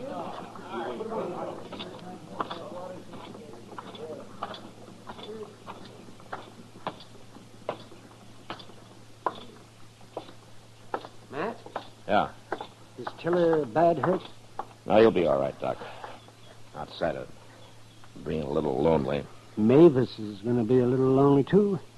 What? Marcus France did come to my office, Matt. What are you talking about, Doc? His lungs. That's why he came west. I wouldn't give him over a couple of months at the most. Mavis just isn't very lucky, is she, Doc? No, she isn't. But thanks to you, at least they'll have what time there is. He wouldn't have left with her any other way. Yeah. I guess Marcus really is a gentleman.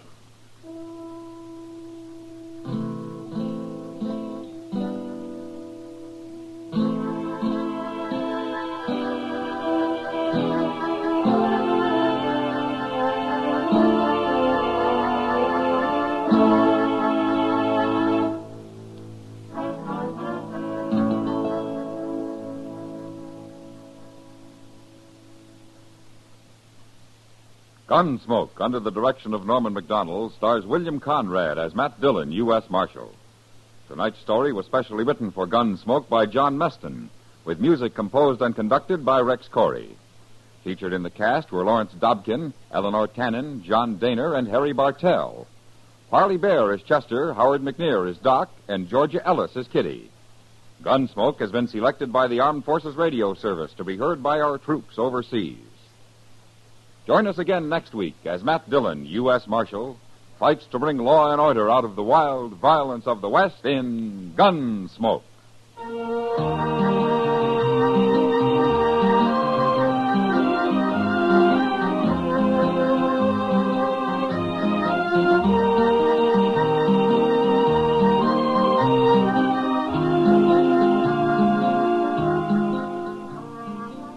Monday night, CBS Radio's Suspense stars Ronald Reagan.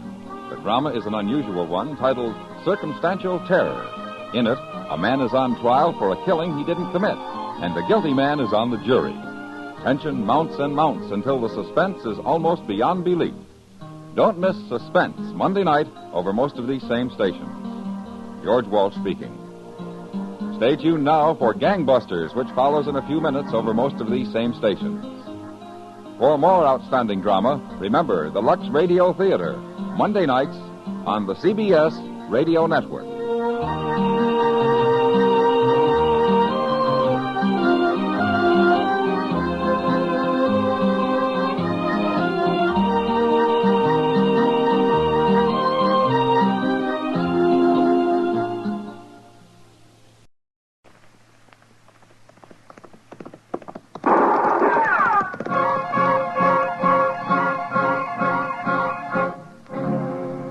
Dodge City and into territory on west, there's just one way to handle the killers and the spoilers, and that's with a U.S. Marshal and the smell of Gunsmoke.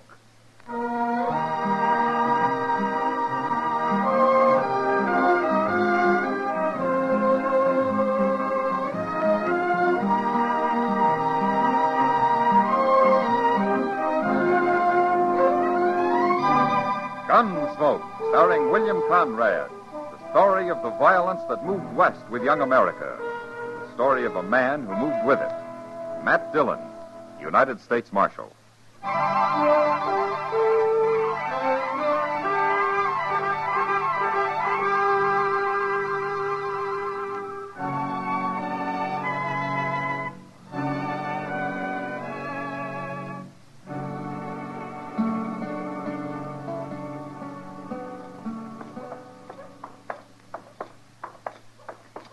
Matt, you mind stopping in Jonas's store down here?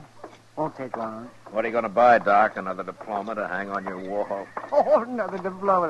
Oh, man. Well, anybody can shoot bullets into people the way you do. Yeah, sure. But what takes real brains is digging them back out. Between the two of us, though, we managed to make a good living, don't we? Oh, yeah, sure. Barely. Just barely.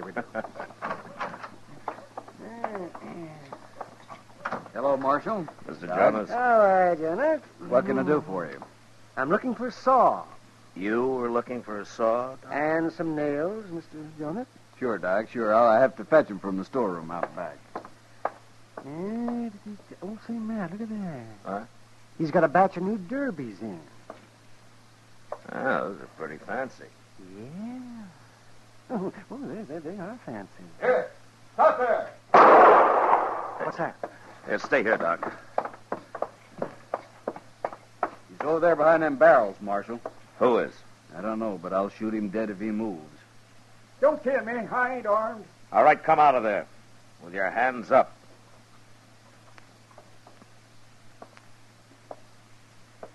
Neil Amber. That's me. I can't believe it, Amber. I was going to pay you later. Pay me later. You're on my books now for over $300, and stealing from me on top of that. Marshal, I want this man arrested. Were you stealing, Amber? No, I never stole nothing in my life. I was going to pay him later. Then what was you doing running off with that sack of seeds? I had to have them seeds, Mr. Jonas. I got to raise something. My wife and I are about to starve out there. Out where, Amber? A little patch of land near Pawnee Wells north here, Marshal. It ain't much. We've had nothing but bad luck. I've been keeping you going for nearly a year, Amber. This is a fine show of gratitude. How can I pay unless I raise something? The man's desperate, Mr. Jonas. Well, he owes me money, too, Matt, but I don't hold with stealing to pay off your debt. I'll pay you, Doc. Someday I will. But right now, we got nothing. Now, that's good land up there, Amber. What's been your trouble? Oh, everything, Marshal. First, I raised a little corn, and then Pete Fletcher's cattle busted in and ruined it. And then Mrs. Amber's goats got swelled up and died. She had two of them. She always wanted goats. All her life she wanted them. And then some mean devil shot one of my horses, and I don't know what all, Marshal. We just ain't making out very good. That's still no excuse for thieving, Amber. You throw him into jail, Marshal. Amber, you take your seeds and go on home. What? Put them on my bill, Mr. Jonas. You mean you're going to turn him loose? Go on, Amber. Thank you, Marshal. I won't forget this. It's a fine thing when the law starts encouraging crime. I hold you as guilty as he is, Marshal Dillon. Come on, Doc. Let's get out of here.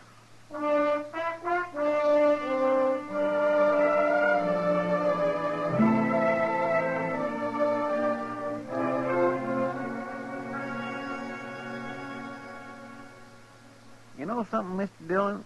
What, Chester? If the government would come through with a little expense money, I got an idea. Now, the government won't even supply me with ammunition, Chester. But go ahead. Well, sir, if we bought 2 or 3 buffalo hides and sewed them together, we could make a nice rug for this office. Then it wouldn't make so much noise, people tromping around like they do. Yeah, Chester. Well, I'll have to take that up with Washington. But in the meantime, you work on some other ideas, huh? Yes, sir, I will, Mr. Dillon. And I got one. Hello, Marshal. Chester. Well, it ain't Pete Fletcher. Hello, Pete. Marshal, I heard about your refusing to arrest Neil Amber yesterday. Oh? It seems like a lot of people have. I'm a cattleman, Marshal. I got no use for sod busters, especially when they don't know when to quit like them Ambers. There's room enough out here for everybody, Pete. Not for thieves, there ain't. Well, I don't think Amber will try to steal anything again. I come to tell you you're wrong, Marshal. Why? One of my riders, Jim Baird, found a calf in Amber's shed. It had been stole, slaughtered, and half skunned. One of your calves? Wearing my brand. Baird's standing guard over right now. Look, Pete, the Ambers are nearly starving. What's one calf to you? Is there a law against cattle thieving, Marshal, or ain't there? Yeah, there is. Well, then do something about it. All right, I'll ride out and have a look. I want that woman arrested, Marshal. Woman? Well, it happened yesterday while he was in town. It had to be her. If Mrs. Amber wasn't a woman, I'd have shot her.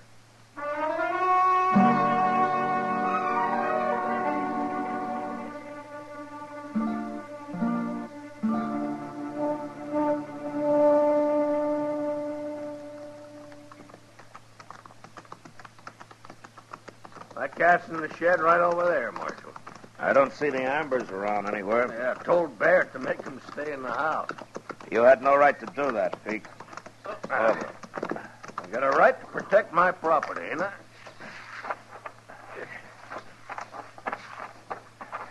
Chester? Yes, sir. Go tell the Ambers to come out to the shed here, huh? All right, sir. Come on, Pete.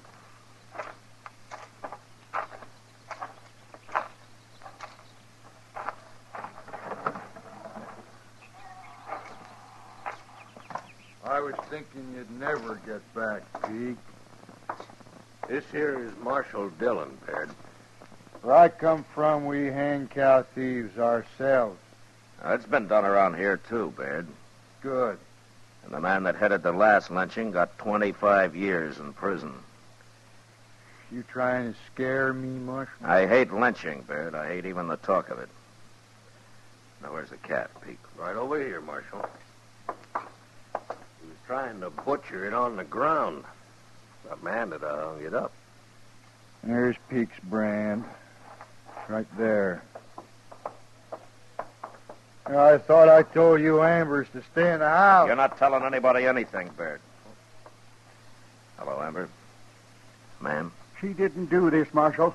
Would you mind telling us about it, Miss Amber? Well, Baird can tell you all you need to know, Marshal. I want to hear what Miss Amber has to say.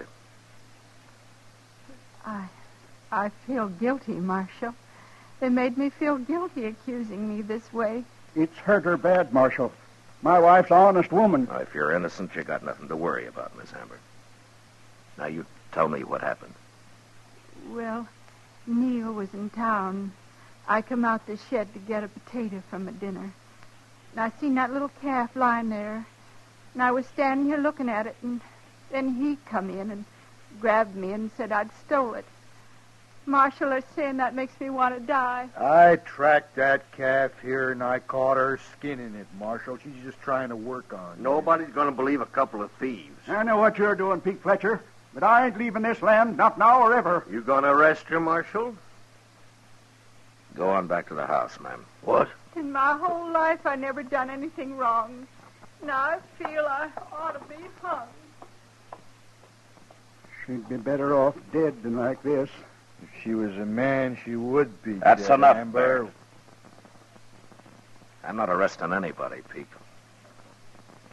You're calling me and Baird liars, then? I'm saying there isn't enough evidence. Now, you take your calf and get out of here and leave these people alone. All right, Marshal. Next time we ain't coming to the law. We'll handle this ourselves.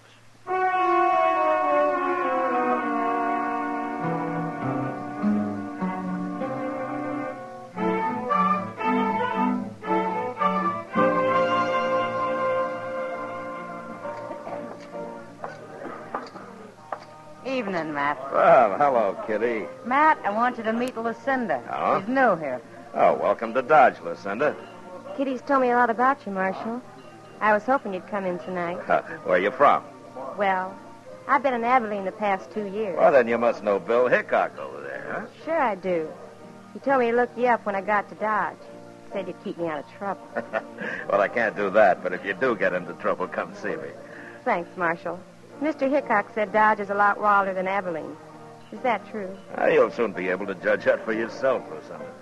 Well, I won't be here very long, Marshal.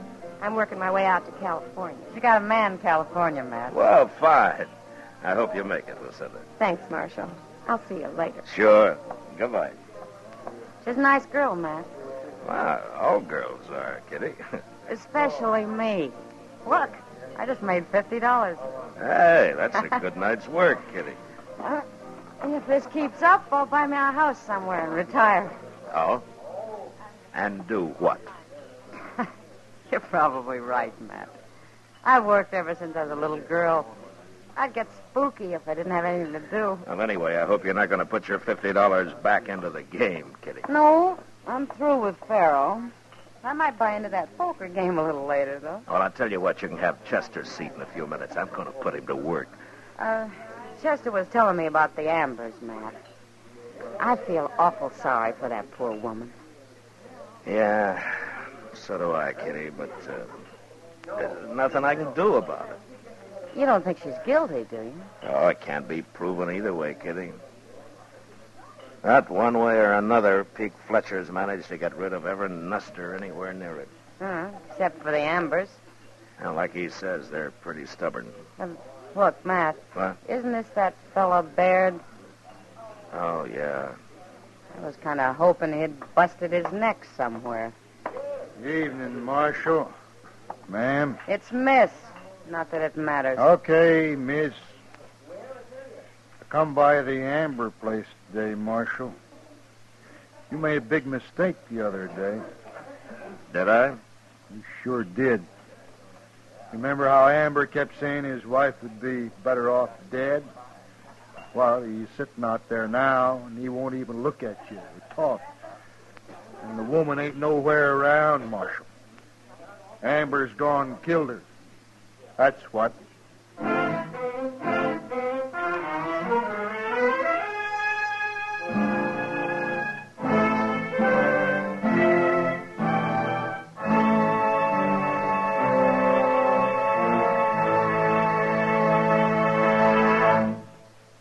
We will return for the second act of Gunsmoke in just a moment. But first, starting next Monday evening, most of these same stations will bring you CBS Radio's newest anti-crime program entitled Night Watch.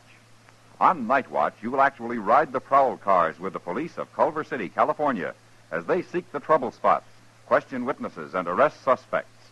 No actors, no sound effects, and no music will be heard in these actual presentation of police work. Be sure to ride with us when Night Watch has its premiere on CBS Radio next Monday evening. Now the second act of Gunsmoke.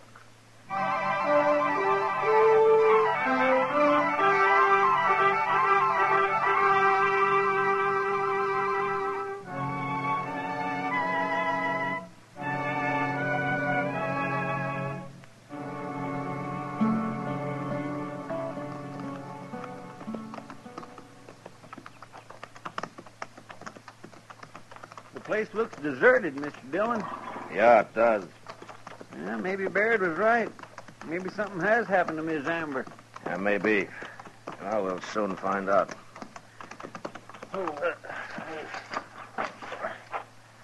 Let's try the house first, Chester. Yes, sir.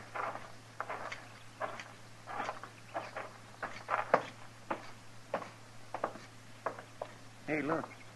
The door's wide open. Yeah. Amber! Hello, is there anybody home? Now, let's take a look inside, Chester.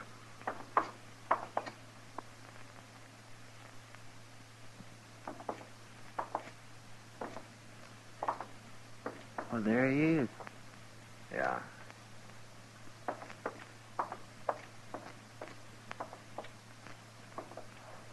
Hello, Amber. Are you all right? Hello, Marshal. Chester? Have you been sitting here like this long? I don't know. Well, where's Ms. Amber? Why, she went away. Went away? So, where? Yes, she went away back east. Home. When did she go? The other day.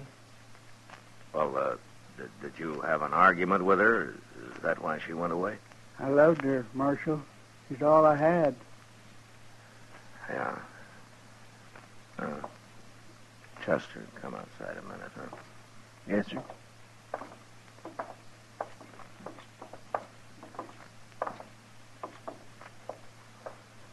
That's Amber's horse down there in the corral, and it's the only one he's got.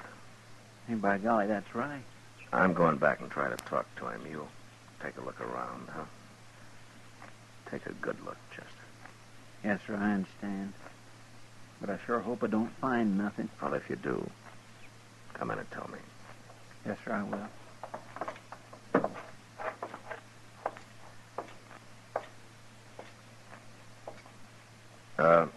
Amber, you want to tell me what happened? She's gone. Did Baird or Pete Fletcher have anything to do with it? Baird come by yesterday, but he didn't do nothing. I'm ashamed about my wife. Ashamed? Well, why? I mean, her not being here. It was too much for her. She just couldn't take it no more. But she shouldn't have gone like that. How did she go? Amber? We was married 30 years. I was real proud of her. Sure, of course you were. But tell me, when she left here, how did she go? She rode away. You mean she took your horse? Yeah. She took my horse.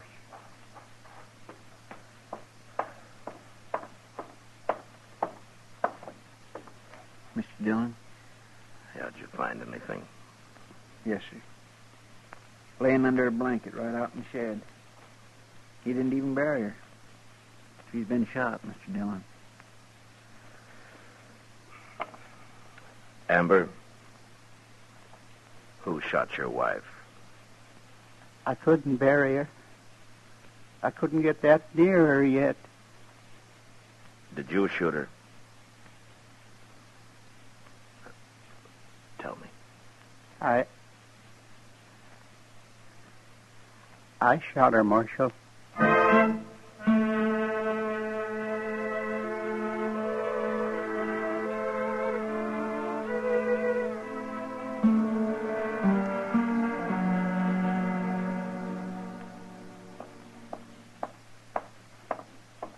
Well, he still won't eat, Mr. Dillon. He's going to die of starvation before they hang him. He hasn't been tried yet, Chester. Oh, no, sir. Just keep bringing his meals in. He'll eat sooner or later. Hello, Marshal. Hello, Peake. Baird.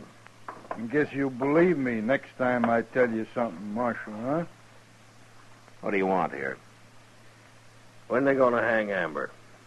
When and if a judge in a court of law says so, He'll hang. Meantime, I'm going to burn down that house and shed of his before some other nester takes a notion to move into the place. Yeah, you do that, Peake. Yeah, you do that, and I'll throw you in jail. What? You've done enough to Amber, you and Baird. You accusing me of anything direct, Marshal? If I could, I'd have you both tried. Careful what you're saying. Now get out of here. Both of you. Come on, Baird. We've won, any way you look at it.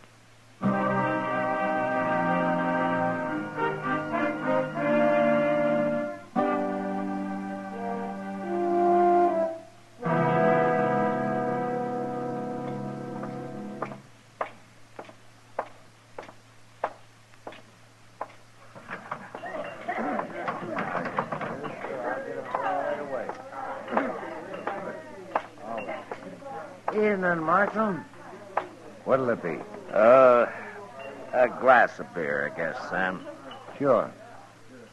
Hey, Marshal. Yeah. That fella Baird over there's been making a lot of talk about you. Pete Fletcher, too, probably. Not like Baird. It's okay, Sam.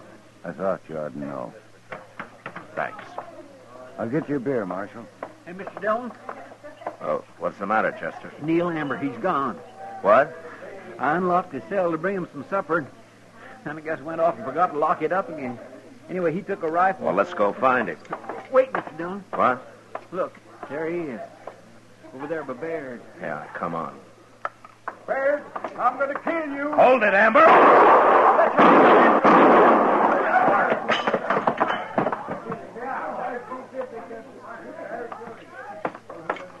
All right, put that gun away, Pete. He killed Baird, Marshal. He was going to kill me. You shoot him again, and I'll kill you. He's unarmed now. I ain't going to shoot him.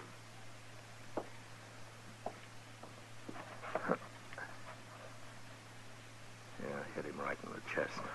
Marshal. Chester, go get Doc quick. Yes. Amber, Doc will be here in just a minute. He can't help me. This is going to save me from hanging, Marshal. Had it been an even worse disgrace. Worse? What? Worse than what? Come close, Marshal. Yeah. I don't want nobody else to know. But my wife, I didn't shoot her. She killed herself. Is that it? That made me terrible ashamed, Marshal. I'd have hung rather than everybody noted. You won't tell, will you? No. No, Amber, I won't tell. Thank you, Marshal. You've been good to me.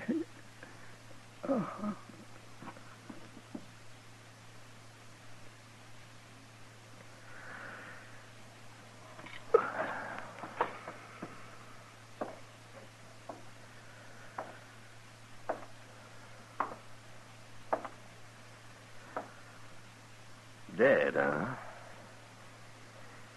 Well, you ought to thank me, Marshal. Saved the law the expense of a rope.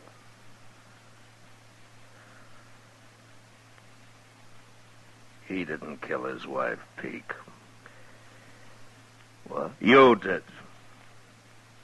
You're trying to devil him off their land. Making her look like a thief did it. You killed her.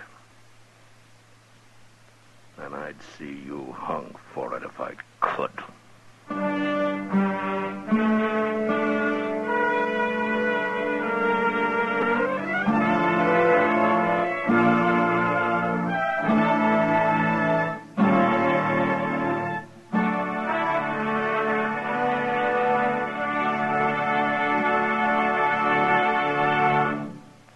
Gunsmoke, under the direction of Norman Macdonnell, stars William Conrad as Matt Dillon, U.S. Marshal.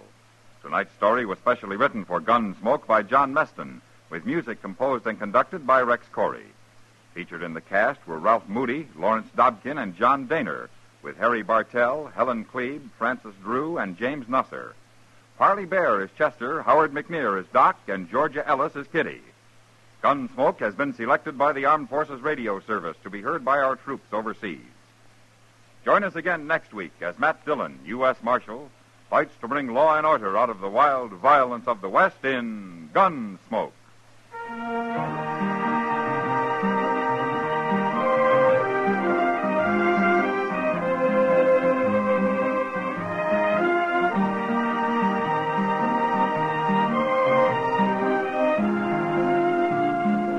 5 years ago, 12 nations put their signatures to the North Atlantic Treaty, thus forming the North Atlantic Treaty Organization. CBS Radio joins in the salute to NATO at this time of its 5th anniversary. George Walsh speaking. For Mystery Mixed with Merriment, join Mr. and Mrs. North Tuesday evenings on the CBS Radio Network.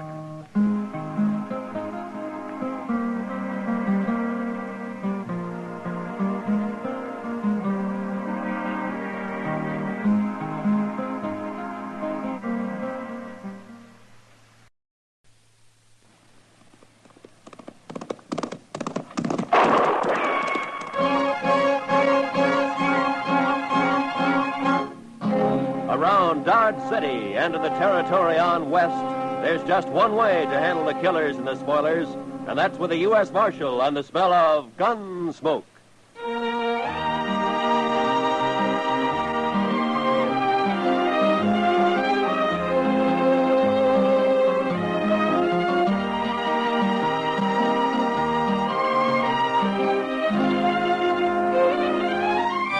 Gunsmoke, starring William Conrad.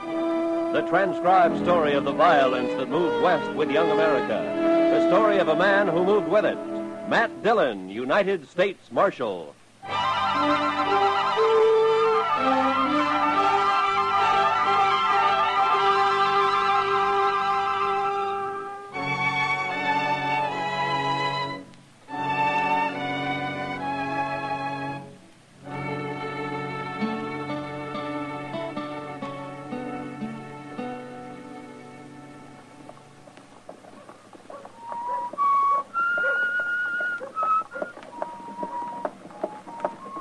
Marshal. Good morning, ma'am.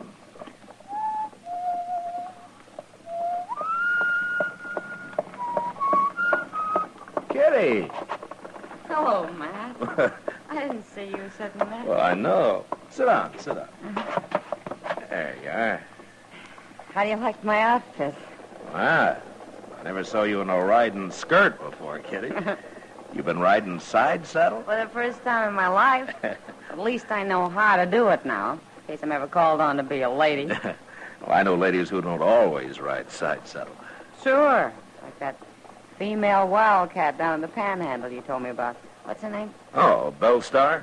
I bet she never rides side saddle. Well, Bellstar's a lady, though. And everybody treats her like one. Even though she has to use a 6-gun to make them do it. Maybe I ought to try that. Yeah, it takes more than a 6-gun to make a lady, Kitty. That's a funny way of putting it. Well, that isn't what I meant. Dillon? Hello, Miss Kitty. How are you, Chester? Hey, I just come to the Longhorn there, Mr. Dillon. What, trouble, Chester? Not yet, but there's going to be as soon as Art Long gets to town. Art Long? Well, he's always been a peaceful man. Isn't he one of those nesters out near Sam Baxton's ranch? That's him, but it's another one of them nesters that's talking up trouble. A fellow named Hoffer. He's saying he's going to shoot Art Long on sight. Well, is he drunk, Chester? Yes, sir, some. Armed? He's got the biggest old cavalry pistol you ever saw stuck right in his belt. Real farmer style. Well, that may be true, Kitty, but those horse pistols go off sometimes. Well, bye later, Matt. Yeah, I will if I can, Kitty. So long. He sure sounds like he means it, Mr. Dillon. Oh, why does he want to kill Long, Chester? Well, sir, he didn't say. Maybe he's just drunk and wants to shoot somebody. No, Anybody. Sir. No, sirree. Hoffer's pretty certain about who it's going to be. All right, Chester. Don't stand too close in case he puts up a fight, huh? No, sir. And all you bully clubs, shut up and listen to me. When Art Long gets here, you're going to see his blood all over the floor. Right there. Or maybe right over there. I don't know just where yet. Your name, Hoffer? Barnaby Hoffer. What's the trouble between you and Art Long? You friend of his? That doesn't matter. Yes, it does. Because if you're a real good friend, I might take it to mind to shoot you, too. I'm a U.S. Marshal, mister, and you're not going to shoot anybody.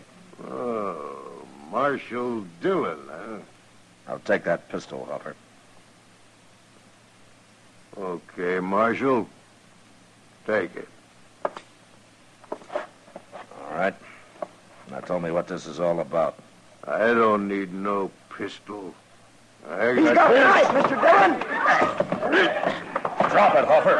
I said drop it. No, I'm going to cut you again. Give me that knife back. You're kind of hard to convince, Hoffer.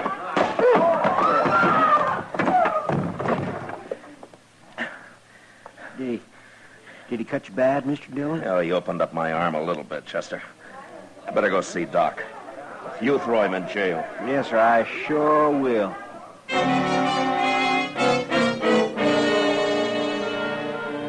There's a saying that it's the gentle horse that's most dangerous. You don't watch him close enough.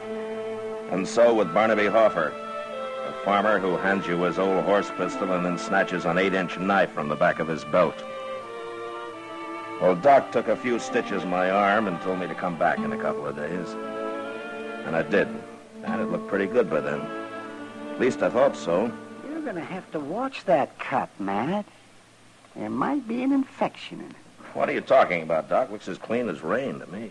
Well, how do you know what that idiot's been using his knife on?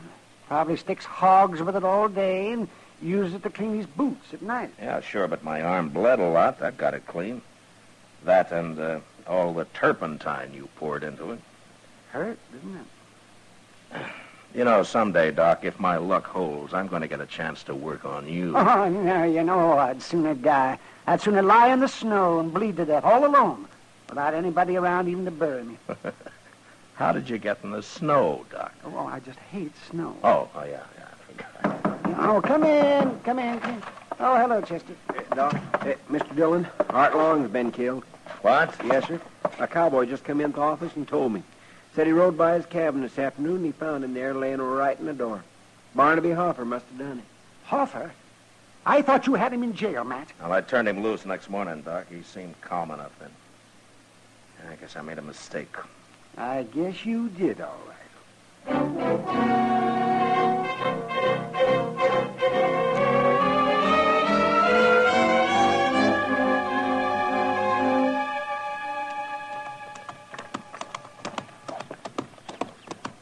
Maybe we shouldn't have stopped to bury Art Long.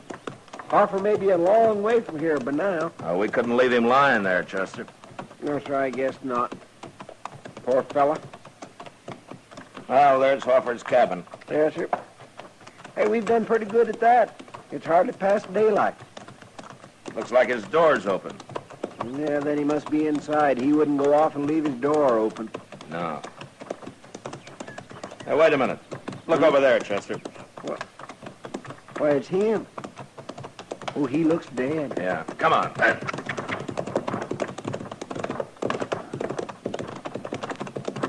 Oh.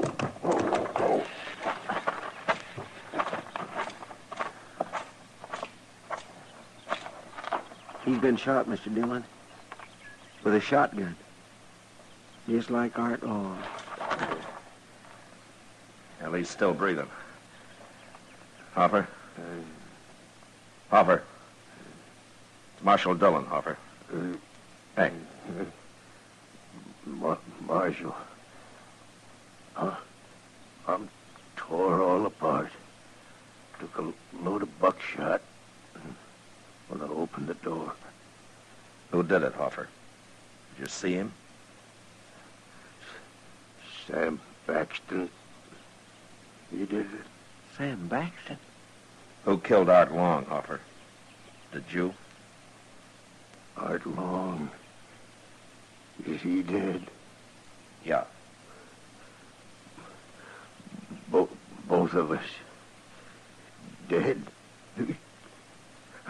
I don't want to die.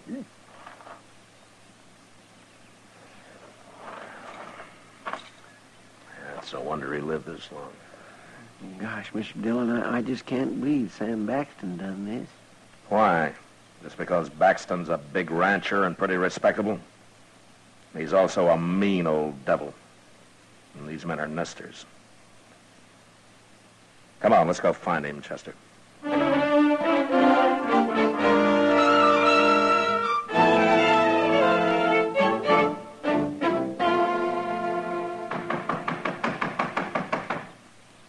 Hello? Anybody home? Why, it's Marshal Dillon and Chester. Hello, Miss Baxter. Ma'am. Well, don't stand around out there. Come on in and sit a while. Thank you, ma'am. I got 2 pots of coffee on the stove. Well, we don't want to bother you none, Miss Baxton. Bother. Why, I love company. And besides, you don't get out this way very often, Marshal. You're just going to have to stay and eat dinner with us. Sam, we got company.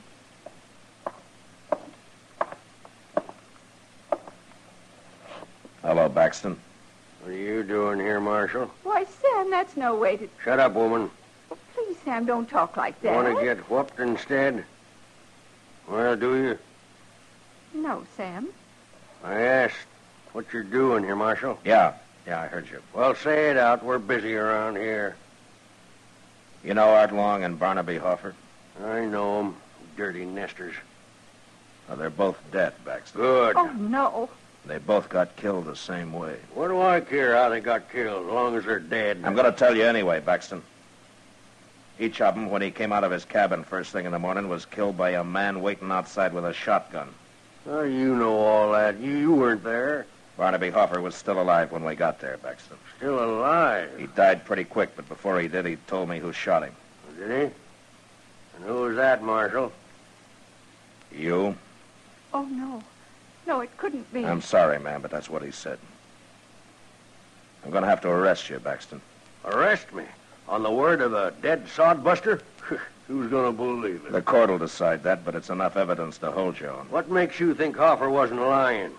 He knew he was going to die, and it was his last chance to get me in trouble. That's what happened. You'll get a trial, Baxton. You can defend yourself there. Right now, you're going to jail. I'm charging you with 2 murders. But Art Long was dead. He didn't tell you nothing, Marshal. He and Hoffer were killed exactly the same way, ma'am. Looks like one man killed both of them. Come on, Marshal. If we're going to jail, let's go. And you stay out here, woman. I don't want you running into Dodge all the time I'm there. All right, Sam. And don't go talking your fool head off to everybody about this either. I won't. When we get this business over with, Marshal, I'm going to give you a lot of trouble. You're going to wish you never come near me.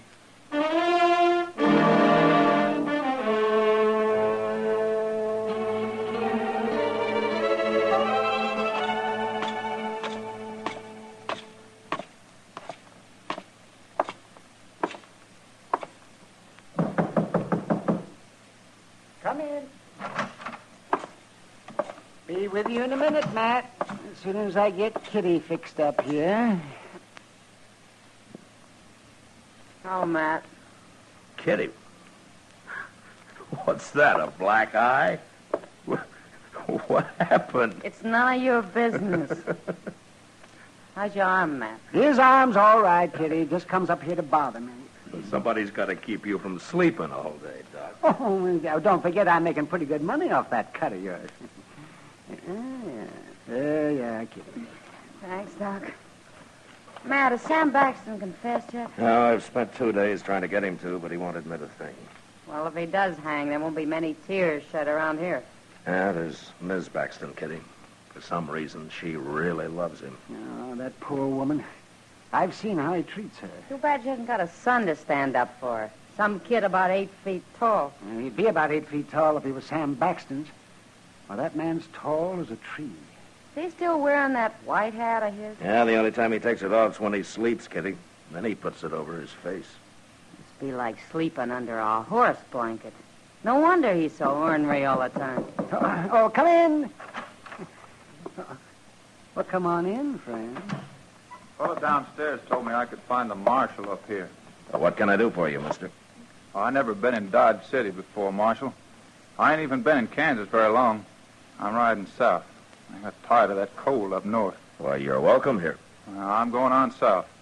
What I come to tell you was there's a little creek runs out of Arkansas about 20 miles from here. Fellow told me it's called Ginger Creek. Yeah, that's up near Sam Baxton's ranch, man. It's on his ranch, according to him. What about Ginger Creek, mister? Some fella's got a little cabin there with a corral out in back. I don't know his name. Now, that'd be Jim Fowler. He's been homesteading there for about a year. No more he ain't. Now, what do you mean? I buried him myself early this morning. I come by and found him laying in the door of his cabin. He was dead, but still bleeding. Somebody's tore him plumb in two with a shotgun.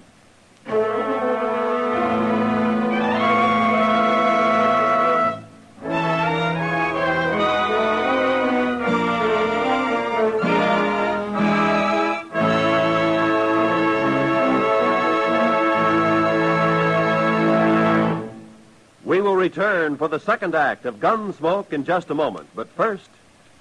Radio's outstanding theater of thrills, Suspense, launches its new summer series Tuesday nights on most of these same stations with more spine-chilling stories packed with excitement and well calculated to keep you in suspense.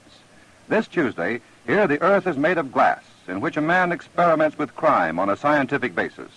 Suspense, now Tuesday nights at the Star's address. Don't miss it. Now, the second act of Gunsmoke.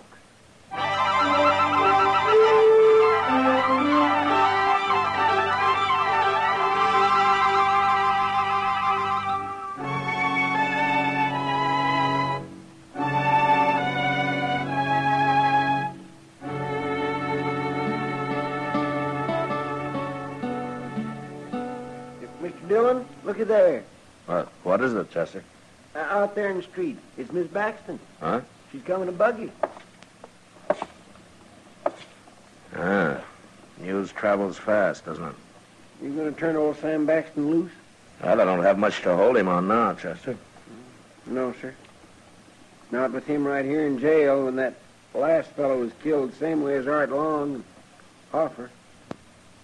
Shucks, I guess he was telling the truth after all. Yeah, it looks that way. Well, I'm glad for Miss Baxton anyway. I'll open the door for her. Well, morning, Miss Baxton. Hello, Chester. Come right on in, ma'am. Thank you. Hello, Miss Baxton. Marshal Dillon, I'm sure glad to see you this time. Well, I hope there aren't any hard feelings, ma'am. Oh, you was only doing your duty. I respect that. Oh, where's Sam? The cells are out back. Oh, you haven't turned him loose yet? No, ma'am. It's too bad about Jim Fowler, Marshal, being killed that way. But it was just like the others, wasn't it? The same man killed all three of them. And Sam was right here in jail. Well, I was just saying to Chester, news sure travels fast. How'd you hear about it so soon? It just happened this morning. What? One of our cowboys rode by there about noon, Marshal. He come straight to the ranch and told me about it. Would you let Sam out now? I'd like to get started for home. I'm sorry, Miss Baxton, but I'm going to have to hold him for a while yet. But why, Marshal? What for? Well, Mr. Dillon, a few minutes ago you said yourself... I said that he wasn't clear of this yet, Chester. You don't listen very close, Chester.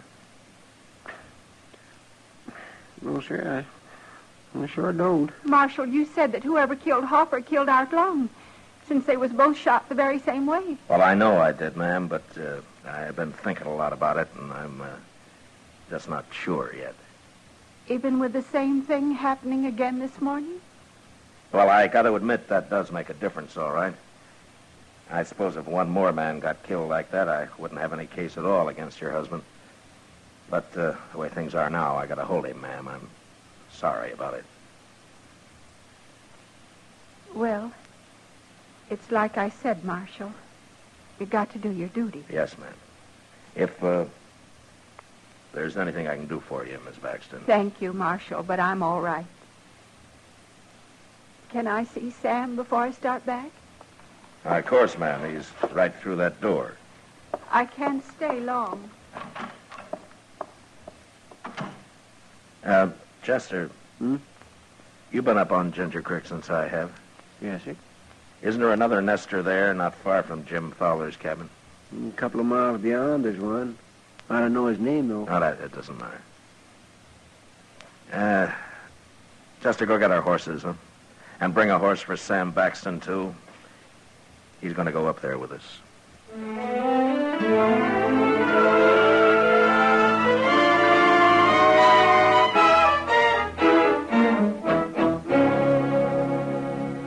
don't know what you're up to, Marshal, but I'd rather be in jail than spending the night in this place. It's a nice little cabin he's got here, Baxton. Yeah, you improved it some when you sent him into Dodge for the night. It's almost daylight, Mr. Dillon. Okay, Chester. Well, I'm going to build a fire now and let whoever's waiting outside think his victim's just got up. What makes you think he'll be there this morning, Marshal? But if he isn't, we'll stay here till he does come.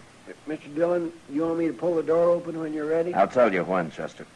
And after he gets off a couple of blasts with that shotgun, we'll go out and try to take him alive. All right, Baxton, you get over there with Chester. And I'll try to get this thing started.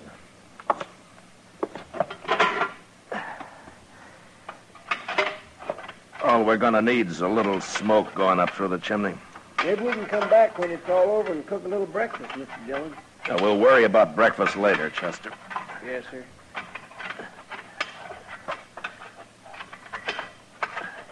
Here, Baxton, you stop that. What? Wait, he's got my gun, Mr. Dillon. You're standing in my way, Chester. Move! Oh, he got outside. Come on. Drop that gun, Baxton. I got him, Marshal. I hit him both times. Drop it, I said. All right. I was only helping out, Marshal. Look, he's laying right out there. Gosh, I'm sorry, Mr. Dillon. I never thought he'd try nothing like that. Walk ahead of me, Baxter. Oh, sure.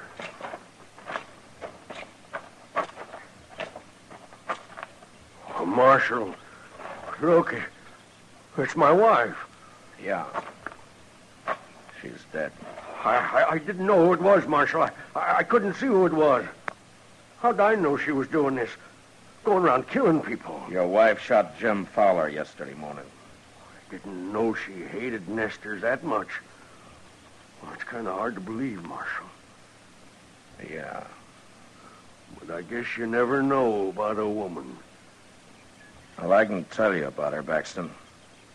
Fowler's the only man she killed, and she didn't kill Fowler because she hated him. She did it because she loved you. What are you talking about? She was trying to cover up for you. Oh, wait a minute. She almost did it, too. She almost kept you from hanging. So she claimed one of your cowhands saw Fowler's body when I knew he'd already been buried. I had all the evidence I needed on her right then, Baxton.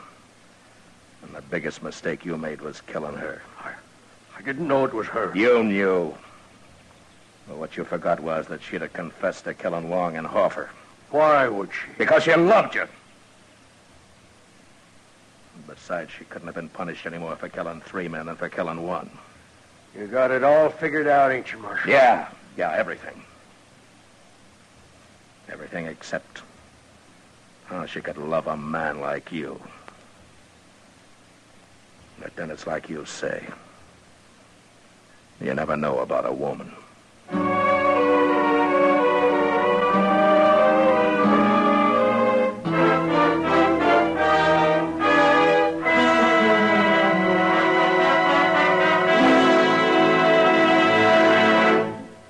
Gunsmoke, transcribed under the direction of Norman MacDonald, stars William Conrad as Matt Dillon, U.S. Marshal. Tonight's story was specially written for Gunsmoke by John Meston, with music composed and conducted by Rex Corey.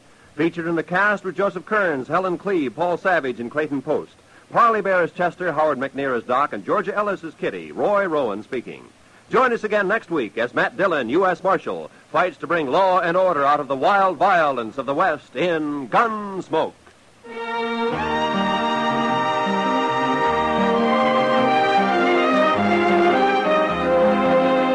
Gene Autry stops the lynching of an innocent man and tracks down the real killer on tomorrow's Gene Autry Show. There's time out for Melody on Melody Ranch, too, as Gene sings Down Yonder, Blue Canadian Rockies, and other Western hits. CBS Radio presents the adventure and melody of the Gene Autry Show every Sunday on most of these same stations. Be listening tomorrow.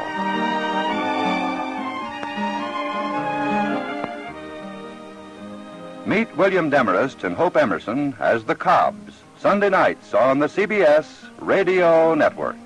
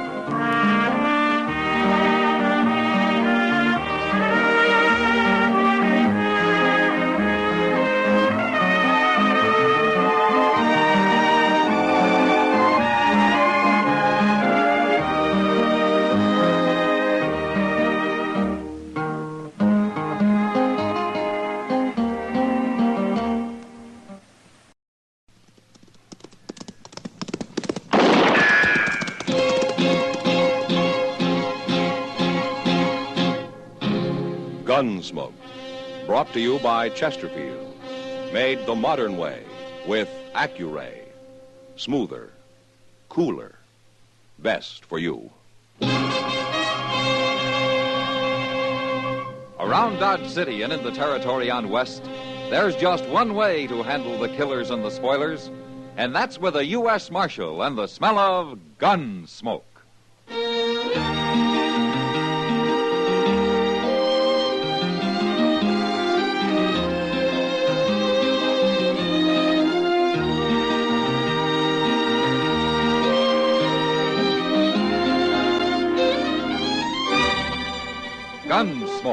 starring William Conrad.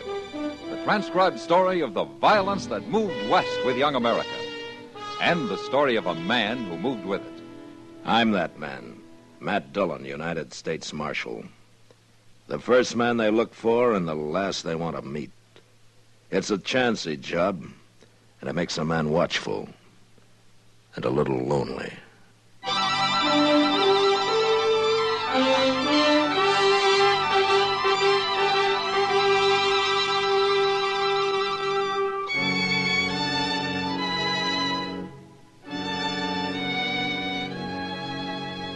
Most people think of Dodge City here in the 1870s as a wild, lawless town, swamped with exciting women and strong, daring men. The men they picture as fighters, the kind who stand up for almost no reason at all and gun each other down with as little regard for their own lives as they have for their opponents.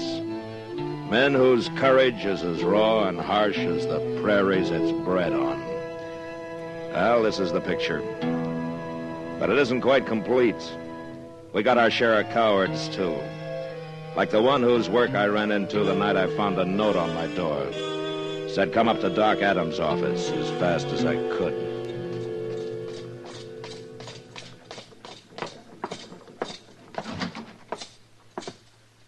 Doc's in the back room, Mr. Dillon. What's the trouble, Chester? He's got Jack Massey in there.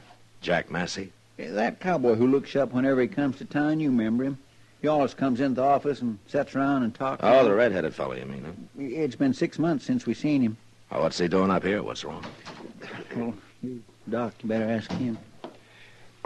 Hello, Matt. Doc? Well, he's dead. Oh, that poor... As soon as I saw him, I knew he couldn't make it. Not with a hole like that in him. Doc, would you mind telling me what happened? Somebody shot him, Matt. Well, who shot him? We don't know. I was coming down the street, Mr. Dillon, and I heard a shot, and I run in and found him laying there on the floor, right where he fell out of the chair. Out of what chair, Chester? Why, yours. Mine? Yes, sir, down in the office. He was waiting for you, I guess, and somebody sneaked in the back way and shot him. But why? He was shot in the back. So? Well, he was sitting in your chair, and we noticed he was wearing a hat just like the one you wear. And also, he's about the same size as you. Somebody's out to kill you, Matt. To kill you the easy way.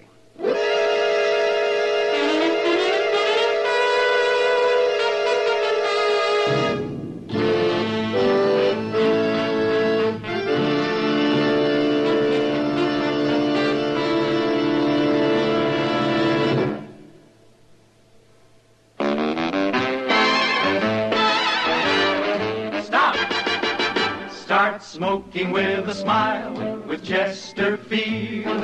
Smoother, cooler, milder, Chesterfield. Put a smile in your smoking, just give 'em a try.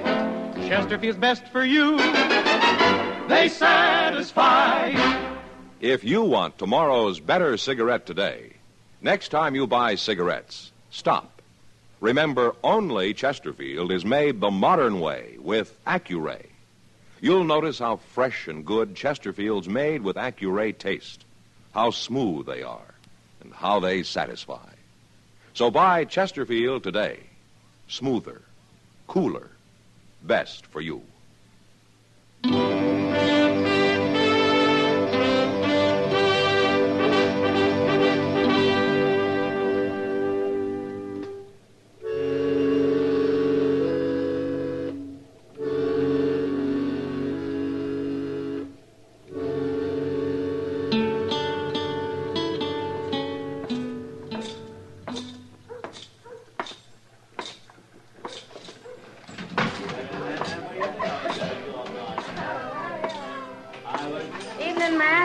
Hello, Kitty.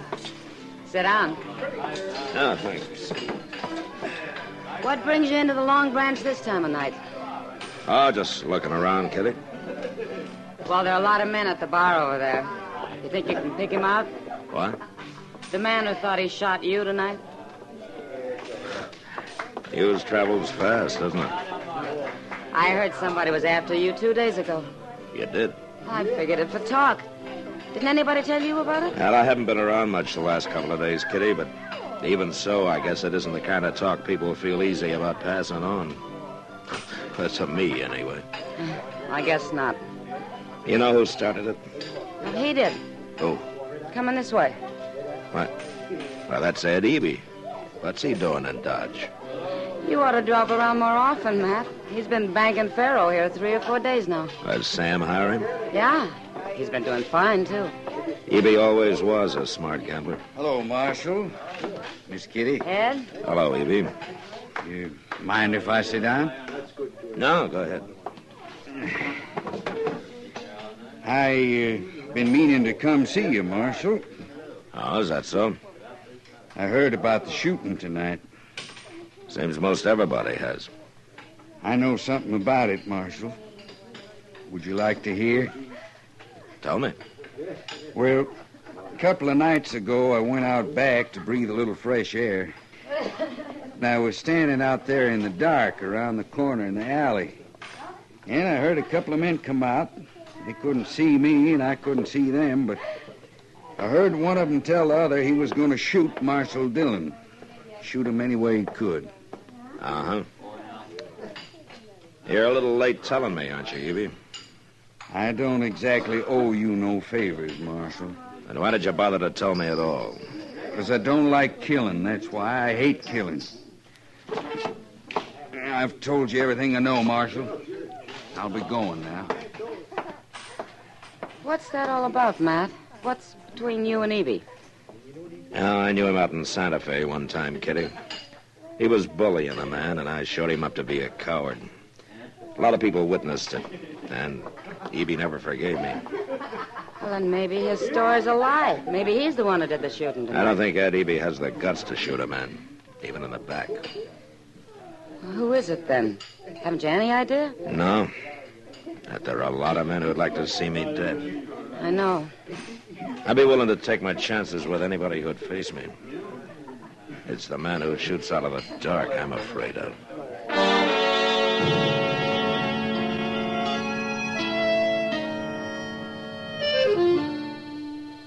Nobody wants to die, but it's even worse without a chance to fight back.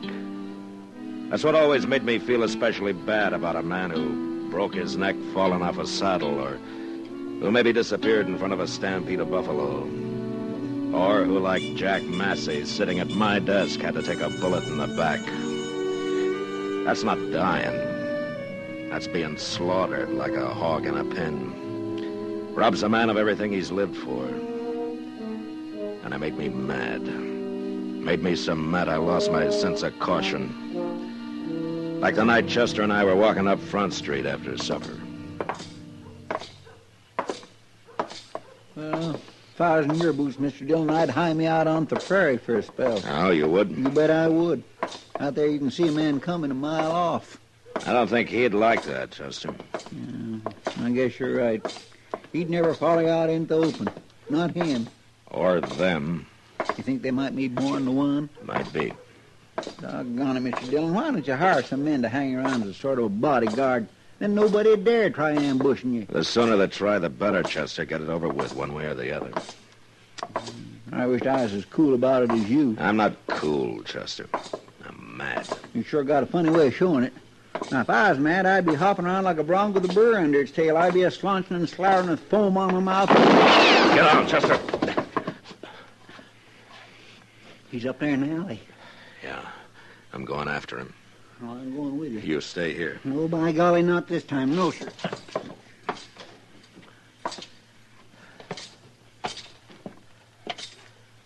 Start shooting, mister. Start shooting while you got a chance. I sure will. He's by that barrel, Mr. Dillon. He's leaning on it. Yeah, I see him. I'll shoot you. I'll shoot you good. Drop that gun.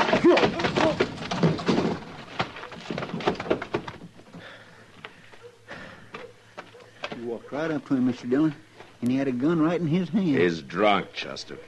Did you knock him out? Well, I hit him hard enough. Let's get him up to Doc so we'll sober him up and find out what this is all about.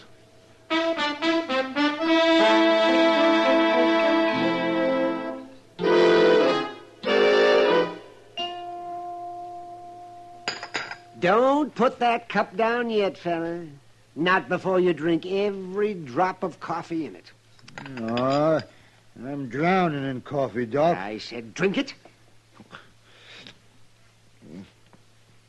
Yeah, there. No more, Doc. I'm sober now. Yes, well. Matt. Yeah, Doc. He can talk straight now. It's about time. What's your name, mister? Nat Swan. But I didn't mean nothing, Marshal. I didn't know what I was doing. Honest, I didn't. Then I'll tell you. You were trying to kill me.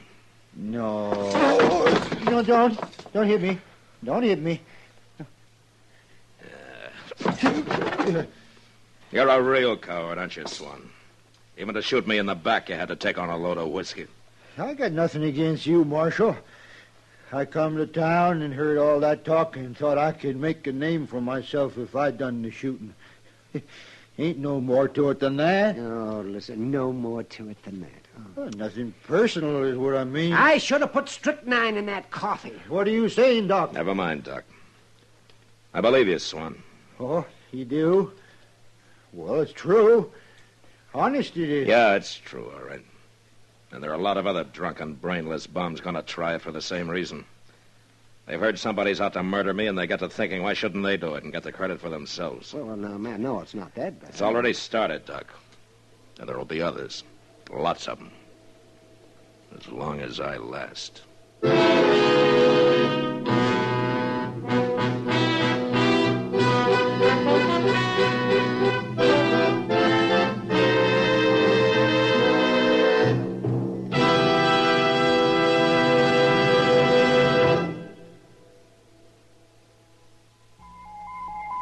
Listen. Listen to an electronic miracle. This electronic miracle, Accuray, means that everything from auto tires to apple pie, battleship steel to baby food, butter to cigarettes, can be made better and safer for you. Now meet Mr. Bert Choate, brilliant young president of Industrial Nucleonics. Well, Bert, exactly what is Accuray? Well, George, it is a device by which a stream of electrons passes through and analyzes the product while it is actually being made. They transmit what they see to this electronic brain, which adjusts the production machinery for errors down to millionths of an inch. One more question, one that so many people ask me. How does Accuray make Chesterfield a better cigarette than was ever possible before? Every cigarette made with Accuray control contains a more precise measure of perfectly packed tobaccos. So Chesterfield smokes smoother, without hot spots or a hard draw. And that's why Chesterfield tastes so much better. And I guess that's why you smoke them yourself, Bert. You see, I know what Accuray can do. Well, there's your answer. If you want tomorrow's better cigarette today, next time, stop. Remember.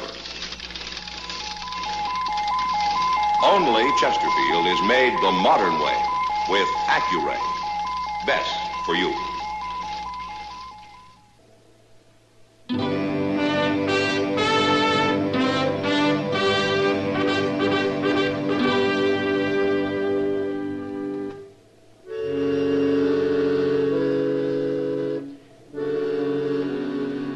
Chester and I rode Nat Swan down to the Arkansas. Told him to get his horse across and to keep going. I guess he thought I was about to shoot him the way he rode off, all hunkered up in the saddle, trying to look small. And I was pretty sure he'd never show up in Dodge again. Now that'd be one less glory hunter to deal with. But the thought of how many were left waiting in the alleys, hiding in the shadows, well, it made me jumpy. But I didn't realize how bad off I was until we got back into town, rode into the stable. We put our horses into their stalls, and we're walking toward the door. This barn's plumb deserted tonight, Mr. Don. It's late, Chester. Everybody's either drunk or in bed by now. Well, there's somebody who ain't. Hey, what's he doing with that rifle? Here, duck into the stall, Chester. He's seen us. All right, drop that rifle, mister. Not likely. Drop it, I say. No. He's going to shoot. You got him. You stay back, Chester.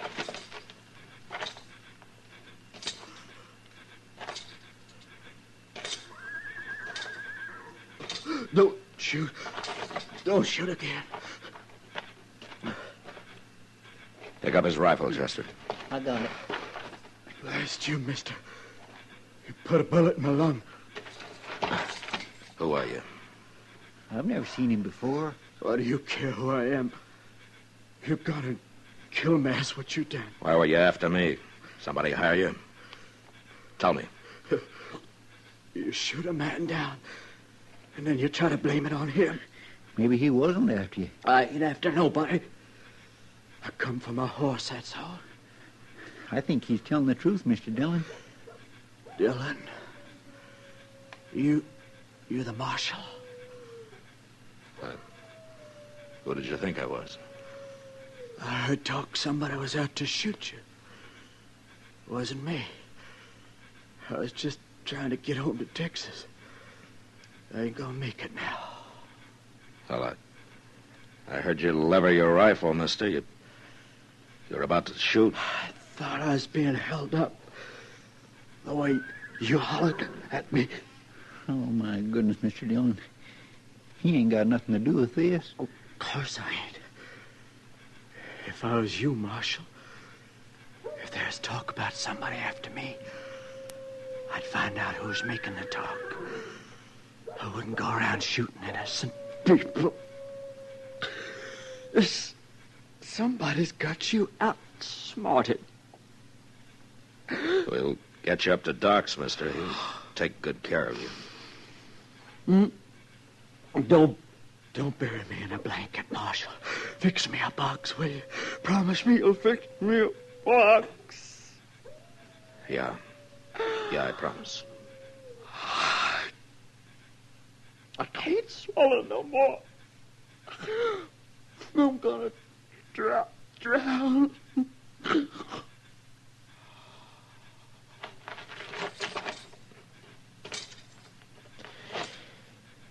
Well, I killed an innocent man, Chester. Well, he'd have shot you if you hadn't, Mr. Dillon. I don't even know his name. But we'll fix him a box. We'll fix him a good one. Yes, sir.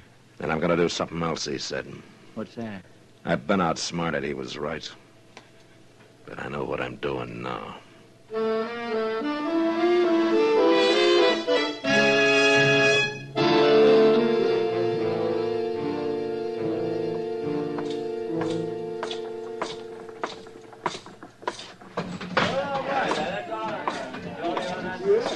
Hello, Matt. Hello, Kitty. You're looking for somebody. You bet I am. Trouble? Now the trouble's over. Or it soon will be. If there's going to be a fight, they don't need me in this saloon. I'll be mighty surprised if there is a fight, Kitty. Huh? Cowards don't carry guns. Ed Evie. I'll see you later. Here comes the split, gentlemen. You care to string along? Well, Marshal Dillon, you going to try your luck? My luck ran out about an hour ago, Evie. What? I shot and killed an innocent man. What are you talking about, Marshal? You were too cheap to hire somebody to get me, Evie, and too much of a coward to try it yourself. I don't like that. Your story about overhearing that talk out back. You spread it around, hoping it'd give some brainless fool the idea to try it himself. Now, that's a lie. 2 men tried it. And they made me so jumpy I just killed a man I thought was going to try it again. Well, I feel pretty bad about that, Evie. I got nothing to do with it. You told me the story thinking it'd make you look innocent. Now, you outsmarted me, Evie. For a while. You can't prove any of this. I don't have to. Now, come on. You can't arrest me. No. Then I'm going to lock you up, and tomorrow I'm going to run you out of town. No. 2 innocent men have died because of your cowardice, Evie. I wish I could hang you for it. Don't you call me a coward. You're the worst coward I ever saw. Shut up. You stop saying it. You're doing just what you did out in Santa Fe. Come on, Evie. I'll show you I'm not a coward. You won't call me that anymore. Take your hand out of your pocket, Evie. I got a gun in here. I'll kill you myself. No, you won't. You're not going to draw that gun. Yes, I am. Not you, Evie. I'll do it. Not you, Evie. I'll kill you. Just keep talking, Evie. Keep talking. Why didn't you shoot him, Matt? You had a right to. I think he wanted me to, Kitty. What? I think he'd rather be dead than face everybody knowing what a coward he is. Well, he's got his punishment coming for the rest of his life.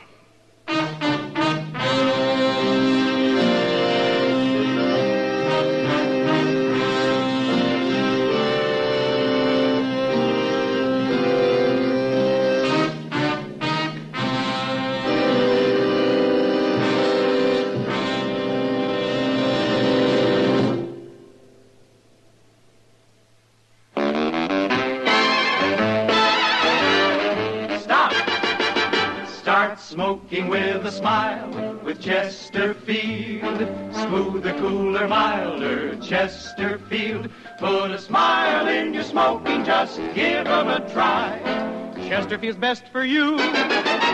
They satisfy.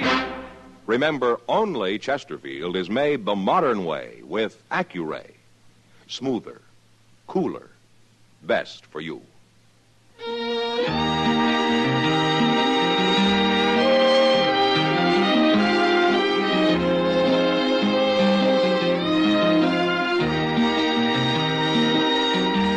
Gunsmoke, produced and directed by Norman Macdonald, stars William Conrad as Matt Dillon, U.S. Marshal. Our story was specially written for Gunsmoke by John Meston, with music composed and conducted by Rex Corey. Sound patterns by Tom Hanley and Ray Kemper. Featured in the cast were Vic Perrin, John Daner, and Jack Edwards. Parley Bear is Chester, Howard McNear is Doc, and Georgia Ellis is Kitty.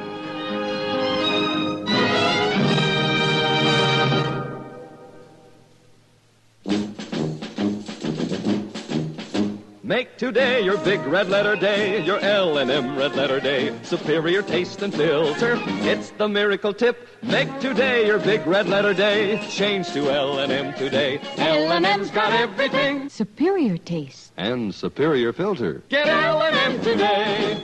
This is it. L&M, superior taste and filter. L&M, America's best filter tip cigarette. Be sure and listen to Gunsmoke again on radio next week at the same time. Transcribed for Chesterfield.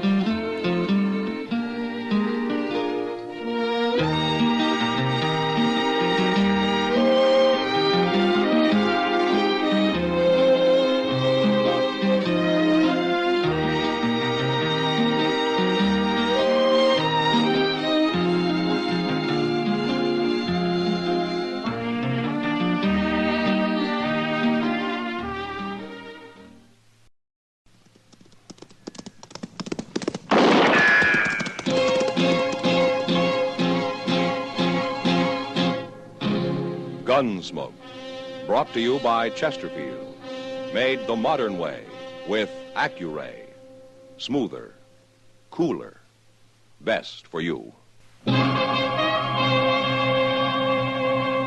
Around Dodge City and in the territory on West, there's just one way to handle the killers and the spoilers, and that's with a U.S. Marshal and the smell of gun smoke.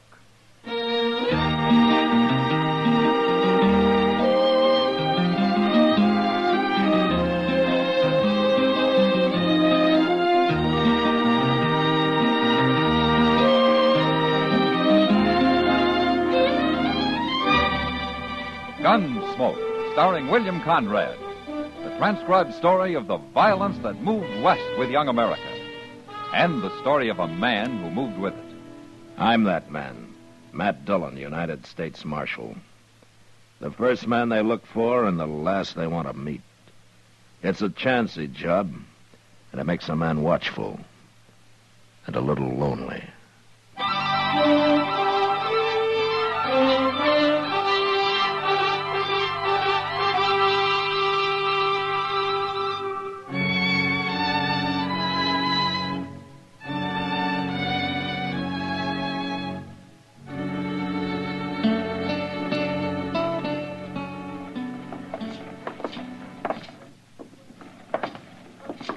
Matt, got time for a drink? Well, I'll go with you, Doc. Good, good. And the Long Branch is closest. Let's go in there. Okay. Some people say it doesn't look good for a doctor to be seen in a saloon. Especially in the daytime. Oh, then you believe it, too? Oh, no, not me. I look on doctors as almost human. Almost human. Well, that's mighty charitable of you. I'll think of that the next time you come crawling around with your throat cut or with a bullet in it. You'll feel better when you get your drink, Doc. Yeah, I'll feel better when I talk to Kitty. Hello, Doc. Matt. Hello, Kitty. It's a pleasure to see you, Kitty. It's a real pleasure. Well, thanks, Doc. Sam, a bottle and 2 glasses. Okay, Doc. I'm buying the lady a drink. You sure you haven't had enough already, Doc? Oh, now, just because you're not used to men who act like gentlemen. I think he's talking about me, Kitty. Yeah, I figured that. What have you two been arguing about this time? Oh, well, I've been working up to an argument, Kitty. Well, there's somebody else here who seems to be doing that. Oh? That cowboy at the end of the bar. Oh, what about it? I heard him telling Sam he's got a pack horse outside, loaded with ammunition. Well, there's no harm in that, is there? He said it's to kill Kansans with, Doc. Oh, what did he mean, Kitty? I don't know, Matt. But he's awful mad about something. I'll be back in a minute. Oh, no. Be careful. Careful a minute. Hello. My name's Dillon. I'm the marshal here. My name's Jim Hoyt, and I wish I'd never heard of Kansas. Oh, where you from, Hoyt? Medina River. Texas, huh? Texas. You staying here long? Long enough to finish this drink, and since you're so nosy, I'll tell you. I'm with 9 other Texans. We got 2,000 head of cattle 6 days' drive from here. They're branded Cross R and Jack Raven's Trail Boss. Anything else you want to know? Yeah, there's something else. Have all of the men in that outfit got their backs up like you have? Don't you worry none about us, Marshal. We'll handle things. With all that ammunition they sent you for? What's going on down there, anyway? Nothing a few Texans can't take care of. Why don't you want to tell me about it, Hoyt? Because I don't trust you no more than I'd trust any Kansan. Then why don't you finish your drink? Because I'm going to ride back with you.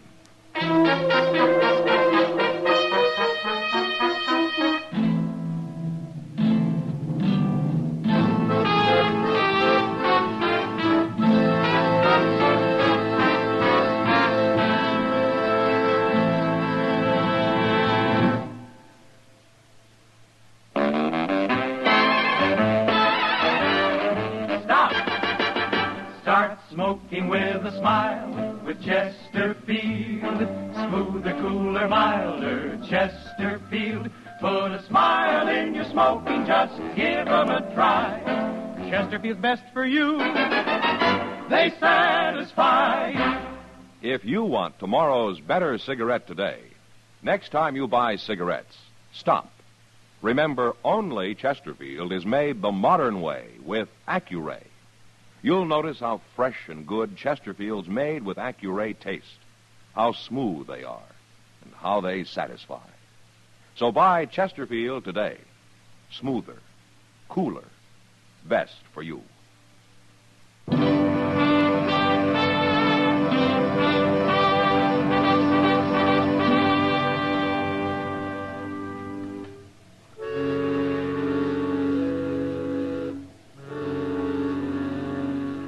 Jim Hoyt didn't like it much, but I got Chester and we saddled up and rode south with him. Nobody said a word the whole day. And that night, Chester and I spelled each other, keeping awake so's Hoyt wouldn't slip out on us. He knew what we were doing, and of course he just stretched out on the ground and enjoyed a good night's rest. It was late the next afternoon, soon after we'd crossed the Cimarron, that we ran into the Cross R herd, bedding down for the night. We rode around it, up to the chuck wagon fire, and dismounted. Jack Raven's the trail boss, Marshal, and that's him leaning against that wagon studying. Now, let's go talk to him, Chester. And you tell him how you got here so he'll know who to get mad at. I'll do that, Hoyt. Well, them's the first word Hoyt said in the last 10 miles. I guess he's been saving his strength. What for? I don't know. Maybe the boss here will tell us. Yeah, if he don't shoot us first, he looks downright unfriendly to me. Jack Raven? That's me. My name's Matt Dillon. This Chester Proudfoot. How you do? Howdy. I'm a U.S. Marshal, Raven. Dodge? Uh-huh. This your first time up the trail? First time for any of it. Now, Jim Hoyt didn't tell me much. He didn't want me down here at all. And why'd you come? I got curious about that ammunition you sent him to Dodge for. Some law against it? And that depends on what you aim to use it for. We aim to kill Kansans with it, Marshal. Uh-huh. You got any particular Kansans in mind? I ain't particular. You told me that's your first trip up here, the first trip for any of you, huh? What's that got to do with it? You lost many cattle? I've lost all I'm going to. How many? Some 20, 30 head. Stampede? 2 of them. How'd they get started? Men out there waving blankets they set fire to in the night. And they wasn't Injuns, neither. We seen them, but we couldn't chase them or go shooting at them, or we'd have lost the whole herd. Now, why did you send Hoyt for ammunition? You gonna start shooting next time? We're short ammunition, Marshal. Next time it happens, we thought maybe some of us take off a few days to do a little hunting. I see. I want to get this herd to Dodge. I want to get it sold. Then we're riding back this way. And shoot anybody you come across, is that it? Well, like I said, I ain't particular, Marshal. Not about Kansans, I ain't. Tell me something, Raven. You ever hear of jayhawkers? No. They're outlaws, Raven. They're murderers, criminals. They're men who started riding on the Missouri border during the war, and they got the taste of blood in their mouths. Now it's like they got no place to go. So they're out after anything in sight. They cause a lot of trouble. And why don't you stop them? We try. Don't forget, the ordinary Kansan hates jayhawkers as much as you do. But what do they want? What good's it do them to stampede my herd? You'll find out what they want. They'll let you know. And I want to stay here to help you when they do. I don't know whether I trust you or not. Well, I guess you'll have to find that one out, too, Raven. Yeah, I'll find it out.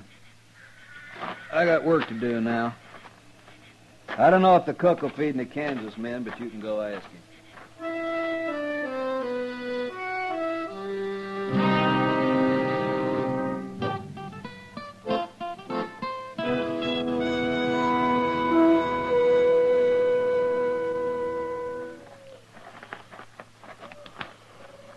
Mr. Dillon. Mr. Dillon? What is it, Chester? It's almost daylight. Oh, yeah. I guess we better get up. I declare I didn't hear a thing all night. I slept right through. Well, if it'd been a stampede, you'd have heard it, Chester. Maybe them jayhawkers just quit. Maybe. Mr. Dillon. Yeah, what? Look yonder, riding that horse. That's Jim Hoyt. Well, where's his clothes? And look, he's all bloodied up. They're having to help him get down off his horse. There's Jack Raven. Yeah. What in the world do you suppose happened? He didn't get those marks on his back from a fall.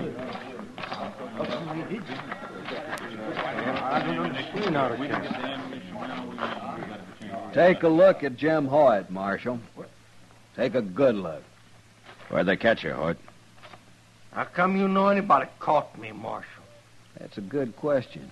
How do you know? This has happened before. It's one of their methods. Filthy cans of... Jayhawkers. Mighty Raven. fancy name for a bunch of murdering devils. You were on guard and they sneaked up on you. Is that the way it They happened? stripped me and flogged me. Didn't they give him a message? For me. They want money, huh? I got 2,000 head of cattle, Marshal. If I pay them Jayhawkers $2 a head, they say there won't be no more trouble. By sundown. They want that money by sundown. You gonna pay it, Raven? I'd rather lose a whole herd. We'll ride guard in pairs tonight. There won't be any more beatings. And I hope there's no shooting. Them cattle are ready to run most anything by now. We'd like to ride with you, Raven. I might trust you, Marshal. I don't know. But the men wouldn't. They'd never stand for it. All right. Well, we're gonna be around. We're not leaving here. And you better keep pretty close to camp. You might get yourself killed if you stray very far.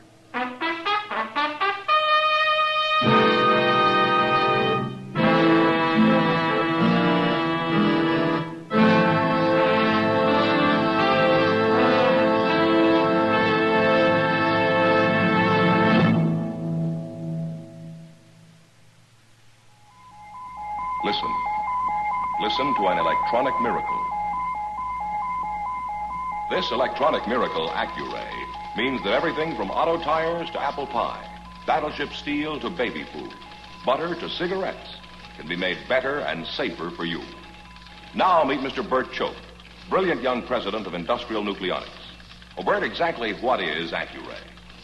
Well, George, it is a device by which a stream of electrons passes through and analyzes the product while it is actually being made. They transmit what they see to this electronic brain, which adjusts the production machinery for errors down to millionths of an inch. One more question, one that so many people ask me. How does Accuray make Chesterfield a better cigarette than was ever possible before? Every cigarette made with Accuray control contains a more precise measure of perfectly packed tobaccos, so Chesterfield smokes smoother, without hot spots or a hard draw. And that's why Chesterfield tastes so much better. And I guess that's why you smoke them yourself, Bert. You see, I know what Accuray can do. Well, there's your answer. If you want tomorrow's better cigarette today, next time stop. Remember.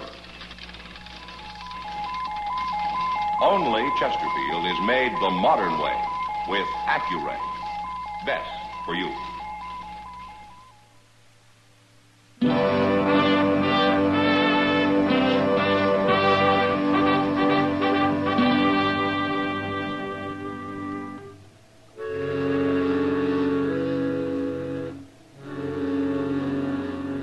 I took Raven's advice, and Chester and I stayed with the chuck wagon all that day. But when the herd was bedded down about dusk, we saddled up and rode out of camp. Raven had his men standing guard by twos, all right, and he had the herd lying in a plain that apparently nobody could approach without being seen a mile or so off. We scouted the land till dark, and just as the moon was coming up, we found what I'd been hoping for. A deep gully about a half a mile from the herd. The contour of the land made it difficult to see unless you were almost on top of it. And I picked it as the most likely approach the Jayhawkers would use. We hid our horses at the bottom and then climbed back out.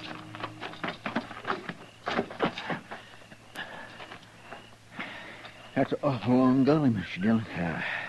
Them Jayhawkers could ride out of it most anywhere for a mile or so. Yeah, they could, Chester, but right in here is where it's closest to the herd.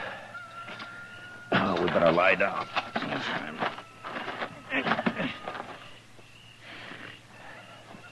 You know, I've been thinking, Mr. Dillon, there's only two of us. Might go hard if we have to shoot it out with maybe a dozen men. And I'm hoping there won't be any shooting at all. We're almost half a mile from that herd. Hadn't ought to bother him very much. It'd bother him. Like Raven said, those cattle are ready to run at anything. Well, if we can't shoot, how are we going to stop them Jayhawkers? Well, most of their kind are cowards, Chester. If we surprise them, maybe we can scare them into dropping their guns. You believe that? Well, I'm gambling on it anyway. If we start a stampede by getting into a gun battle over here, those Texans aren't going to treat us any better than they would the Jayhawkers. They sure are a hard-headed lot, ain't they? Yeah, they got some cause to be, Chester. Well, they got no cause to. Listen. Somebody in the gulch. They're right down there, Mr. Dillon. They'll come climbing out in a minute. Not if we're on top of them. Come on.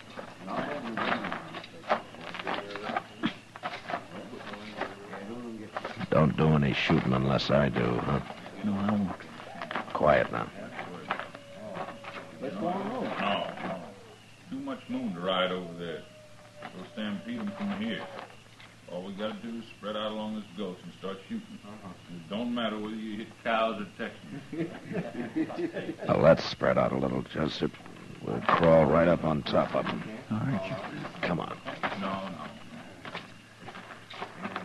We're a long ways off. If we set up enough rifle fire, them cattle will stampede ashore. They'll have their hands so full of chasing them, they won't have time to worry us. You men are covered. Get your hands up. You better do what he says. We're all around, Jay. That's right, man. They'll kill us anyway. No! All right, Chester, give it to him.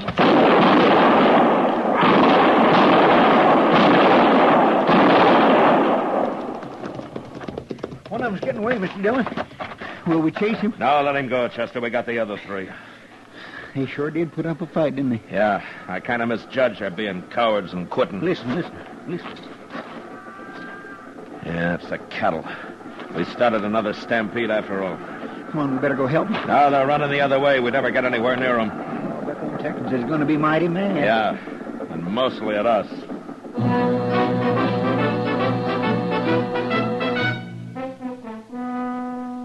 We left the Jayhawkers right where they died.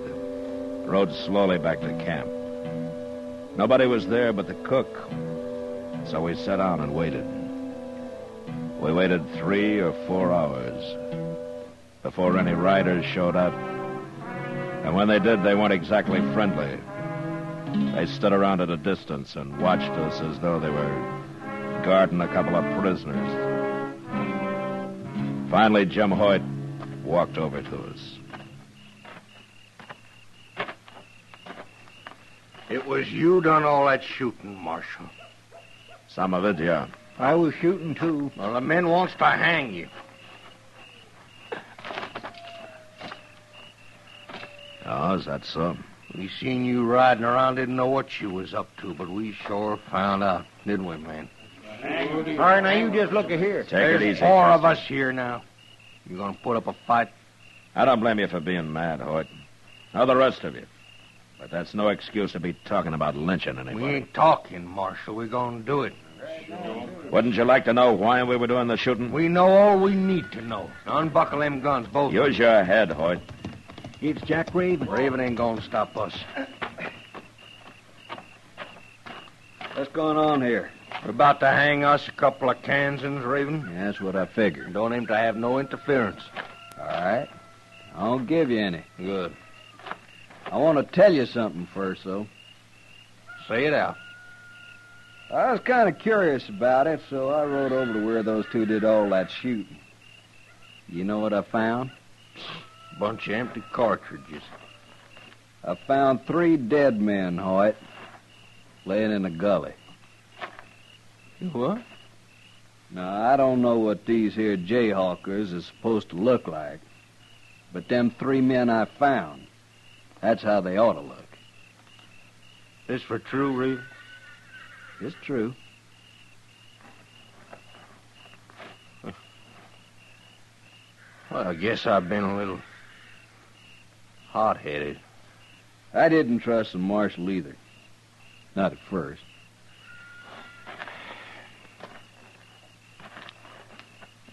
Well, then, you done our work for us, Marshal. It was you, too.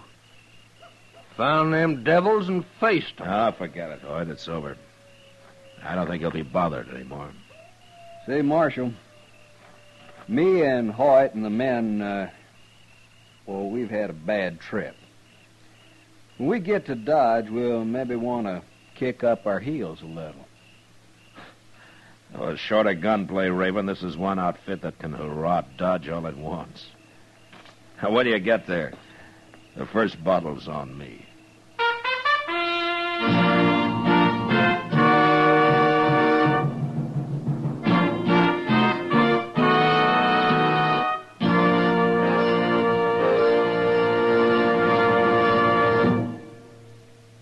If you want tomorrow's better cigarette today, next time you buy cigarettes, stop.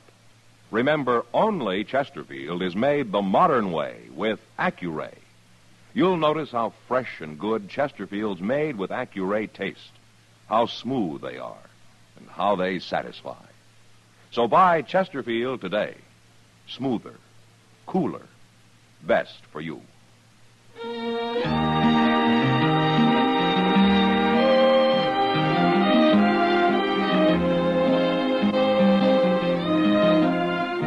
Gunsmoke, produced and directed by Norman Macdonald, stars William Conrad as Matt Dillon, U.S. Marshal.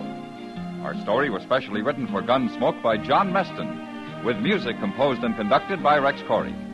Sound patterns by Tom Hanley and Ray Kemper.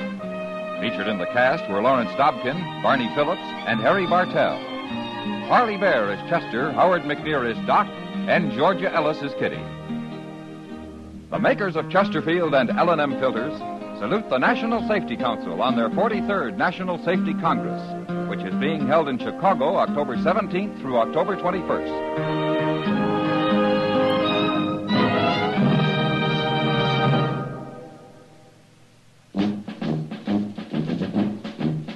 Make today your big red letter day, your L&M red letter day. Superior taste and filter, it's the miracle tip. Make today your big red letter day. Change to L&M today. L&M's got everything. Superior taste. And superior filter. Get L&M today.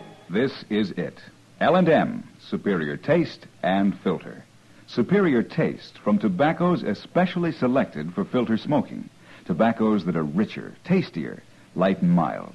And L&M's superior filter is white, pure white. Truly the miracle tip, because when it's added to L&M tobaccos, it actually improves your enjoyment of this great cigarette.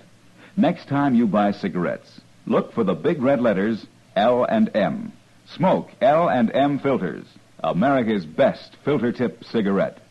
Be sure and listen to Gunsmoke again on radio next week at the same time. Transcribed for Chesterfield.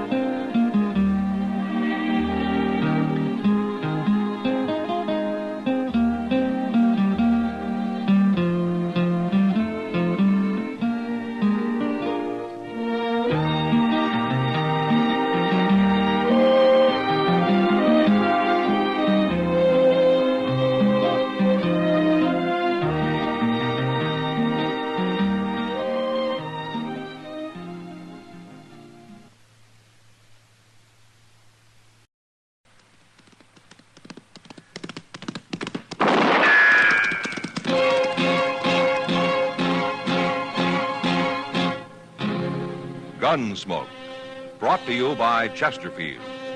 To put a smile in your smoking, always buy Chesterfield.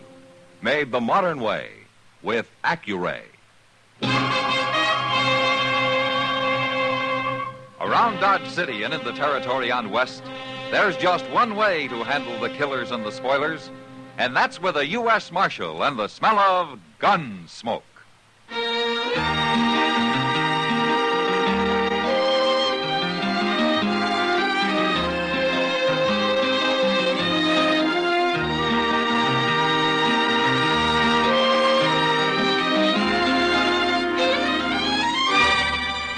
Gunsmoke, starring William Conrad. The transcribed story of the violence that moved west with young America, and the story of a man who moved with it. I'm that man, Matt Dillon, United States Marshal. The first man they look for and the last they want to meet. It's a chancy job, and it makes a man watchful and a little lonely.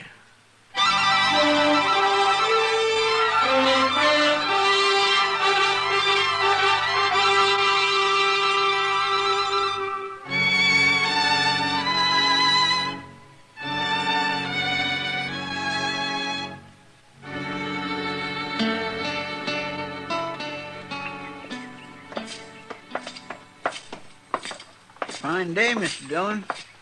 Yeah. Well, ain't it? What? Oh, yeah, sure, Chester. Well, doggone it, the wind ain't blowing, it ain't raining, nor hailing, nor snowing, nor freezing, nor nothing, and if that don't make for a fine day up here, then I'm going back to Texas where it does. I'm sorry, Chester. I was thinking about Andy Hill. Andy. We'll find out about him in a couple minutes. Look, Chester, why don't you go over and see if the telegram's come yet, huh? I'll be waiting over there for you. Over where? Oh. Miss Kitty. I'll be back directly.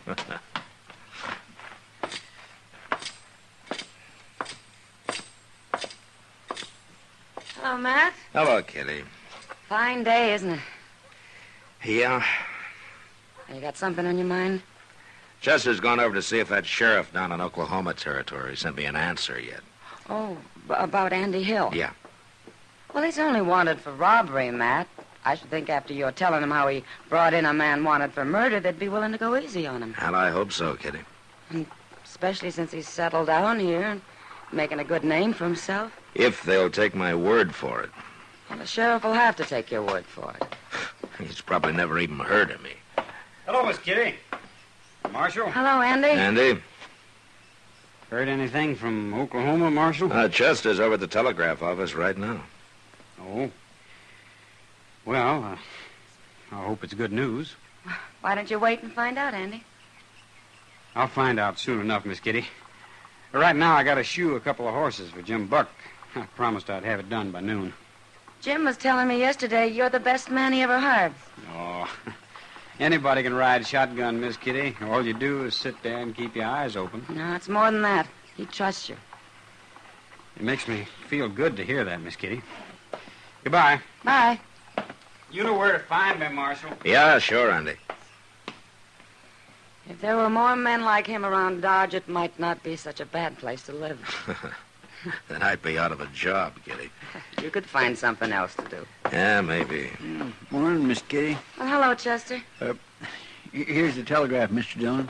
What's it say, Chester? Well, it's not... You better read it. Uh-huh. I'm sending Deputy Jack Haw to return Andy Hill for trial. Signed Bob Catlin, Sheriff. Well, he puts it real short, doesn't he? Yeah. He must have some reason for not giving Andy no chance. I will find out when this Jack Haw gets here, Chester. You going to put Andy in jail, Matt? No.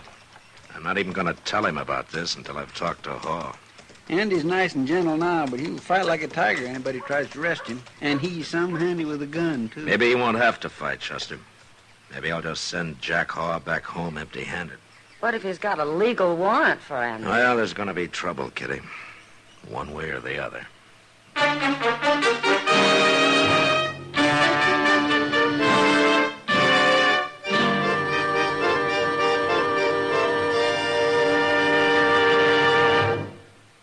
Stop! Start smoking with a smile with Chesterfield. Yes, put a smile in your smoking. It's as easy as ABC. Because Chesterfields made with Accuray are A, always milder, B, better tasting, C, cooler smoking. Yes, a Chesterfield is always milder. Accuray controls your Chesterfield in the making, gives it a more even distribution of fine tobaccos that burn more evenly, smoke much milder. A Chesterfield is better tasting. An Accuray Chesterfield draws more easily, lets you enjoy all the flavor. And a Chesterfield is cooler smoking. 14% more perfectly packed than cigarettes made without Accuray. You enjoy cooler smoking. No hot spots. No hard draw. So always buy Chesterfield. Put a smile in your smoking, just give 'em a try. Light up a Chesterfield, they satisfy.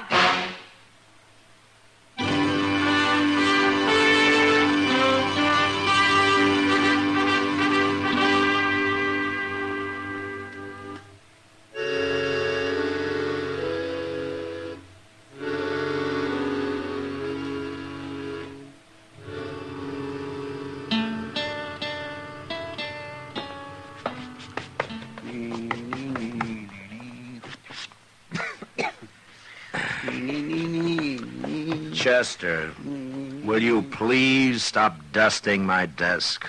Well, but look at the... Marshal Dillon? Yeah, come in. My name's Hall, Marshal. Jack Hall. How are you? This is Chester Proudfoot, Hall. How do you do? We've been expecting you.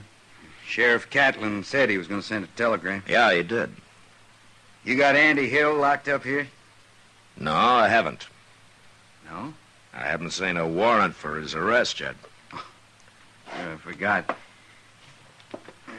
Here it is, Marshal.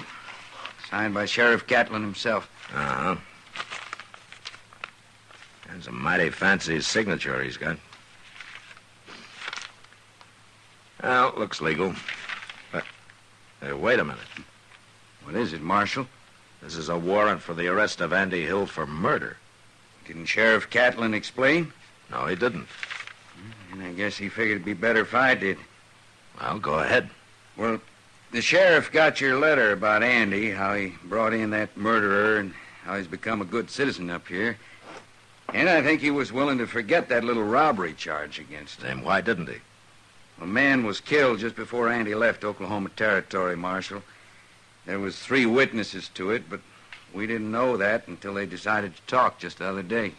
And they say it was Andy who did the killing? That's right.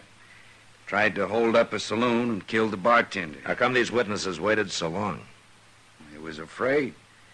They thought Andy'd kill them for talking before we could catch him. Well, I guess they got to feeling guilty about it. I see. Marshal, I think I know how you feel. You've come to like Andy. Most everybody does, till they really get to know him. The boy's a liar to begin with, a real clever one. He can usually talk his way out of anything, just like his brother. His brother? His brother murdered a man, too, Marshal, about a year ago. Oh, I see. They're both liars, and they're both killers, Marshal. Don't feel bad about being taken in by Andy. They tell me just about everybody has been one time or another. They tell you? Well, I don't know him myself. I only been deputy down there for the last couple of months. I know a lot about Andy. Uh-huh. When do you want to start back, Haw? I was thinking of taking the stage tomorrow morning. You staying at the Dodge House? Yes, I am. All right, come by in the morning. I'll have Andy here. Your town, Marshal. I'll do whatever you say. He'll be here in the morning. Unless he tries to shoot me.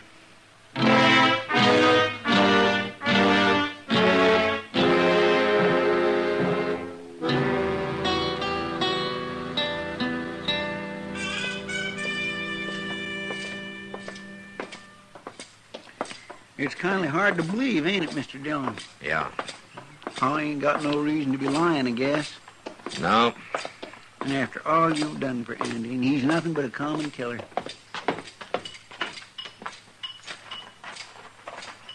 There he is, working over there at the anvil. Chester, you wait outside here, huh? I may have trouble with him. All right, sure.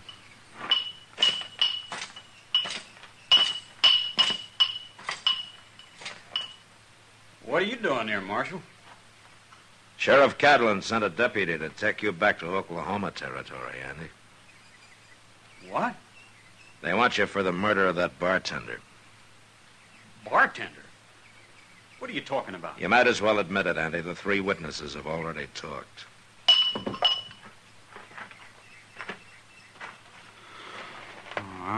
I don't know what this is all about, Marshal, but I didn't kill nobody. They got me mixed up with my brother. I heard about him. This deputy tell you? Yeah. What's his name? Jack Hogg. I never heard of him. He's got a warrant for your arrest, Andy, signed and legal. There's something wrong about this. I don't like it. And there's no reason why you should.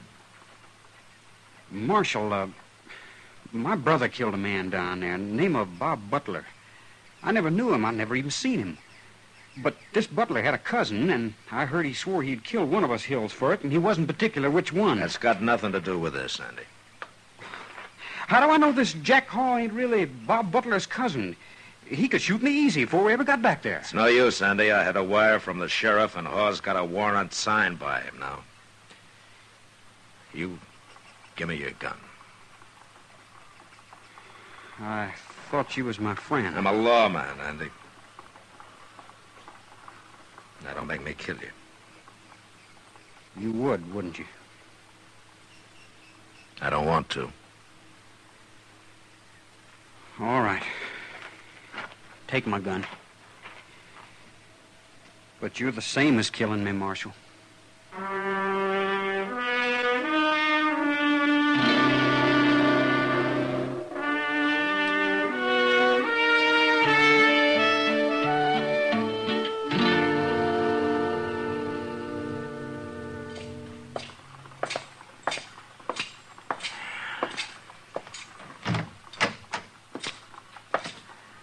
Morning, Chester. Andy? Morning, Mr. Dillon. Mr. Dillon, Andy just won't say nothing. Not a word. Well, maybe that shotgun you're holding on him's got something to do with it. Well, I didn't want him to get away just because I let him out of his cell. He won't get away. Morning, Marshal. Chester? Good morning. Mr. Haw. Well, this the prisoner? Mm-hmm, that's him. Andy Hill. Heard a lot about you, Andy. Feel like I know you real well. He's not talking much, huh? No? Well, he'll talk at his trial. If there is a trial. What do you mean? Of course there'll be a trial. Will there? Andy thinks maybe you're going to shoot him on the way back, huh? Why would I want to shoot him? He thinks your name might be Butler. Butler? Well, that's the man Andy's brother killed. He says Butler had a cousin. This cousin swore he'd get one of the Hill boys for it. Either one. It's true, Marshal. I've heard it myself, but well, there's something Andy doesn't know. Butler's cousin was killed in a saloon brawl about a month ago. I was with Sheriff Catlin when he arrested the man who killed him. Well, there you are, Andy. You see, you got nothing to worry about. You'll get a trial. You'll get a fair trial. Right now, we better get going. Stage leaves in half an hour. You gonna handcuff me? No. Not here, not in Dodge. I don't want to cause you no embarrassment, Andy. I'm going to take you back, but I'm going to make it as easy on you as I can. There. You see, Andy? Oh, ain't he a nice fella? Let's go. Goodbye, Marshal. Thanks for your help. Goodbye. Goodbye, Chester. Goodbye, Mr. Haw. Goodbye, Andy. Marshal? Yeah, Andy. I made a mistake. Oh? I should have fought it out with you when I had a chance.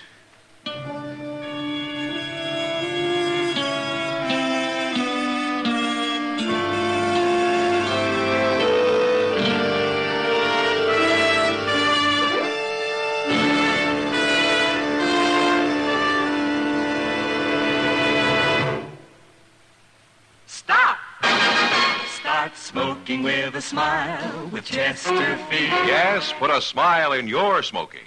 It's as easy as ABC. Because Chesterfields made with Accuray are A, always milder. B, better tasting. C, cooler smoking. Yes, a Chesterfield is always milder. Accuray controls your Chesterfield in the making. Gives it a more even distribution of fine tobaccos that burn more evenly, smoke much milder. A Chesterfield is better tasting. An Accuray Chesterfield draws more easily, lets you enjoy all the flavor. And a Chesterfield is cooler smoking. 14% more perfectly packed than cigarettes made without Accuray. You enjoy cooler smoking. No hot spots, no hard draw. So always buy Chesterfield. Put a smile in your smoke and just give 'em a try. Light up a Chesterfield. They satisfy.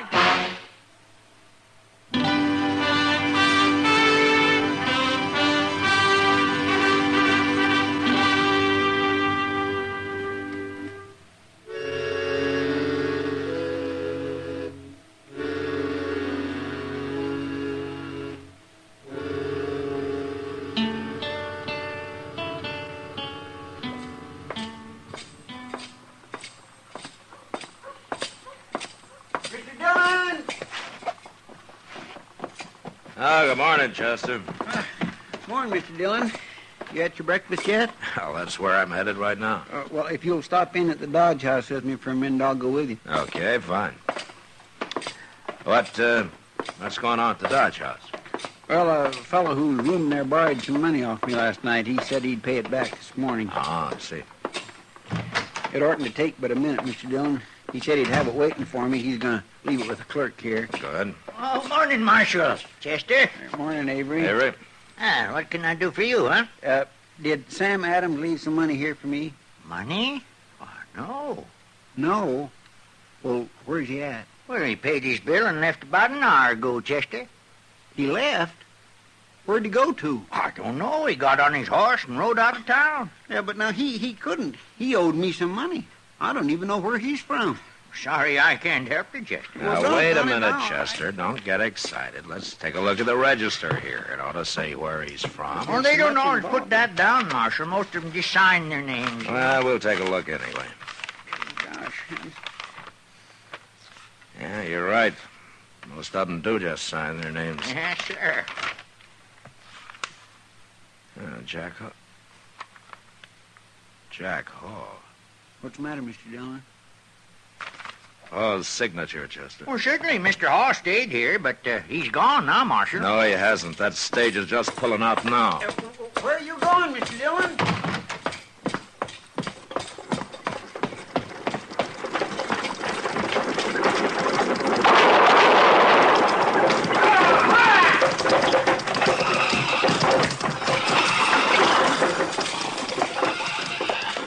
What's the trouble, Marshal? I want to talk to one of your passengers, Jim. Sure, I'll wait. Now, what is it, Marshal? What'd you stop us for? I got something to tell you, Hawk. Get down. Okay. You too, Andy. Come on down here. Sure. What do you want him for, Marshal? What's this all about? Stay in here, Jim. You can get moving now. No, you wait. Get moving, I said, Jim. Now, what do you think you're doing, Marshal?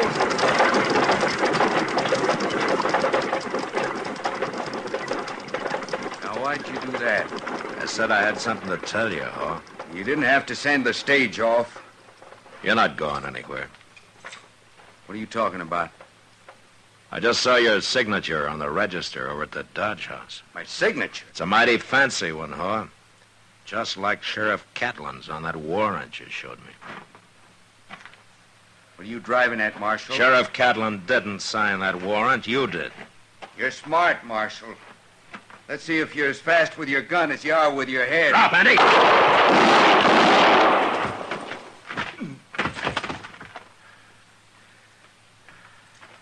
You hit, Andy? I'm all right, Marshal. You missed me.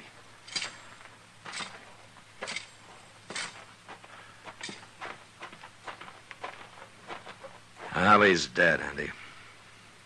He'd have killed me if you hadn't shot him, Marshal. Yeah, he was a real feuding man.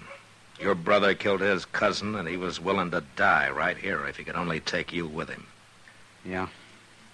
He is probably a deputy, though. That's how he got hold of my letter to Sheriff Catlin. Sure. Catlin probably never saw your letter.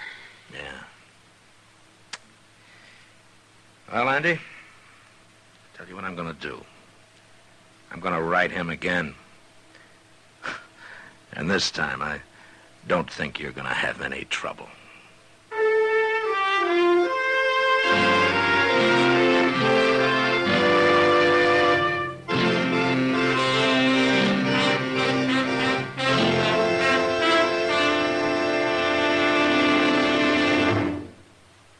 moment, our star, William Conrad. Put a smile in your smoking. It's as easy as ABC, because Chesterfields made with Accuray are A, always milder. Smoke much milder. Burn evenly. B, better tasting. Draw more easily. You enjoy more flavor. C, cooler smoking. 14% more perfectly packed than cigarettes made without Accuray. No hot spots. No hard draw. So always buy Chesterfield. Remember, an Accuray Chesterfield is always milder, better tasting, cooler smoking. You know, a man could lose his life on the frontier and not create much stir. But if he made a new one for himself, well, he had the respect of everyone. So, be with us next week. Until then, good night.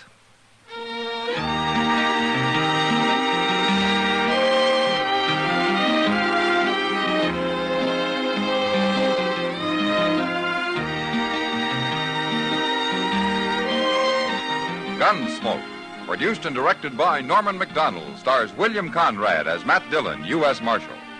Our story was specially written for Gunsmoke by John Meston, with music composed and conducted by Rex Corey. Sound patterns by Tom Hanley and Bill James. Featured in the cast were Sam Edwards, Vic Perrin, and Joseph Kearns. Harley Bear is Chester, and Georgia Ellis is Kitty. Join the Arthritis and Rheumatism Foundation in its efforts to solve the mysteries of these painful and crippling diseases. Send your contribution to Arthritis in care of your local postmaster.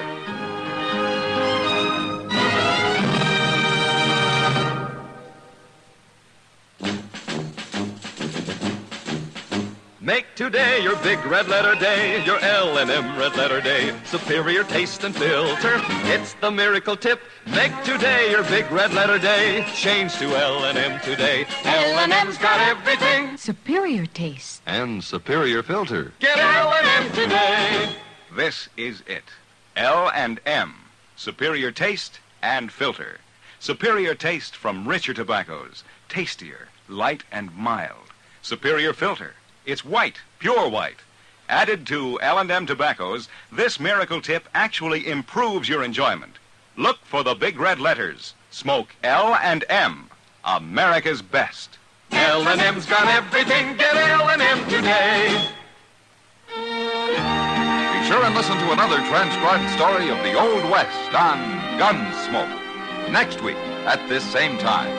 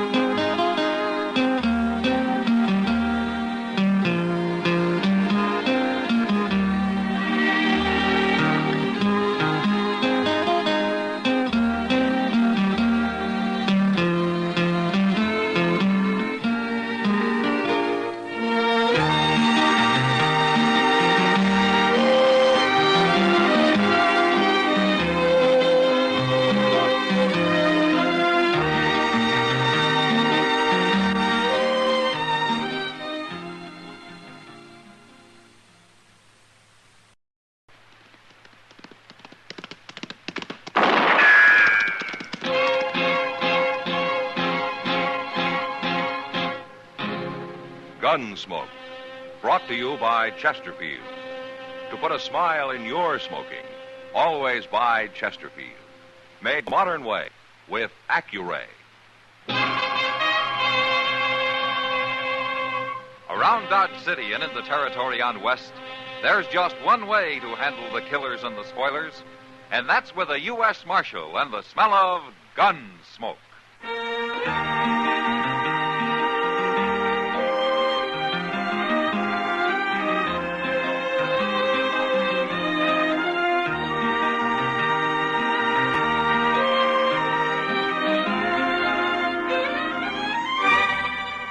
Gunsmoke, starring William Conrad. The transcribed story of the violence that moved west with young America. And the story of a man who moved with it. I'm that man. Matt Dillon, United States Marshal. The first man they look for and the last they want to meet. It's a chancy job, and it makes a man watchful and a little lonely.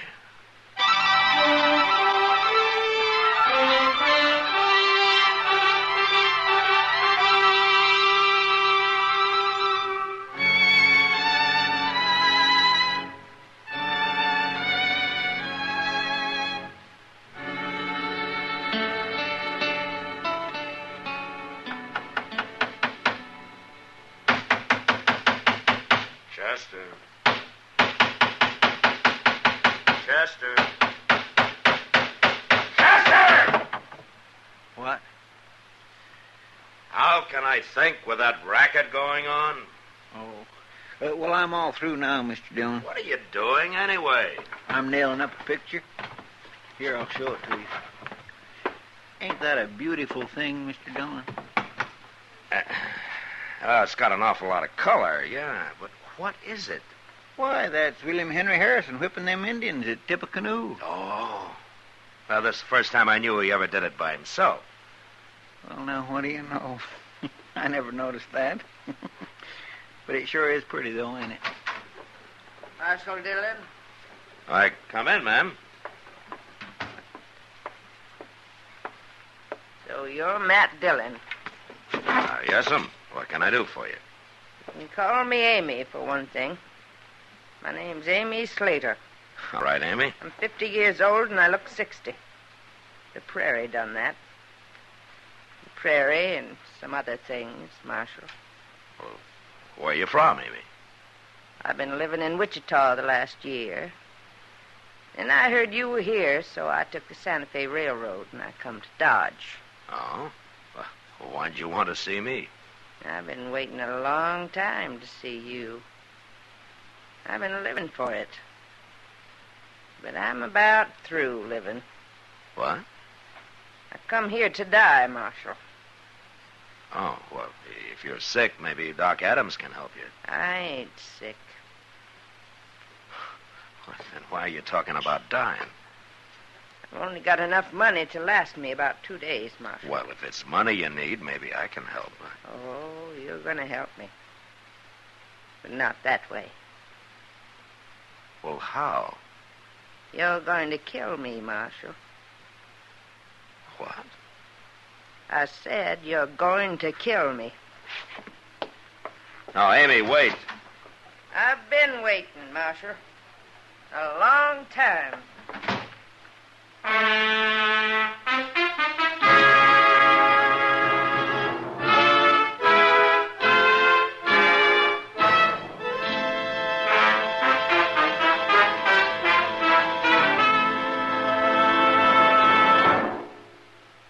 Stop! Start smoking with a smile with Chesterfield. Yes, put a smile in your smoking. It's as easy as ABC. Because Chesterfields made with Accuray are A, always milder, B, better tasting, C, cooler smoking. Yes, a Chesterfield is always milder. Accuray controls your Chesterfield in the making, gives it a more even distribution of fine tobaccos that burn more evenly, smoke much milder. A Chesterfield is better tasting. An Accuray Chesterfield draws more easily, lets you enjoy all the flavor. And the Chesterfield is cooler smoking. 14% more perfectly packed than cigarettes made without Accuray. You enjoy cooler smoking. No hot spots. No hard draw. So always buy Chesterfield. Put a smile in your smoking, just give 'em a try. Light up a Chesterfield, they satisfy.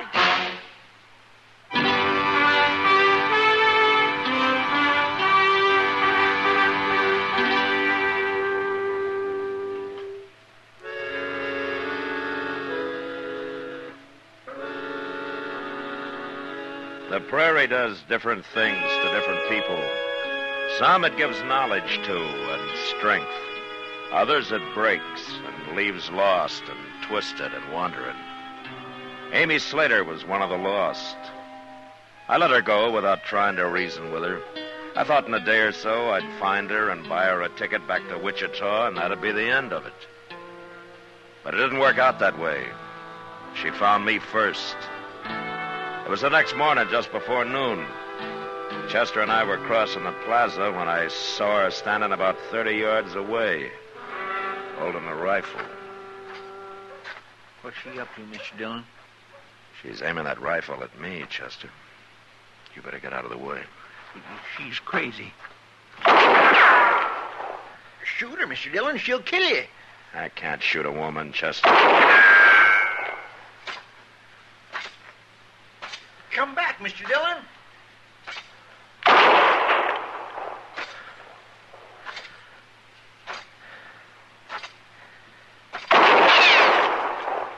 The next shot will go through your heart, Marshal. I won't do you any good, Amy. I mean it. I'm not going to draw, Amy. You afraid to fight? Give me that rifle. All right, take it. I will. You're afraid. You're a coward. Why did you try to make me shoot you, Amy? What's this all about? You wouldn't fight. You weren't trying to kill me. How do you know I wasn't? You were shooting close. You were trying to make me draw. I'll destroy you yet, Marshal. By making me shoot a woman, is that it? Yeah, that'd be the end of me as a lawman, wouldn't it? It'd be the end of you as any kind of man. You must hate me an awful lot if you're willing to die for it. Why, Amy? What have I done to you? Amy? Ain't you going to arrest her, Mr. Dillon? You just going to let her walk off like that? Arresting her wouldn't do any good, Chester. After what she done? It didn't work, Chester. She's licked now. And I feel kind of sorry for her. This is really going to drive her crazy.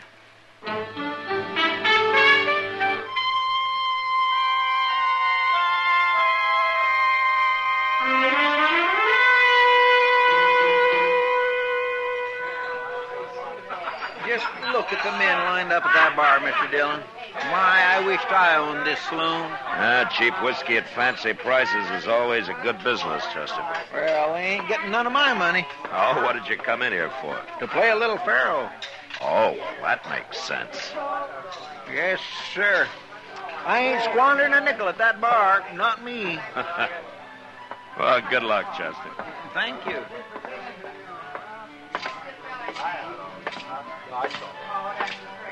Evening, Ma. How are you, Kitty? Sit down. Thank you.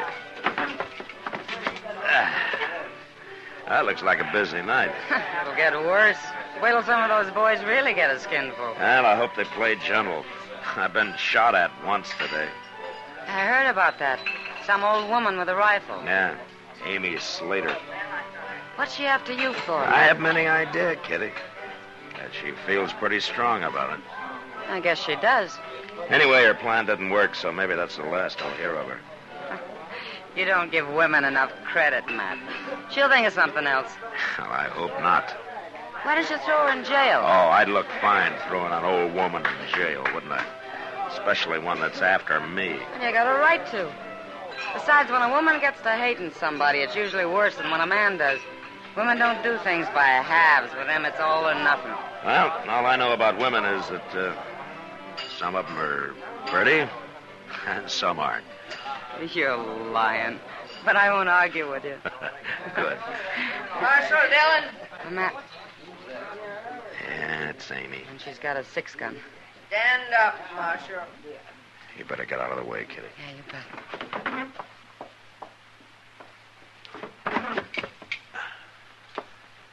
Step out here, Marshal.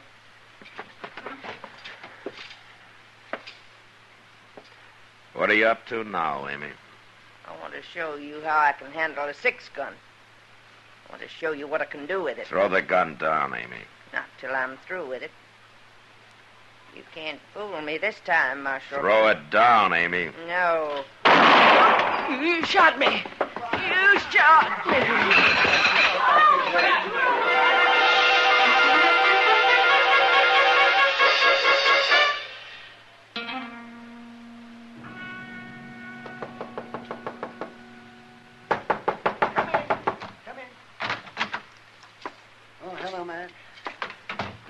is she, Doc? Oh, she's about the same. She's asleep now. No. You scared her half to death, man. Well, I had to shoot that gun out of her hand, Doc. Another second and she'd have killed me. Yeah, I guess she really was after you this time, wasn't she? What I don't understand is a woman brave enough to go gunning for a man fainting like her. Well, she's got a fever, Matt. She's not well. Oh? But what she's really suffering from is hysteria. And there just isn't much I can do for that. Well, she can't go on like this. No, I suppose not. She'd probably be all right if she got over this business with you. She won't even say why she's after me, Doc. No, she won't. What are you going to do with her? You can't keep her here. Well, I can't throw her out in the street. And you told me she doesn't have any money. Doc, I got an idea. Yeah? Well, what's that? You know Ma Smiley? Oh, of course I know Ma. She's been doing my laundry for years. Well, she lives alone. Maybe she'd like company. Amy could help her with the work, huh? Amy shouldn't do any work at all for a couple of weeks, Matt. Then I'll pay for her room and board. You'll pay for her room? So you're being awful good to a woman who just tried to kill you. Oh, I feel sorry for her, Doc. Oh. Well, maybe Amy won't like the idea of you helping her. Now, don't you tell her. Tell her you're doing it, huh?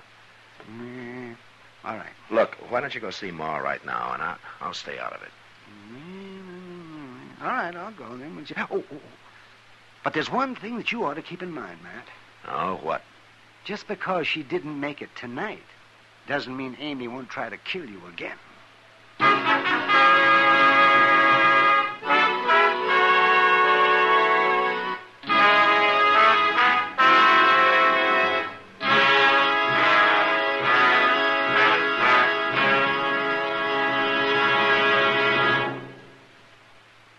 Stop. Shop. For all your friends this year, this easy way. Give Chesterfield this year, so bright and gay. Wrapped and ready, they're the best to buy. Cartons of Chesterfields, they satisfy. This Christmas, give everyone Chesterfields. Chesterfields are easy to give because they come ready to give in a bright red special holiday carton that's wrapped in its own colorful Christmas ribbon. Everyone enjoys Chesterfield's smoother, cooler smoking pleasure. So, to all your friends this year, say, Merry Christmas with cartons of Chesterfields. No wrapping, no tying. They're easy to give because they come ready to give. Chesterfields in the bright red special holiday carton. Wrapped and ready, they're the best to buy. Cartons of Chesterfields, they satisfy.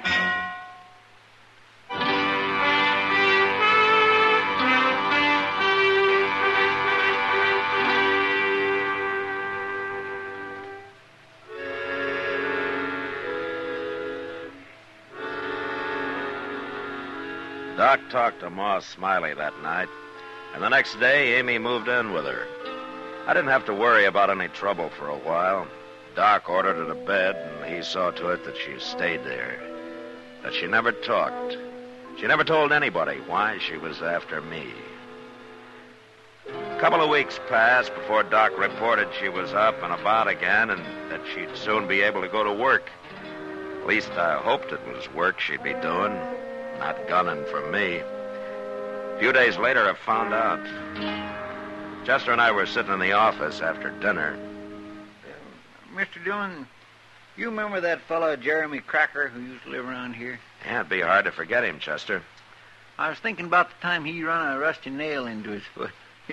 Remember how he went over to the Texas Trail and bought himself 2 pints of raw whiskey, and he went outside and filled his shoe with 1 pint and himself with the other and slopped around town that way for days till he got cured? Why, my gracious, Hello, Amy. Hello, Marshal. Chester. Well, hello. It's all right, Marshal. I ain't got a gun. Sit down, Amy. Here's your chair. Thank you. How you feeling? Pretty good, Marshal. But I'm going to feel a lot better when I tell you what I come for. Oh? I'll say it's simple, Marshal. I've been wrong. Hating you the way I have. It's done me more harm than you. I wanted to ruin you, but it's near ruined me instead. You understand? Well, what's changed your mind, Amy? Doc. Doc? He took it on himself to tell me. Figured I ought to know. Told me how you've been paying for my keep with Ma Smiley, and after all I tried to do to you... Well, you needed help, Amy. I don't bear grudges. I do. At least I have, till now. I want to pay you back, Marshal. Now, Amy, there's no need to repay me anything. I've got to. For my own sake, I've got to. But I don't mean money. I've got no money. Well, what do you mean? Jim Band had a partner, Marshal. Jim Band? Dakota Territory, you remember. Yeah, a long time ago. Jim Band tried to shoot me. He hit me, but I killed him. That's right. Amy, what's your name? I'm his sister, Marshal. Ah, I see. Jim's partner's name was Emmett Gold. Yeah, I remember him. I never saw him after the shooting. Until today. Till today? About a half hour ago. He was walking into the Texas Trail. He's come to Dodge after you, Marshal. I know he has. He must have heard you was here somehow, and he's come to kill you. After all these years, huh? I didn't forget, did I? No. It's not easy to warn you about him, Marshal. But like I say, I'm doing it for my own sake. I won't be troubled no more now. I've done what's right. Yeah. We're even now, ain't we? You and me. Yeah, we're even, Amy. And I'm mighty happy about it.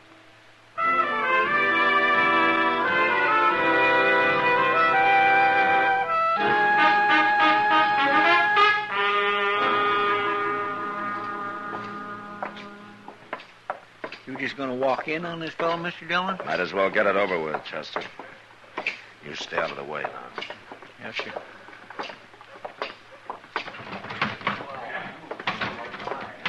Well, there he is.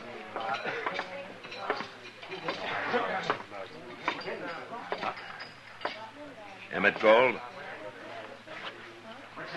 Hello, Dillon. You remember me? Sure I do. You're Marshal now. Yeah, that's right. Been a long time. Mm-hmm. We was never friendly, Marshal. No. And what do you want? What are you doing in Dodge, Gold? I'm riding through. Headed for Colorado. As soon as I finish this drink. Is that all? That's all. What do you think I'm doing here? Looking for me. Looking for you? What for? I shot Jim Band, didn't I? It was a fair fight. Yeah, of course it was. You got shot too, didn't you? I didn't get killed. Wait a minute, Marshal. You think I'm after you for killing Jim Band, don't you? Yeah. Well, if that don't beat all. What? You remember where that fight happened? I was on the prairie somewhere. And Jim's bullet knocked you out. When you come to again, we was gone, wasn't we? Well, you packed him off and buried him. No, I didn't. I didn't bury him. He wasn't dead. You didn't kill him. He changed his name, went out to Virginia City. That's where he got killed in a brawl with the law about 2 years ago. So long, Marshal.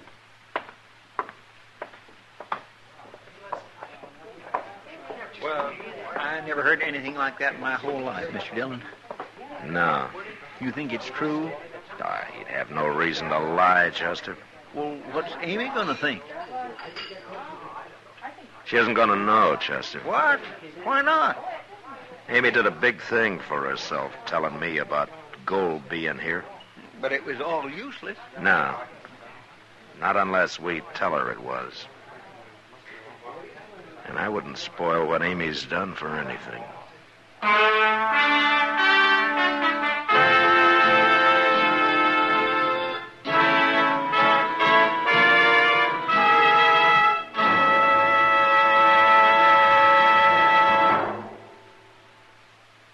Commodore star, William Conrad. Put a smile in your smoking. It's as easy as ABC, because Chesterfields made with Accuray are A, always milder. Smoke much milder. Burn evenly. B, better tasting. Draw more easily. You enjoy more flavor. C, cooler smoking. 14% more perfectly packed than cigarettes made without Accuray. No hot spots. No hard draw. So always buy Chesterfield. Remember, an Accuray Chesterfield is always milder, better tasting, cooler smoking. You know, on the frontier, feed for stock was scarce during the long winter months. And on our next Gunsmoke, a man dies because of a load of hay. So, until then, good night.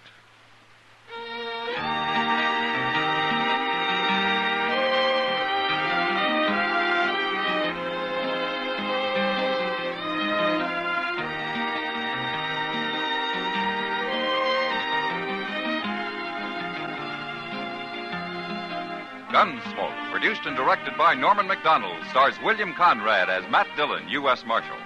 Our story was specially written for Gunsmoke by John Meston, with music composed and conducted by Rex Corey. Sound patterns by Tom Hanley and Bill James. Featured in the cast were Virginia Gregg and Harry Bartell. Parley Bear is Chester, Howard McNear is Doc, and Georgia Ellis is Kitty. Christmas seals give your cards and packages that holiday look. Help fight tuberculosis. Buy and use Christmas seals.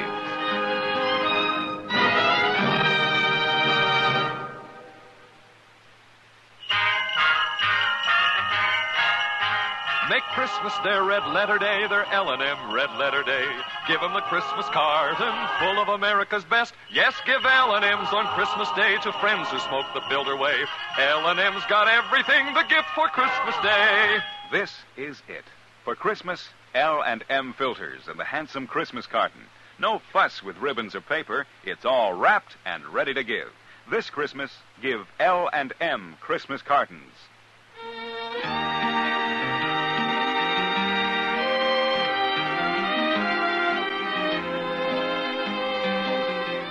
Join us again next week for another specially transcribed story as Matt Dillon, U.S. Marshal, fights to bring law and order out of the wild violence of the West in Gunsmoke.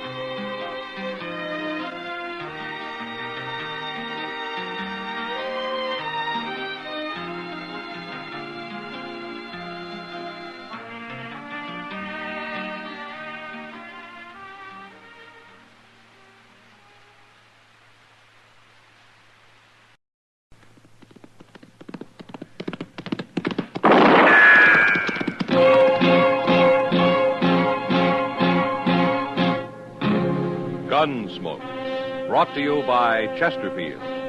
Chesterfield packs more pleasure because it's more perfectly packed, thanks to Accuray.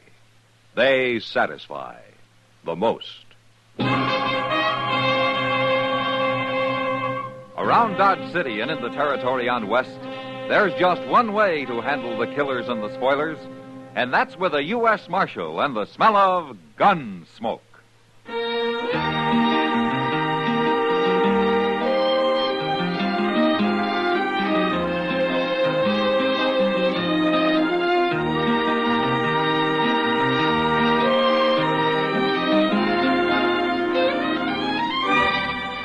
Gunsmoke, starring William Conrad, the transcribed story of the violence that moved west with young America, and the story of a man who moved with it. I'm that man, Matt Dillon, United States Marshal. The first man they look for and the last they want to meet. It's a chancy job, And it makes a man watchful and a little lonely.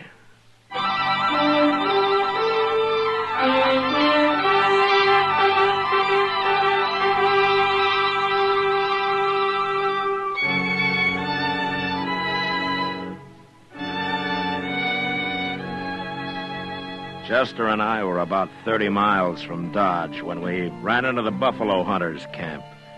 We'd been holed up for 2 days in a deserted sod hut, taking cover from one of the worst blizzards in years.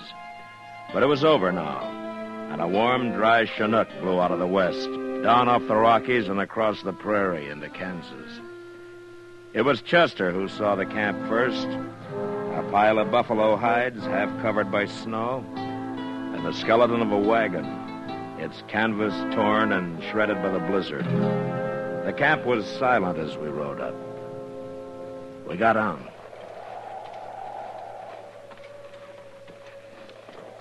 There ain't nary a soul here, Mr. Dillon. Yeah, maybe the men got caught out on the prairie when the blizzard hit and couldn't get back. It sure does look that way. I don't know how that team is still alive with nothing but that wagon for protection. They don't look none too lively. You sure can't blame them. Get your hands up, both of you. You better do what the old man says, Chester. He was hiding in the wagon. Come over here, closer. This your camp, mister? Of course, it's my camp. Now, you two drop them guns. Now, we got our hands up. Isn't that enough? You do what I say. I ain't taking no chances. I ain't going to get left here again. Left? You're going to hitch up that team, and you're going to take me into Dodge. You ain't running off like Jed Lorner. Who's Jed Lorner? He's my skinner. Oh, why did he leave you? Well, he seen that blizzard coming, and he didn't want to take any chances, so he rode off. He's probably been in Dodge all the time, warm and cozy. Oh, why didn't you go with him? I twisted my leg and my foot so I can't ride a horse, that's why. Lorner figured driving the wagon be too slow. You mean he left you here to freeze? Yeah, and I'll kill him when I find him. And I'll kill you if you don't drive me to Dodge. Now, here, he's a U.S. Marshal, mister. He ain't going to leave you out here. Marshal? Yeah, that's right. Now, why don't you put down that rifle and tell us who you are? Well, all right. My name's Ira Puckett, Marshal. I'm usually up north following the Republican herd, but I come south this year. I'm getting old, and I thought it'd be warmer down here. You sure made a mistake about that, didn't you? You'll get me into Dodge, won't you? Sure, of course we will. Foot I twisted, I don't feel nothing in it. Must be froze. Huh? Well, it could be. I'll kill Jed Lorner for this. You forget about that, Puckett. I'm not taking you back to Dodge just so you can hang. I'll forget it. Till I find him.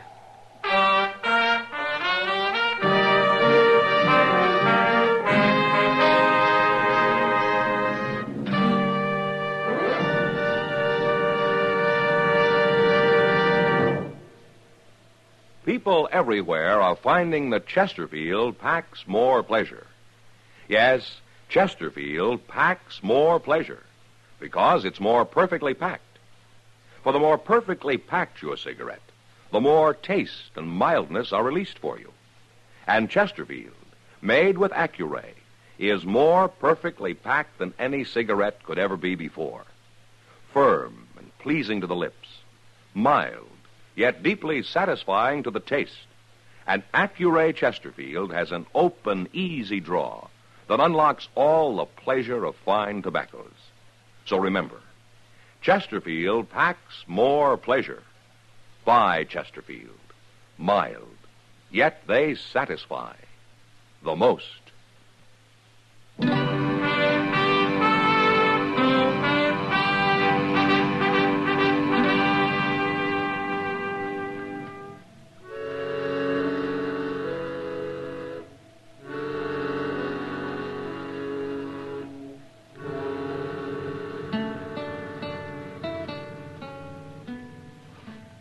Well, how is he, Doc? Oh, he'll be all right, Matt. In time. Well, then his foot wasn't so bad after all, huh? He didn't have much foot left when I got through with him. Oh. But he'll be able to walk with a cane. But his buffalo hunting days are over.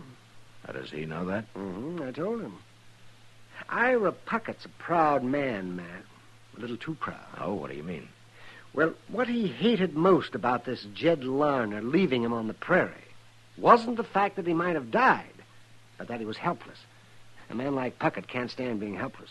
Yeah, I see. So now, all crippled up, he's a better man, Matt. Well, he'll get over it, Doc. A man can get used to most anything in time. I've got my doubts about Puckett, though.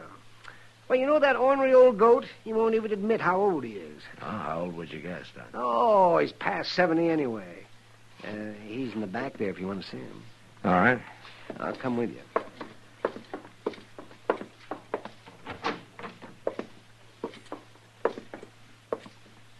Well, hello, Puckett. Marshal, How you feeling? Doc tell you what he done to me? Yeah. He ruined my foot. I saved your life, Puckett. I ain't sure I'm grateful, Doc. You're going to be all right, Puckett. You're going to be able to get around. Yeah, like old woman. What am I going to do for a living? I ain't one of you city people. I live off the country. I always have. I'm a man, not a dude. You'll get used to town life. And you'll find men here, too. What kind of men? Walking around all slickered up, parting the hair in the middle, bound to the ladies. Ain't one of 'em could do half the things I've done. Well, I was living with Comanches when most of 'em was sniveling in their mother's aprons. Yeah, I know. But you'll find something to do. I'll help you. You will, eh? Well, sure. Then help me find Jed Larner. Bring him in here so that I can kill him with my bare hands. What does Larner look like, Puckett? Oh, he's tall, black hair, got a big scar running across one eye and halfway down his right cheek. All right, I'll try to find him. And if I do, I'll run him out of town before you get to him. So, can't even trust you, can I? Not when you want to murder a man. I told you I didn't bring you in so you could hang.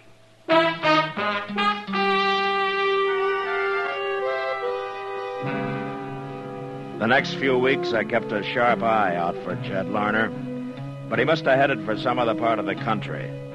Anyway, he never showed up in Dodge.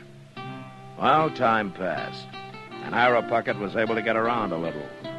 First with the help of crutches, and then finally with a cane. But it was obvious his hunting days were over, and that alone seemed to shame him. Then one night his pride really got a blow. I was at the Long Branch having a beer with Kitty when it happened.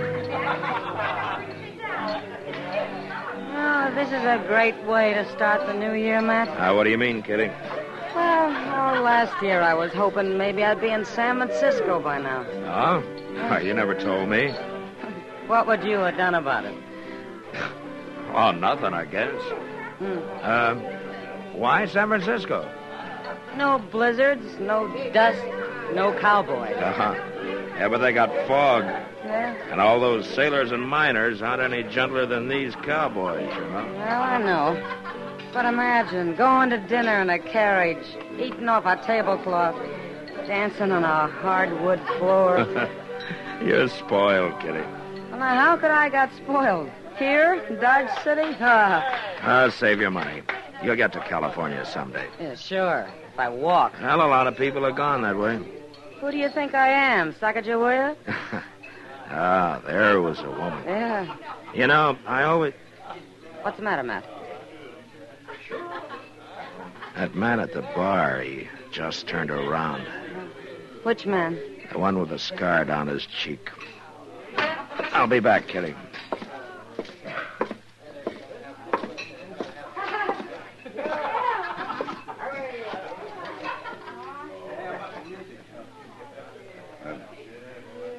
Good evening, Marshal. Evening.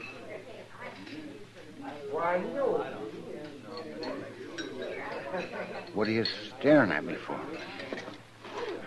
Your name Jed Larner? And if it is? How long you been in town, Larner? About an hour. Something wrong, Marshal? You remember the big blizzard we had? Who don't? We all do, I guess. Especially Ira Puckett. What? He didn't die, Larner. Well, that's fine. I went back looking for him. I wondered where he'd got to. Yeah, sure you did. Well, it's true. Puckett's here in Dodge, Larner. He is? If he finds you, he'll kill you. But he isn't going to find you because you're leaving. Right now. And don't show up around here again. Now, wait, Marshal. I can't arrest you. I can't put you in jail, but I tell you what I can do. What? Suppose I just let everybody here know that you're the man who ran off and left Ira Puckett to die. No. You know something? They'd tear you apart, Larner. They'd set you on fire. Don't say nothing, Marshal. Don't tell him. I'll leave. I'll leave right now.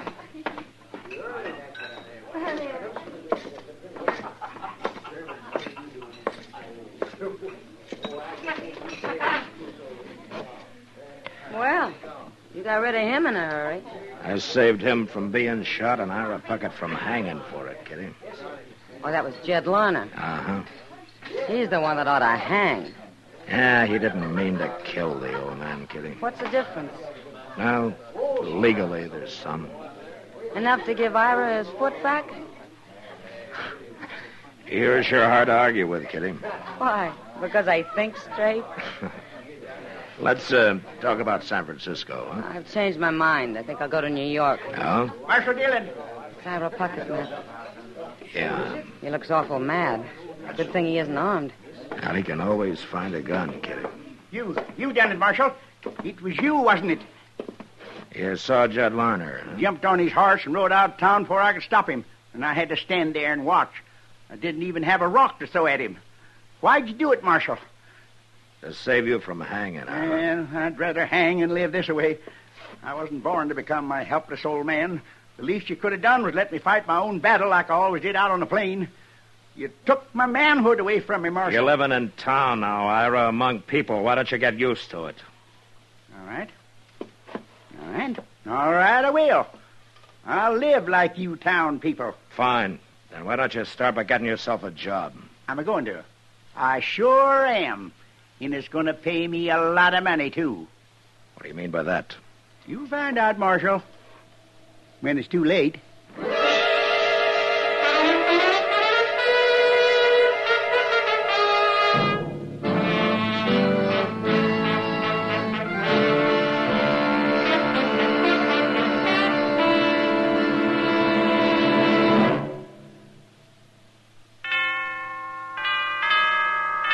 This is Jack Webb.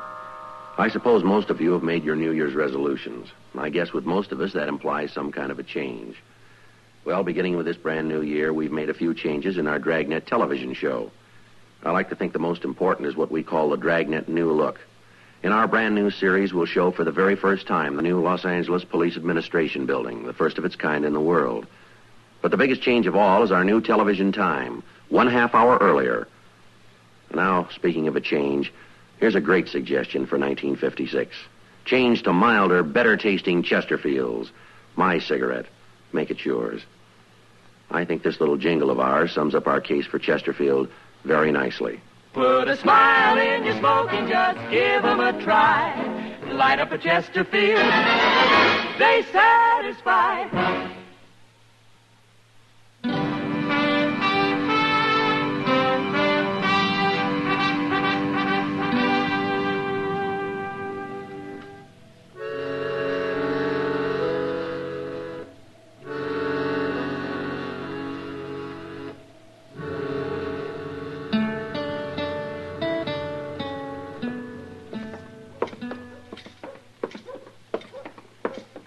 It's a nice morning, ain't it, Mr. Dillon? Yeah, thanks to that wind we had last night. Well, it kept me awake.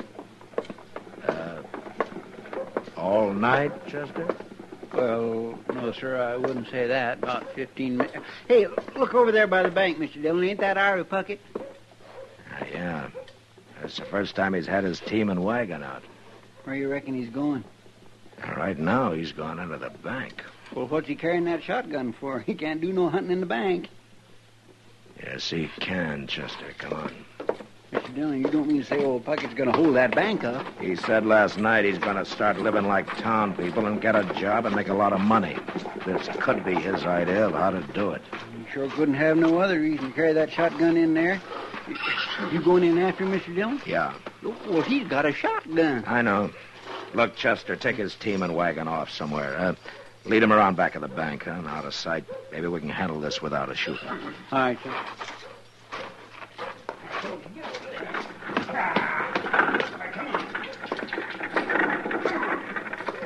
Hurry it up, Chester. He's coming out. I'm long gone, Mr. Dillon. Marshal.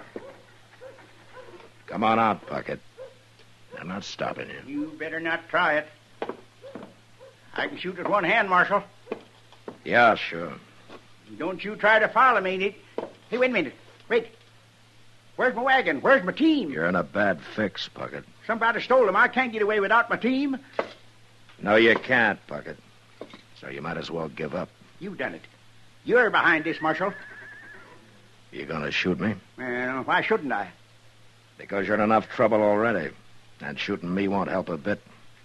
You're trapped, Puckett, and there isn't a thing you can do about it. Now, you use your head. All right. Here. Here's the money. Now, you bring my outfit back. I ain't going to jail, Marshal. It's like I said, Puckett, shooting me isn't going to help you. And I'm not going to do a thing about your outfit. You think you outsmarted me, don't you? Give it up, Puckett. You're licked. Yeah, well, Oh, I can't shoot you, Marshal. Here, take the gun. Good. I'm nothing but a helpless old fool. Can't even rob a bank proper. I'm not sure you really wanted to, Puckett. What? All you wanted was to prove something about that manhood you think has been taken away from you. But you sure picked a foolish way to do it. Yeah, I guess I did. My goodness, I thought he wouldn't never give up, Mr. Dillon. He didn't have much choice, Chester. I went in the back way and told the people in the bank to keep out of the way. You want me to take him to jail? Oh, no, I can't stand jail. Please, Marshal. Lock him up, Chester. I'll return this money and have a talk with Mr. Bodkin. I'll be over later.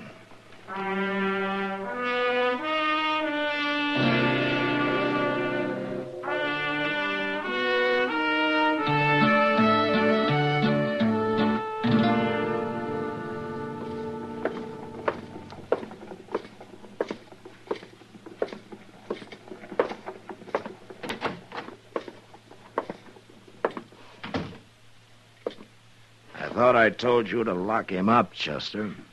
Well, I started to, Mr. Dillon, but I just couldn't stand the look on him when I got him in the cell. Ira, you know, it seems to me everybody treats you pretty well. Yeah, everybody but Jed Larner. That's true. But Chester and I brought you in. Doc saved your life. I kept you from hanging, and if I hadn't outsmarted you at the bank, you'd probably be lying dead somewhere now. You know, it seems to me everybody's gone to a lot of trouble for an old man full of a lot of foolish pride. What do you think? I've been thinking, Marshal. Sitting here thinking. You know what? You're right. But it's too late now. No, it isn't, Ira. What? I explained everything to Mr. Bodkin at the bank, and he's willing to drop any charges against you. But on one condition. What's that? Well, to be honest with you, it was my idea, but Mr. Bodkin agreed. You get a job here and quit being so doggone ornery. Otherwise, you're going to go to jail. Oh, what could I do with this crippled foot? Well, seeing you're so handy with a shotgun, I think Jim Buck might hire you to ride messenger on the stage. You think so? Well, he told me he would. You went and saw him? And it doesn't take any walking, Ira. So, how about it, huh? Well, I never had a job like that. But, man's got to make a change once in a while, lady. And it'll sure be a good way to start the new year.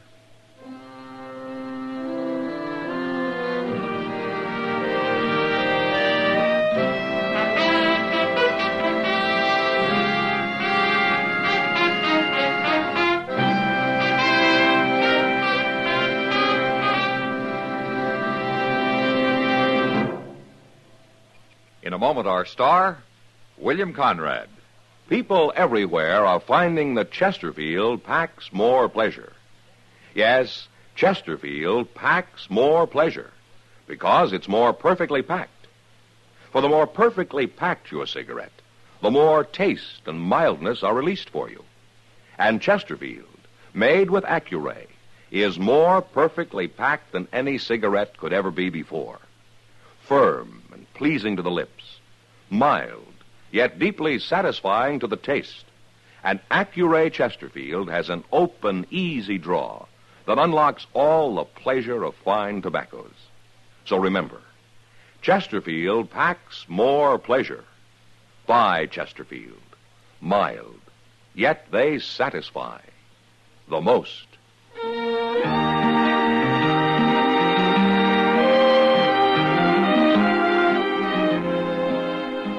You know, out on the high plains, they used to have a saying, never argue with a mule, a cook, or a horse and buggy doctor. Well, next week, an Easterner who never heard that saying comes to Dodge, and he makes the mistake of fighting with the wrong people. He nearly dies as a result of it. But that was the West. Good night.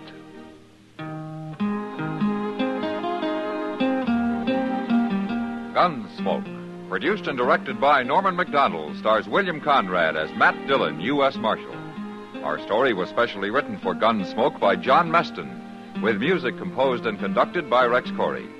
Sound patterns by Tom Hanley and Bill James. Featured in the cast were Ralph Moody and James Nusser. Harley Bear is Chester, Howard McNear is Doc, and Georgia Ellis is Kitty.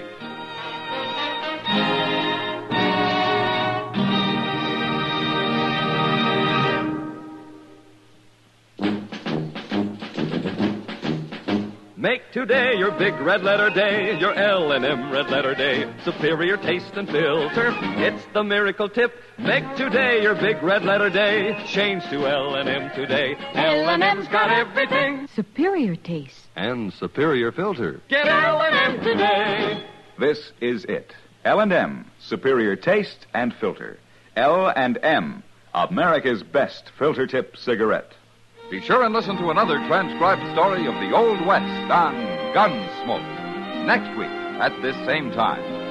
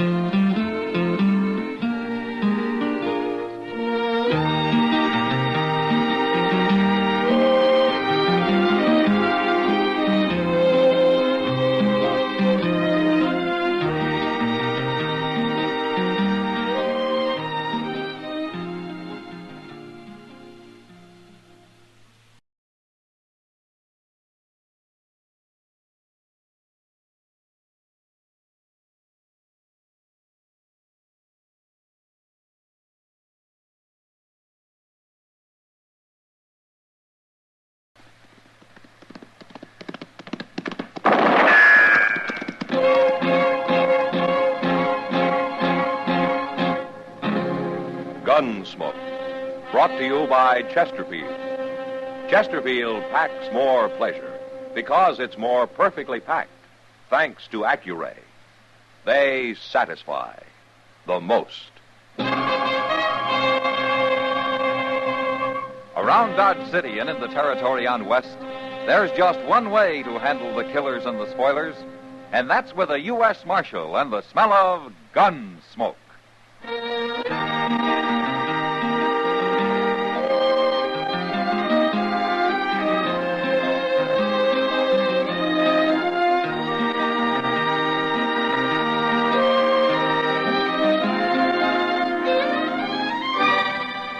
Gunsmoke, starring William Conrad. The transcribed story of the violence that moved west with young America. And the story of a man who moved with it. I'm that man, Matt Dillon, United States Marshal. The first man they look for and the last they want to meet. It's a chancy job, and it makes a man watchful and a little lonely.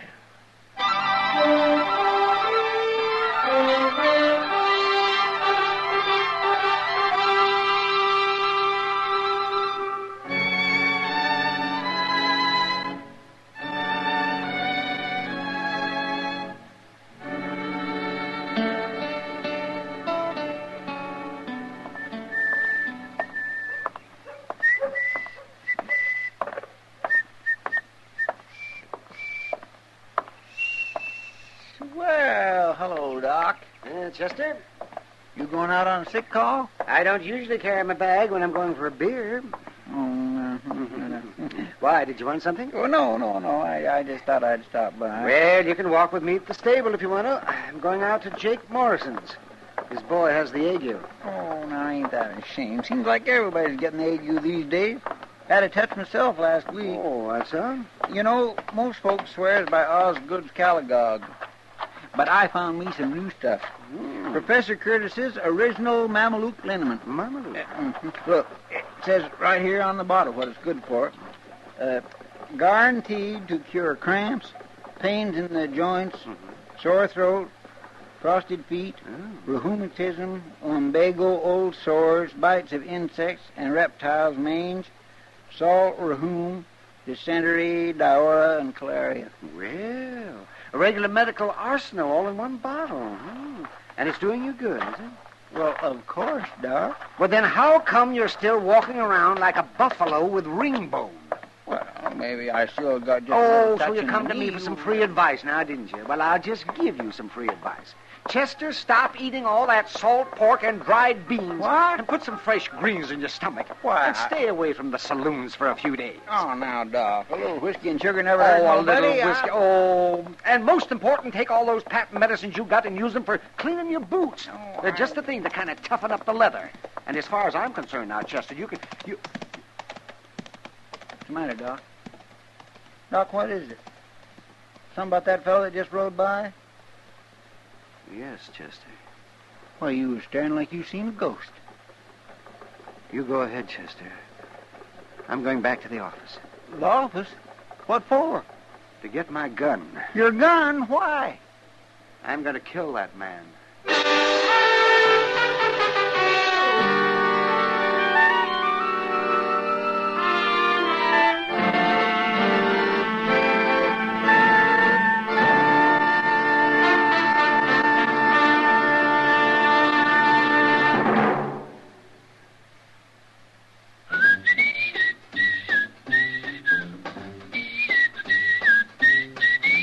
Packs more pleasure, packs more pleasure. Chesterfield packs more pleasure because Chesterfield's more perfectly packed. The more perfectly packed your cigarette, the more taste and mildness are released for you. Chesterfield, made by exclusive Accuray, has an open, easy drawer that unlocks all the pleasure of fine tobaccos. Now, Accuray ensures an even distribution of tobacco from one end of your Chesterfield to the other. Chesterfield is firm and pleasing to the lips, mild yet deeply satisfying. Chesterfield packs more pleasure because Chesterfield's more perfectly packed. To the touch, to the taste, Chesterfield packs more pleasure because it's more perfectly packed. Buy Chesterfield, mild, yet they satisfy the most.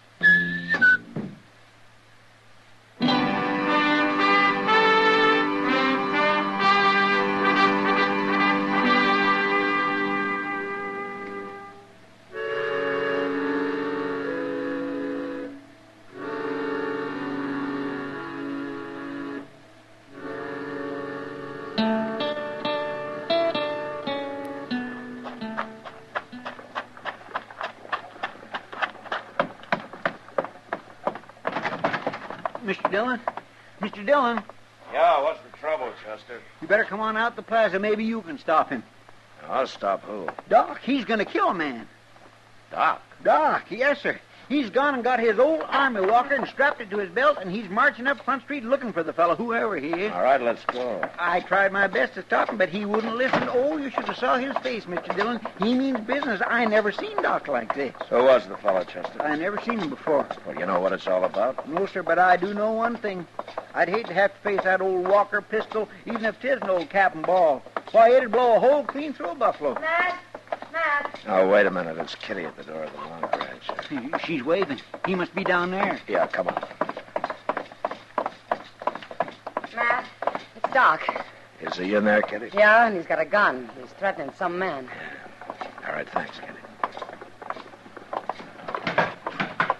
And if you won't come outside, I'll kill you where you stand. I told you I'm not going to fight you. That's up to you. But I'm going to kill you whether you defend yourself or not. Doc. That's enough. Matt, you stay out of this. Happens to be my business, Doc, when a man threatens another man in this town. When the other man doesn't want to fight, won't defend himself, it could turn out to be murder. You think I don't know that? You must want to kill him pretty bad. I've wanted to for a lot of years. Why? I've got good reasons, Matt. But you won't tell me, huh? No. All right, what about you? I could say I don't know, but I'm just a stranger passing through town. But I know. There's no good reason for murder. I guess he thinks there is. Do you? Not many men would say yes to that, now would they, Marshal? But you won't defend yourself, huh? I won't draw with him, no. If he's going to shoot me, he'll have to take the consequences.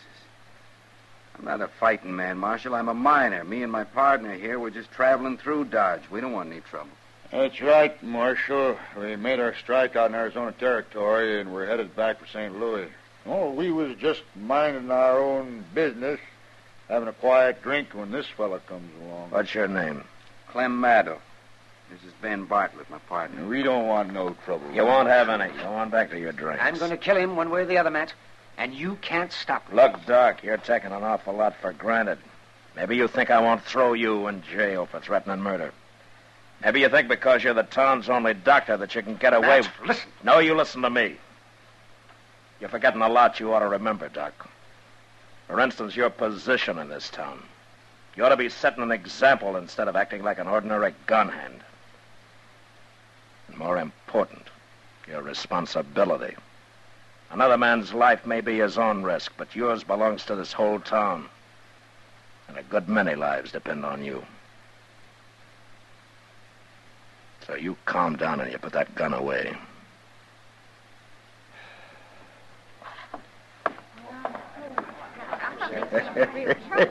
Hey, you sure told the old fool off. You shut up! Huh? Maddow, I don't know anything about you. Maybe you're what you say, but if Doc doesn't like you, that's good enough for me, so you get out of Dodge while you got a whole skin. And you stay out. Why should we? We got a right... And you take your partner with you, Maddow, because I don't like him. Sure, Marshal. We was going on tomorrow anyways. We'll ride on tonight, as soon as we stock up on some grub. All right. Where did Doc go, Chester? Well, up the street, probably back to the office, like you said to Matt, the look on his face when he went out. Yeah, I know, Kitty. Well, I'm going up there. Matt, you had to do it. Yeah. I'll see you later, Kitty. Yeah, sure. Mr. Dillon, that Maddow, he didn't seem like such a bad fellow. No, he didn't, Chester. I'd sooner believe bad of that partner of his, that Bartlett. That one seemed like he could be a hard case all right without half trying. But Maddow wouldn't even defend himself. No. But I don't think that was because he was afraid to. No, that's true. Seemed more like he just didn't want to fight Doc. Didn't seem mad at all like Doc. More like he was sad. Maybe a man with a guilty conscience, Chester. Yeah, I guess so, Mr. Dillon. You better go on over to the office, Chester, huh? I want to go up alone. Yes, sure.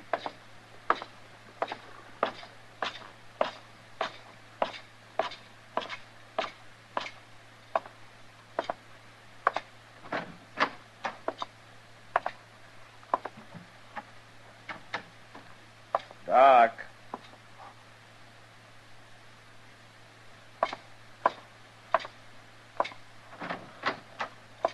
Now, Doc.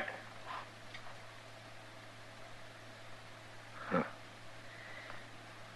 Now, I wonder where he could have gone.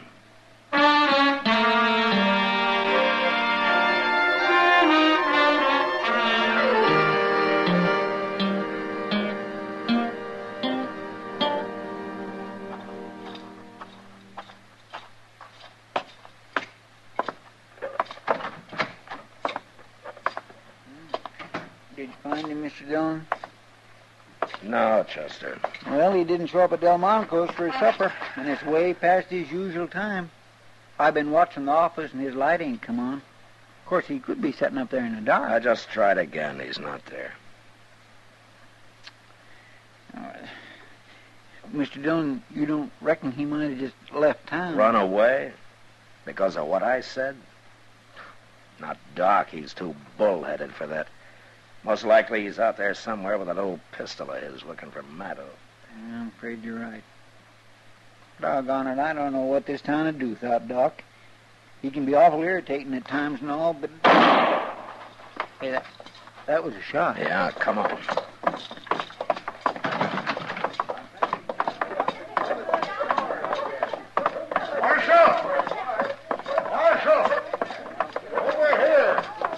It's that Bartlett, Mr. Dillon. It's Clem, Marshal. I think he's dead. All right. Everybody stay back. Give me that lantern, will you? He was shot in the back, Mr. Dillon. Yeah. It looks mighty bad. He said he'd kill him, and he's done it. Did you see who did it, Bartlett? No. We was loading horses, and I just turned to go back into the store for another load when I heard the shot. Anybody else around to see it? Why, no, but after all, Marshal, can't be much doubt who did it, can there? Everybody in town heard him threaten to kill Clem. Just because the man's a doctor doesn't give him any right to go around murdering people. That's enough, Bartlett. The important thing right now is to try to save this man's life. Where will we take him at, Mr. Dillon? There's only one place, Chester. Yes, sir.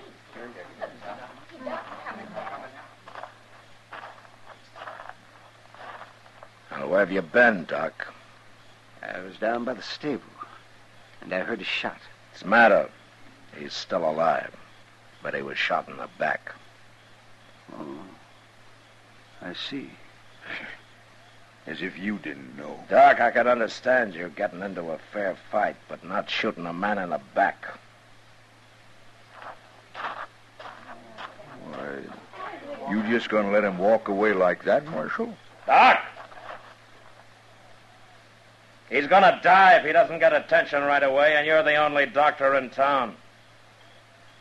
You gonna let him die? Where do you think I was going, Matt? Bring him up to the office. I'll have everything ready.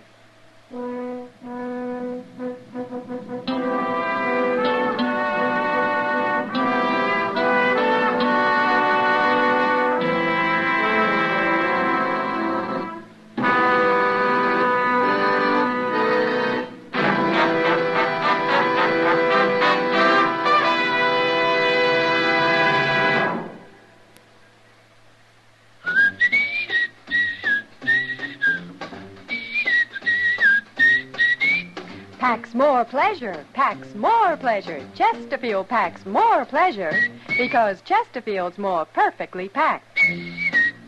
The more perfectly packed your cigarette, the more taste and mildness are released for you. Chesterfield, made by exclusive Accuray, has an open, easy drawer that unlocks all the pleasure of fine tobaccos. Now, Accuray ensures an even distribution of tobacco from one end of your Chesterfield to the other. Chesterfield is firm and pleasing to the lips, mild yet deeply satisfying. Chesterfield packs more pleasure because Chesterfield's more perfectly packed. To the touch, to the taste, Chesterfield packs more pleasure because it's more perfectly packed. Buy Chesterfield, mild, yet they satisfy the most.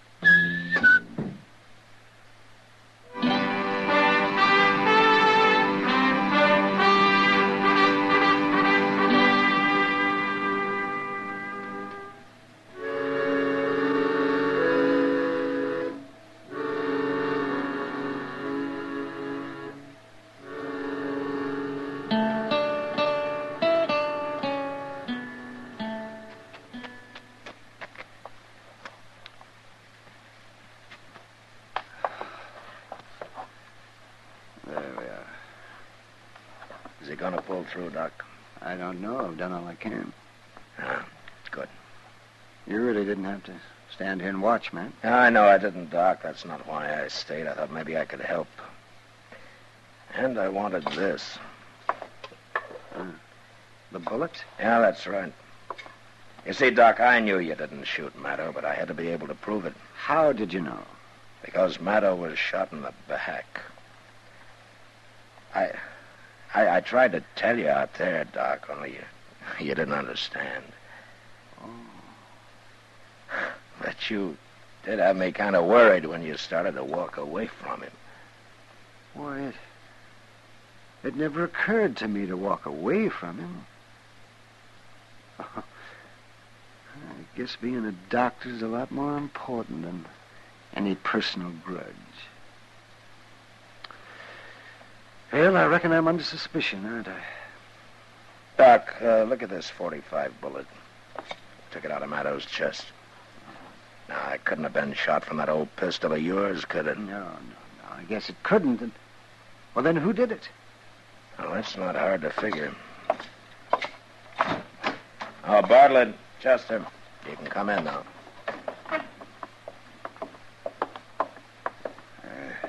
How is he, Marshal? I think he's going to be all right.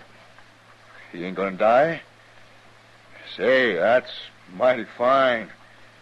Well, I was plenty scared with this man operating and all. You needn't have worried. He's a doctor and a good one. You see, he didn't shoot your partner. He didn't? No, we have the proof for that. Who did? Now, there's only one other man in town who'd have had any reason to. A coward who saw a golden opportunity to double his takings of a mining strike by shooting his partner in the back. You just keep your hands away from your belt, Bartlett. Well, want me to get his gun, Mr. Dillon? Yeah, Chester. Oh, you're crazy, Marshal. You can't prove this. I think we can, Bartlett. Anyway, we'll just wait and see. All right, take him down and lock him up, Chester. Yes, sir. Come on, you.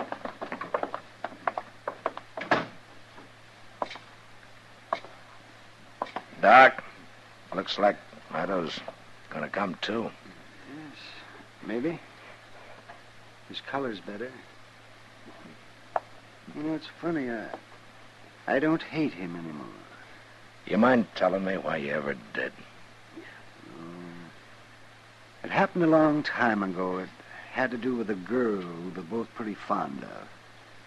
She chose Maddo, but he jilted her. She drowned herself. I swore I'd kill him. And I carried that hate in my heart all these years. That's not good for a man. No, it's not, Doc. Well, you brought me to my senses, Matt, in that saloon. Thank you. Well, I looked all over for you afterwards. Well, guess I was out of Jake Morrison's. I remembered I had to treat his boy for the ague, so I did. Doc. Oh, yes, Clem. Now you just take it easy. That's right. You lie still. You're going to be all right. Doc, I wanted to tell you I'm awful sorry for what happened. Maybe sorrier than you. I loved her. I would have come back if I could have. Well, I guess I never even thought of that. Well, we've both been sorry too long. It's all over now. Thanks. Now you just go on to sleep. You get your rest there now. And the world will look a lot better to you tomorrow. That's it. That's it. Well, good night, Doctor. Good night, man.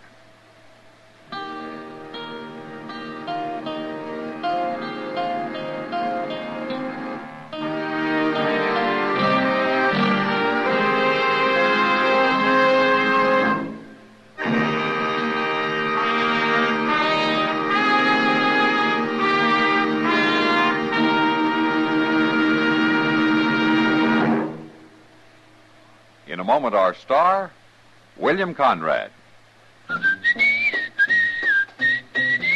Chesterfield packs more pleasure because Chesterfield's more perfectly packed. Chesterfield, made by exclusive Accurate, packs more pleasure because it's more perfectly packed. Unlocks all the pleasure of fine tobaccos. Chesterfield packs more pleasure because Chesterfield's more perfectly packed. Firm and pleasing to the lips. Chesterfield, mild, yet they satisfy the most.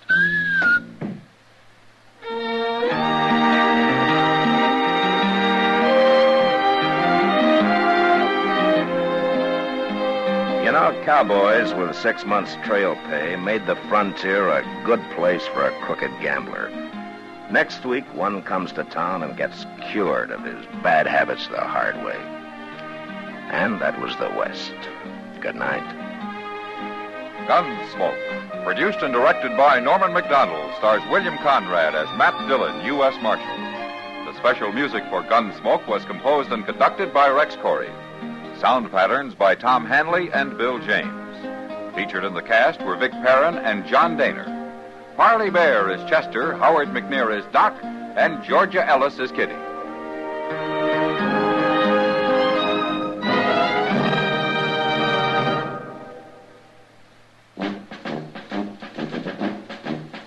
Make today your big red letter day, your L&M red letter day. Superior taste and filter, it's the miracle tip. Make today your big red letter day. Change to L&M today. L&M's got everything. Superior taste. And superior filter. Get L&M today. This is it. L&M, superior taste and filter. L&M, America's best filter tip cigarette.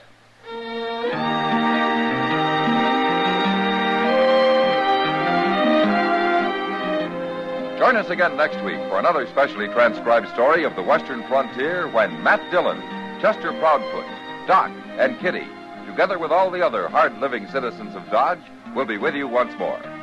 It's America growing west in the 1870s. It's Gunsmoke.